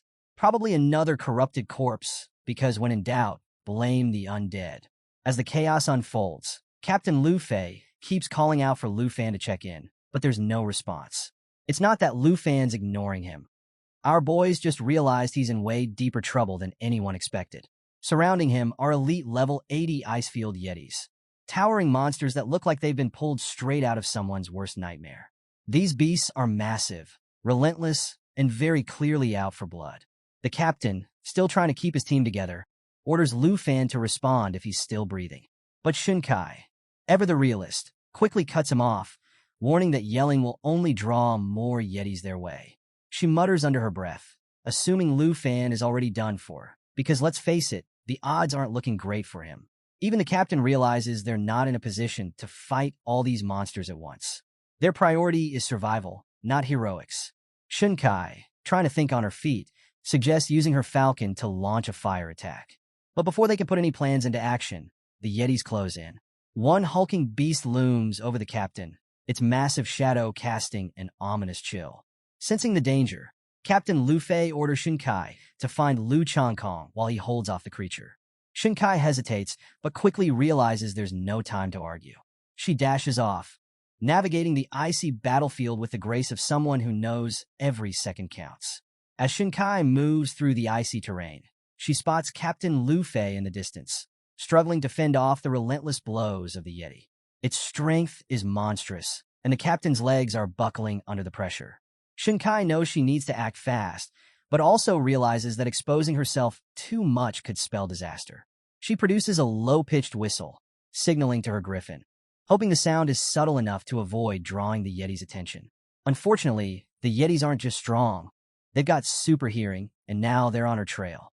With no other options, Shinkai draws her twin swords, preparing to defend herself if the Yetis find her before her teammates do.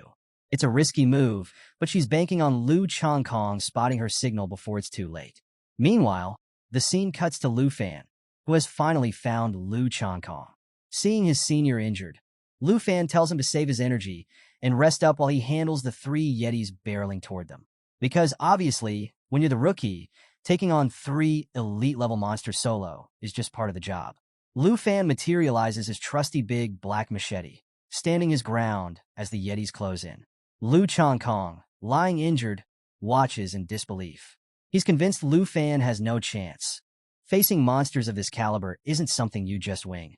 To him, it's like watching someone try to fight a tank with a stick. But Lu Fan, unfazed as always, leaps into action. The Yetis charge, activating their Ice Howl skill, creating shockwaves of freezing energy. One of them swings a massive fist at Lu Fan, aiming to crush him, but Lu Fan reacts with lightning speed. In a single, clean strike, he slices off the Yeti's hand, leaving the beast howling in pain. His Dragon Fang strike, powered up with sky breathing and infused with dragon energy, tears through the Yeti with a ferocity that leaves even Lu Chongkong stunned. As the Yeti stumbles, engulfed in flames summoned by Lu Fan's dragons, he doesn't hesitate. Seizing the moment, Lu Fan charges forward, delivering the finishing blow. The massive creature collapses onto the ice, its severed hand lying nearby. Lu Chongkong, witnessing the whole thing, is left completely speechless. This rookie just took down a creature that should have been impossible to beat. So, after casually dropping the bomb that he's the dragon tamer of the southern province, Lu Fan doesn't even give Lu Chongkong a chance to process it before the next wave of chaos hits. One of the remaining Yetis smashes through giant ice blocks and hurls them straight at Lu Fan like it's trying out for an ice-themed dodgeball league. But Lu Fan? Totally unfazed. He's already activating his stormy sky skill, enveloping his big black machete in a swirling blue aura. This time, his Dragon Fang strike isn't channeling his legendary black dragon. It's infused with the power of the Star Dragon, because why settle for one overpowered dragon when you've got options? Lu Changkong, still nursing his injuries, watches in sheer disbelief as Lu Fan, a level 32 Dragon Master, mind you, takes down elite level 80 Yetis like it's a warm-up. At this point, Changkong is probably wondering if Lu Fan's been secretly training with cheat codes on. Meanwhile, both Shinkai and Captain Lu Fei finally defeat the Yeti they were battling and rush to Lu Changkong's side. Shinkai is stunned by the extent of his injuries, but Captain Lu Fei looks even more shocked to see Lu Fan not only alive but still in fighting form. Because, let's be real, rookies surviving this kind of monster brawl isn't exactly the norm. As they try to make sense of what's happening, Lu Changkong fills them in. He explains that Lu Fan saved his life, and he's grateful the teams finally reunited. But before anyone can start celebrating, another enraged Ice Yeti charges at Lu Fan like it's got a personal vendetta. Captain Lu Fei shouts for Lu Fan to dodge, but it's clear there's no time. In a split-second decision, the captain hurls his sword, a weapon so legendary it might as well come with its own theme music. This isn't just any sword. It's Victory, a blade that automatically tracks its target and deals devastating damage. We're talking 100% physical damage and a bonus 76% holy damage per second. The Yeti doesn't stand a chance, and Captain Lu Fei's precision sends it crashing to the ground. Crisis averted for now. As the dust settles, Captain Lu Fei sternly warns Lu Fan to stop acting recklessly. He reminds him that they need to stick to the plan, because this isn't a solo mission, and Yetis aren't exactly forgiving sparring partners. Meanwhile, Shinkai informs the group that they need to retreat immediately. Their griffins aren't responding, and while her eagle could carry 2 people, it's clear they're heavily outnumbered. But Lu Fan, with his trademark confidence, casually suggests the most Lu Fan-esque plan ever. Just defeat all the snow monsters. Simple, right? Shinkai isn't having it. She snaps at him, telling him to stop spouting nonsense and get to the nearest outpost. After all, who looks at a Yeti army and thinks, yeah, I can handle that? But Lu Fan, ever serious, insists he's not joking. He even offers to heal everyone if they weren't surrounded by so many monsters. His confidence is almost contagious, but Shinkai is still skeptical. At this point, she's probably thinking Lu Fan's auditioning for the lead role in a Monster Slayer Extreme North Edition movie. Just then, Lu Fan materializes something from his inventory, a crimson bow gifted to him by the Duke. This isn't just any bow. It's the Dark Serpent Bow, a weapon so legendary it's basically a celebrity in the world of combat.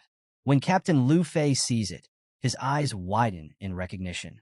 This is the bow that once forced back entire armies, and now it's in the hands of a guy who just casually suggested fighting off an entire snow monster horde. Even Shinkai, who was moments away from calling Lu Fan delusional, starts to reconsider. Because when someone pulls out a weapon with that kind of reputation, you can't help but wonder if they might actually know what they're doing. Still, the captain and Shinkai don't have time to argue. They follow Lu Fan's orders to evacuate the injured, leaving him alone on the battlefield. Because if Lu Fan wants to solo an army of Yetis, who are they to stand in his way? As the trio flies toward the outpost, Shinkai can't shake the uneasy feeling that leaving Lu Fan behind was a huge mistake. She's probably replaying the scene in her head, thinking, we just left him in a buffet of Yetis, and he's the main course. But Lu Changkong, ever the optimist, reassures her. He tells her that he's seen how Lu Fan fights, and there's no way the rookie is going down. At this point, Changkong might be Lu Fan's biggest fan. Back on the battlefield, Lu Fan is in his element. He charges up the Dark Serpent Bow, a fiery red aura swirling around it. It's one of those moments where you know something epic is about to go down. The Yetis, relentless as ever, continue their assault, hurling their ice throw attacks. These chunks of ice deal massive damage, and if hit consecutively, could freeze Lu Fan solid for 30 seconds. And let's be real, getting frozen in place while a Yeti horde charges at you isn't exactly ideal. But Lu Fan isn't fazed. He steadies his aim, the bow glowing brighter as he channels its power. Somewhere in the distance, Shinkai and Captain Lu Fei glance back, the tension in the air thick enough to cut with a sword. Changkong smirks, confident that Lu Fan is about to pull off something legendary. And honestly, he might just be right. As Lu Fan draws the bowstring, he knows one thing for sure.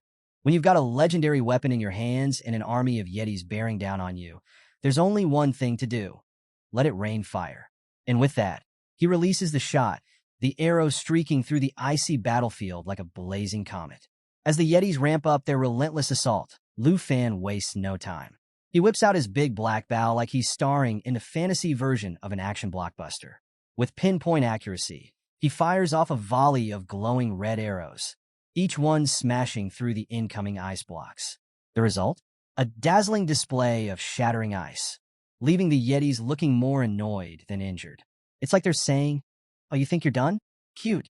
But Lu Fan isn't here for games. Realizing these frosty brutes need to learn who's boss, he raises his bow high and activates a new move, the Shadow Serpent Arrow.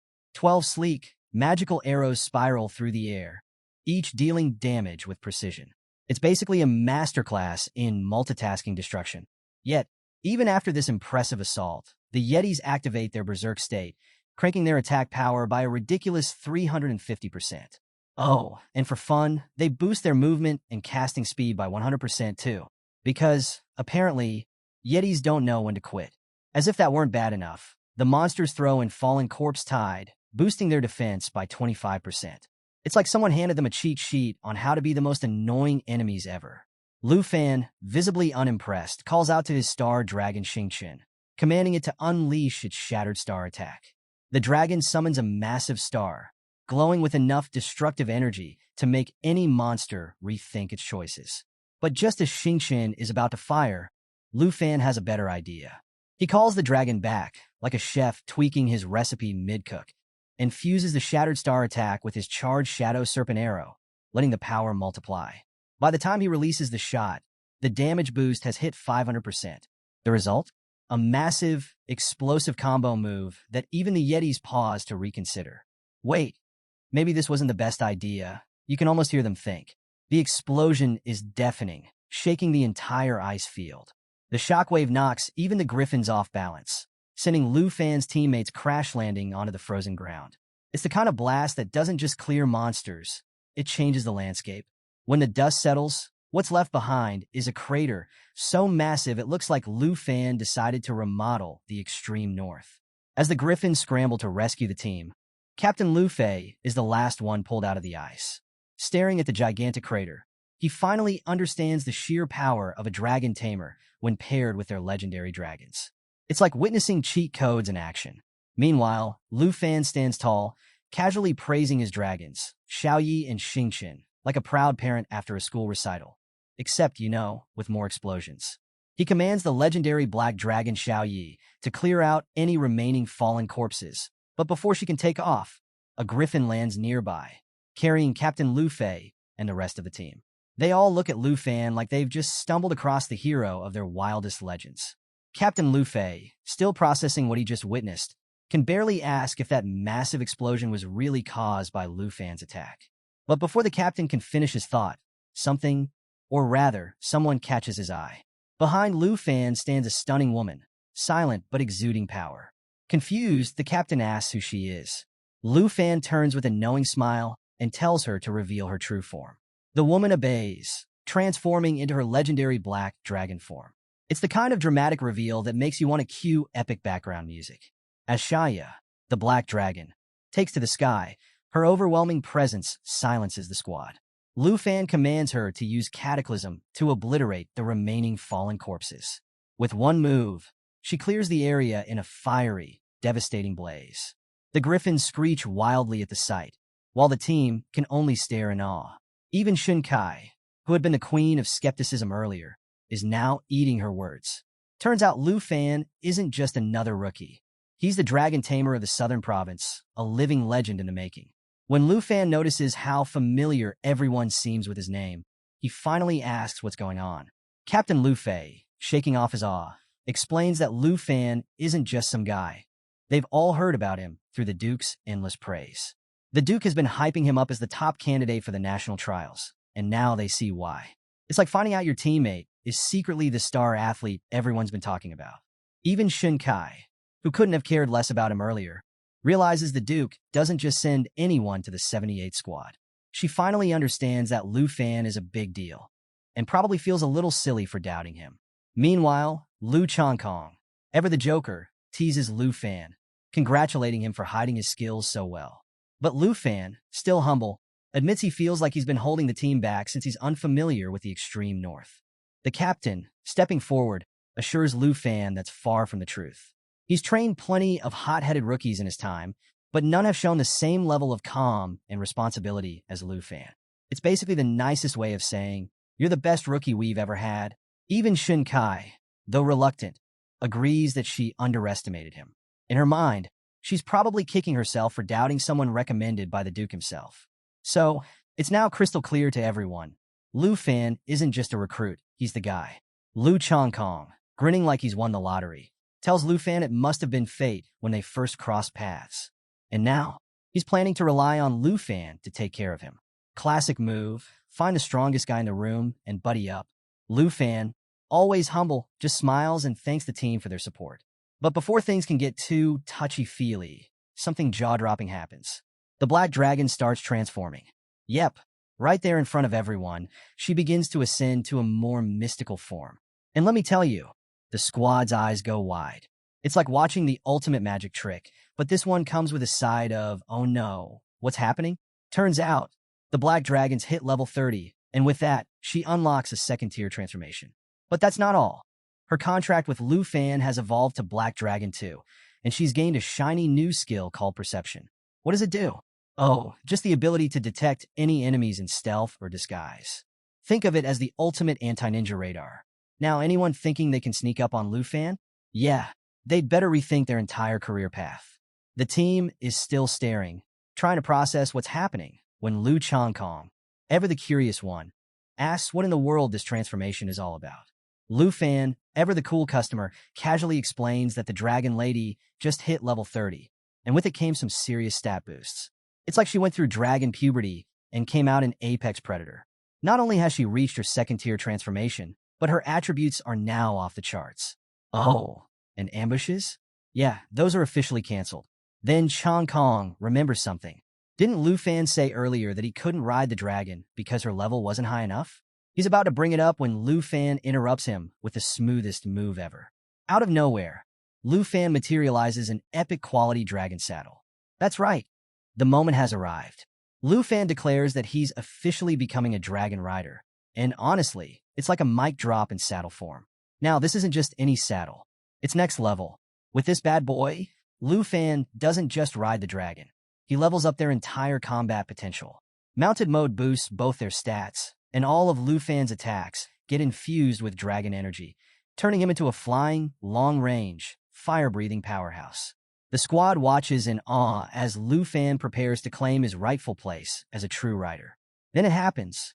The Black Dragon bursts into flames, going through her second transformation right before their eyes. The sky lights up with fiery intensity as she takes on her new, majestic form. She's no longer just a dragon. She's a full-fledged adult Black Dragon, radiating raw power and grace. Even the normally stoic captain can't hide his shock. It's like the dragon just went from being super cool to how do we even deal with this? The captain, realizing what a big deal this is, decides to offer Lu Fan a military saddle. It's a rare item that boosts dragon stats by 10%, a huge advantage for most riders. Even Shin Kai, who's been warming up to Lu Fan, chimes in, telling him that 10% of a dragon's stats is no joke. But Lu Fan, ever the gentleman, politely declines. He explains, casually, that he's already using a 100% attribute transfer saddle specifically made for legendary dragons. The captain and Shin Kai are floored. Shin Kai, who is already impressed, now looks like she's questioning all her life choices. Meanwhile, Lu Changkong, realizing there's no point in doubting Lu Fan anymore, just laughs. Of course he has the best gear. He's probably thinking, it's Lu Fan. Then the Black Dragon lands, and here's where things get adorable. She immediately starts licking Lu Fan's face, her way of showing just how happy she is after leveling up. Imagine a giant, world-destroying dragon acting like a puppy. It's weirdly wholesome. The captain, watching this, quietly realizes how far out of their league Lu Fan is.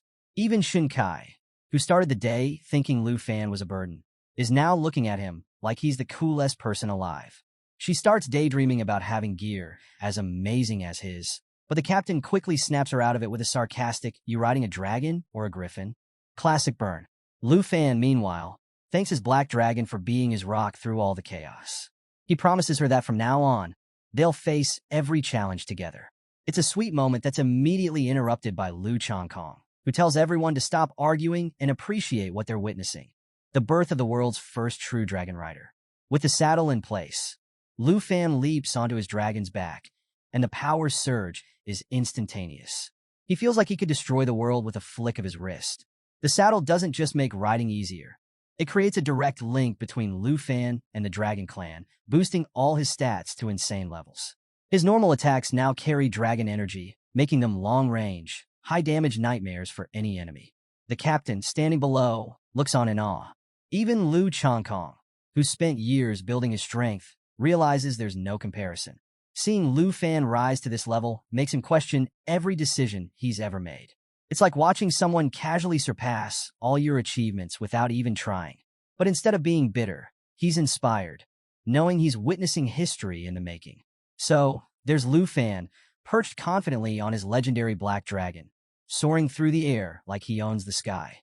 But here's the thing, this isn't just a joyride. The dragon senses something's up, and when a dragon feels danger, you listen.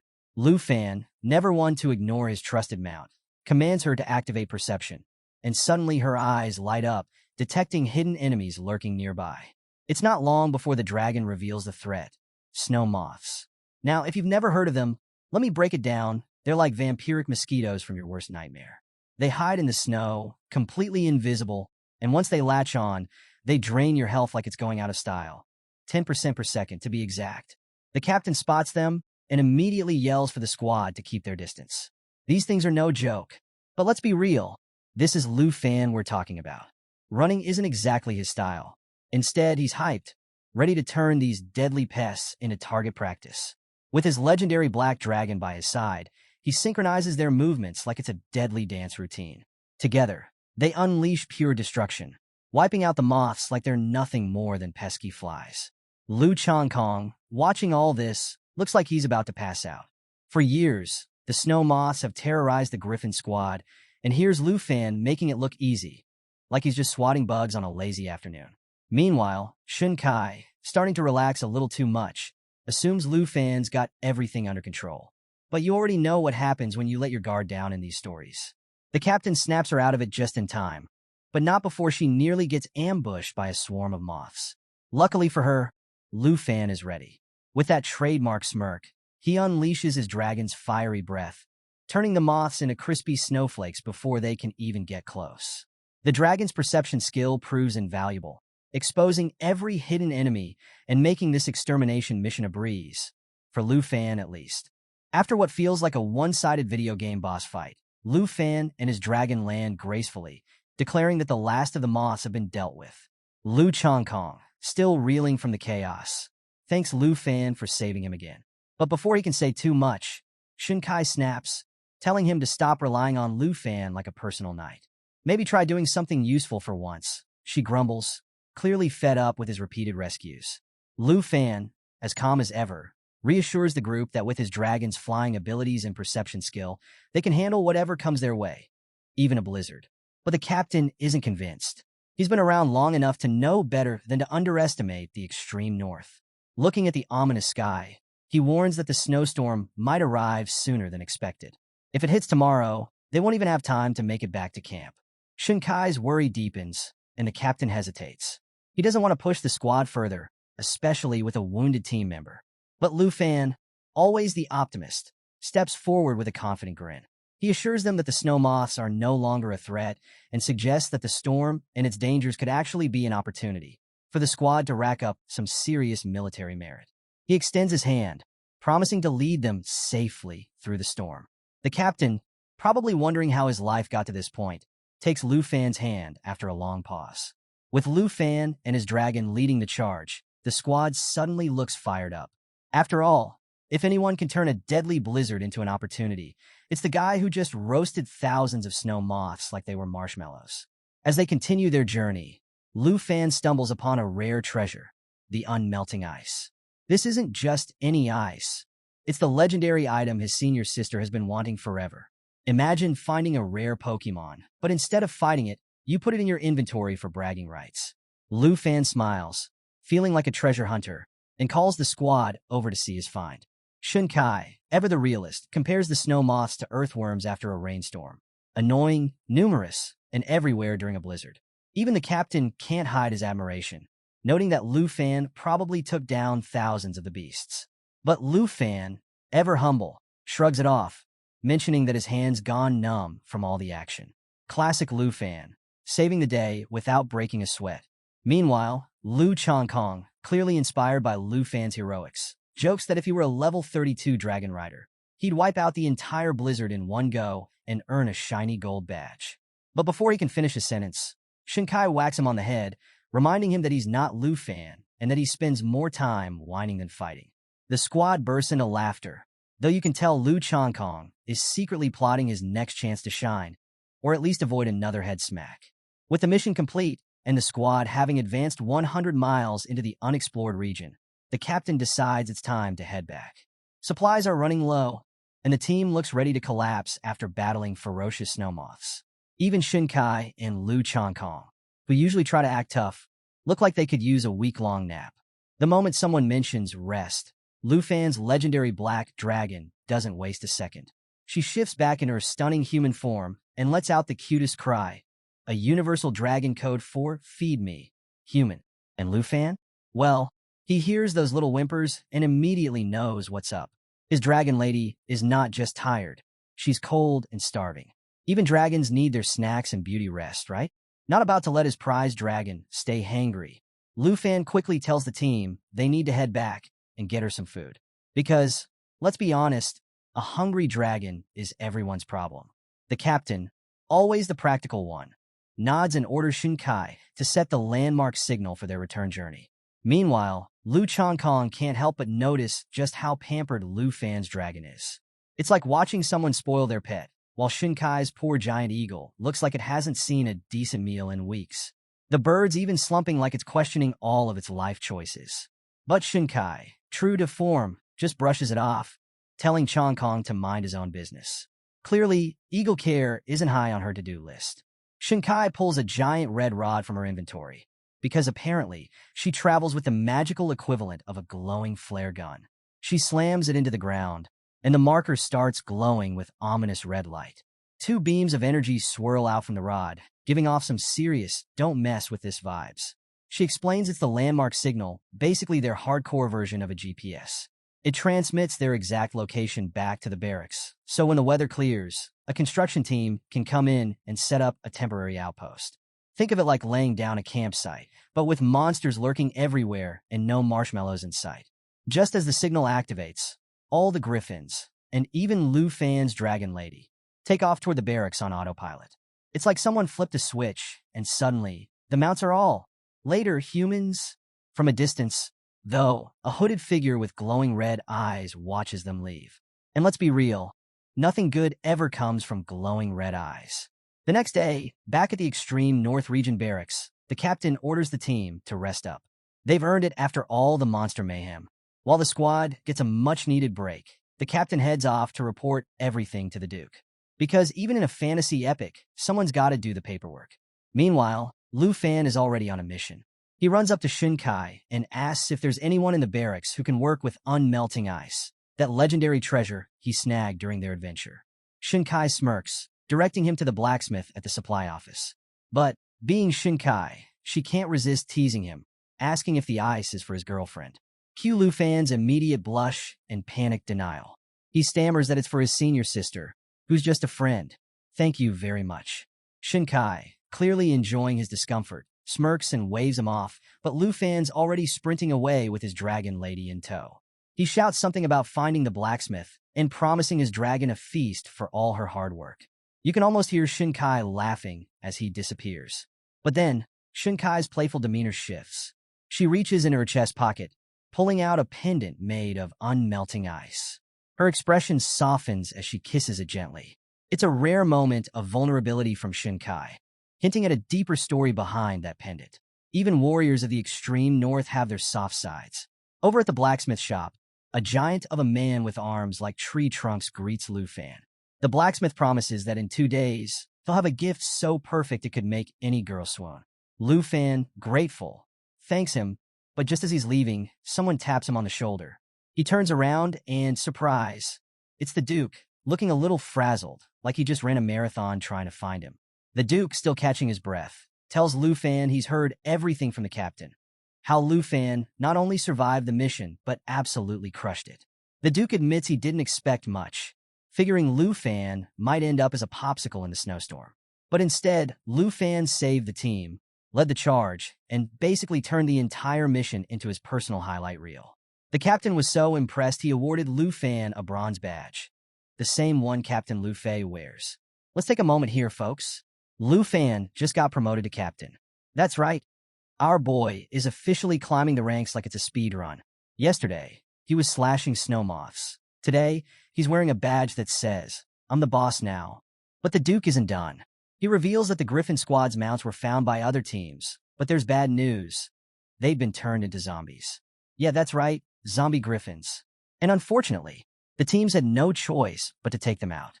It's a harsh reminder that the Blood Moon's corruption is no joke. Fortunately, Lu Fan's legendary black dragon Xiao Yi was completely immune to the Blood Moon's mind control. Even the Duke admits he's impressed, joking that Xiao Yi's appetite alone should have been a clue that she's built different. Apparently, while other mounts were losing their minds, Xiao Yi was busy feasting like a queen, devouring food like it was an Olympic event. So, the Duke, who was just chuckling about his dragon eating like a buffet commentary a moment ago, suddenly switches gears. His face gets all serious, the kind of serious that makes you sit up and think, oh, this is about to get wild. He tells Lu Fan there's something he needs to show him, no jokes this time. He hands over a stack of confidential documents, and as Lu Fan starts flipping through, his eyes widen faster than a kid seeing a dragon for the first time. The documents contain photos of something massive. We're talking giant. There's this enormous skeleton with what might be wings or hands. Honestly, it's hard to tell. But one thing's for sure. Whatever it is, it's huge. The Duke explains that the skeleton was found near the border of the Star-Spangled Nation, in some ancient mountain ruins. The national trial representative from their side, a guy named Charles Morgan, had been sent to explore it. And thanks to some friendly chats, spy work, with the Morgan family, they managed to snag these photos. Lu Fan stares at the pictures, realizing this skeletal giant looks an awful lot like the creature connected to the Blood Moon. Deja vu hits him like a truck, except with extra terror. The Duke confirms that the skeleton was so enormous, it made the workers excavating the site look like ants. And if that wasn't creepy enough, there's a video. Yep, a video. The Duke's intelligence team somehow infiltrated the Morgan family's operation and managed to film inside the sacred mountain ruins. The Duke says this with a straight face, like casually dropping, "Oh, by the way, here's some classified footage of a nightmare." The video starts with two figures, a butler-looking old man and a woman, standing in front of a massive humanoid skeleton. The camera pans to a large temple in the distance. Both of them look absolutely stunned, probably wondering what they just signed up for. Turns out, the entire expedition team that went to investigate the temple has disappeared. And, surprise, surprise, the temple is giving off this eerie golden glow that's turning all the nearby creatures into mutant beasts. It's like nature got an upgrade, and not in a good way. Suddenly, the butler hears footsteps. They freeze. A man appears. It's one of the missing expedition members. But hold on, this isn't the happy reunion they were hoping for. The guy looks like he just walked out of a horror movie. His wings are drenched in blood, and the butler quickly realizes that this isn't their old pal anymore. The man's been transformed into a holy mountain thrall, a creature straight out of someone's worst nightmare. Before anyone can react, the thrall launches himself at the duo. The butler screams for the woman to run, shouting that the man is no longer human. And just like that, the video cuts out. The Duke, now looking like he needs another drink, explains that his informant barely escaped alive to deliver this footage. Otherwise, no one would have believed it. Lu Fan, still trying to process what a holy mountain thrall even is, asks the Duke for more details. The Duke calmly explains, like he's giving a weather report, that thralls are creatures mutated by the insane power of the giant skeleton in the temple. They're like the next level version of the holy mountain puppets, and trust me, that's not a promotion anyone wants. Suddenly, the pieces start falling into place for Lu Fan. He connects the dots between the thralls and the fallen corpses he's been fighting near the Blood Moon. Both seem to follow the same creepy pattern. Ancient powers twisting everything around them into something horrific. The Duke, taking another swig from his flask, because honestly, who wouldn't need a drink right now, tells Lu Fan that scholars at the Academy are already calling these creatures the ancient gods. Yeah, that's right, gods. Apparently, these skeletons and temples are too old to trace, and whatever power they hold is way beyond anything humanity understands. Lu Fan's head is spinning. Where did these things come from? Why are they here? And what kind of power are they hiding? But before his brain can implode, the Duke drops the ultimate mic. Nothing about the ancient gods is known. That's it. That's all we've got. The Duke says it with the kind of nonchalance you'd expect from someone who's just accepted that the universe is full of unsolvable mysteries. The Duke goes on to explain that the creatures corrupted by these ancient powers are divided into two categories: puppets and thralls. The puppets? They're your basic zombie types, mindless, shambling, gross.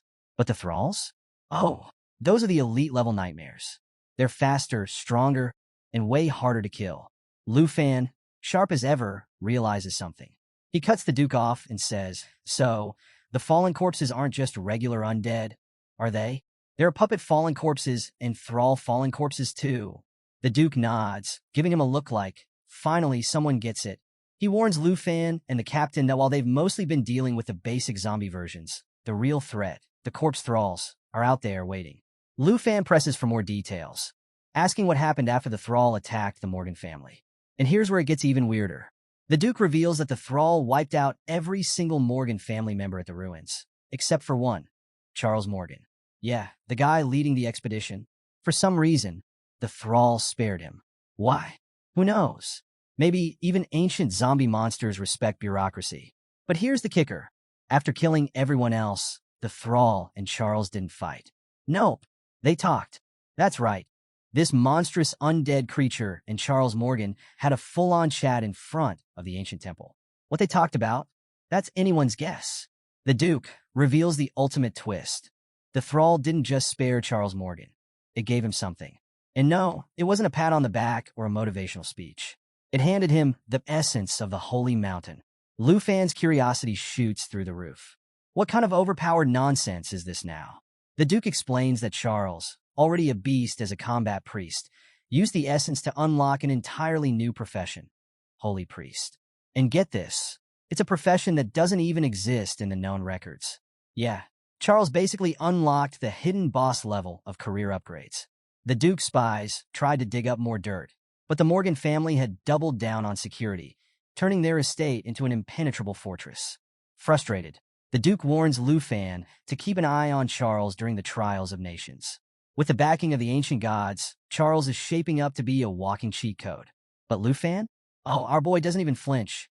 He waves it off like the whole thing is a minor inconvenience. In Lu Fan's book, titles like toughest opponent just mean someone standing in the way of his victory lap. Fast forward 2 days, and we're back in the blacksmith shop. The burly blacksmith hands Lu Fan a brand new necklace, his pride practically radiating off him. Lu Fan grins like a kid unwrapping a new toy.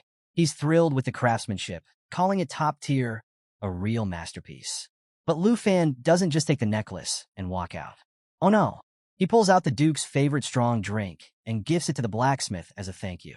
The guy's eyes light up like he's just been handed a winning lottery ticket, clearly thrilled by Lu Fan's appreciation and his excellent taste in booze.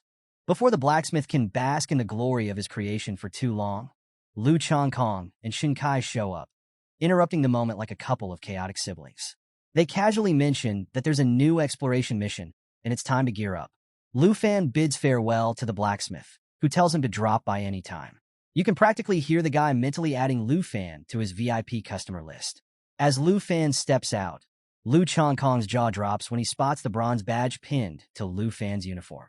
This guy's been grinding for an entire year to level up, and here's Lu Fan, breezing through ranks like it's a video game speedrun. Even Shun Kai, usually cool and collected, can't wrap her head around it. She's low-key wondering if Lu Fan has some divine sponsorship deal they don't know about. The next morning, Captain Lu Fei gathers the squad near the outpost, announcing they've packed enough supplies for 15 days. Everything seems to be going smoothly, until Lu Fan, casually flying overhead with his dragon, notices something strange. The landmark signal rod they placed last time? Yeah, it's gone. Shinkai spots it a few blocks away, but something's off. The rod is damaged, completely wrecked, and there's no way a simple snowstorm did this. Lu Fan's gut tells him something's wrong. It's too quiet. The kind of quiet where you just know something's about to go horribly wrong. Sure enough, as Lu Changkong confidently strides forward, Lu Fan's instincts kick in. He yells for the squad to fall back, his voice cutting through the icy air. But it's too late. Lu Changkong is already within range of a trap. The snow crunches underfoot, the air feels heavier, and then bam, out of nowhere, a swarm of monsters emerges. It's like someone RSVP'd an army of creatures to crash the mission. Lu Changkong freezes, realizing they're completely surrounded. The sheer number of monsters is insane. What are they even doing here? Lu Fan had cleared the area last time, yet now it's crawling with puppets. But none of them attack. They just watch. It's unnerving, to say the least. Lu Fan's sharp mind kicks into high gear. He quickly tells the captain that these monsters aren't acting on their own. They're puppets, controlled by a higher-level thrall lurking nearby. The captain's expression darkens as he recalls the Duke's warning about thralls. Then a low, gravelly voice cuts through the icy wind. It's dark, almost mocking, as it says, "Being a thrall is no shame, for the fallen thralls are the glorious thralls of God." The group whirls around to see a pale, humanoid figure emerging from the shadows, dressed in the same uniform as their squad. Lu Changkong, ever the loudmouth, demands to know who this guy is. But before the figure can answer, Captain Lu Fei and Shin Kai recognize him instantly. Their shock is palpable. This isn't just some random stranger. It's Li Luo, a former member of their team and a hidden class spear knight. The squad stands frozen, disbelief etched across their faces. For Shinkai, the shock cuts even deeper. Tears well up in her eyes as she realizes she's standing face-to-face with someone she thought she'd lost forever. Why? Because Li Luo wasn't just a teammate. He was Shinkai's fiancé. So here's the deal. Shinkai's first days in the regiment, all thanks to Li Luo. He brought her in, trained her, and eventually they got engaged. But then, plot twist, Li Luo vanished during a mission tied to the Blood Moon. Now here he is back again, except, he's a fallen corpse man. Not exactly the heartfelt reunion Shinkai was hoping for. Lu Changkong, ever the pragmatist, snaps. This isn't the time for a therapy session, he barks, clearly done with all the drama. Meanwhile, Shinkai's composure crumbles. She drops to the ground, tears streaming down her face, as she sees the man she thought was gone forever now, undead. And Lu Fan? He's off to the side, awkwardly watching this emotional meltdown, thinking, this just got super uncomfortable. Shinkai sobs, calling out Li Luo's name, begging him to explain why he never came back. Her desperation fills the air, and suddenly, she feels a presence. When she looks up, her breath catches. There he is, Li Luo, standing before her, looking normal, like the old Li Luo she knew. It's a scene straight out of a romance drama, complete with Shinkai flinging herself into his arms, bawling like her life depends on it. Lu Fan watches, unsure whether to clap or cringe. Do we just let this play out, he wonders. Meanwhile, Shinkai hugs Li Luo tightly, babbling about how no one will believe he's back and how everyone will be overjoyed to see him alive. And just when it feels like things couldn't get more emotional, the air crackles with a surge of demonic energy. Li Luo's voice grows cold. He declares, with all the subtlety of a bad supervillain, that he's not going back. Turning to Shinkai, he drops an unexpected bombshell, asking if she'll stay with him. She stares, confused and speechless, as Li Luo pulls her closer, launching into his "join me or else" pitch. He's rambling about serving some mysterious god that's about to wake up. Romantic, right? Nothing says happy reunion like trying to recruit your fiancé into a creepy ancient deity revival plan. Shinkai's brain short-circuits from the sheer absurdity of it all, and before anyone can react, she faints. Lu Fan catches her mid-fall, panicked, shouting her name and trying to wake her up. He's patting her back, yelling like a concerned parent, while Li Luo just stands there, casually offering Shinkai unimaginable power and the chance to serve a god. Because that's totally what she wanted for her wedding vows. Lu Fan isn't having it. He shouts louder, urging Shinkai to wake up, telling her not to fall for Li Luo's twisted words. It's a classic snap-out-of-it moment, but with way more undead vibes. Shinkai, still dazed, mumbles weakly, begging Li Luo not to do this. But Liluo doubles down, warning her that if she refuses, she'll end up as one of the fallen corpses herself. Real motivational, dude. With tension at its peak, Lu Fan's voice finally breaks through Shunkai's confusion. She blinks, slowly coming back to reality, only to find herself in the middle of absolute chaos. Panic sets in, but Lu Fan quickly explains what's happening, trying to ground her. "You've been tricked," he tells her. "Don't let his lies get to you." Meanwhile, Liluo climbs onto his horse like he's about to ride off into a gothic sunset. With a cold gaze, he demands an answer from Shinkai. Will she stay with him and serve the god, or not? It's like the world's worst marriage proposal, with added undead consequences. Captain Lu Fei, finally at the end of his patience, snaps. He's not about to let Liluo kidnap Shinkai for some dark cult. Turning to Lu Fan, he asks urgently, "Can you save her?" It's the kind of trust that says, "You're our only hope, buddy." Lu Fan doesn't answer immediately. Instead, he stands there, deep in thought, weighing his options. Lu Changkong, ever the realist, points out the obvious. They're surrounded by hundreds of monsters, and chasing after Liluo would only get them lost. Oh, and without repairing the signal rod? Good luck finding their way back. Captain Lu Fei waves off the logistics. "Forget the post," he says. "Survival first." It's clear he's ready to bolt, but before he can rally the troops, Lu Fan's face breaks into a calm, confident smile. And you know what that means? When Lu Fan smiles in the middle of chaos, things are about to go down. With an air of quiet authority, he announces, "I don't think running is the best idea." The squad turns to him, hope flickering in their eyes. Without skipping a beat, Lu Fan raises his hand, and boom, intense energy starts swirling from his palm. You know it's about to get serious when the glowing hand effects kick in. Lu Changkong, who's clearly seen enough of Lu Fan's creative solutions, shouts in panic, asking if he's about to pull off another massacre.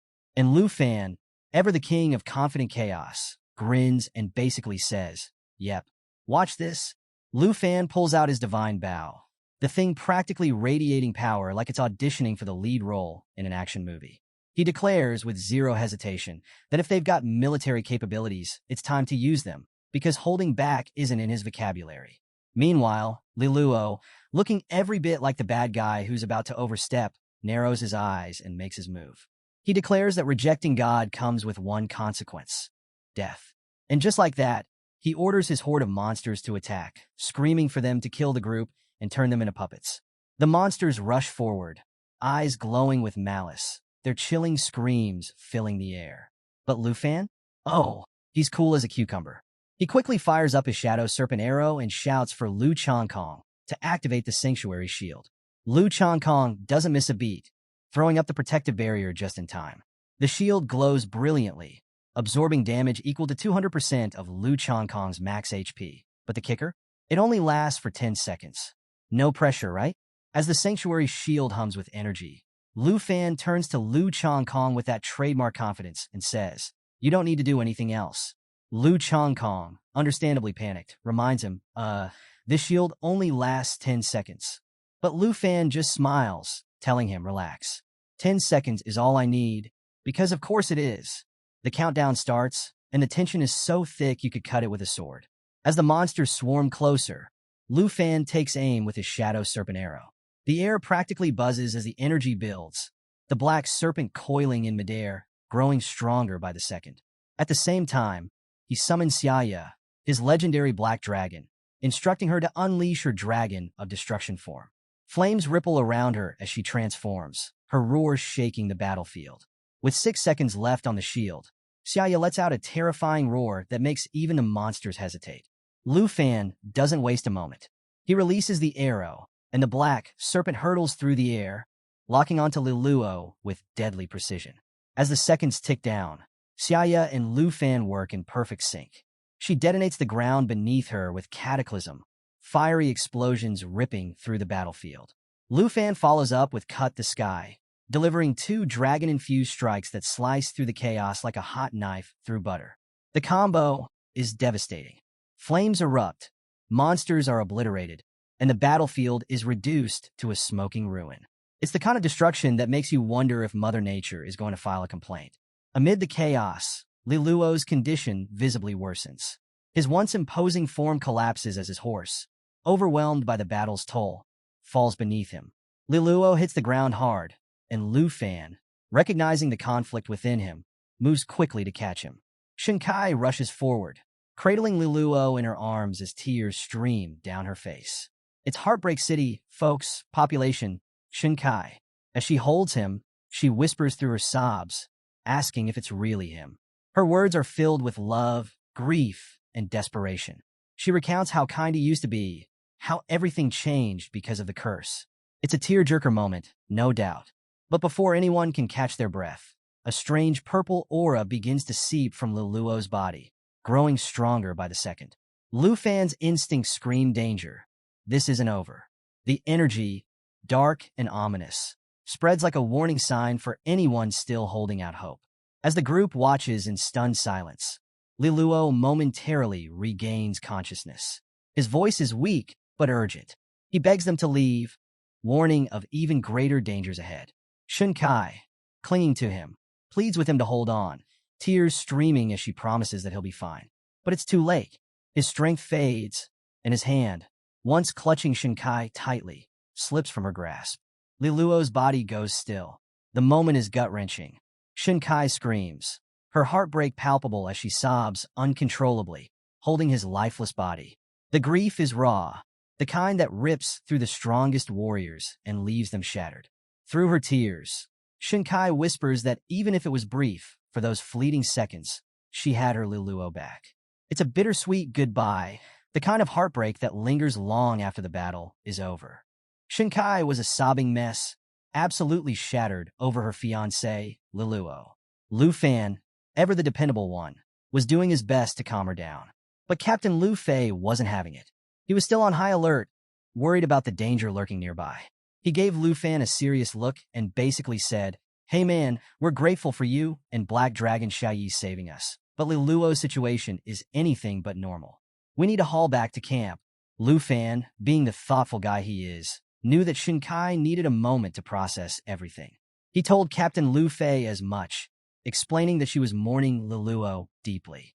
But before anyone could catch their breath, a strange purple aura started glowing from Liluo's body.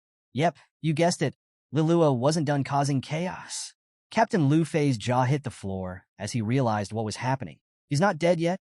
Cue Lu Fan springing into action like the hero he is. With his trusty dragon sword in hand, he figured out what was going on. The energy of the fallen corpse was still inside Liluo, and it was making a beeline for the ominous blood moon. Lu Fan wasn't about to let that happen. He sprinted after the energy, slashing it in half with a dramatic swipe. What happened next? Oh, just a crystal containing the essence of the fallen corpse spilling out, glowing with an eerie aura of gratitude. Lu Fan held the crystal, deep in thought. Could this be the sacred essence that Charles had once obtained? He couldn't shake the feeling that this essence had something to do with hidden powers, or worse, becoming a servant of the ancient god. Captain Lu Fei was understandably freaked out and asked if carrying such a bizarre object was even safe. But Lu Fan, lost in his thoughts, wondered if Charles had also pledged loyalty to the ancient god. He remembered Liluo's chilling words, "Obey me, and I'll give you unimaginable power as a servant of the gods." Lu Fan snapped out of it and made a decision. They'd have to hand the crystal over to Duke Junbei for safekeeping. Captain Lu Fei agreed, but before they could leave, they turned their attention to Shinkai, who was digging a hole in the snow for Liluo's burial. Captain Lu Fei suggested they wait, and Lu Fan, heart heavy, insisted they help her. Together, the group dug a large grave, and Shinkai, with tears streaming down her face, buried Liluo with his necklace and badge. After saying her final goodbye, Shinkai stood tall, glasses back on, declaring herself strong sister Shinkai once more. Her recovery lifted everyone's spirits. Captain Lu Fei rallied the group, and they flew off on their eagles, heading back to Team 78's camp. Now here's where it gets even more interesting. The next afternoon, Lu Fan met with Duke Junbei to hand over the crystal. Duke Junbei was stunned, immediately recognizing its significance. Lu Fan shared his hypothesis. The ancient god servants had to meet certain conditions. The essence of the corpse could turn beings into slaves, but only those with intelligence could become actual servants. He explained how Liluo, once controlled by the corpse's essence, had essentially become one of these servants, with the ancient god seemingly making the final call. Duke Jinbei was intrigued and added his own insight. He mentioned rumors of cults popping up across more than a dozen countries. These fanatics claimed to have the blessings of the gods, spreading their influence and preparing for the gods' awakening. This revelation hit Lu Fan like a ton of bricks. If the rumors were true, could it mean that over a dozen ancient gods were awakening? Yikes! Lu Fan didn't waste time connecting the dots. He asked Duke Jinbei how many members of the Griffin squad were still unaccounted for. When Duke Jinbei confirmed there were several missing, Lu Fan theorized that they might have become corpse slaves. To keep everyone safe, he suggested announcing a reward to find them and mitigate the risk. The weight of this realization hit Duke Jinbei hard. These were his brothers in arms, men who had once served their country but were now potential threats. Lu Fan reassured him, placing a hand on his shoulder. There was no easy solution, but sacrifices had to be made for the greater good. Then came the million-dollar question: what to do with the crystal? Lu Fan had an idea. He proposed using it to test his hypothesis. But don't worry, folks, he wasn't about to experiment on people. He planned to use it on his dragon pets instead. Duke Jinbei wasn't exactly thrilled with the plan, but trusted Lu Fan to handle it. Duke Jinbei, ever the cautious one, asked Lu Fan, "Who will you test this crystal on? We can't risk using it on humans." Lu Fan, grinning like he had a secret, casually said, "Oh, don't worry. I'll test it on my dragon." Naturally, Duke Jinbei's eyebrows shot up. He was like, "What? Are you crazy? Using this on a dragon could be catastrophic. What if it goes wrong? Who's going to handle that mess?" Lu Fan quickly waved him off, all confident, and clarified, "Chill, senior. You misunderstood me. The dragon I'm talking about isn't exactly one of my main 5 dragons." This, of course, got Duke Jinbei even more curious. "Wait, hold up. You have more dragons?" Cut to an open space where Lu Fan and Duke Jinbei decided to test things out. Duke Jinbei couldn't resist grilling him, asking about his other dragons. Lu Fan explained, 2 of the 5 dragons aren't exactly my direct pets. They're summons that appear when I call on my dragons. And yeah, Duke Jinbei was floored by this idea. Summoning a pet's pet? Mind-blowing. Anyway, Lu Fan called out to Jade Dragon Xiaofei and asked her to summon the twin flying dragon kings.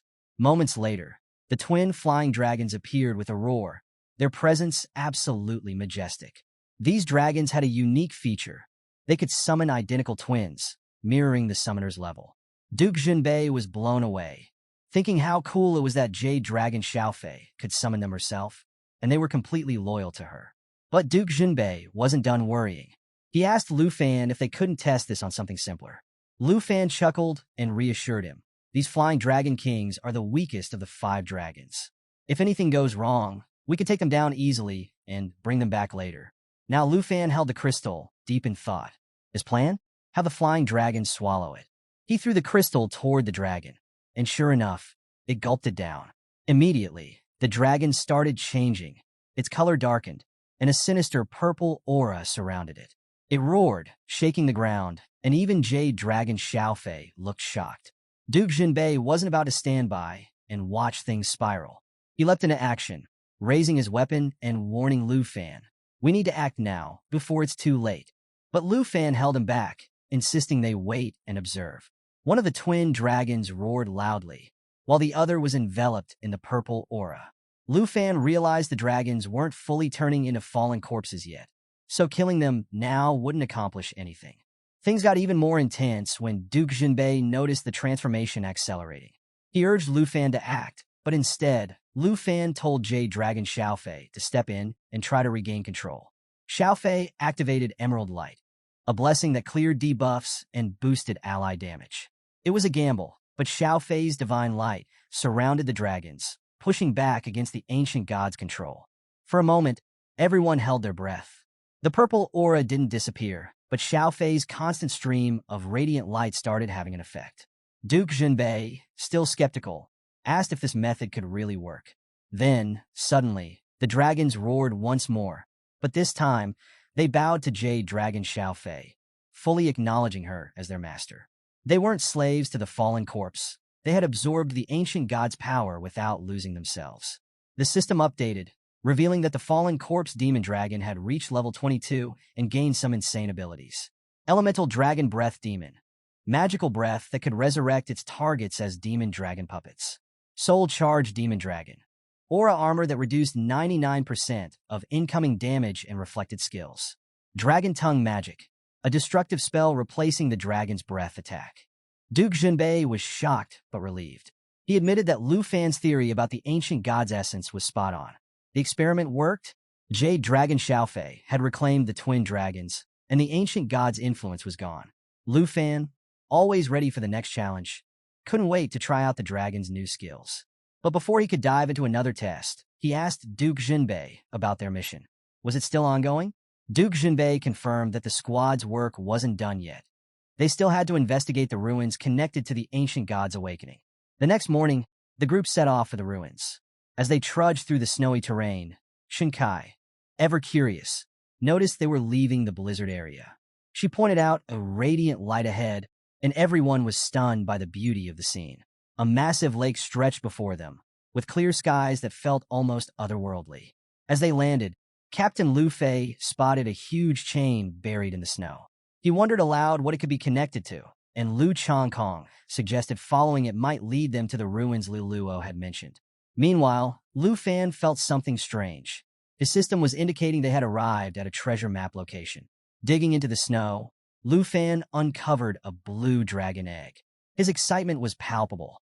The fourth dragon egg was still intact, and it was safe. Just then Lu Fan's sharp eyes catch something else buried nearby. It's a box. Naturally, curiosity gets the better of him. He digs it up, dusts it off, and cracks it open. Inside, he finds an epic-level skill book called Dragon Language Resonance Magic. Epic level, people. This isn't your run-of-the-mill loot, it's the real deal. The skill requires level 35, but Lu Fan's already dreaming big. He's thinking about how this skill will supercharge his magic and boost the power of his future blue dragon. Oh, and he's planning to hit up Sister Duyakyu from the Tianhua auction house to snag a pet slot expansion scroll. Always thinking ahead, this guy. A bit later, while everyone's trekking forward, Lu Fan lags behind to admire the egg and maybe daydream a little about his future dragon arsenal. Shinkai and Lu Changkong notice him hanging back and head over. Shinkai teases him, asking what he's up to, while Lu Changkong jokes about him enjoying the view solo. Lu Fan, caught off guard, quickly hides the egg and skill book. With a sheepish grin, he says, "Oh, nothing, just taking in the scenery." But Lu Fan being Lu Fan, he shifts the conversation to something more intriguing. He points out how vast the glacial lake is and wonders if there's a whole new region beyond it. Captain Lu Fei chimes in, reminding everyone just how massive the far north is, stretching inland with the Blood Moon Mountain range going on for over 1,000 miles. Lu Fan takes a mental note of this, piecing together theories about the ancient gods. Could the Blood Moon itself be controlled by these mysterious deities? Or is it their tool? Shinkai, trying to wrap her head around it, imagines the ancient god as a massive mountain chained to the moon. But before things get too heavy, Lu Changkong lightens the mood, patting Lu Fan on the shoulder and suggesting they follow the chain to see what's on the other side of the lake. Of course, Captain Lu Fei isn't about to let them wander blindly into danger. He warns them about the risks and reminds Lu Changkong about the last time he got injured. Lu Fan steps up, volunteering to scout ahead. Captain Lu Fei, reluctantly trusting him, agrees, but not without some caution. And this is where things heat up.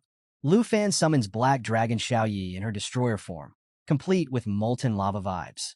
The crew is hyped. This is one epic dragon. As they prepare to rest, Shinkai tells Lu Fan to be careful, and he promises to signal them once it's safe. Off they go, flying over the lake for 2 straight hours. But even after all that time, Lu Fan hasn't reached the end of the massive chain they're following. Suddenly, his system throws up a warning. You have entered the Fallen Corpse Ruins realm. Yep, it's as ominous as it sounds. Lu Fan knows this place matches the clues left by the Star-Spangled Kingdom's discoveries. He's thinking about the sacred temple and those who became sacred slaves, piecing together the mystery of the ancient god's power. Then, Black Dragon Xiaoyi stops mid-flight, roaring loudly. Something's up. Lu Fan looks down and spots a giant black coffin buried in the snow.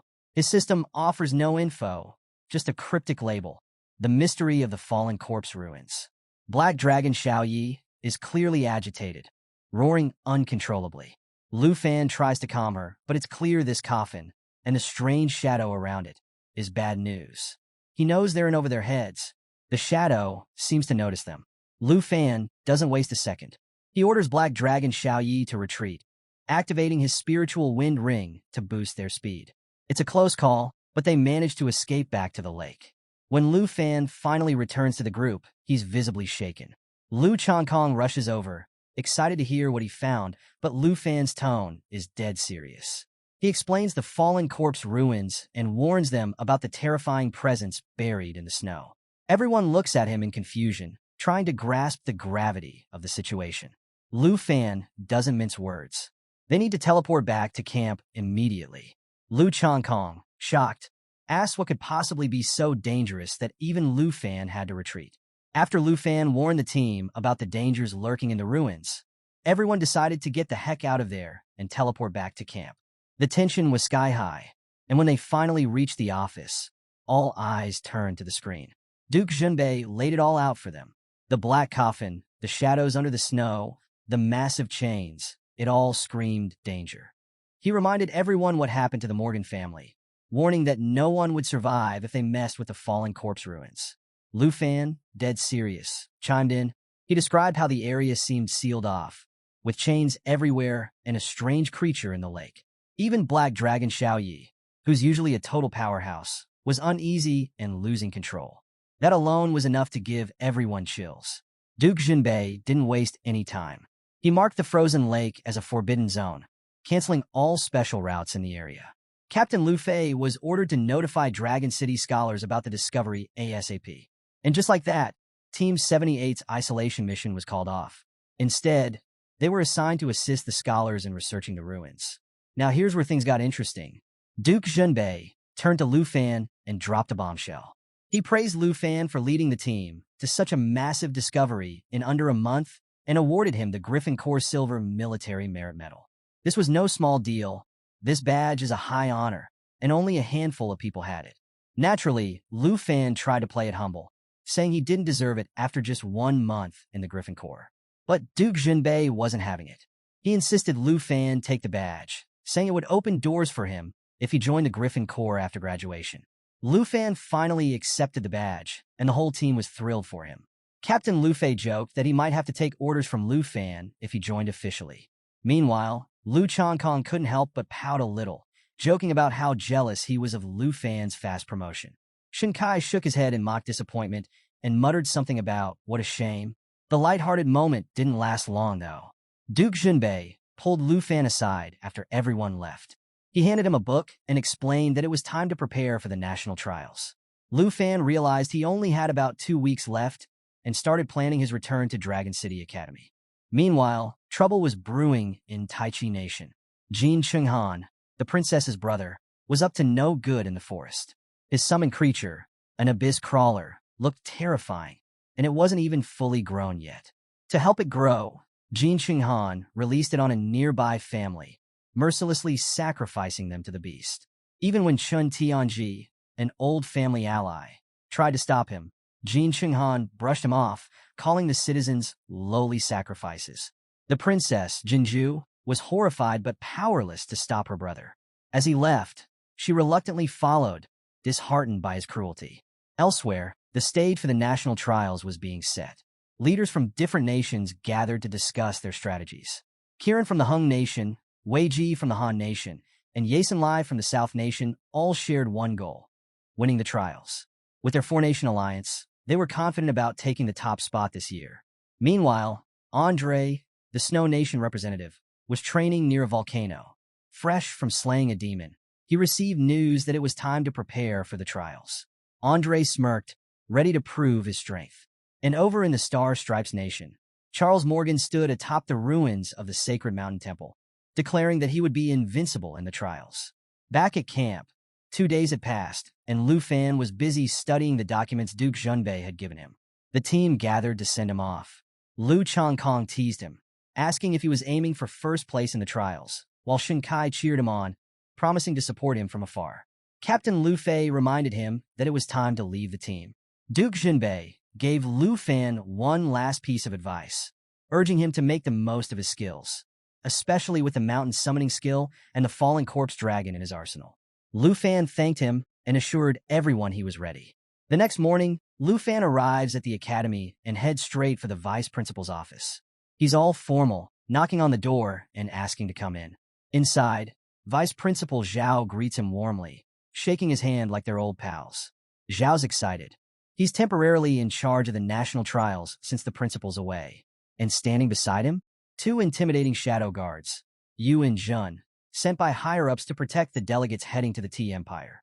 These guys are next level, way beyond the Griffin Regiment.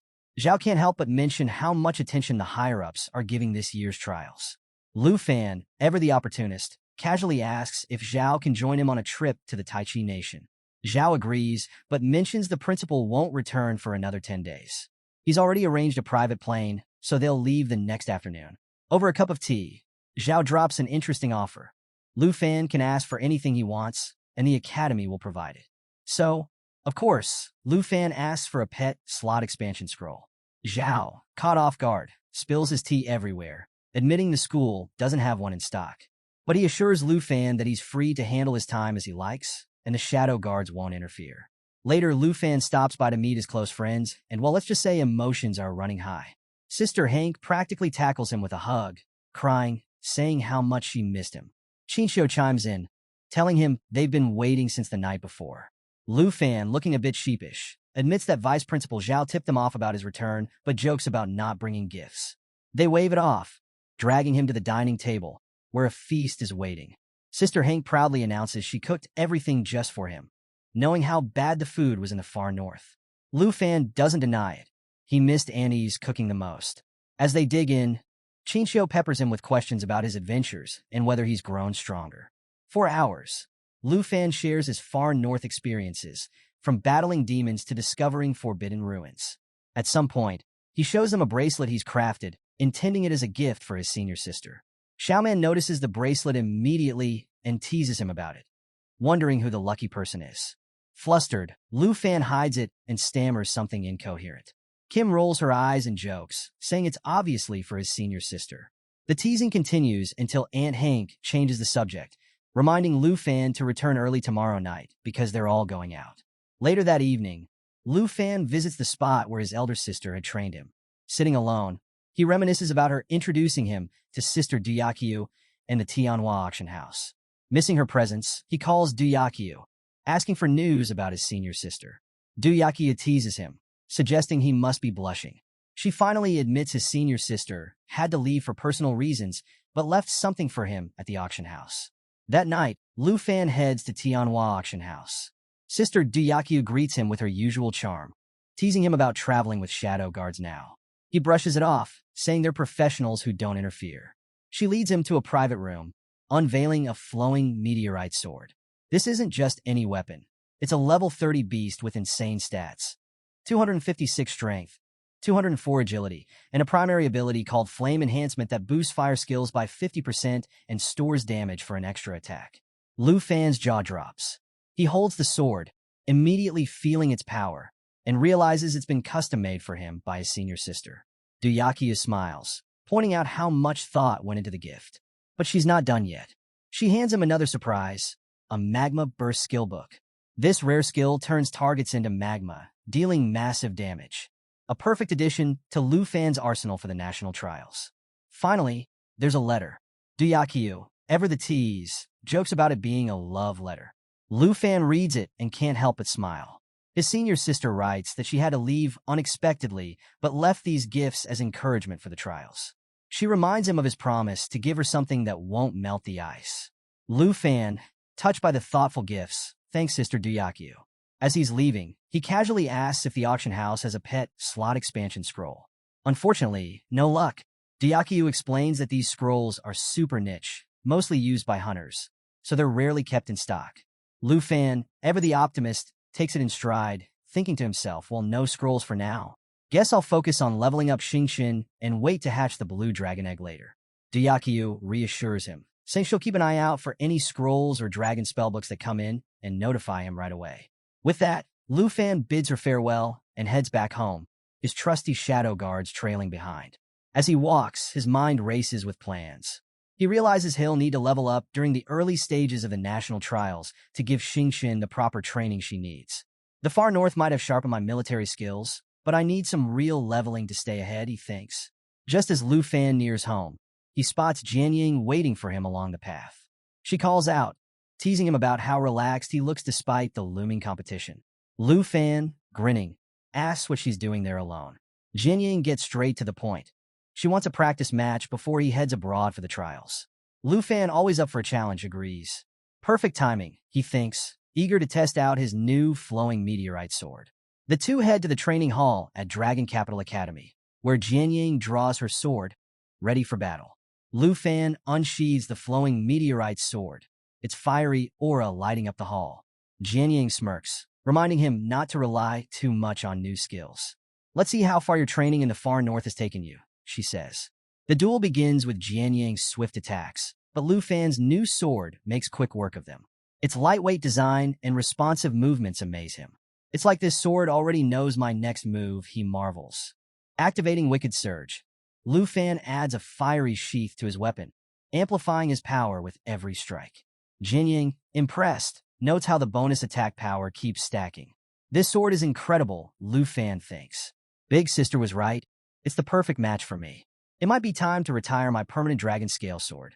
The battle rages on, with Jian Ying countering using Army Breaker Great Squad, but Lu Fan effortlessly deflects her strikes. She admits she can't keep up with his combat skills anymore, even as she pushes herself to the limit.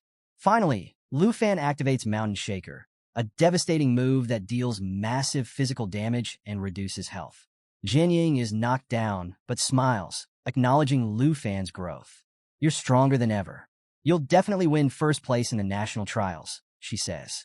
The next morning, Lu Fan gathers with his friends and family for an emotional send-off. Sister Han fusses over him, reminding him to stay safe and eat on time. Xiaoman reassures him, saying they'll always be with him in spirit. Aunt Hank wishes him a smooth trip. Lu Fan waves goodbye, thanking them for their support. Vice Principal Zhao accompanies him to the airport, reminding him that the national trials are a big opportunity to prove himself and rise among the elite of Dragon Nation.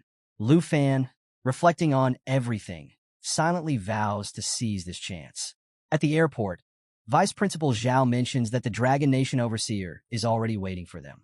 This sparks Lu Fan's curiosity, and he asks who the Overseer is.